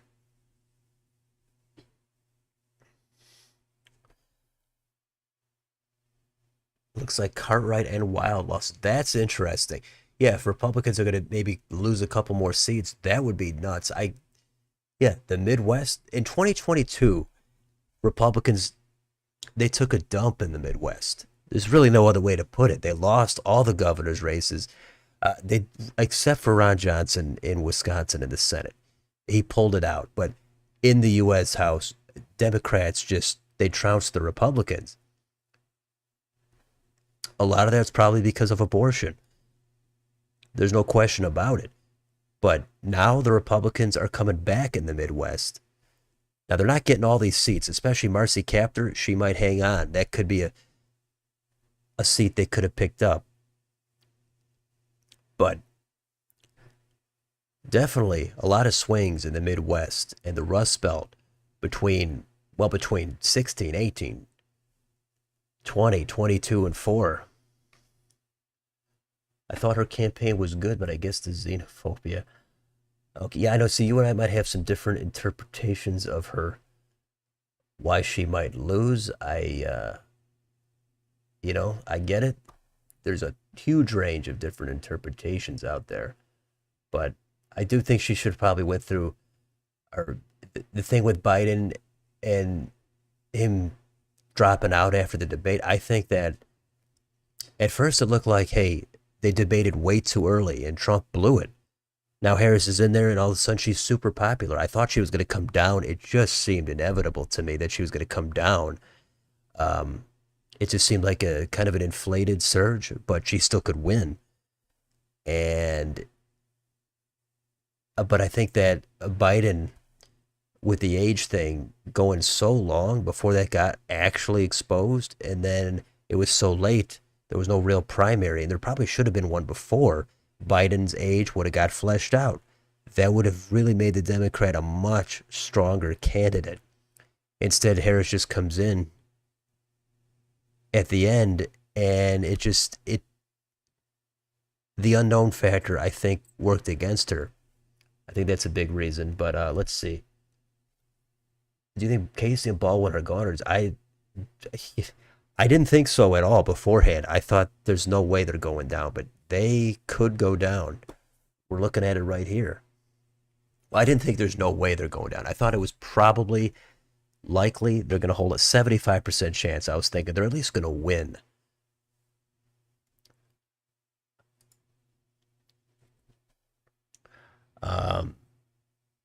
You confused about Iowa? I knew the poll. Yeah, that poll, I mentioned it a couple times.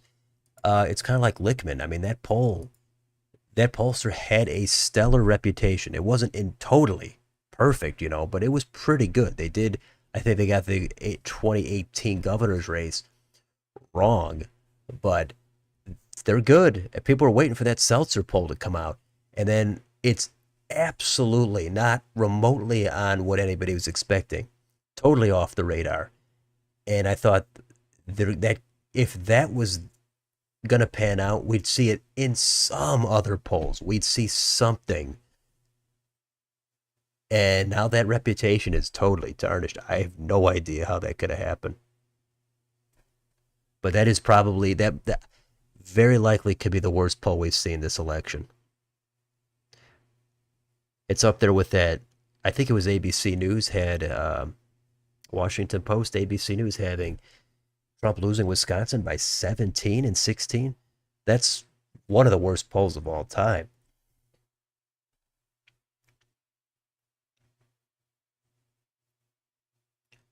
Okay, decision desk is called Georgia. Not here. If Trump keeps Erie, it's over. I mean, there's no guarantee, but yeah, Erie is a good county to watch. Imagine if that loss in 22 led to this massive lead now. Yeah, I mean, I'm not sure. You mean if people, I guess there's too many unknowns between 22 and 24 in those Midwest states. Okay, CNN is called Georgia. You're waiting for Georgia. Now you're going to head to bed. Okay, well, hey, again, appreciate you joining the stream. This is, we're doing it. Very important stream. And if Trump comes out, I'm sure Democrats are probably going to have a good 26 and a good 25 and could win in 2028 if that happens. I mean, Newsom versus Vance, Gretchen Whitmer versus Nikki Haley, or maybe John Ossoff or Harris comes back, whatever, somebody. Maybe Shapiro runs. They could have the pendulum keeps swinging. What else can you say? I should have put Iowa as safe. I wanted to put Ohio and Iowa as safe. I was really close to doing it, but hey, what can you do, At least I got the call right.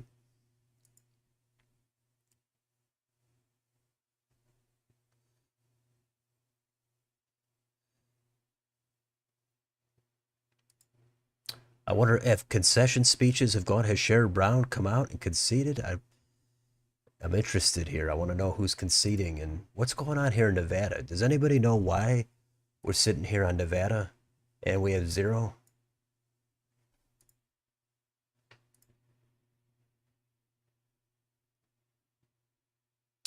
Postmark ballots allowed up to 4 days. Okay, here we go. Which polls closed? This is from 3 hours ago. We could wait longer for first results, which could be around 11:45. Oh, they were. Hmm.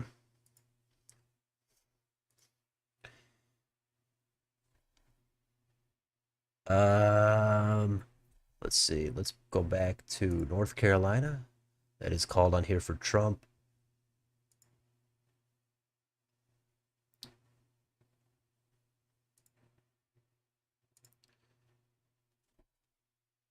On a similar note, to bring some levity, did you see Trump versus Harris epic rap? No, I have not seen that. Uh, I'm not sure if I'll get to it. I'm going to be swamped here. I've been swamped, so I have not seen that. You think Democrats will pivot even more to the right in 28? You know, it here's I kind of think a repeat of 16 and 18 is going to happen. I think 26 should probably be a blue wave, although in the Senate in 18 Republicans gained seats. So that is something that defies a blue wave. I think Democrats should have success in 28. Excuse me, in 26 in the midterms. Again, this is all speculative. We don't know what's going to happen. We're not done here tonight. That's not over yet. But Dems will get the House if they don't get it tonight. They'll have some success for governor again, probably. Maybe pick up some Senate seats, and there's gonna be a progressive surge again. The progressives are gonna come back.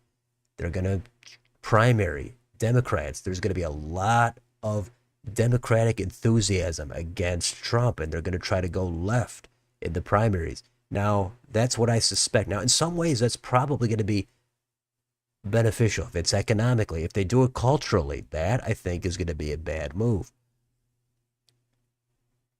And then that's where we're going to be at. We're going to go into 28 and have to deal with that whole thing. And it's going to be an open seat. Trump's going to be out of there. So, no idea. You know, I could come up with all kinds of scenarios.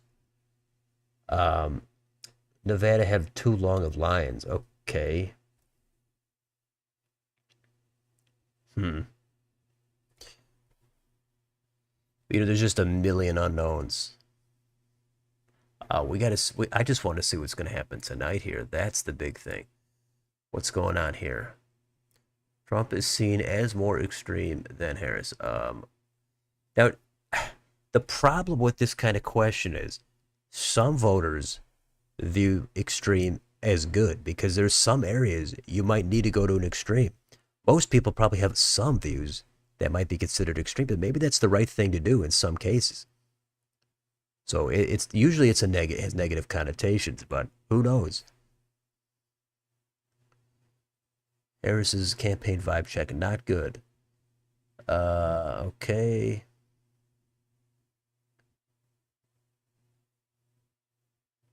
This is 16 all over.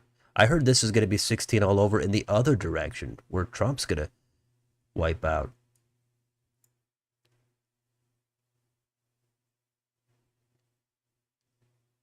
This if Trump comes back after not, he's the next Grover Cleveland, and he's even going to be older than Biden when he came into office. Harris will not address supporters tonight, campaign co-chair says. Tomorrow. This is what happened in 16, right? Um, Forgot his name. The guy that came out and said that Hillary's not going to make a speech.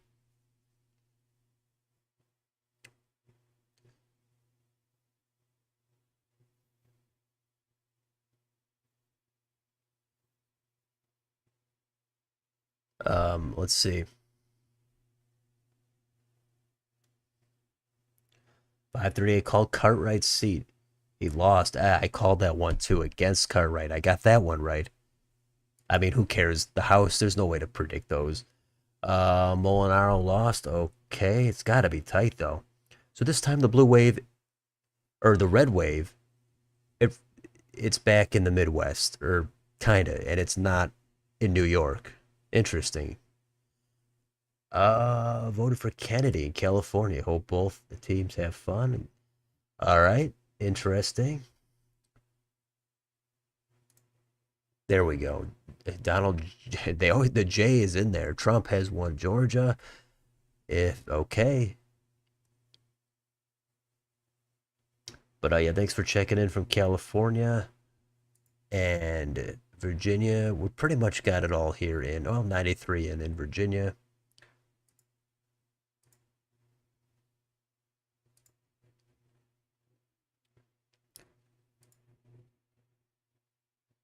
Okay, look at this. It's tight here. In the Senate, it's a 1 point lead for McCormick.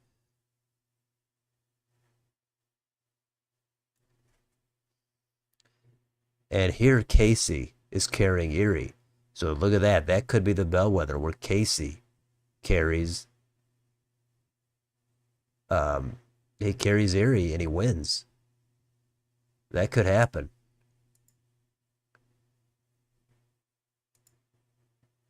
Michigan 56 in. Still 22 in Wayne. How about Wisconsin? Hovde is somehow in the lead still by 3.5 points.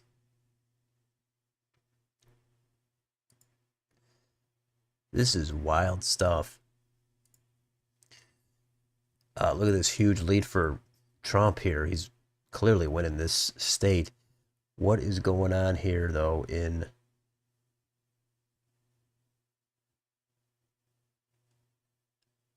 the House district? Vargas is leading. Barely. I did predict Bacon would go down, but who knows? He could pull it out. And what about Texas in these House districts? Do we got updates here in the House? Vicente Gonzalez now still 4 points. Cuellar 4. Wow, these are tight. Republicans probably wish they would have sank more money in here if these are going to be, 2 or 3 point races.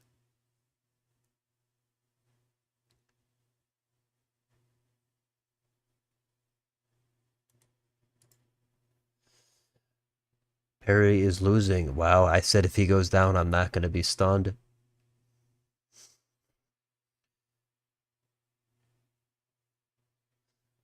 Yeah, Wild. We got it. I didn't think Wild would lose.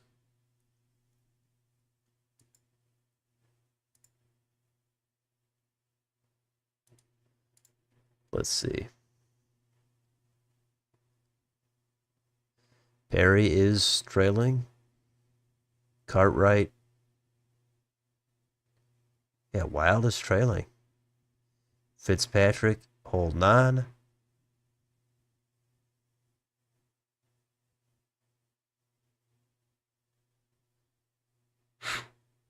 Very interesting stuff.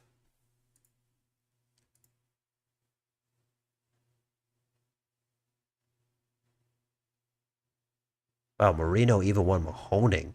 Sherrod Brown could not even win Mahoning County. So that big special election we had earlier in the year where Democrats massively overperformed in that special election in Ohio, that didn't mean anything. And I said that at the time. I said, we just don't know. This is low turnout. It's a special election. It could have absolutely no bearing on the presidential election.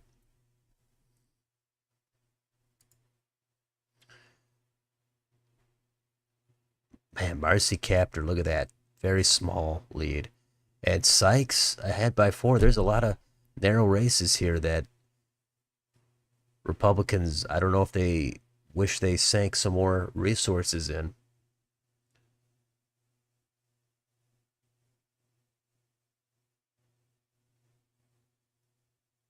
Okay, it's yeah, New York Times finally called Georgia. That's true.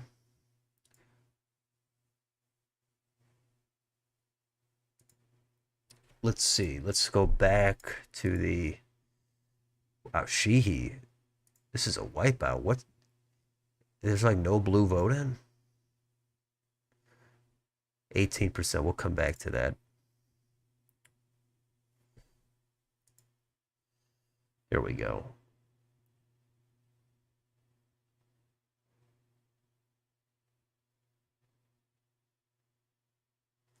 Some of this vote has kind of stagnated. Trying to look at these close races.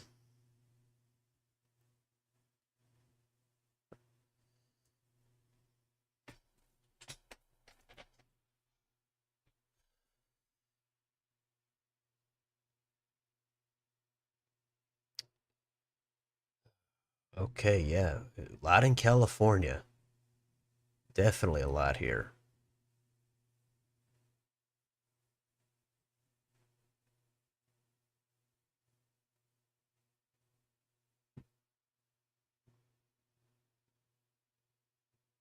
Well, this has Scott Perry ahead now by one. Is that where he was at before? I don't know, but he's in the lead now.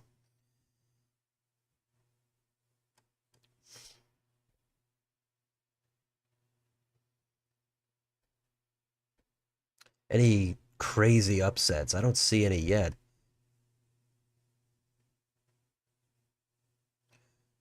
Oh, look at this. Here's Maryland 6.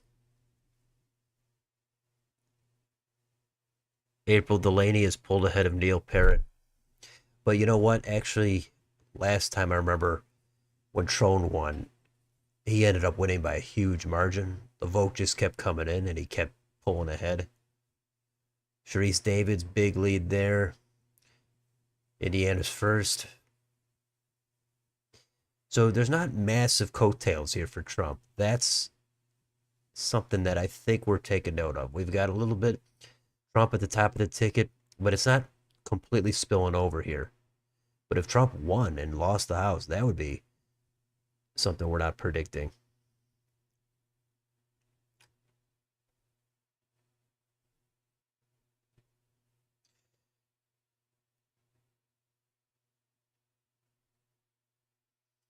Yeah, some of these were closer, like in New Jersey. Those were closer than expected.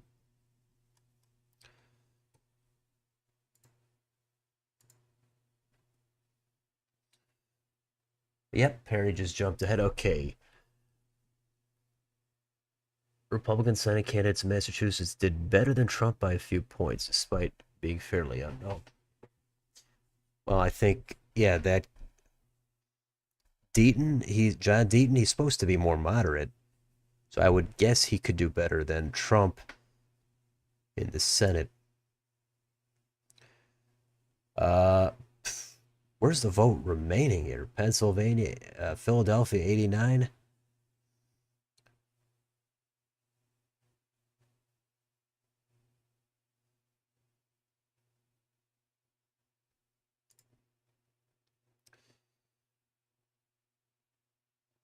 Okay, Nevada.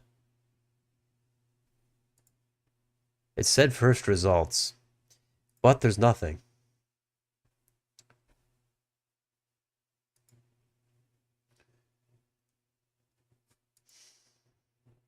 All right, let's.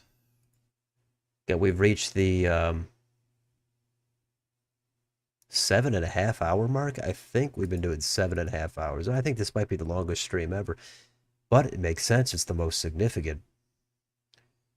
This is actually kind of narrow here. I had this at likely for Trump. I was close to, or sorry, likely for Harris. I thought about taking it down to leans. I was kind of, you know, I defaulted on the Harris doing a little bit better in some of these states. And what's going on in, let's see. Oh, there's the needle, by the way. What's going on in the Electoral College estimate, Trump 306? This is like the same flip back and forth. What's going on in Minnesota? That's what I want to see. Wow, 50 to 48.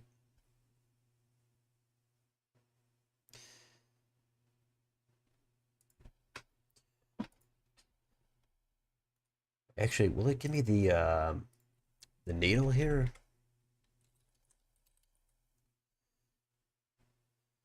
Yeah, okay. They're expecting a 3.4 here in Minnesota, which is that's huge.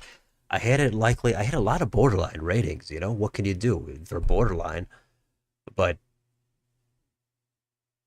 that's impressive. Yeah, maybe Tim Walz. I don't know how much. I think even without Walz, Trump would have lost if it's 3.4. But I think it would have been a little bit closer down into the maybe the 1.5 to 2 range.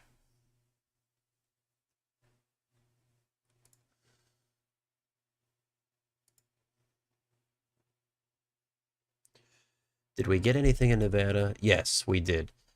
Here we go. 3%.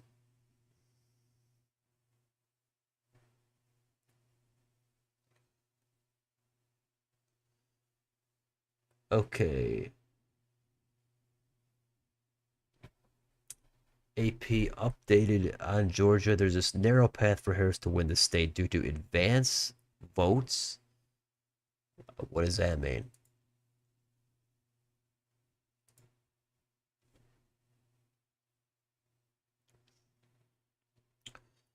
Well, we'll see what happens.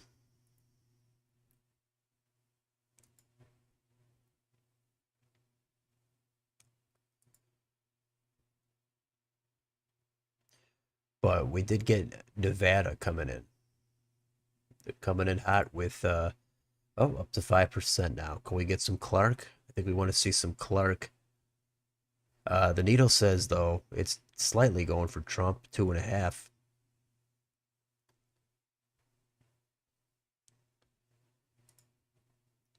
Arizona, still Maricopa, Harris with the lead.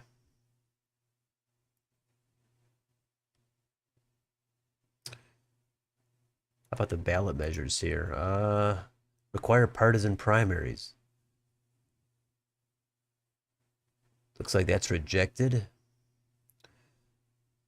Okay. All these are rejected.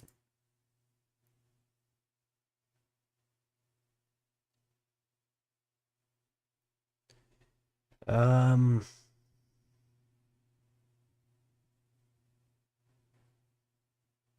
Abortion passed. That, well, 48% in.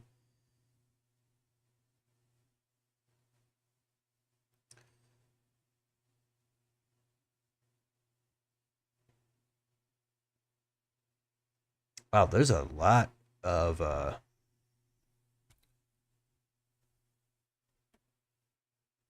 there's a lot of ballot measures here in Arizona. A lot of them rejected, but not all of them. Okay, now it's pouring in 17%.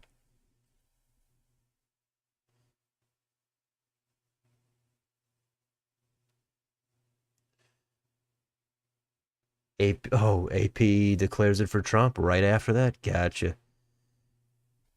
Guess that's the end of that.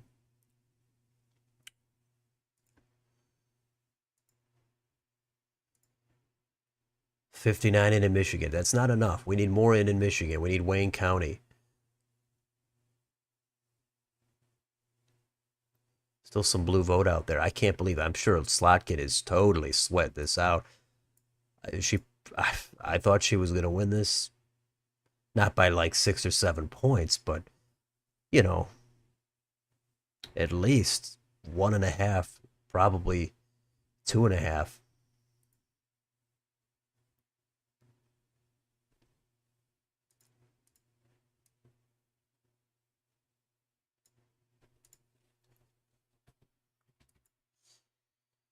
Trump's still tacking it on here in, well, he actually lost a slight amount of vote there in Ohio. Is Lickman still streaming, by the way? Is he on? He had to throw it in, right? It's late. He's probably gonna, maybe he just leaves town or something and he doesn't want to do any interviews. Who knows? Dave Sunday looks like he won for Attorney General in PA. Oh yeah, we do want to take a look at the down ballot in here in Pennsylvania.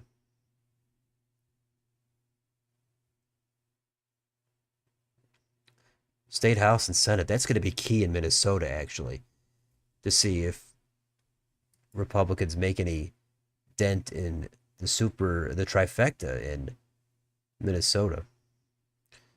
All right, so here we go. Attorney General. Wow, that's big for Erie County. Yeah, that's huge. DeFore retains his position as Auditor General. Looks like he will. Treasurer Stacey Garrity also holding on there. So Republicans might be making a gain here in a statewide race as well as in the U.S. Senate, maybe. So this is really this is a purple state. What can you say? I mean, Shapiro in there easily won for governor. He's probably going to win re-election easily.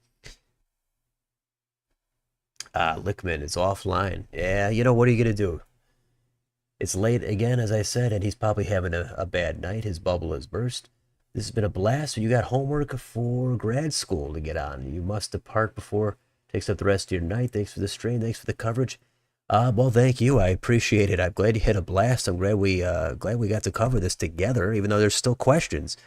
There are questions. But yeah, grad school. I don't know what you're pursuing there, but good luck with that. And we'll see you next time. Red Wave in PA. Almost. It depends. If Cartwright and Wild go down and Perry hangs on, Perry is going to barely hang on if he does. And if Casey goes down, then yeah, that's a red wave there. There's no other way around it.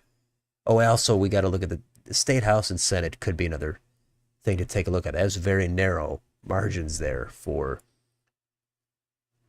the state legislature.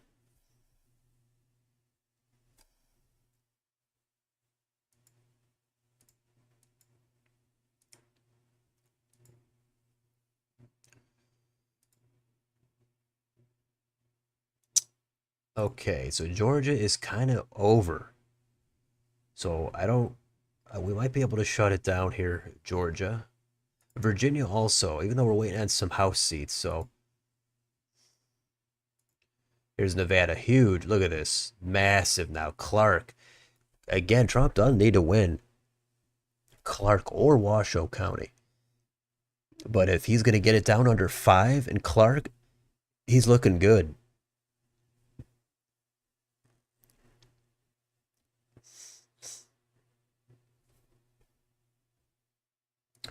Arizona kind of stalled out here. Minnesota.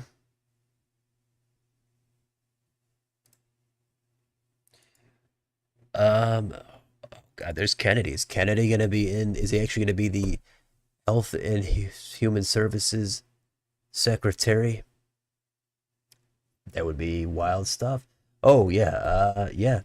Have a great night. If you're still here, again, yeah. Appreciate you stopping by, staying up late. Your prediction is very likely it's going to be right now. Did a few days before the election, you had Trump winning Georgia, which was correct. North Carolina was great. Yeah, those two. I think a lot of people had those going red, but I don't know if you made a final prediction. I don't know. I so busy. I very little time to take a look at other people's stuff. But I know you enjoyed that spinner battle. That I know. So that's over. We'll might take a week off on that. I don't know. Maybe we'll take more time off. Who knows? But glad you enjoyed that. Thank you very much for the great stream. Yeah, again, everybody, hope everybody's liking, sharing, subscribing. You could join and become a member. You could throw out a super chat. You can do a super thanks. You could do whatever. Don't have a Patreon fully set up. I'm not sure what's going to happen with that. But of course, there's other ways to support the channel, even if it's just watching and liking and subscribing. Yeah, the biggest loser of the night here is probably that Seltzer poll. That is that and Alan Lickman. Those are two, and maybe Sabato's crystal ball. All these things are shattered again. But I don't think this is as overwhelming as 616. It was Hillary has it very likely. This was a pure toss-up. If we did this 8 years ago, I would have went into this saying, what am I going to say? Hillary's going to win. What am I going to do? Say she's not going to win? Look at all the data. Look at what everybody says. Everybody's telling us. The polls are showing Hillary is going to win. I'm not going to say, yeah, don't listen to any of that. Somehow Trump is going to eke out a win. I was never going to say that.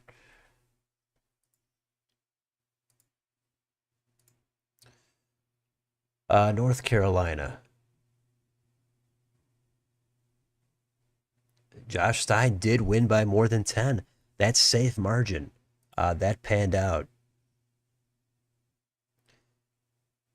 And Don Davis does nearly hold on. This is a competitive district here. It's trended a little bit toward the right.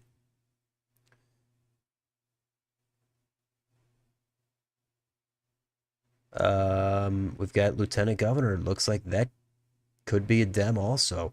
Same with Attorney General. And again, these court races. Look at this. Oh, wow. This is 50-50 now. 50.0. Oh, that's going to probably be some kind of a recount. There's going to be challenges. They had that narrow race there not too long ago. I think that was 4 years ago, was it? There was a narrow one, a recount there. And the Republican pulled it out very narrowly for that state Supreme Court race. That was the the same Democrat who was the ran against Ted Budd 2 years ago. The name escapes me at the moment.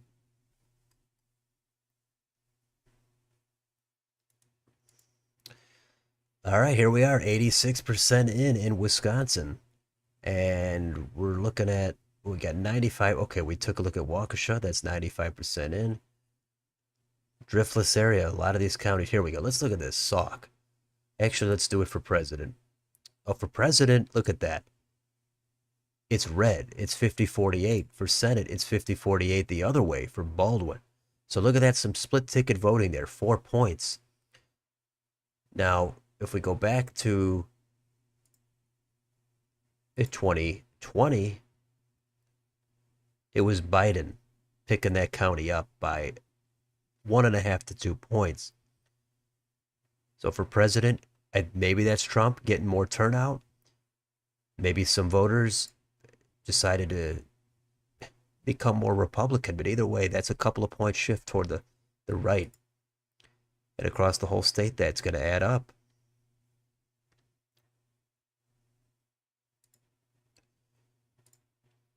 All right, Arizona has slowed down a ton. Here's Nevada. And Trump in the lead in Washoe. And we've got nothing here in this county, but here we go. Let's look at this county. White Pine County, 77-20 for Trump. It has 95% in.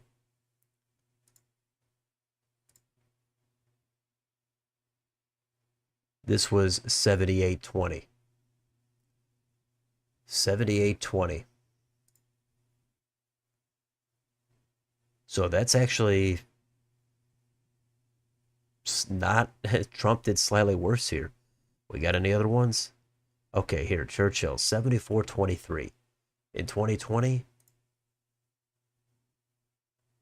72-24. So this one is a little bit redder. So interesting. And also, while we're at it here, remember Biden won Washoe by 4.5, and Clark went to Biden by, oh, that was actually by 8-9 points. That's actually a little bit more than I thought. I thought it was about 6-7.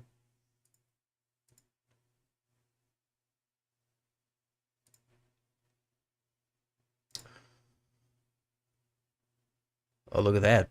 Sheehy and Tester, 50-48. So, okay, we finally got some Tester vote coming in hard.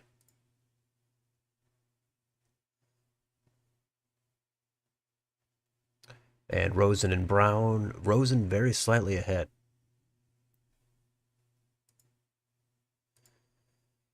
You know, in any race, there's always going to be people that just barely miss out. They just take a loss. It's disappointing, but you know, what can you do? So,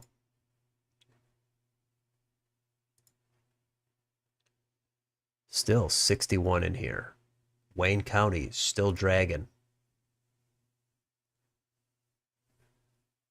I'm going to use this opportunity to take a quick 1 minute break. Be right back.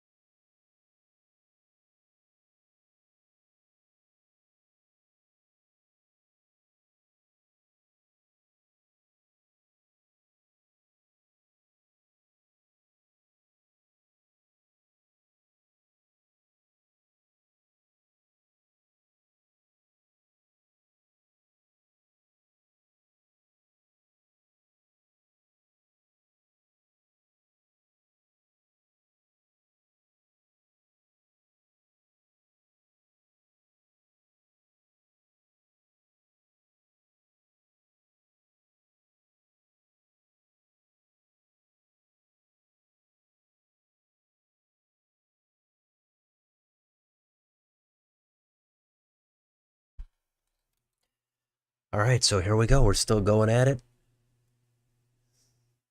Super long stream here. And the bellwether county of Erie is going toward Trump by about 1.5, and Northampton is also going to Trump by about 3 points.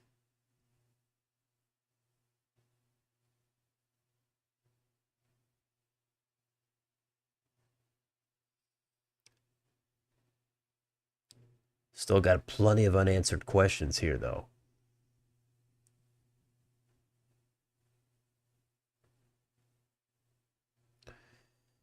This is it's a long night probably for both sides, but probably more so for Harris, I guess, because it's not looking great here.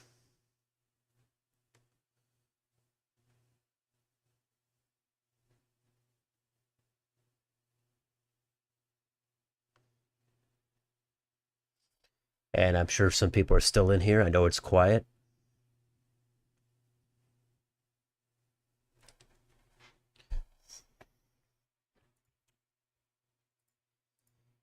Let's see. Let's go back to Nevada.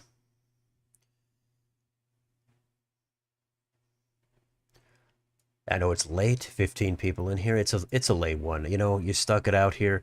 People have got to they got to get to bed. They've got to work tomorrow. They've got school. They've got things they've got to do. I totally understand. So,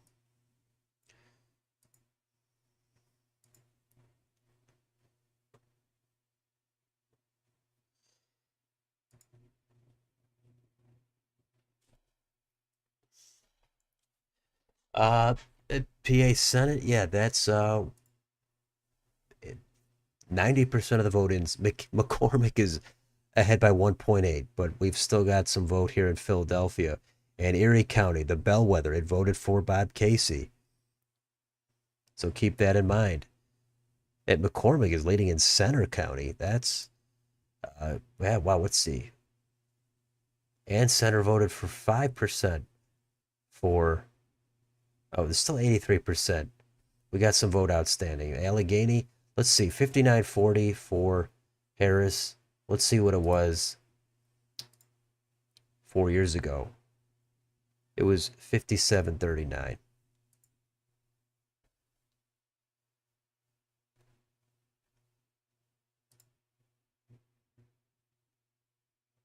So it's actually a little bit bluer. This Allegheny slightly to the left.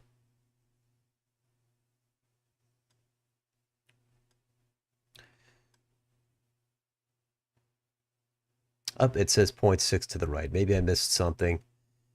5940. What am I missing here? 5940.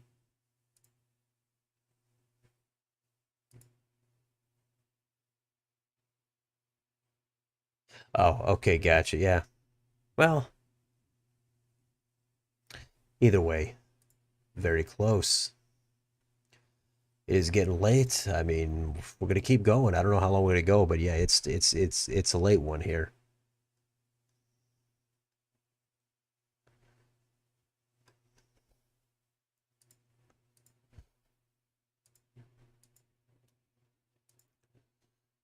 Okay.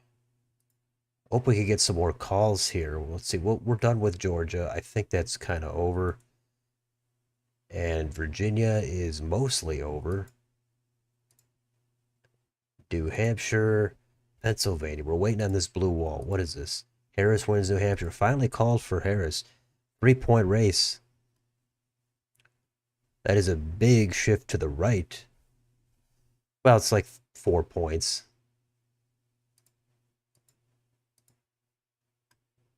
All right, let's see. Yep, right on top of that New Hampshire call. Here is Michigan again. Somehow Trump is up by 6 points. So Atlas Intel had Trump ahead in all these states. They were accurate. They were the Republicans. They were touting how accurate they were in 16 and 20. Now Democrats dismissed it. They were clinging to the Des Moines Register poll.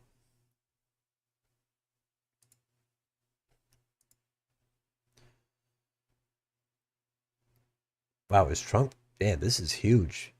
58-41. What about in the House? Vargas up 0.77.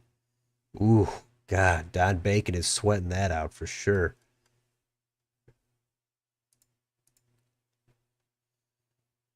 Trump now back over 50% support.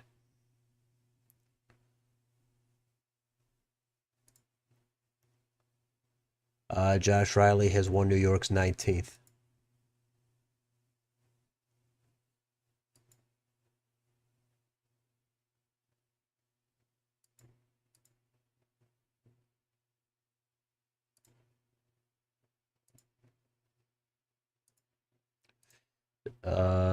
Meeks now very slightly ahead. Okay.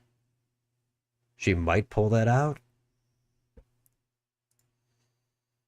Hovde is ahead still, 3.5 points. Where is this vote at still?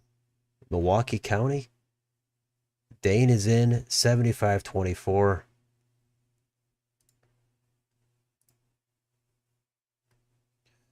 What are the updates here? It would be crazy if Tester won Montana, but Bob Casey did. That would be massive, definitely.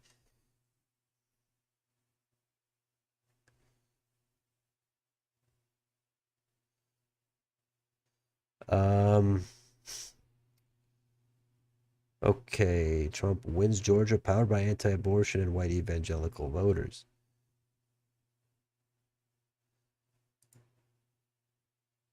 Key groups for Trump. Okay. Idaho defeats amendment to establish ranked choice voting. Well, we want to see what happens in Alaska, by the way, on that ranked choice voting. Top 4 ranked choice, though, that goes down. Wow.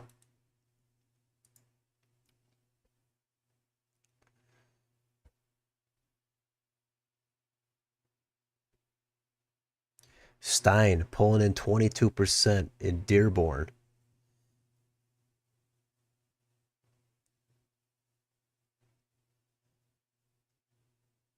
Nevada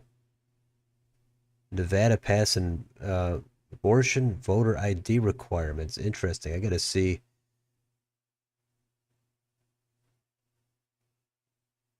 Voters become less divided along racial and ethnic lines. There you go. Look at that.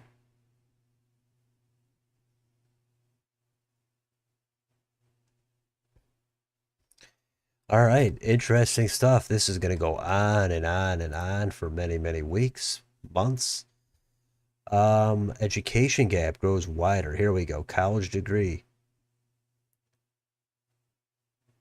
That ticked up to 57. Non-college, 44. That's where it was in 16. Crazy. About poly market? Is that gonna go higher? 98.9. What about the Senate?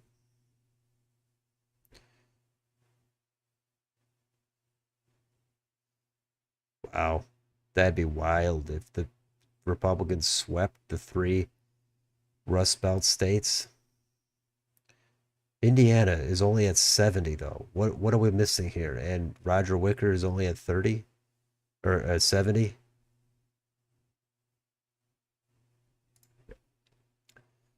Did we I'm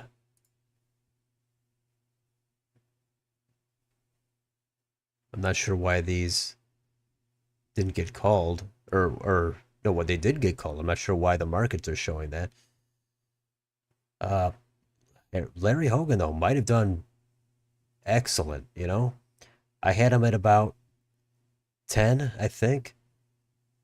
I thought his top number would be about 7.5 if he had a good, really good night. Turns out he's having maybe an even better night than that. Fox called PA. Oof, really? Your final prediction on the Rust Belt? Well, the final prediction has to be Trump is going to win these. I mean, how could I go against this? I mean, there's just it's all pointing toward him. This is right back in 16 territory again. Fox calling PA. I remember they called Arizona really early last time.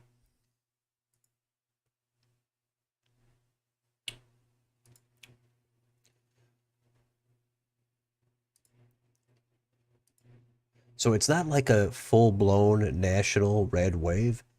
I mean, it might look like that if Trump pulls off 300 something electoral votes, but you start going down ballot and the House is not some kind of a red wave. Now we've got to look at California. Look at this, very likely Trump. If Trump's going to win the popular vote, this is going to sting for half the country. Half the country is going to be absolutely celebrating endlessly, and the other half is going to be freaked out and they're going to be horrified.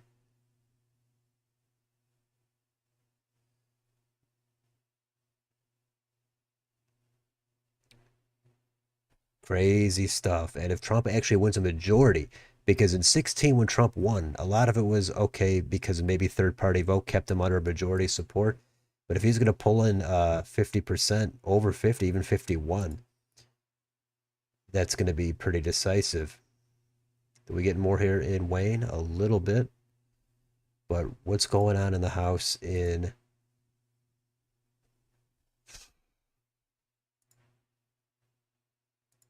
California? That's what we want to see. We want to see some of these seats. I guess it's just too early. Just too early to call. Young Kim's leading.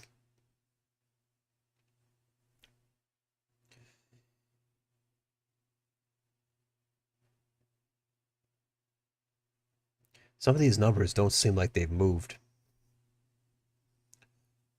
And Johanna Hayes holding on there.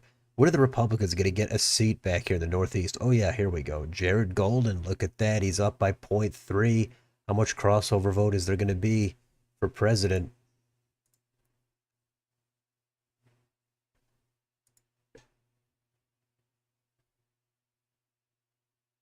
$54 Trump. That was borderline safe for me also. I thought they could get 10. I thought Ohio and Maine second and Iowa were very, very borderline safe for me. But hey, I played it safe. Anyone saying New Jersey would be closer than expected appear to have been right. Yeah, of course, Democrats said no chance. I didn't think it would get down that close. And actually, I didn't think it would get down even under 10 unless it was a red wave. But turns out, yeah, there's actually some bonus results here for Republicans. It's not uniform, but New Jersey, that's a state that surprised in the last governor's race in 21. You think Scott Perry barely won? Well, we've got to see. There could be provisional ballots coming in late. This has to be one of the quickest election nights in a while. Well, the last one, that was mostly, it wasn't final right away, but well, actually, no, I guess there was a lot of swapping the night of, yeah. Now, the more I think about it, but yeah, maybe you're right. I guess I was just because of the electoral vote in 20 and 16, it was pretty lopsided, so I forgot how long some of that has dragged out. But yeah, 12 was that was a pretty early night, fairly early. And it's getting late here. We're at 8 hours of the stream, so you gotta, you, there's gonna be some mistakes here. So Primal B, yeah, you're just coming in now. Good to see you. But it's going all right here. We're hitting 8 hours on the stream. It's been wild stuff. We've still got a bunch of questions we need to get answered. But it does look like Trump is having a nice night here. Decision desk did it what they declared Trump the winner, or they declared Pennsylvania? Let's go back to Nevada. What's the update here?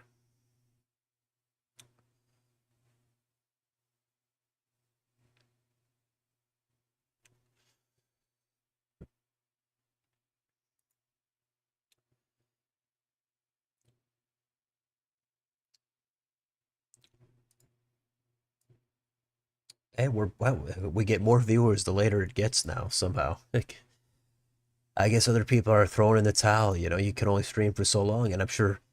I like getting the updates. Are the other channels going? Are the uh Democrat channels, are any of them still going?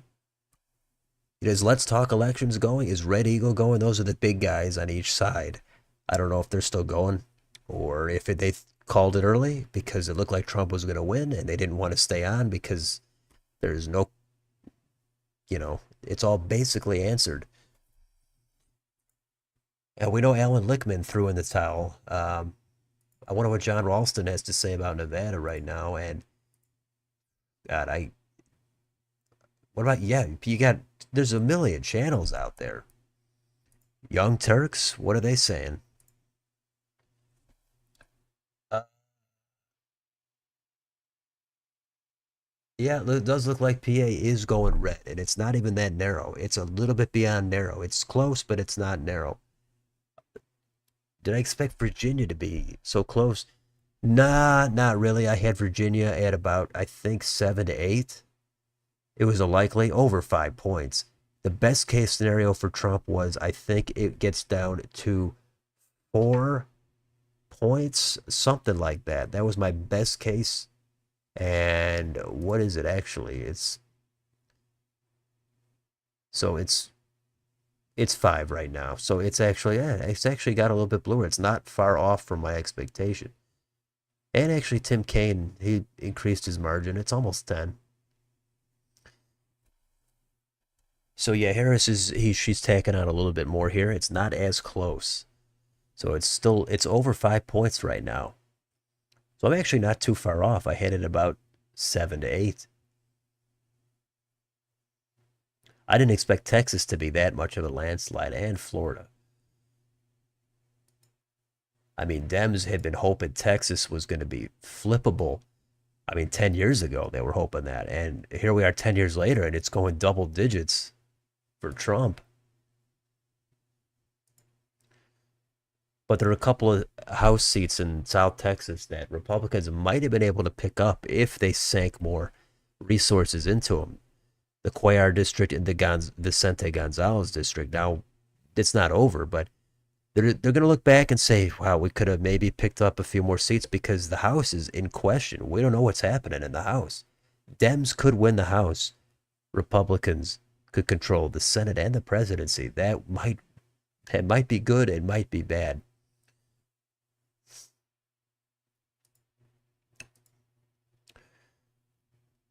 90% in here in Philadelphia.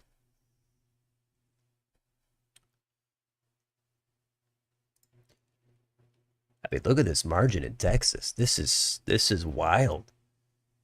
I mean, this is better than Greg Abbott. This is like, this is Rick Perry stuff. It's not quite George W. Bush, 1998 margins. That was over the top stuff, but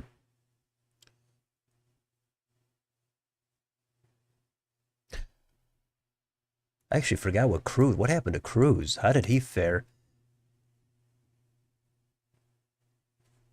Just under 10. I lowered it down to a lane margin right at the end, but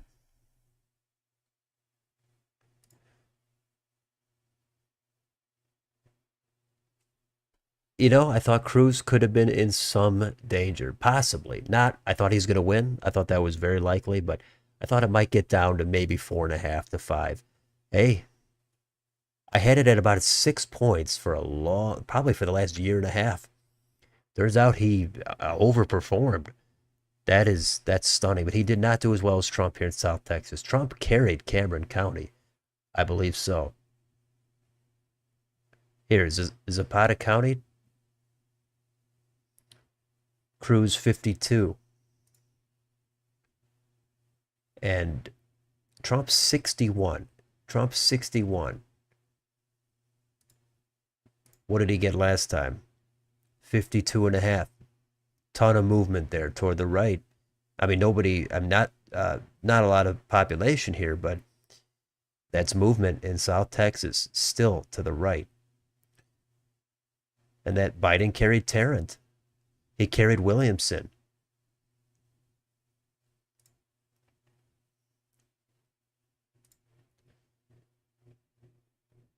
Allred carried Williamson. Then, wow, Cruz carried Tarrant.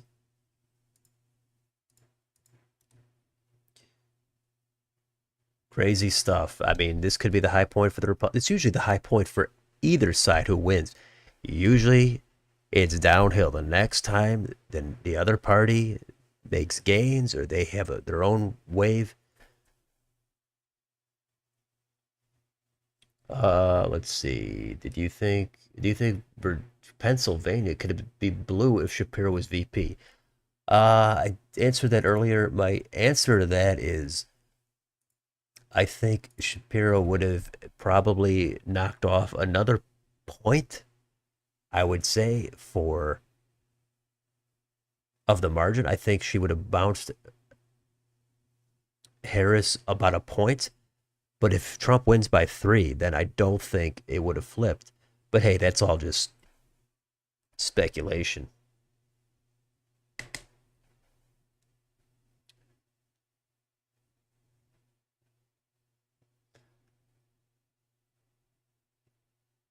Disappointed in the result a bit, but more than anything, glad the election cycle is over. Well, it's not totally over, but yeah, here we go. We've got Nate Cohn here. Trump very likely to win Pennsylvania, according to our estimates. There are 2 remaining points of uncertainty: the exact turnout in Philadelphia and the number of outstanding mail ballots, and neither seem poised to put Harris over the top.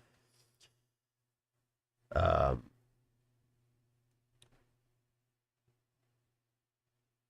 Main loss for Republicans: abortion and the House. Well, we got to see the House. We don't know. RFK Jr. possibly having influence over public health policies doesn't feel so good.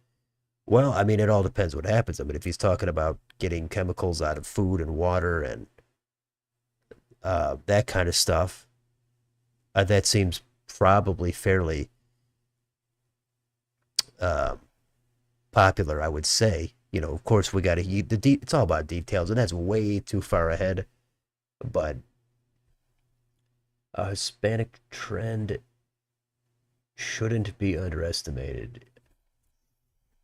Yeah, you know, the pollsters, they capture whatever they think is going to happen. They're going to weight it a certain way, and it turns out they might be right, they might be wrong, and it looks like, you know, in a lot of these they're going to be wrong. Now, in a close race, it doesn't matter. Anybody can be wrong in a close race.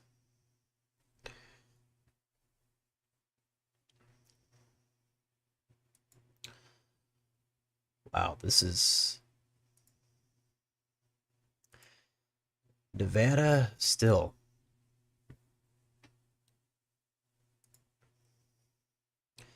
Arizona has slowed down. That's kind of disappointing. Is New Jersey a future swing state? I mean, it kind of used to be, but at this point, I don't think so. I think that this is kind of a peak, but you know, again, everybody just makes up their best guess. But of course, almost nobody thought it would get that close, if whatever the final margin is, whether it's 6 points or whatever. For president, it'd be tough to imagine it being an actual swing state. I think it might take a couple more elections, and that would be a couple more elections of Republicans doing very well. And I don't think that it's going to go that far.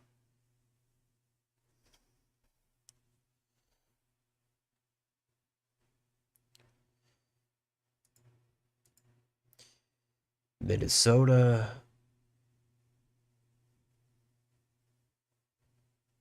Let's see.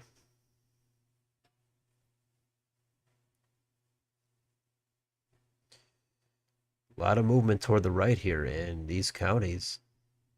No question about it.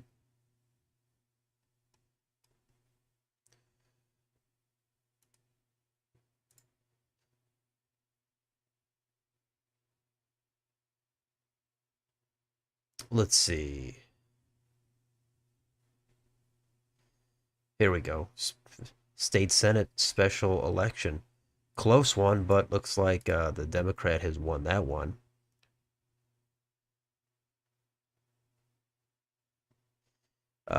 We've got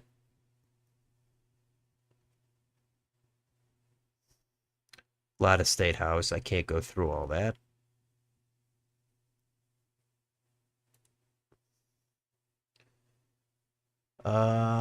Is Dave McCormick still in the lead? Hey, nice to see he's still in here or back. Yeah, he is in the lead still, but still some question marks here. You didn't expect Michigan? Yeah, I know. I don't think a lot of people expected Michigan to be as red as it is. Do you think this election is sorted, or there's a chance for mail-in to make up? Well, I'm sure mail-ins could make up a little bit of the margin, and I have no idea what the outstanding totals are for mail-in ballots. There could be 100K sitting there somewhere. I don't know.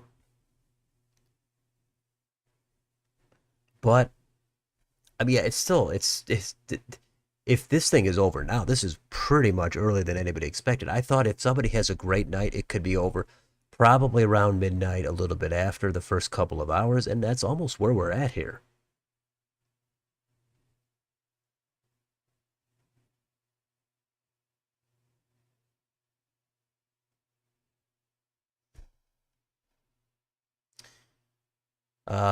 Yeah, mail-in ballots in 2020, that was a big thing. I know Trump contends he would have won if it wasn't for um, all the mail-in ballots, some of the rules or laws being changed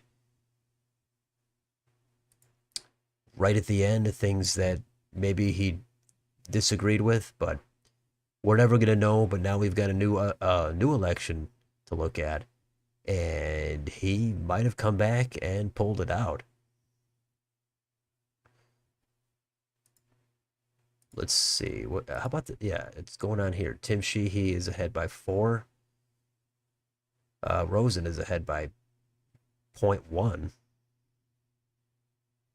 Looks like Kerry Lake is not going to pull it out.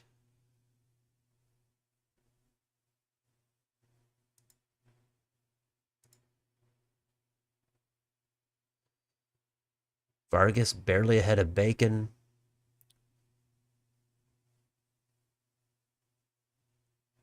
Juan Ciscomani is trailing. That could be another pickup for the Dems if they hang on there.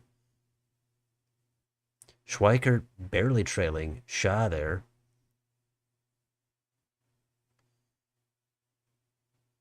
Trinnell barely ahead of Zinke. I think, again, we don't know where the vote is coming from. We'll have to come back.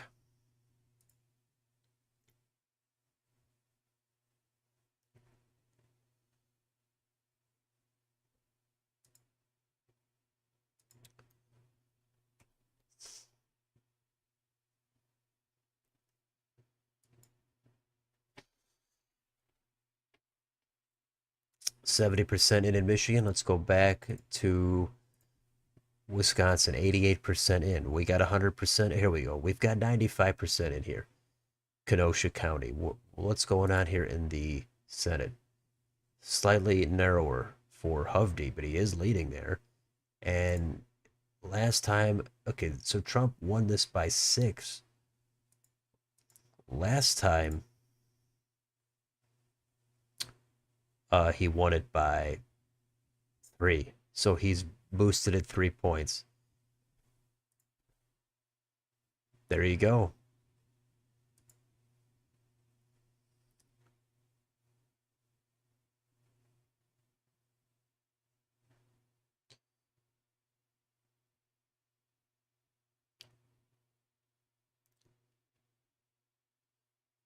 Usually these three counties up here are blue. If this somehow went red, that would be surprising.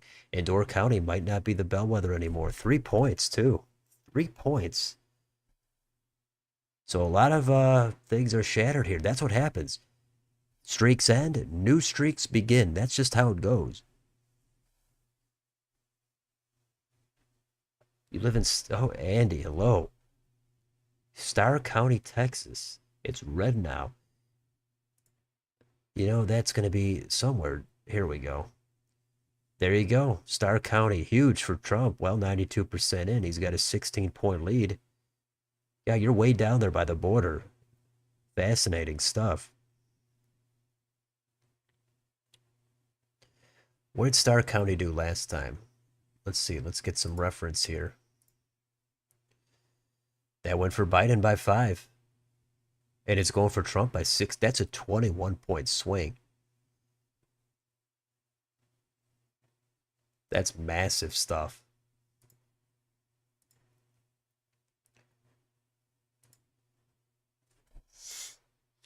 Do you think Harris runs again in 28? I would say I I would probably say no, and I would think even if she did, she would be challenged in a primary. And I she doesn't really she I would think she would rather run for governor of California.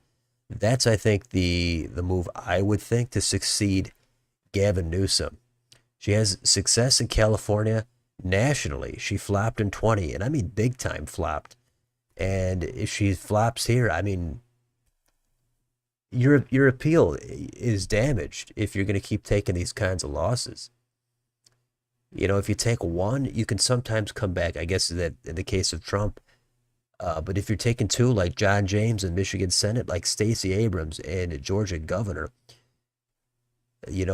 back to back, even not even spreading it out like Charlie Crist in Florida. It's really tough to come back from two losses.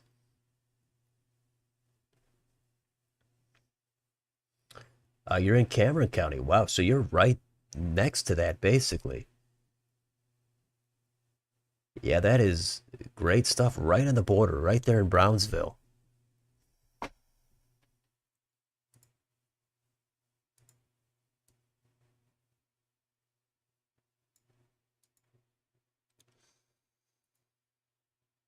All right, it's still coming in. I'm not sure if it's going to stop, and it also is getting pretty late here. I think that's something to also consider. What do you assume will probably be the leading candidates for Democrats in 28? Oh yeah, Shapiro. I mean, yeah, Newsom, Shapiro, Buttigieg,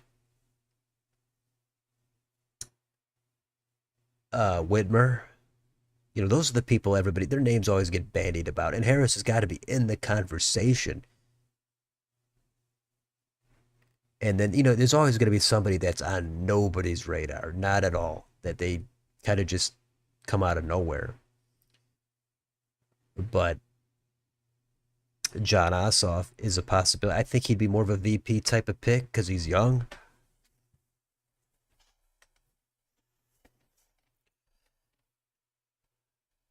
Yeah, I mean, it all depends. If it's a national environment shaping up against Republicans, then almost any Democrat could win. It doesn't matter who it is because they're probably going to win, and it's going to be in a post-Trump environment. It could be Vance, and all bets are off. In 4 years with no Trump, I can't even imagine what it's going to be like. Would he be unopposed? I mean, it's way too early, but you generally think that there's no opposition. If Vance is untainted, if he has some huge scandal, of course there's going to be challenges. But if it's relatively smooth sailing and Vance wants it, um, I'd say he's more likely to run unopposed. But it depends how the governing happens. You could get some kind of a Larry Hogan, Mitt Romney type of Republican that's considered more establishment or more moderate, however you want to put it, and they could throw their hat in. I don't think they'd do much because we kind of saw what happened this time. But again, it's post-Trump at that point. Trump would still be in office during that election, if assuming he is still in office.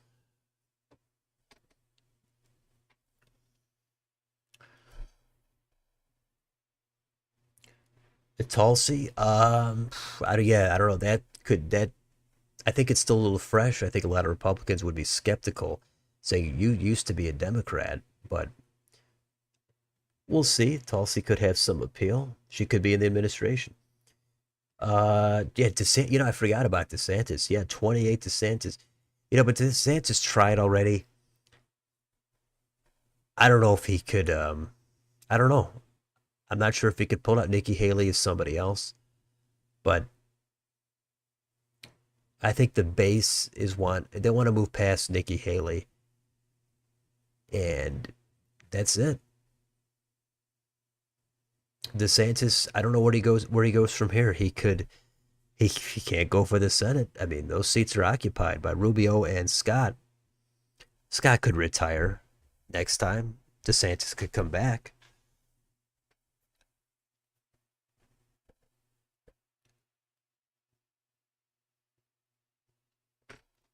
Is Trump scheduled to win the popular vote? Let's get an update on the needle. It looks like, yeah, 1.2, which is totally stunning. Totally, absolutely stunning. Some people made that prediction that he's going to win the popular vote, and of course people laugh it off. I don't laugh it off, but I do say it's unlikely. I thought Trump would lose it by maybe just over 2%. That's what I said. What's next for Democrats after what seems like a major loss? Well, again, we've got to see what happens in the House and the Senate, because if Democrats hold on in the House, then they've got to get in line against Trump. It's all going to be opposition. It's going to be resistance. That is what's going to happen. That we saw that in basically after in 16. It's going to be Dems lining up, and it's going to be progressives that are disgusted with the establishment, and they're probably going to be about a lot of finger pointing about how Harris kind of just didn't go through a real primary. Nobody really voted for her, and progressives are going to come back. They're going to primary some of these establishment Democrats, probably trying to move them in a more populist, left-leaning direction. I would hope it's going to be more on economics and not on cultural issues, from my own point of view. But that's what I would suspect. And then they're going to be shaping up for the midterms. Democrats probably going to have some success, although it's extremely, extremely early. Again, we don't know what's happening here. We'll look at that probably a little bit down the road once we have some more answers.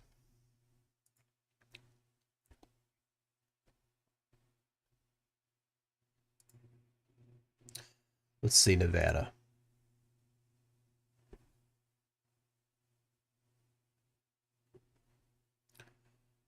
Well, wow. A lot of people, yeah. Eventually you take a loss. John Ralston, he's the oracle, of this state, and he might be wrong here. But hey, it's close. I don't, and if he's off by like 3 or 4 points, then I could say, okay, yeah, it might be a little bit outside of the margin of error, considering you're the best in the business. But if he's off by like 1 point or less, not a big deal. Harris will have to certify this. Ooh, yeah, that's an interesting point for sure.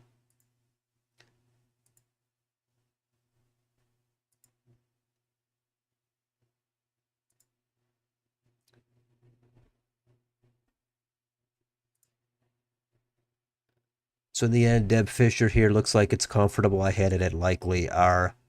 Um, Looks like that's panning out. Pete Ricketts, though, gigantic margin for him.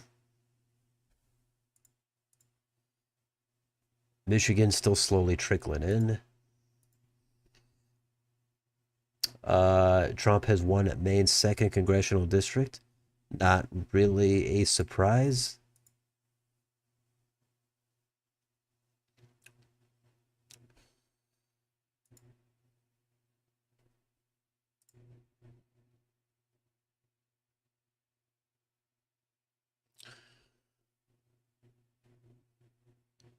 Let's see. So no like huge national red wave. But you know, if you're gonna want to win anything, you're gonna want to win the presidency.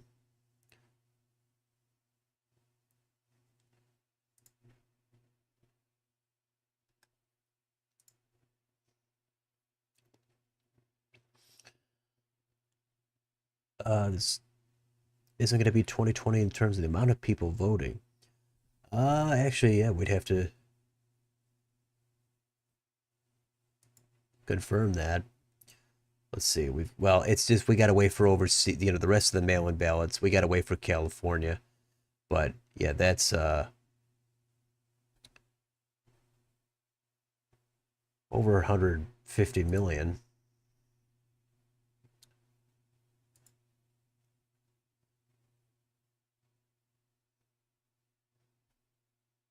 Wow. Decision desk, yeah. Crazy. And here's the popular vote here. Not sure. We'll have to see what the turnout is.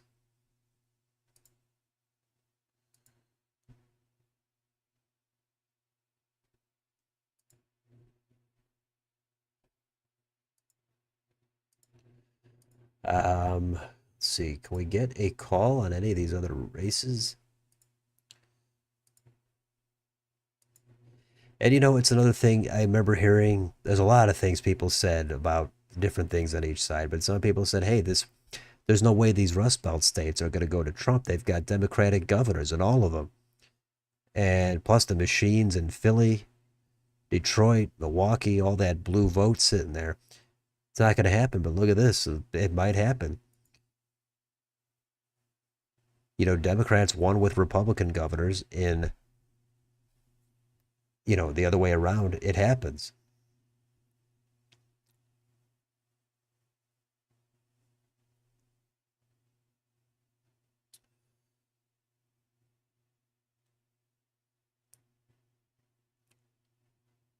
Would be the first time since a VP would certify their own law since Nixon. And ooh, yeah, Nixon at 60. He thought he was going to just get in there after Eisenhower, right? But that was a nail biter. Yeah, I mean, he comes back 8 years later and wins it. But so that's the last time it happened. That's a fun fact. Very interesting stuff. We don't. Is there any video of that? I'd like to think in 1960 they had some video, but would be crazy if Dems recreate Jan 6. Ooh, yeah. You know, it seems like if it's not extremely close, there should be less controversy. Now, I don't know. I have no idea what people are saying. I have not looked. Maybe people are saying there's Russian influence. Maybe people are saying there's some foreign interference. I have no clue. Yeah, Decision Desk did call Pennsylvania. I thought I mentioned it. I had it up there, but yeah. Wouldn't Gore have certified his own loss?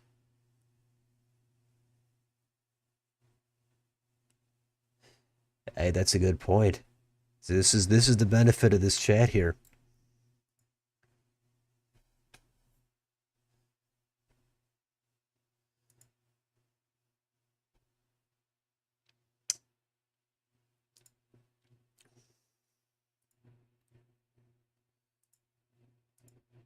Pennsylvania, wow. It's nuts here. If the Republicans pick up 3 Senate seats all in the Rust Belt, that would be absolutely unreal. That'd be absolutely mind blowing.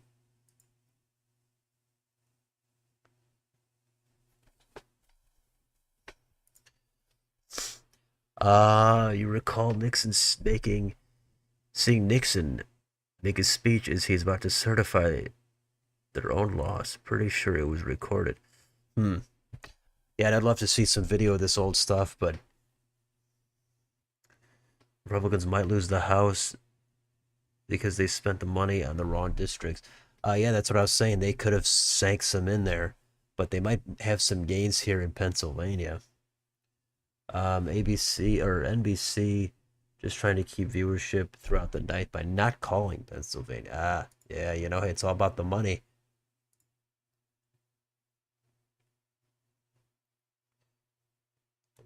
let's see what is happening here in these Michigan House districts.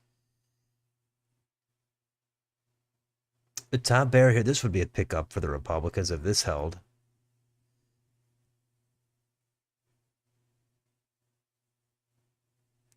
John James is ahead by 10. So that would be so that's a small margin if or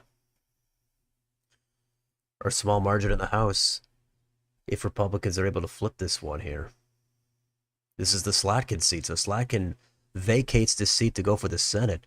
I thought she had it. She might still, but Slotkin just seemed to have the kind of a personality that would think would just win over Mike Rogers.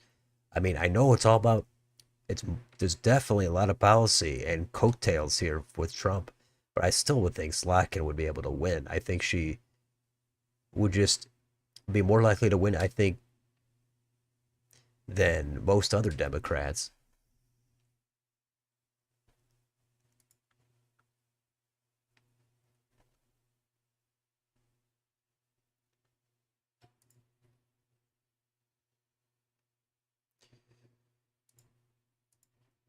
Okay, let's see. Nevada, still got same 71 in Clark.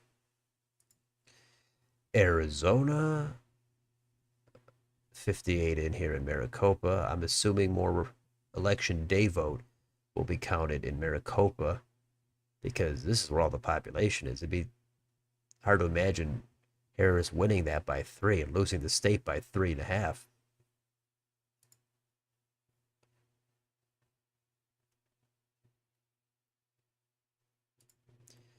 Here's Wisconsin.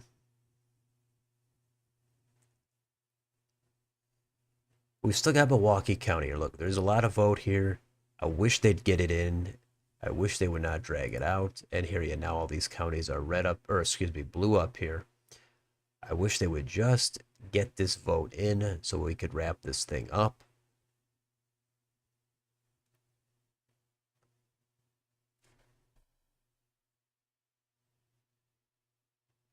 Um, Political assets. I think you're going for the channel name, but that's got to be an autocorrect there. This is the biggest moment. Okay, yeah, New Jersey 9 was the most shocking. You know, there's always a couple of these races that are much closer, but they don't flip, and then it just fades into the background. But yeah, that one race did seem close. How many sleep schedules ruined from tonight? Yeah, yeah, you know, if it's once every 4 years for you, and if you had if this is what you were pulling for, then you're gonna take it. Now I'm sure people like I guess Alan Lickman, I mentioned him a few times tonight. You know, he's got to call it early. Plus, he's probably got to get up and make the rounds. Same with a lot of these other people.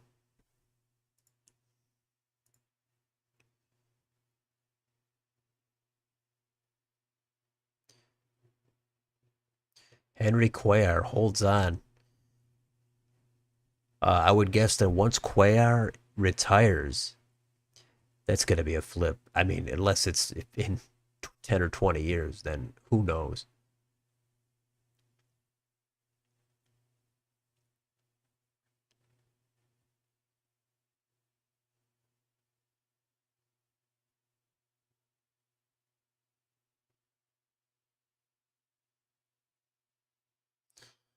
Um, this is close here. 51-49 and Wisconsin's third. I said if Dems have a good night, this one could flip, but looks like not good enough.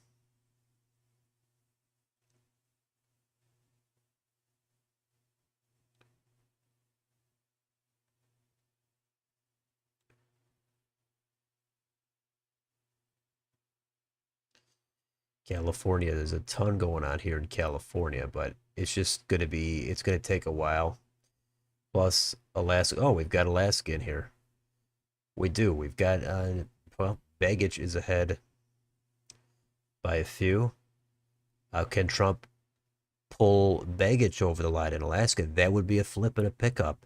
That'd be a big deal. Huge. Huge stakes there.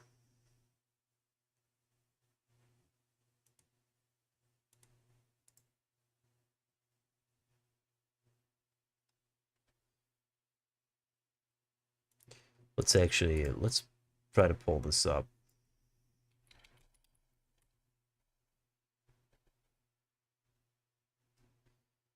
So Trump estimated at 12, and we've got baggage running slightly ahead of, or slightly behind that. Excuse me, a little bit, actually a little bit behind. Uh, Ballot measures. Here we go. Rank choice. Eliminate the top four is at 50.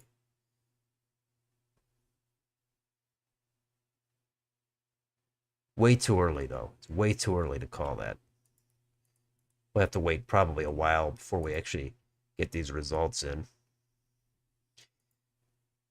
But where are we? We're at, God, Cuellar. Is he going to jail? I don't know what happened with that. I forgot he got indicted or something. A lot of ticket splitting in North Carolina, definitely. Michigan still has Harris votes left, according to the Needle.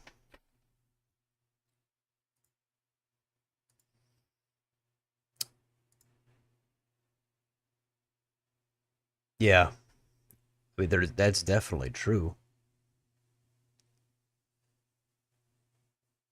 There's a lot of votes here in Wayne County, so we don't really know what's going on yet. But the Needle should account for that. But it might come down to a 1.9% win for Trump, maybe.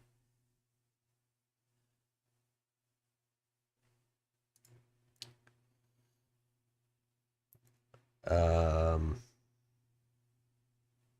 Nothing here in Saginaw. Okay, why is there 0% in a few counties? Like, what is that about? How could you have zero? Are they having serious issues?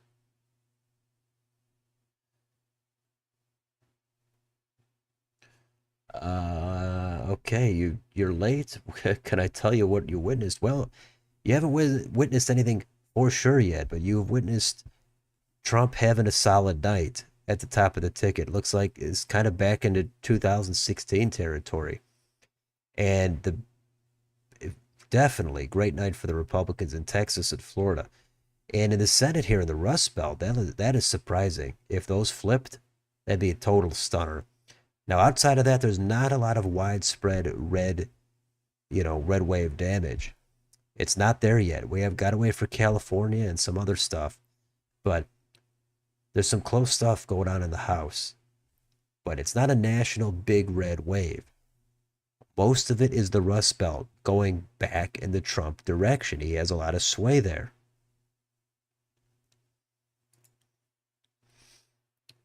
But Trump is favored in these three states: Pennsylvania, Michigan, Wisconsin.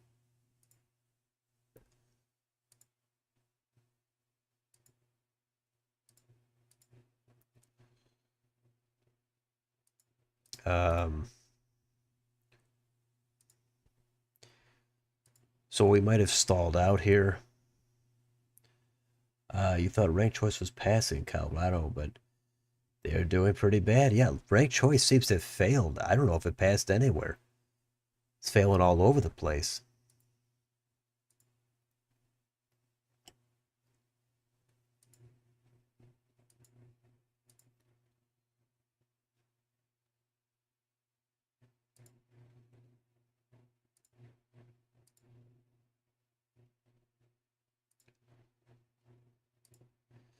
So, I mean, it is getting late. We're going to have to wind this down here. We've been doing 8.5 hours, and I'm not sure how much more is going to come in now. Might not get some definitive answers, but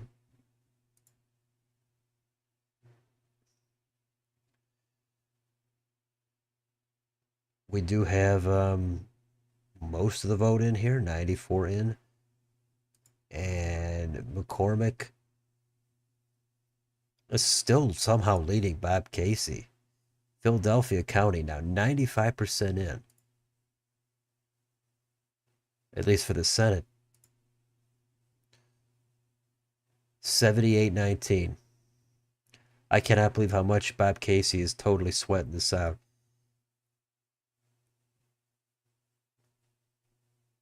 Bob Casey, I thought he was not unbeatable, but he was going to be tough to beat. And McCormick, as turned out, McCormick is going to do very, very well, even if he loses.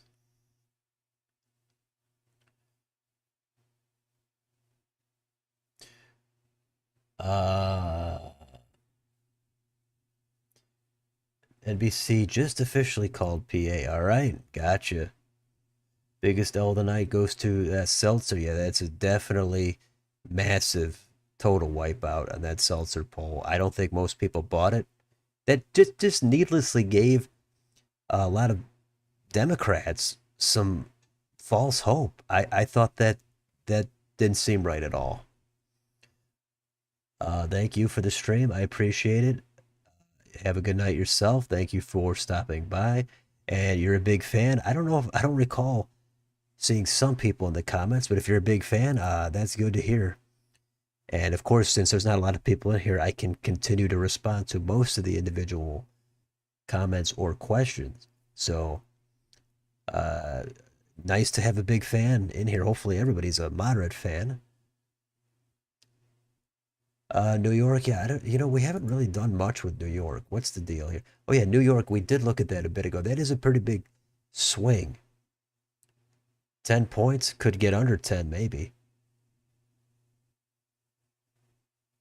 So there's gonna be plenty of time to go through all this. Um, yeah, you heard the news and had to come back. I'm not sure which news, but yeah, we've been here a long time. New Jersey under 5. That that wow, that is a 4. That's stunning.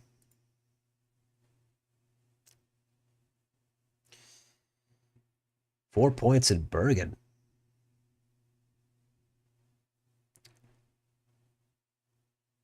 Crazy.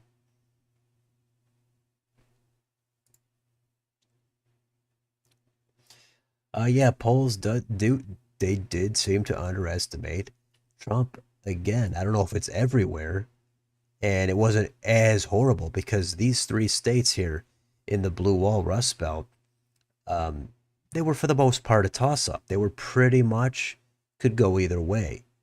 So it's tough to say how much they underestimated him again. Now they did in Florida.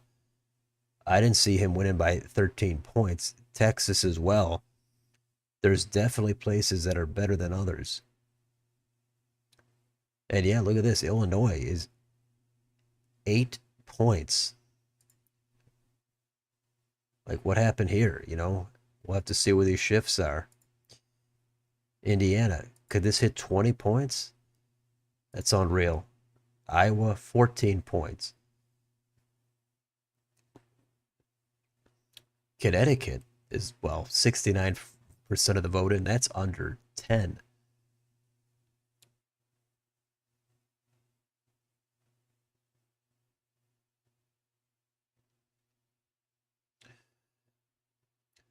Could Nevada be the next state that could be a state to look out for Republicans in the future? Trump up by 7.5.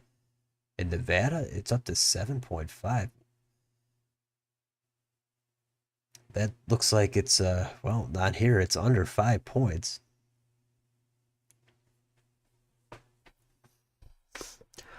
I mean, yeah, that's a state that Republicans were always hoping that would flip. I thought it could definitely flip. I thought it would just barely go to Harris, but hey, you can't get every state, right? Okay, I don't know. I don't think she has a path. It's going to be a long night. I think everybody should get sleep, and then in the morning, this is all going to really start to sink in and hit home for people. We're going to really get the final answers probably, hopefully tomorrow. New York Times got Florida correct. Oh yeah, didn't that's true. That was like a month ago, right? Wasn't it a big lead for Trump? That I will admit that.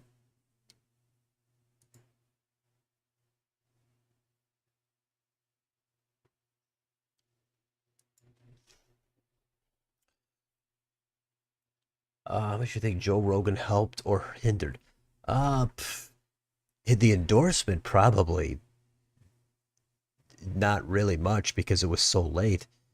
The interview Trump did, it could have helped a little bit get turnout up. I mean, I tend to think these things don't have a ton of impact, but maybe I underestimated. Maybe it did actually it does tap into a huge audience. Maybe it did boost his turnout.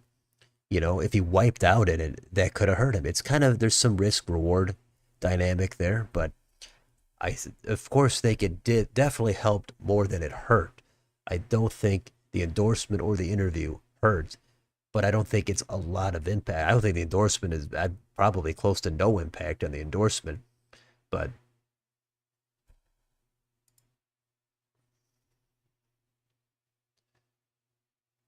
thanks for the stream. Yeah, I appreciate it.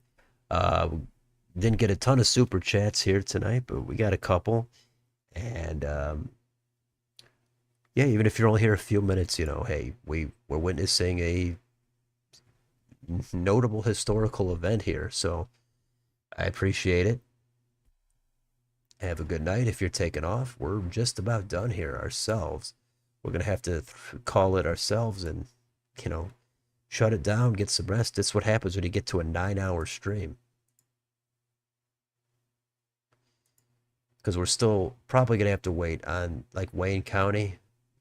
I don't think it's all of a sudden gonna pour in. 14 and a half for Trump in Texas. Absolutely, very impressive stuff.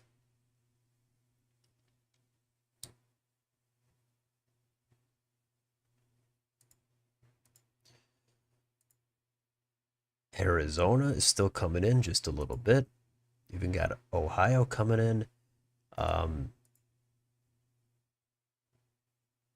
Captor's still hanging on there.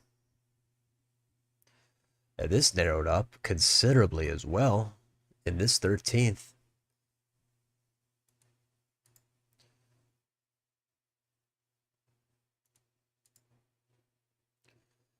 Nick Begich. I think the question here is what happens if nobody gets to 50? Then what happens in the second round when we knock off uh, the Democrat here at the bottom? Is Peltola get all of it? Then what? What happens here? This is kind of a Democrat, right? I think. So that is going to be wild. The whole fate of the House could come down right here.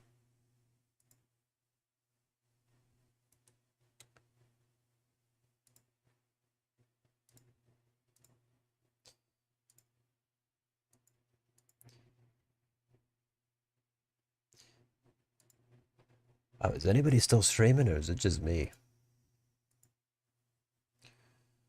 What's going on here in some of these House races? Okay, Michelle Steele's leading. Ken Calvert is trailing. Mike Garcia is leading.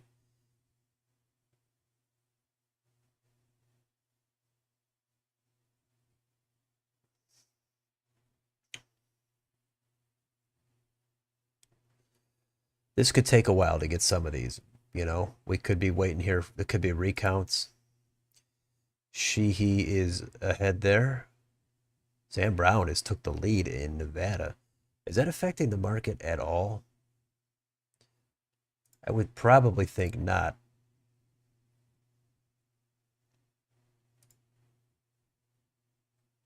It's affected it very little. I don't know, like, what's the deal here? Like, with this, I'm just not sure what's going on here for this.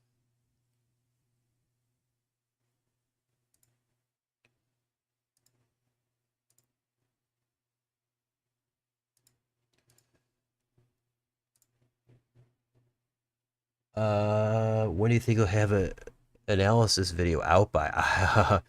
I don't know. I'd like to get something out tomorrow, a little bit later on. And I don't know how, it might be just a quick one, just to hit the highlights because, I need a break. I got other things I got to do. So it might be a little quick and then, maybe each day try to put out a little bit more. I have no idea, but maybe it's quick. Maybe it's a while, but I don't. In order to put out a long video, 10 minutes, maybe more, that would take hours to make, and that's just a lot of time. Probably better to do something quick, put out something maybe 3, 4 minutes, maybe where I can just get the highlights out there and just do that over the next bunch of weeks, maybe even months, because we gotta have something to put out every day. Here we go, white college vote. Look at that, 10-point gap that went totally toward Harris.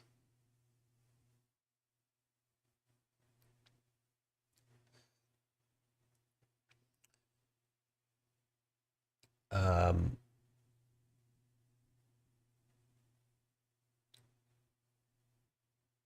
okay, Jeff Jackson is one North Carolina Attorney General. So Republicans get some seats there in North Carolina, but these Democrats, they're going for other offices. You've got Wiley Nickel.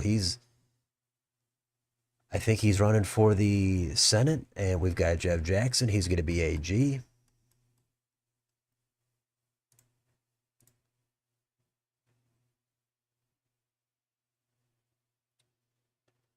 Uh, LTE is streaming, but it is Discord. Gotcha.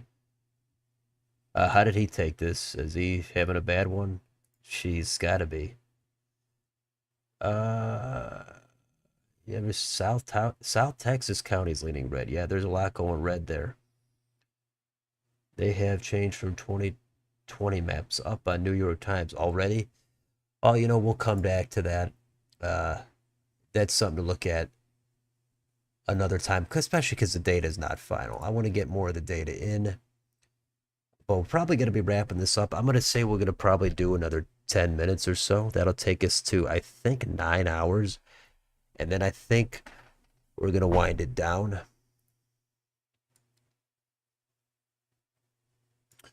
So if you have anybody wants to throw in a late super chat, any of that, that's all great stuff. And I know we've been going a long time. People are getting tired.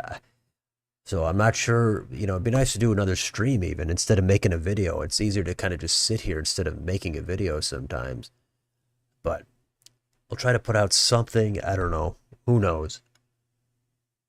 Stein swept the governor's race. Yeah, not really surprising. LTE. Yeah, I don't know a ton about him, but I guess he leans toward the Dems. I'm sure the other people, Red Eagles, the other opposite kind of guy. Sure, he had a solid night. But it's all gonna flip next time. Probably goes in the other direction. Okay, Latino vote. I expect that surprising because South Texas rightward trends have been happening. Yeah, people have been saying Hispanic vote is clearly, it's almost 50-50. Like, this is a concern.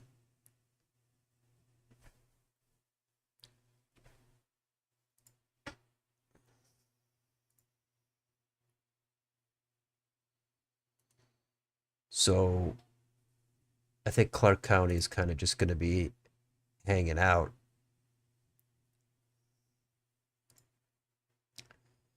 Sam Brown is somehow in the lead here. And the U.S. House doesn't look like the Dems or the Republicans are going to be able to pick up any seats here because there is some gerrymandering, but anyway. And Arizona Senate, what is this at? This is at about 5 points.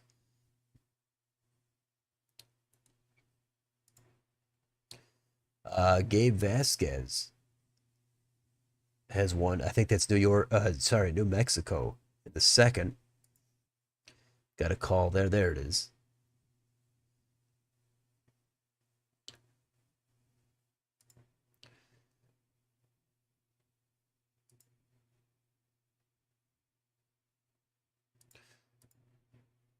All right, so we've got Wisconsin still coming in. But Trump is ahead by 4 points. That's a little bit of a buffer. You can lose some, and he's still going to win. But it's closer in the Senate. Man, Hovde, could he take down Baldwin? We're going to find out.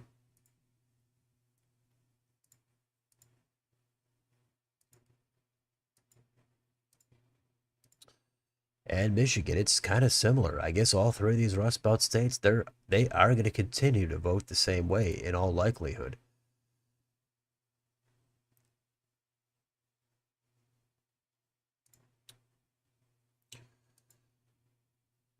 Pennsylvania is very tight here for the Senate. Well, it's not very tight. Actually, McCormick is ahead by over one. But we might not know for sure who's going to win this. This is going to be super closely watched now. Got to give it to McCormick. He actually just ran a great race. Even if I guess if he loses, it's all for nothing. But surprised, Bob Casey. He's not invincible. Let's see. How do you think Dems should pitch their message in the future? What's the gameplay to win? There's clearly a mandate for something, and imagine there's going to be major reworking for the Dems. I think there's always that talk about is there need to be an autopsy, and they have to reinvent themselves and make changes. But a lot of times that talk fades out after the election, and what ends up happening is they just react to whatever the perceived weaknesses of the current administration are. So there's going to be talk about what the Dems should do, but then if Trump gets in there, I think the focus is just going to shift to opposition. It's not going to. They don't need to stand for anything. It's going to be opposition to Trump. Trump could have problems. He could go overboard. There could be scandals, whatever. That's going to be the focus. Now, what should they do? Well, my advice usually is always Dems should go stick with a lot of the populist economics, and definitely push back on any perceived cultural or identity politics issues associated with that side. Focus more on cultural populist issues, more so that are associated with the right. Reject any of the more so identity issues associated with the left. That kind of stuff. It's not enough to just not embrace it. I think actively rejecting it might be a good thing. That's what I think would be an ideal candidate. I usually try to point that out, and Republicans should do the same. They should have some of the better, more populist economic issues, and I think they would have more success. Now, it's not 100% down the line on every issue. That's not what I mean, but I mean, the Dems, they might just, who knows? Abortion didn't win it for them. Maybe it saved them down ballot in a few races, but there's going to be tons of finger pointing. I think a lot of it just should be at the process, how Biden stuck it out, and then he tapped out kind of midstream without really doing a primary. I think that's a big issue. I don't think that can be understated. But I do think the cultural stuff is the biggest weakness for the Dems.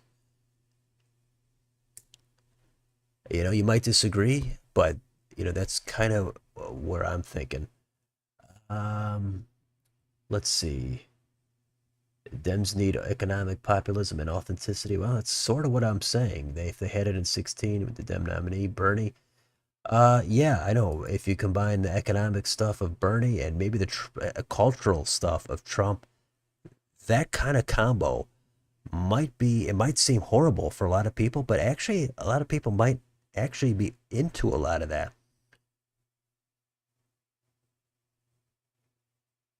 The pollsters really throwing stuff at the wall, seeing what stuck toward the end. I really think they were scared to get it wrong. Hey, good, yeah, Atlas Intel. They might have nailed this thing. New York went from D plus 25 to D plus 11. Yeah, that's huge. If it was a 25, yeah, that's massive. Heard CNN analysts say that only Georgia had strict abortion, so they weren't promoting something. A lot of voters didn't feel it resonate with state policy. AP just called PA. Okay. It's not called here yet.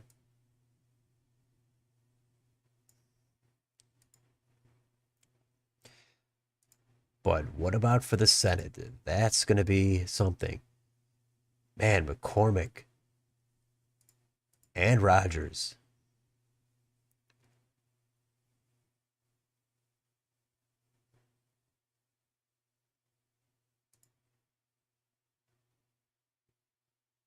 That is wild. So that a bunch of times tonight. So in the end, this is shaping up to be not a total nail biter. And the Electoral College, it's not. Looks like this is kind of a definitely a lean Trump situation. He could win the popular vote, and that would be a huge blindside.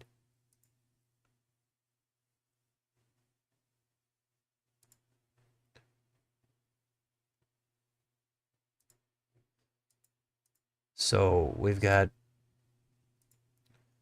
okay. While the AP has not yet called Wisconsin, a reporting indicates the number of remaining absentee ballots is not likely to be sufficient for Harris to overcome Trump's advantage in the state.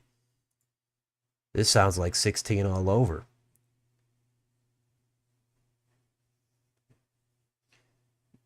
I've heard that like 6 times today. Yeah.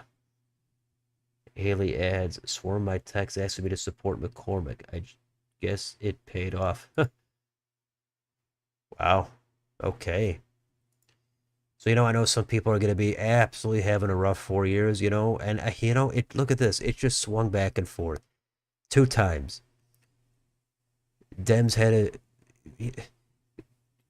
8 years under Obama, then they had 4 for Trump, then they had 4 for Biden. Now, if it goes 4 for Trump, this is what happens. You hope to catch lightning in a bottle and keep riding it, but it's just inevitable. It's going to end. And it might be divided government if Dems hold on in the House. That's kind of the big question mark. And yeah, they've called Pennsylvania here. It's called on the map, but not here.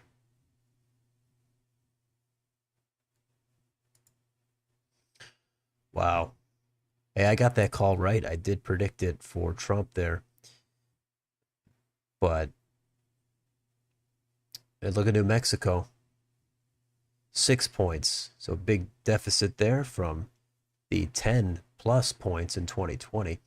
Oregon, not a huge landslide. Washington is 20 points, but I'm assuming that's a lot of mail-in vote early for the Dems.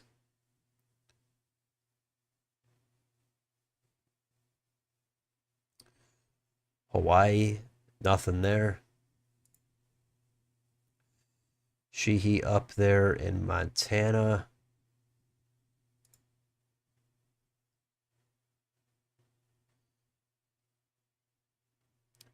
Nail biter here in Iowa's first.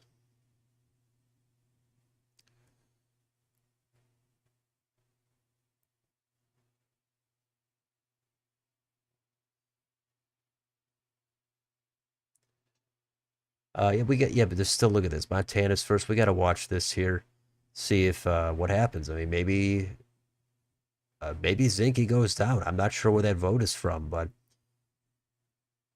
that could be a big upset. Not a big one, but a moderate upset.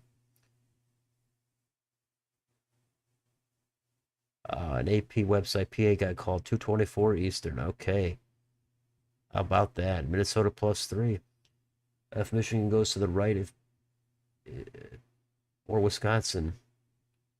Oh, Michigan goes to the right of PA or Wisconsin, you're going to lose. Yeah, that would be surprising.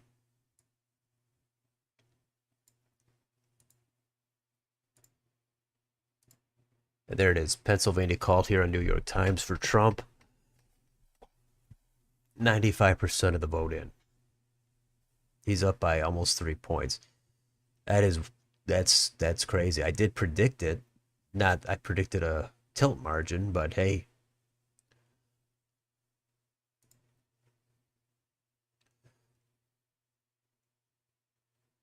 Technically I should take off like a whole week because number one, I want to do some other things in my life, but in number two, just to get caught up on what everybody says. Excuse me, the fallout from this. I want to see the interviews and I want to see some of the coverage That takes a lot of time. But there's going to be crazy blowback. After every election, it's always the winning side says, okay, the American people have spoken and we've got a mandate, etc. The other side points the fingers and they said, oh, if only this happened differently, if only that happened. It goes on and on and on. It's kind of the same cycle over and over.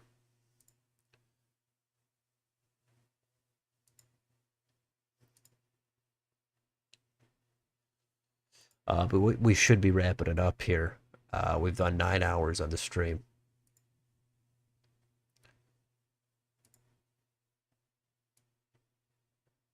So I do think we're gonna shut it down here. I got to get some other stuff done and see what happens tomorrow. Trump, Pennsylvania. So that's basically match point here. You know, and I do feel bad for anybody that was hoping for a different result here. I mean, it's never going to be fun to take a loss, but the only good news about taking a loss is everybody takes a loss. I mean, except for maybe Rick Scott, but no. But seriously, I mean, especially in politics, whoever you're rooting for, you're just not going to be able to win them all. It's just not possible. You just go back 2 or 4 years. I'm sure you've got some wins under your belt, and I'm sure you've got a loss or two. Some people live in states where they're never going to get the result. If you're a Democrat in a red state or a Republican in a blue state, you might never be able to take a win. So that's all over the place. It's kind of the human condition. We all try to take some wins and we savor it when it happens, but we will take some losses, and we can all uh, have a common understanding with that. But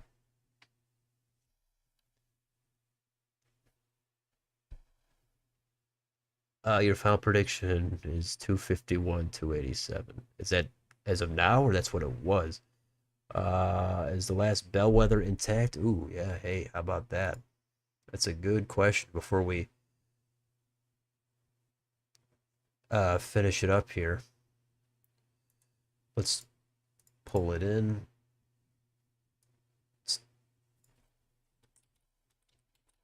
Well, the problem is there's vote coming in here still. That's the problem. So it's early vote. Clallam County. It's just, we'll have to give it a day here till we get a ton more in. So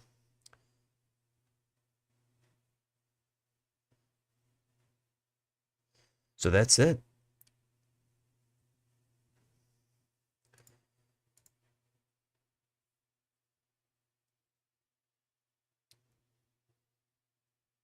Ate an entire bag of goldfish. Okay. Hey, however you want to get through it. I'm sure most of the people in here at this point are going to be Republicans, Trump fans, because hey, they had a good night, and I get it. It's going to go the other way. That's just it did probably last time, and it's going to happen again. Biden would have had a big loss too. Yeah, I know. Without COVID, good question, good point. Definitely, I would think Trump would have done better. As a Dem, you're starting to cope with the results, but you're scared of Trump's immigration policies. Your girlfriend only has TPS would be great if she's not deported. Usually these things start off big, high hopes, and then you know, get they come down, they get pared down a little bit. But I think something like criminals being deported, that's all should probably be happening. I think that should be uncontroversial as well. Of course, it depends on what level of criminality we're talking about. Some people are going to have an objection with that. There's always going to be a couple stories that get highlighted and make a big there's a big media spectacle. And then eventually the sympathies might go in the other direction in terms of the pro-immigration sentiment. That could easily happen. It kind of happened with Trump last time. He came in, and then there was all kinds of stuff. Democrats at the border talking about family separation, etc. So that's the kind of thing it could happen. The media does play a significant role in what they want to emphasize and cover, but who knows, you know? But it sounds like you're open to some stuff that could be happening. But as far as something extreme like going door to door, that I think would not happen at all. I think it would be massive backlash if it happened. And even if it did, I think that would be way down the road. But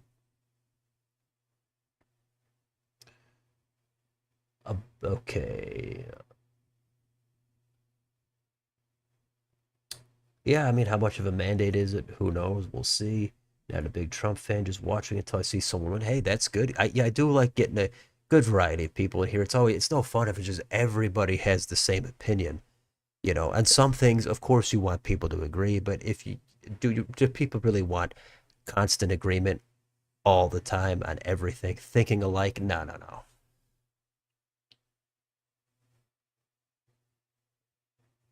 Okay.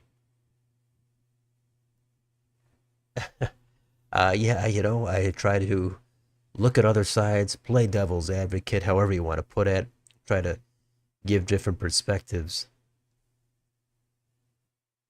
Yeah, how is Texas going to go in 28? It's tough to imagine it swinging 14 points to the left, but that's an eternity in pound. I mean, that's just a pure eternity.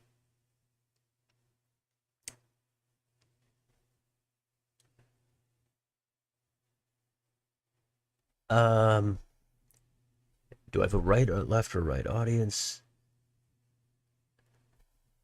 Yeah, I mean, it depends. I mean, there's no way to really know. I've some um, Democrat, progressive, regular viewers and commenters, but I don't know what the exact breakdown is. You could look at the community tab, the community poll tab, that sometimes tells people. But I mean, I once in a while I cover some different issues. I mean, I've got the video out there, why both parties suck, and that criticizes the Republicans for uh, lacking in some populist economics, and it criticizes the Democrats for lacking on certain cultural issues and identity politics stuff. So that's where I kind of can, usually I agree with people, most people on something, and disagree with them on other things. But that's how it goes.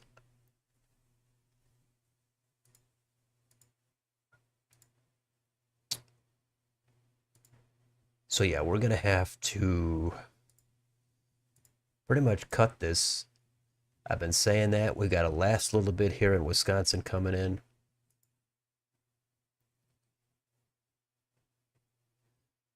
This is absolutely wild stuff.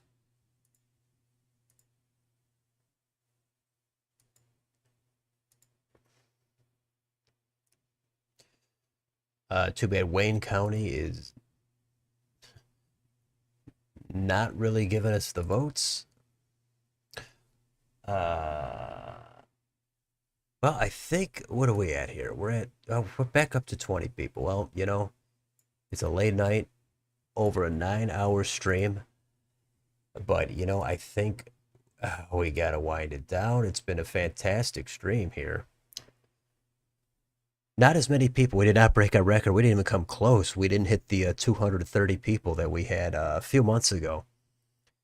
But, everybody's streaming tonight. It's all spread out. Had a nice, good interaction. Streams are fun.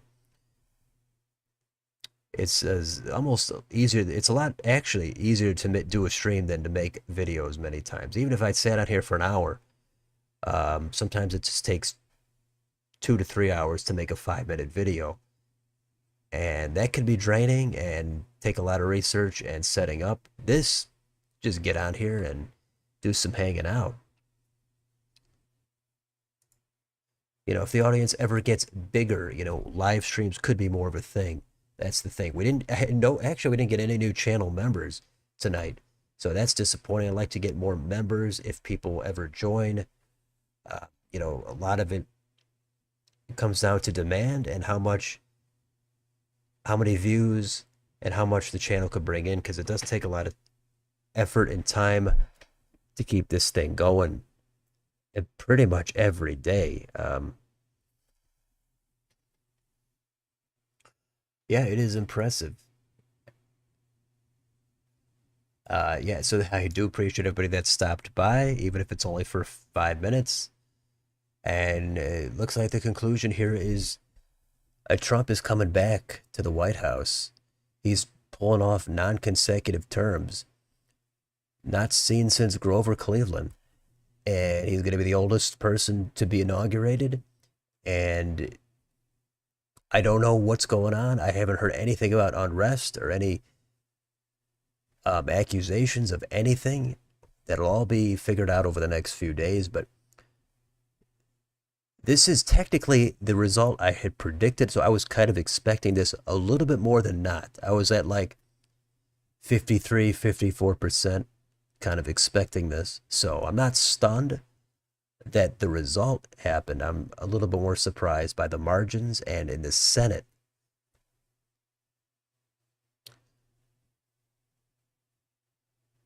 Yeah, sleep schedules, those are, I understand that. Yeah, I appreciate that. Patrick, maybe a donation system to determine video topics. I mean, people make a lot of suggestions, but yeah, some of them are they're too narrow, you know? I try to keep it kind of broad. Uh, yeah, I mean, donations are always welcome, but I'd like to get over five and then 10,000 subscribers. That would be nice to really get this thing going a little bit more. It has slowed down over the past 2 months. I don't know why. I guess because maybe the major networks are kind of encroaching in on some of the independent creators, but this is all organic channel growth. It's just, and the Patreon, yeah, I did, I haven't, I opened one up, but I haven't finished setting it up. Yeah, it's going to take a little bit of time, you know. There's you can join here, join the channel. You can do a super thanks, a super chat. There's options here. Yeah, Google takes a cut, YouTube, but we did have a couple earlier. That's always very appreciated. Uh, yeah, you know, the pendulum keeps swinging. You just discovered the channel. Well, how long ago? 5 minutes or like 5 hours ago? Uh, well, hey, you know, if you're brand new, like, share. So definitely like and subscribe. Share if you'd like. Good to see you on here. Maybe you'll come back. Maybe you'll check out some of the videos. Most of it is prior to for this election, so take a look at my final prediction to see how right or wrong I was. I was kind of off in 22. I did think the Republicans would get a couple more Senate seats and a couple more governor's seats, but they were close and they came up short. What can you do? Uh, uh, a day or two ago. Oh, gotcha. Okay. Trump voters who are pro-immigration, pro-light, and LGBT. Sorry, I'm okay. Voted for Trump because of the economy, inflation, high prices, and taxes. Or sorry, yeah, taxes. Yeah, it's getting late here. Yeah, I do think, yeah. I mean, just the general dissatisfaction with the way things are going. That's what happened in 2020. There was a lot of dissatisfaction with the way things are going because of COVID. They brought in Biden, and it's happening again. It all depends on, you can always frame it in a positive light if you'd like, but I think there's more of the things do favor Trump. And Super Chat, we got one in at the end. Thank you very much from Malevolent Sponge. That's a good name. That's interesting. Thanks for being one of the most unbiased creators to cover politics. I appreciate that. I've gotten all kinds of accusations. It all depends. It's almost impossible to stay. You can't stay totally unbiased. You can't be a complete robot. But if anything ever comes up, sometimes you're going to have critical things to say about one side or the other. And some people might only hear that one thing and jump to all sorts of conclusions. And that's why I try to balance it out. Not every time. You can't balance everything out. But, and then when certain issues come up, I mean, I have covered some political issues, and sometimes I have certain opinions, and that might go one way or the other. You know, Harris has won Minnesota, by the way. So yeah, it all depends.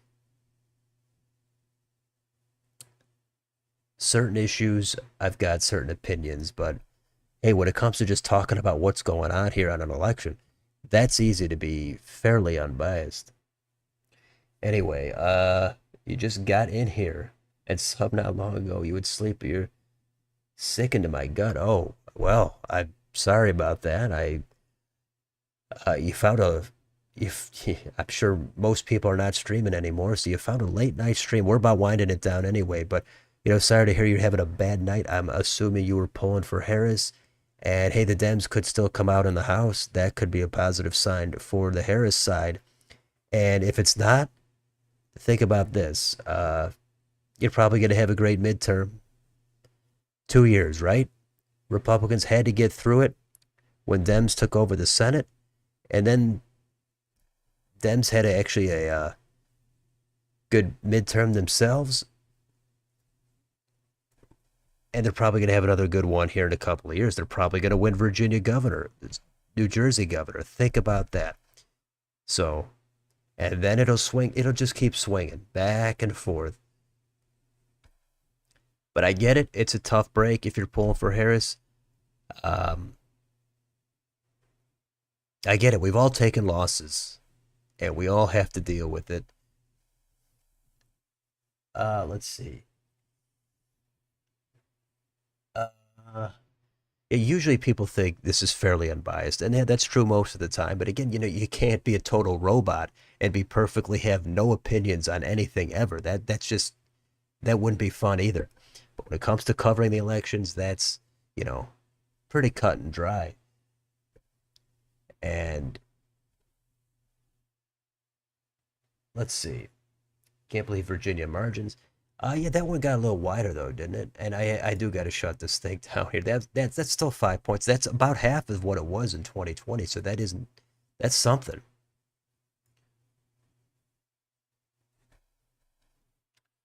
But I think the New York margin is more notable, and probably New Jersey actually. At Texas, that's huge. Yeah, actually, let's see. Let's take a quick look here at the popular vote estimate. That is potentially going to Trump. So I didn't see that coming. I had a great night for Trump. I don't know if I even saw him picking up the popular, maybe very narrowly by like point 0.1, point 0.2.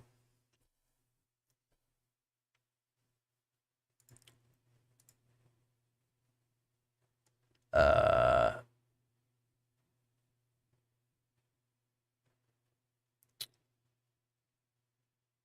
Scott Perry clinging there, and okay, now I'm starting to go back through it all.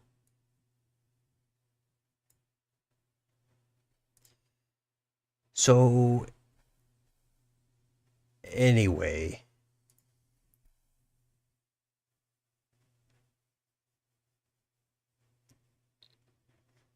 yeah, I always think even if people have extremely heavy biases, they should still be able to at least do something such as covering the election results fairly unbiased. I think that's what you see on a lot of the major networks. A lot of them do lean one way or the other. And for the most part, they can just cover the results. So, it's tolerable no matter what side you're on when you just want to see the election night coverage. Okay. You're polling for Harris, but okay, is your second election able to vote in? Gotcha. Well, it seems like Dems would be favored in 28. You're looking at Newsom again. You may be looking at Whitmer, maybe Harris, maybe John Ossoff, uh, Pete Buttigieg. There's a whole slate of characters waiting in the wings. Could be somebody nobody sees coming, like Obama. Kind of just came out of nowhere. Okay, it was a slaughter. Yeah, let's see these final Senate results and the House. If Dems get the House, then that kind of cancels out the slaughter, at least in terms of the full night. But in the president, though, yeah, it's kind of one-sided. I admit that. Texas margin is impressive. Yeah, final thoughts on the House race. I don't know. We just got to wait for the West Coast to come in. And actually, let me see. Nevada. Yeah, Nevada's sitting here. But there's going to be some close races. I think Republicans are going to think they could have got more seats if they sank in some more resources, especially in South Texas. Of the margin will be less than 0.1%. Well, that's recount territory.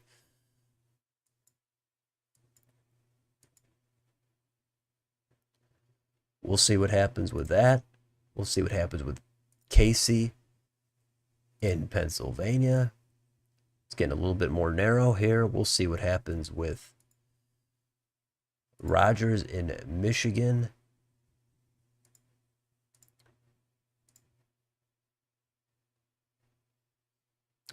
Still definitely some unanswered questions. Montana Senate leaning towards Sheehy.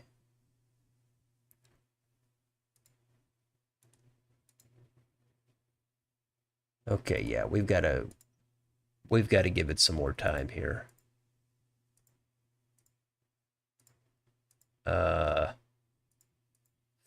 Okay.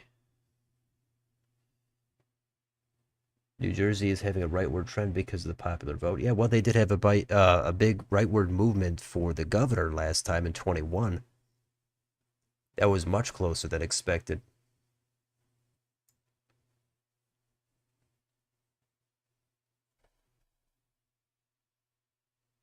I mean, it all depends, really. Is MKE and Racine was oh oh yeah, okay, yeah, there is some vote here outstanding for sure. Here we go. Yep, a little bit of vote here.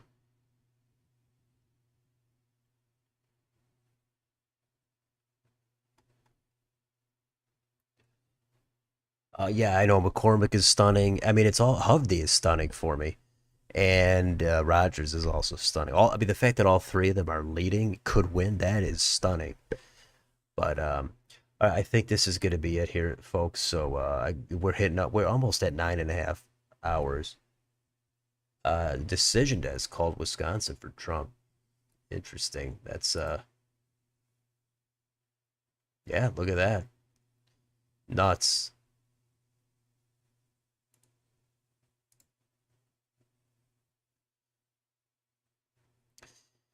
This is totally yeah, crazy.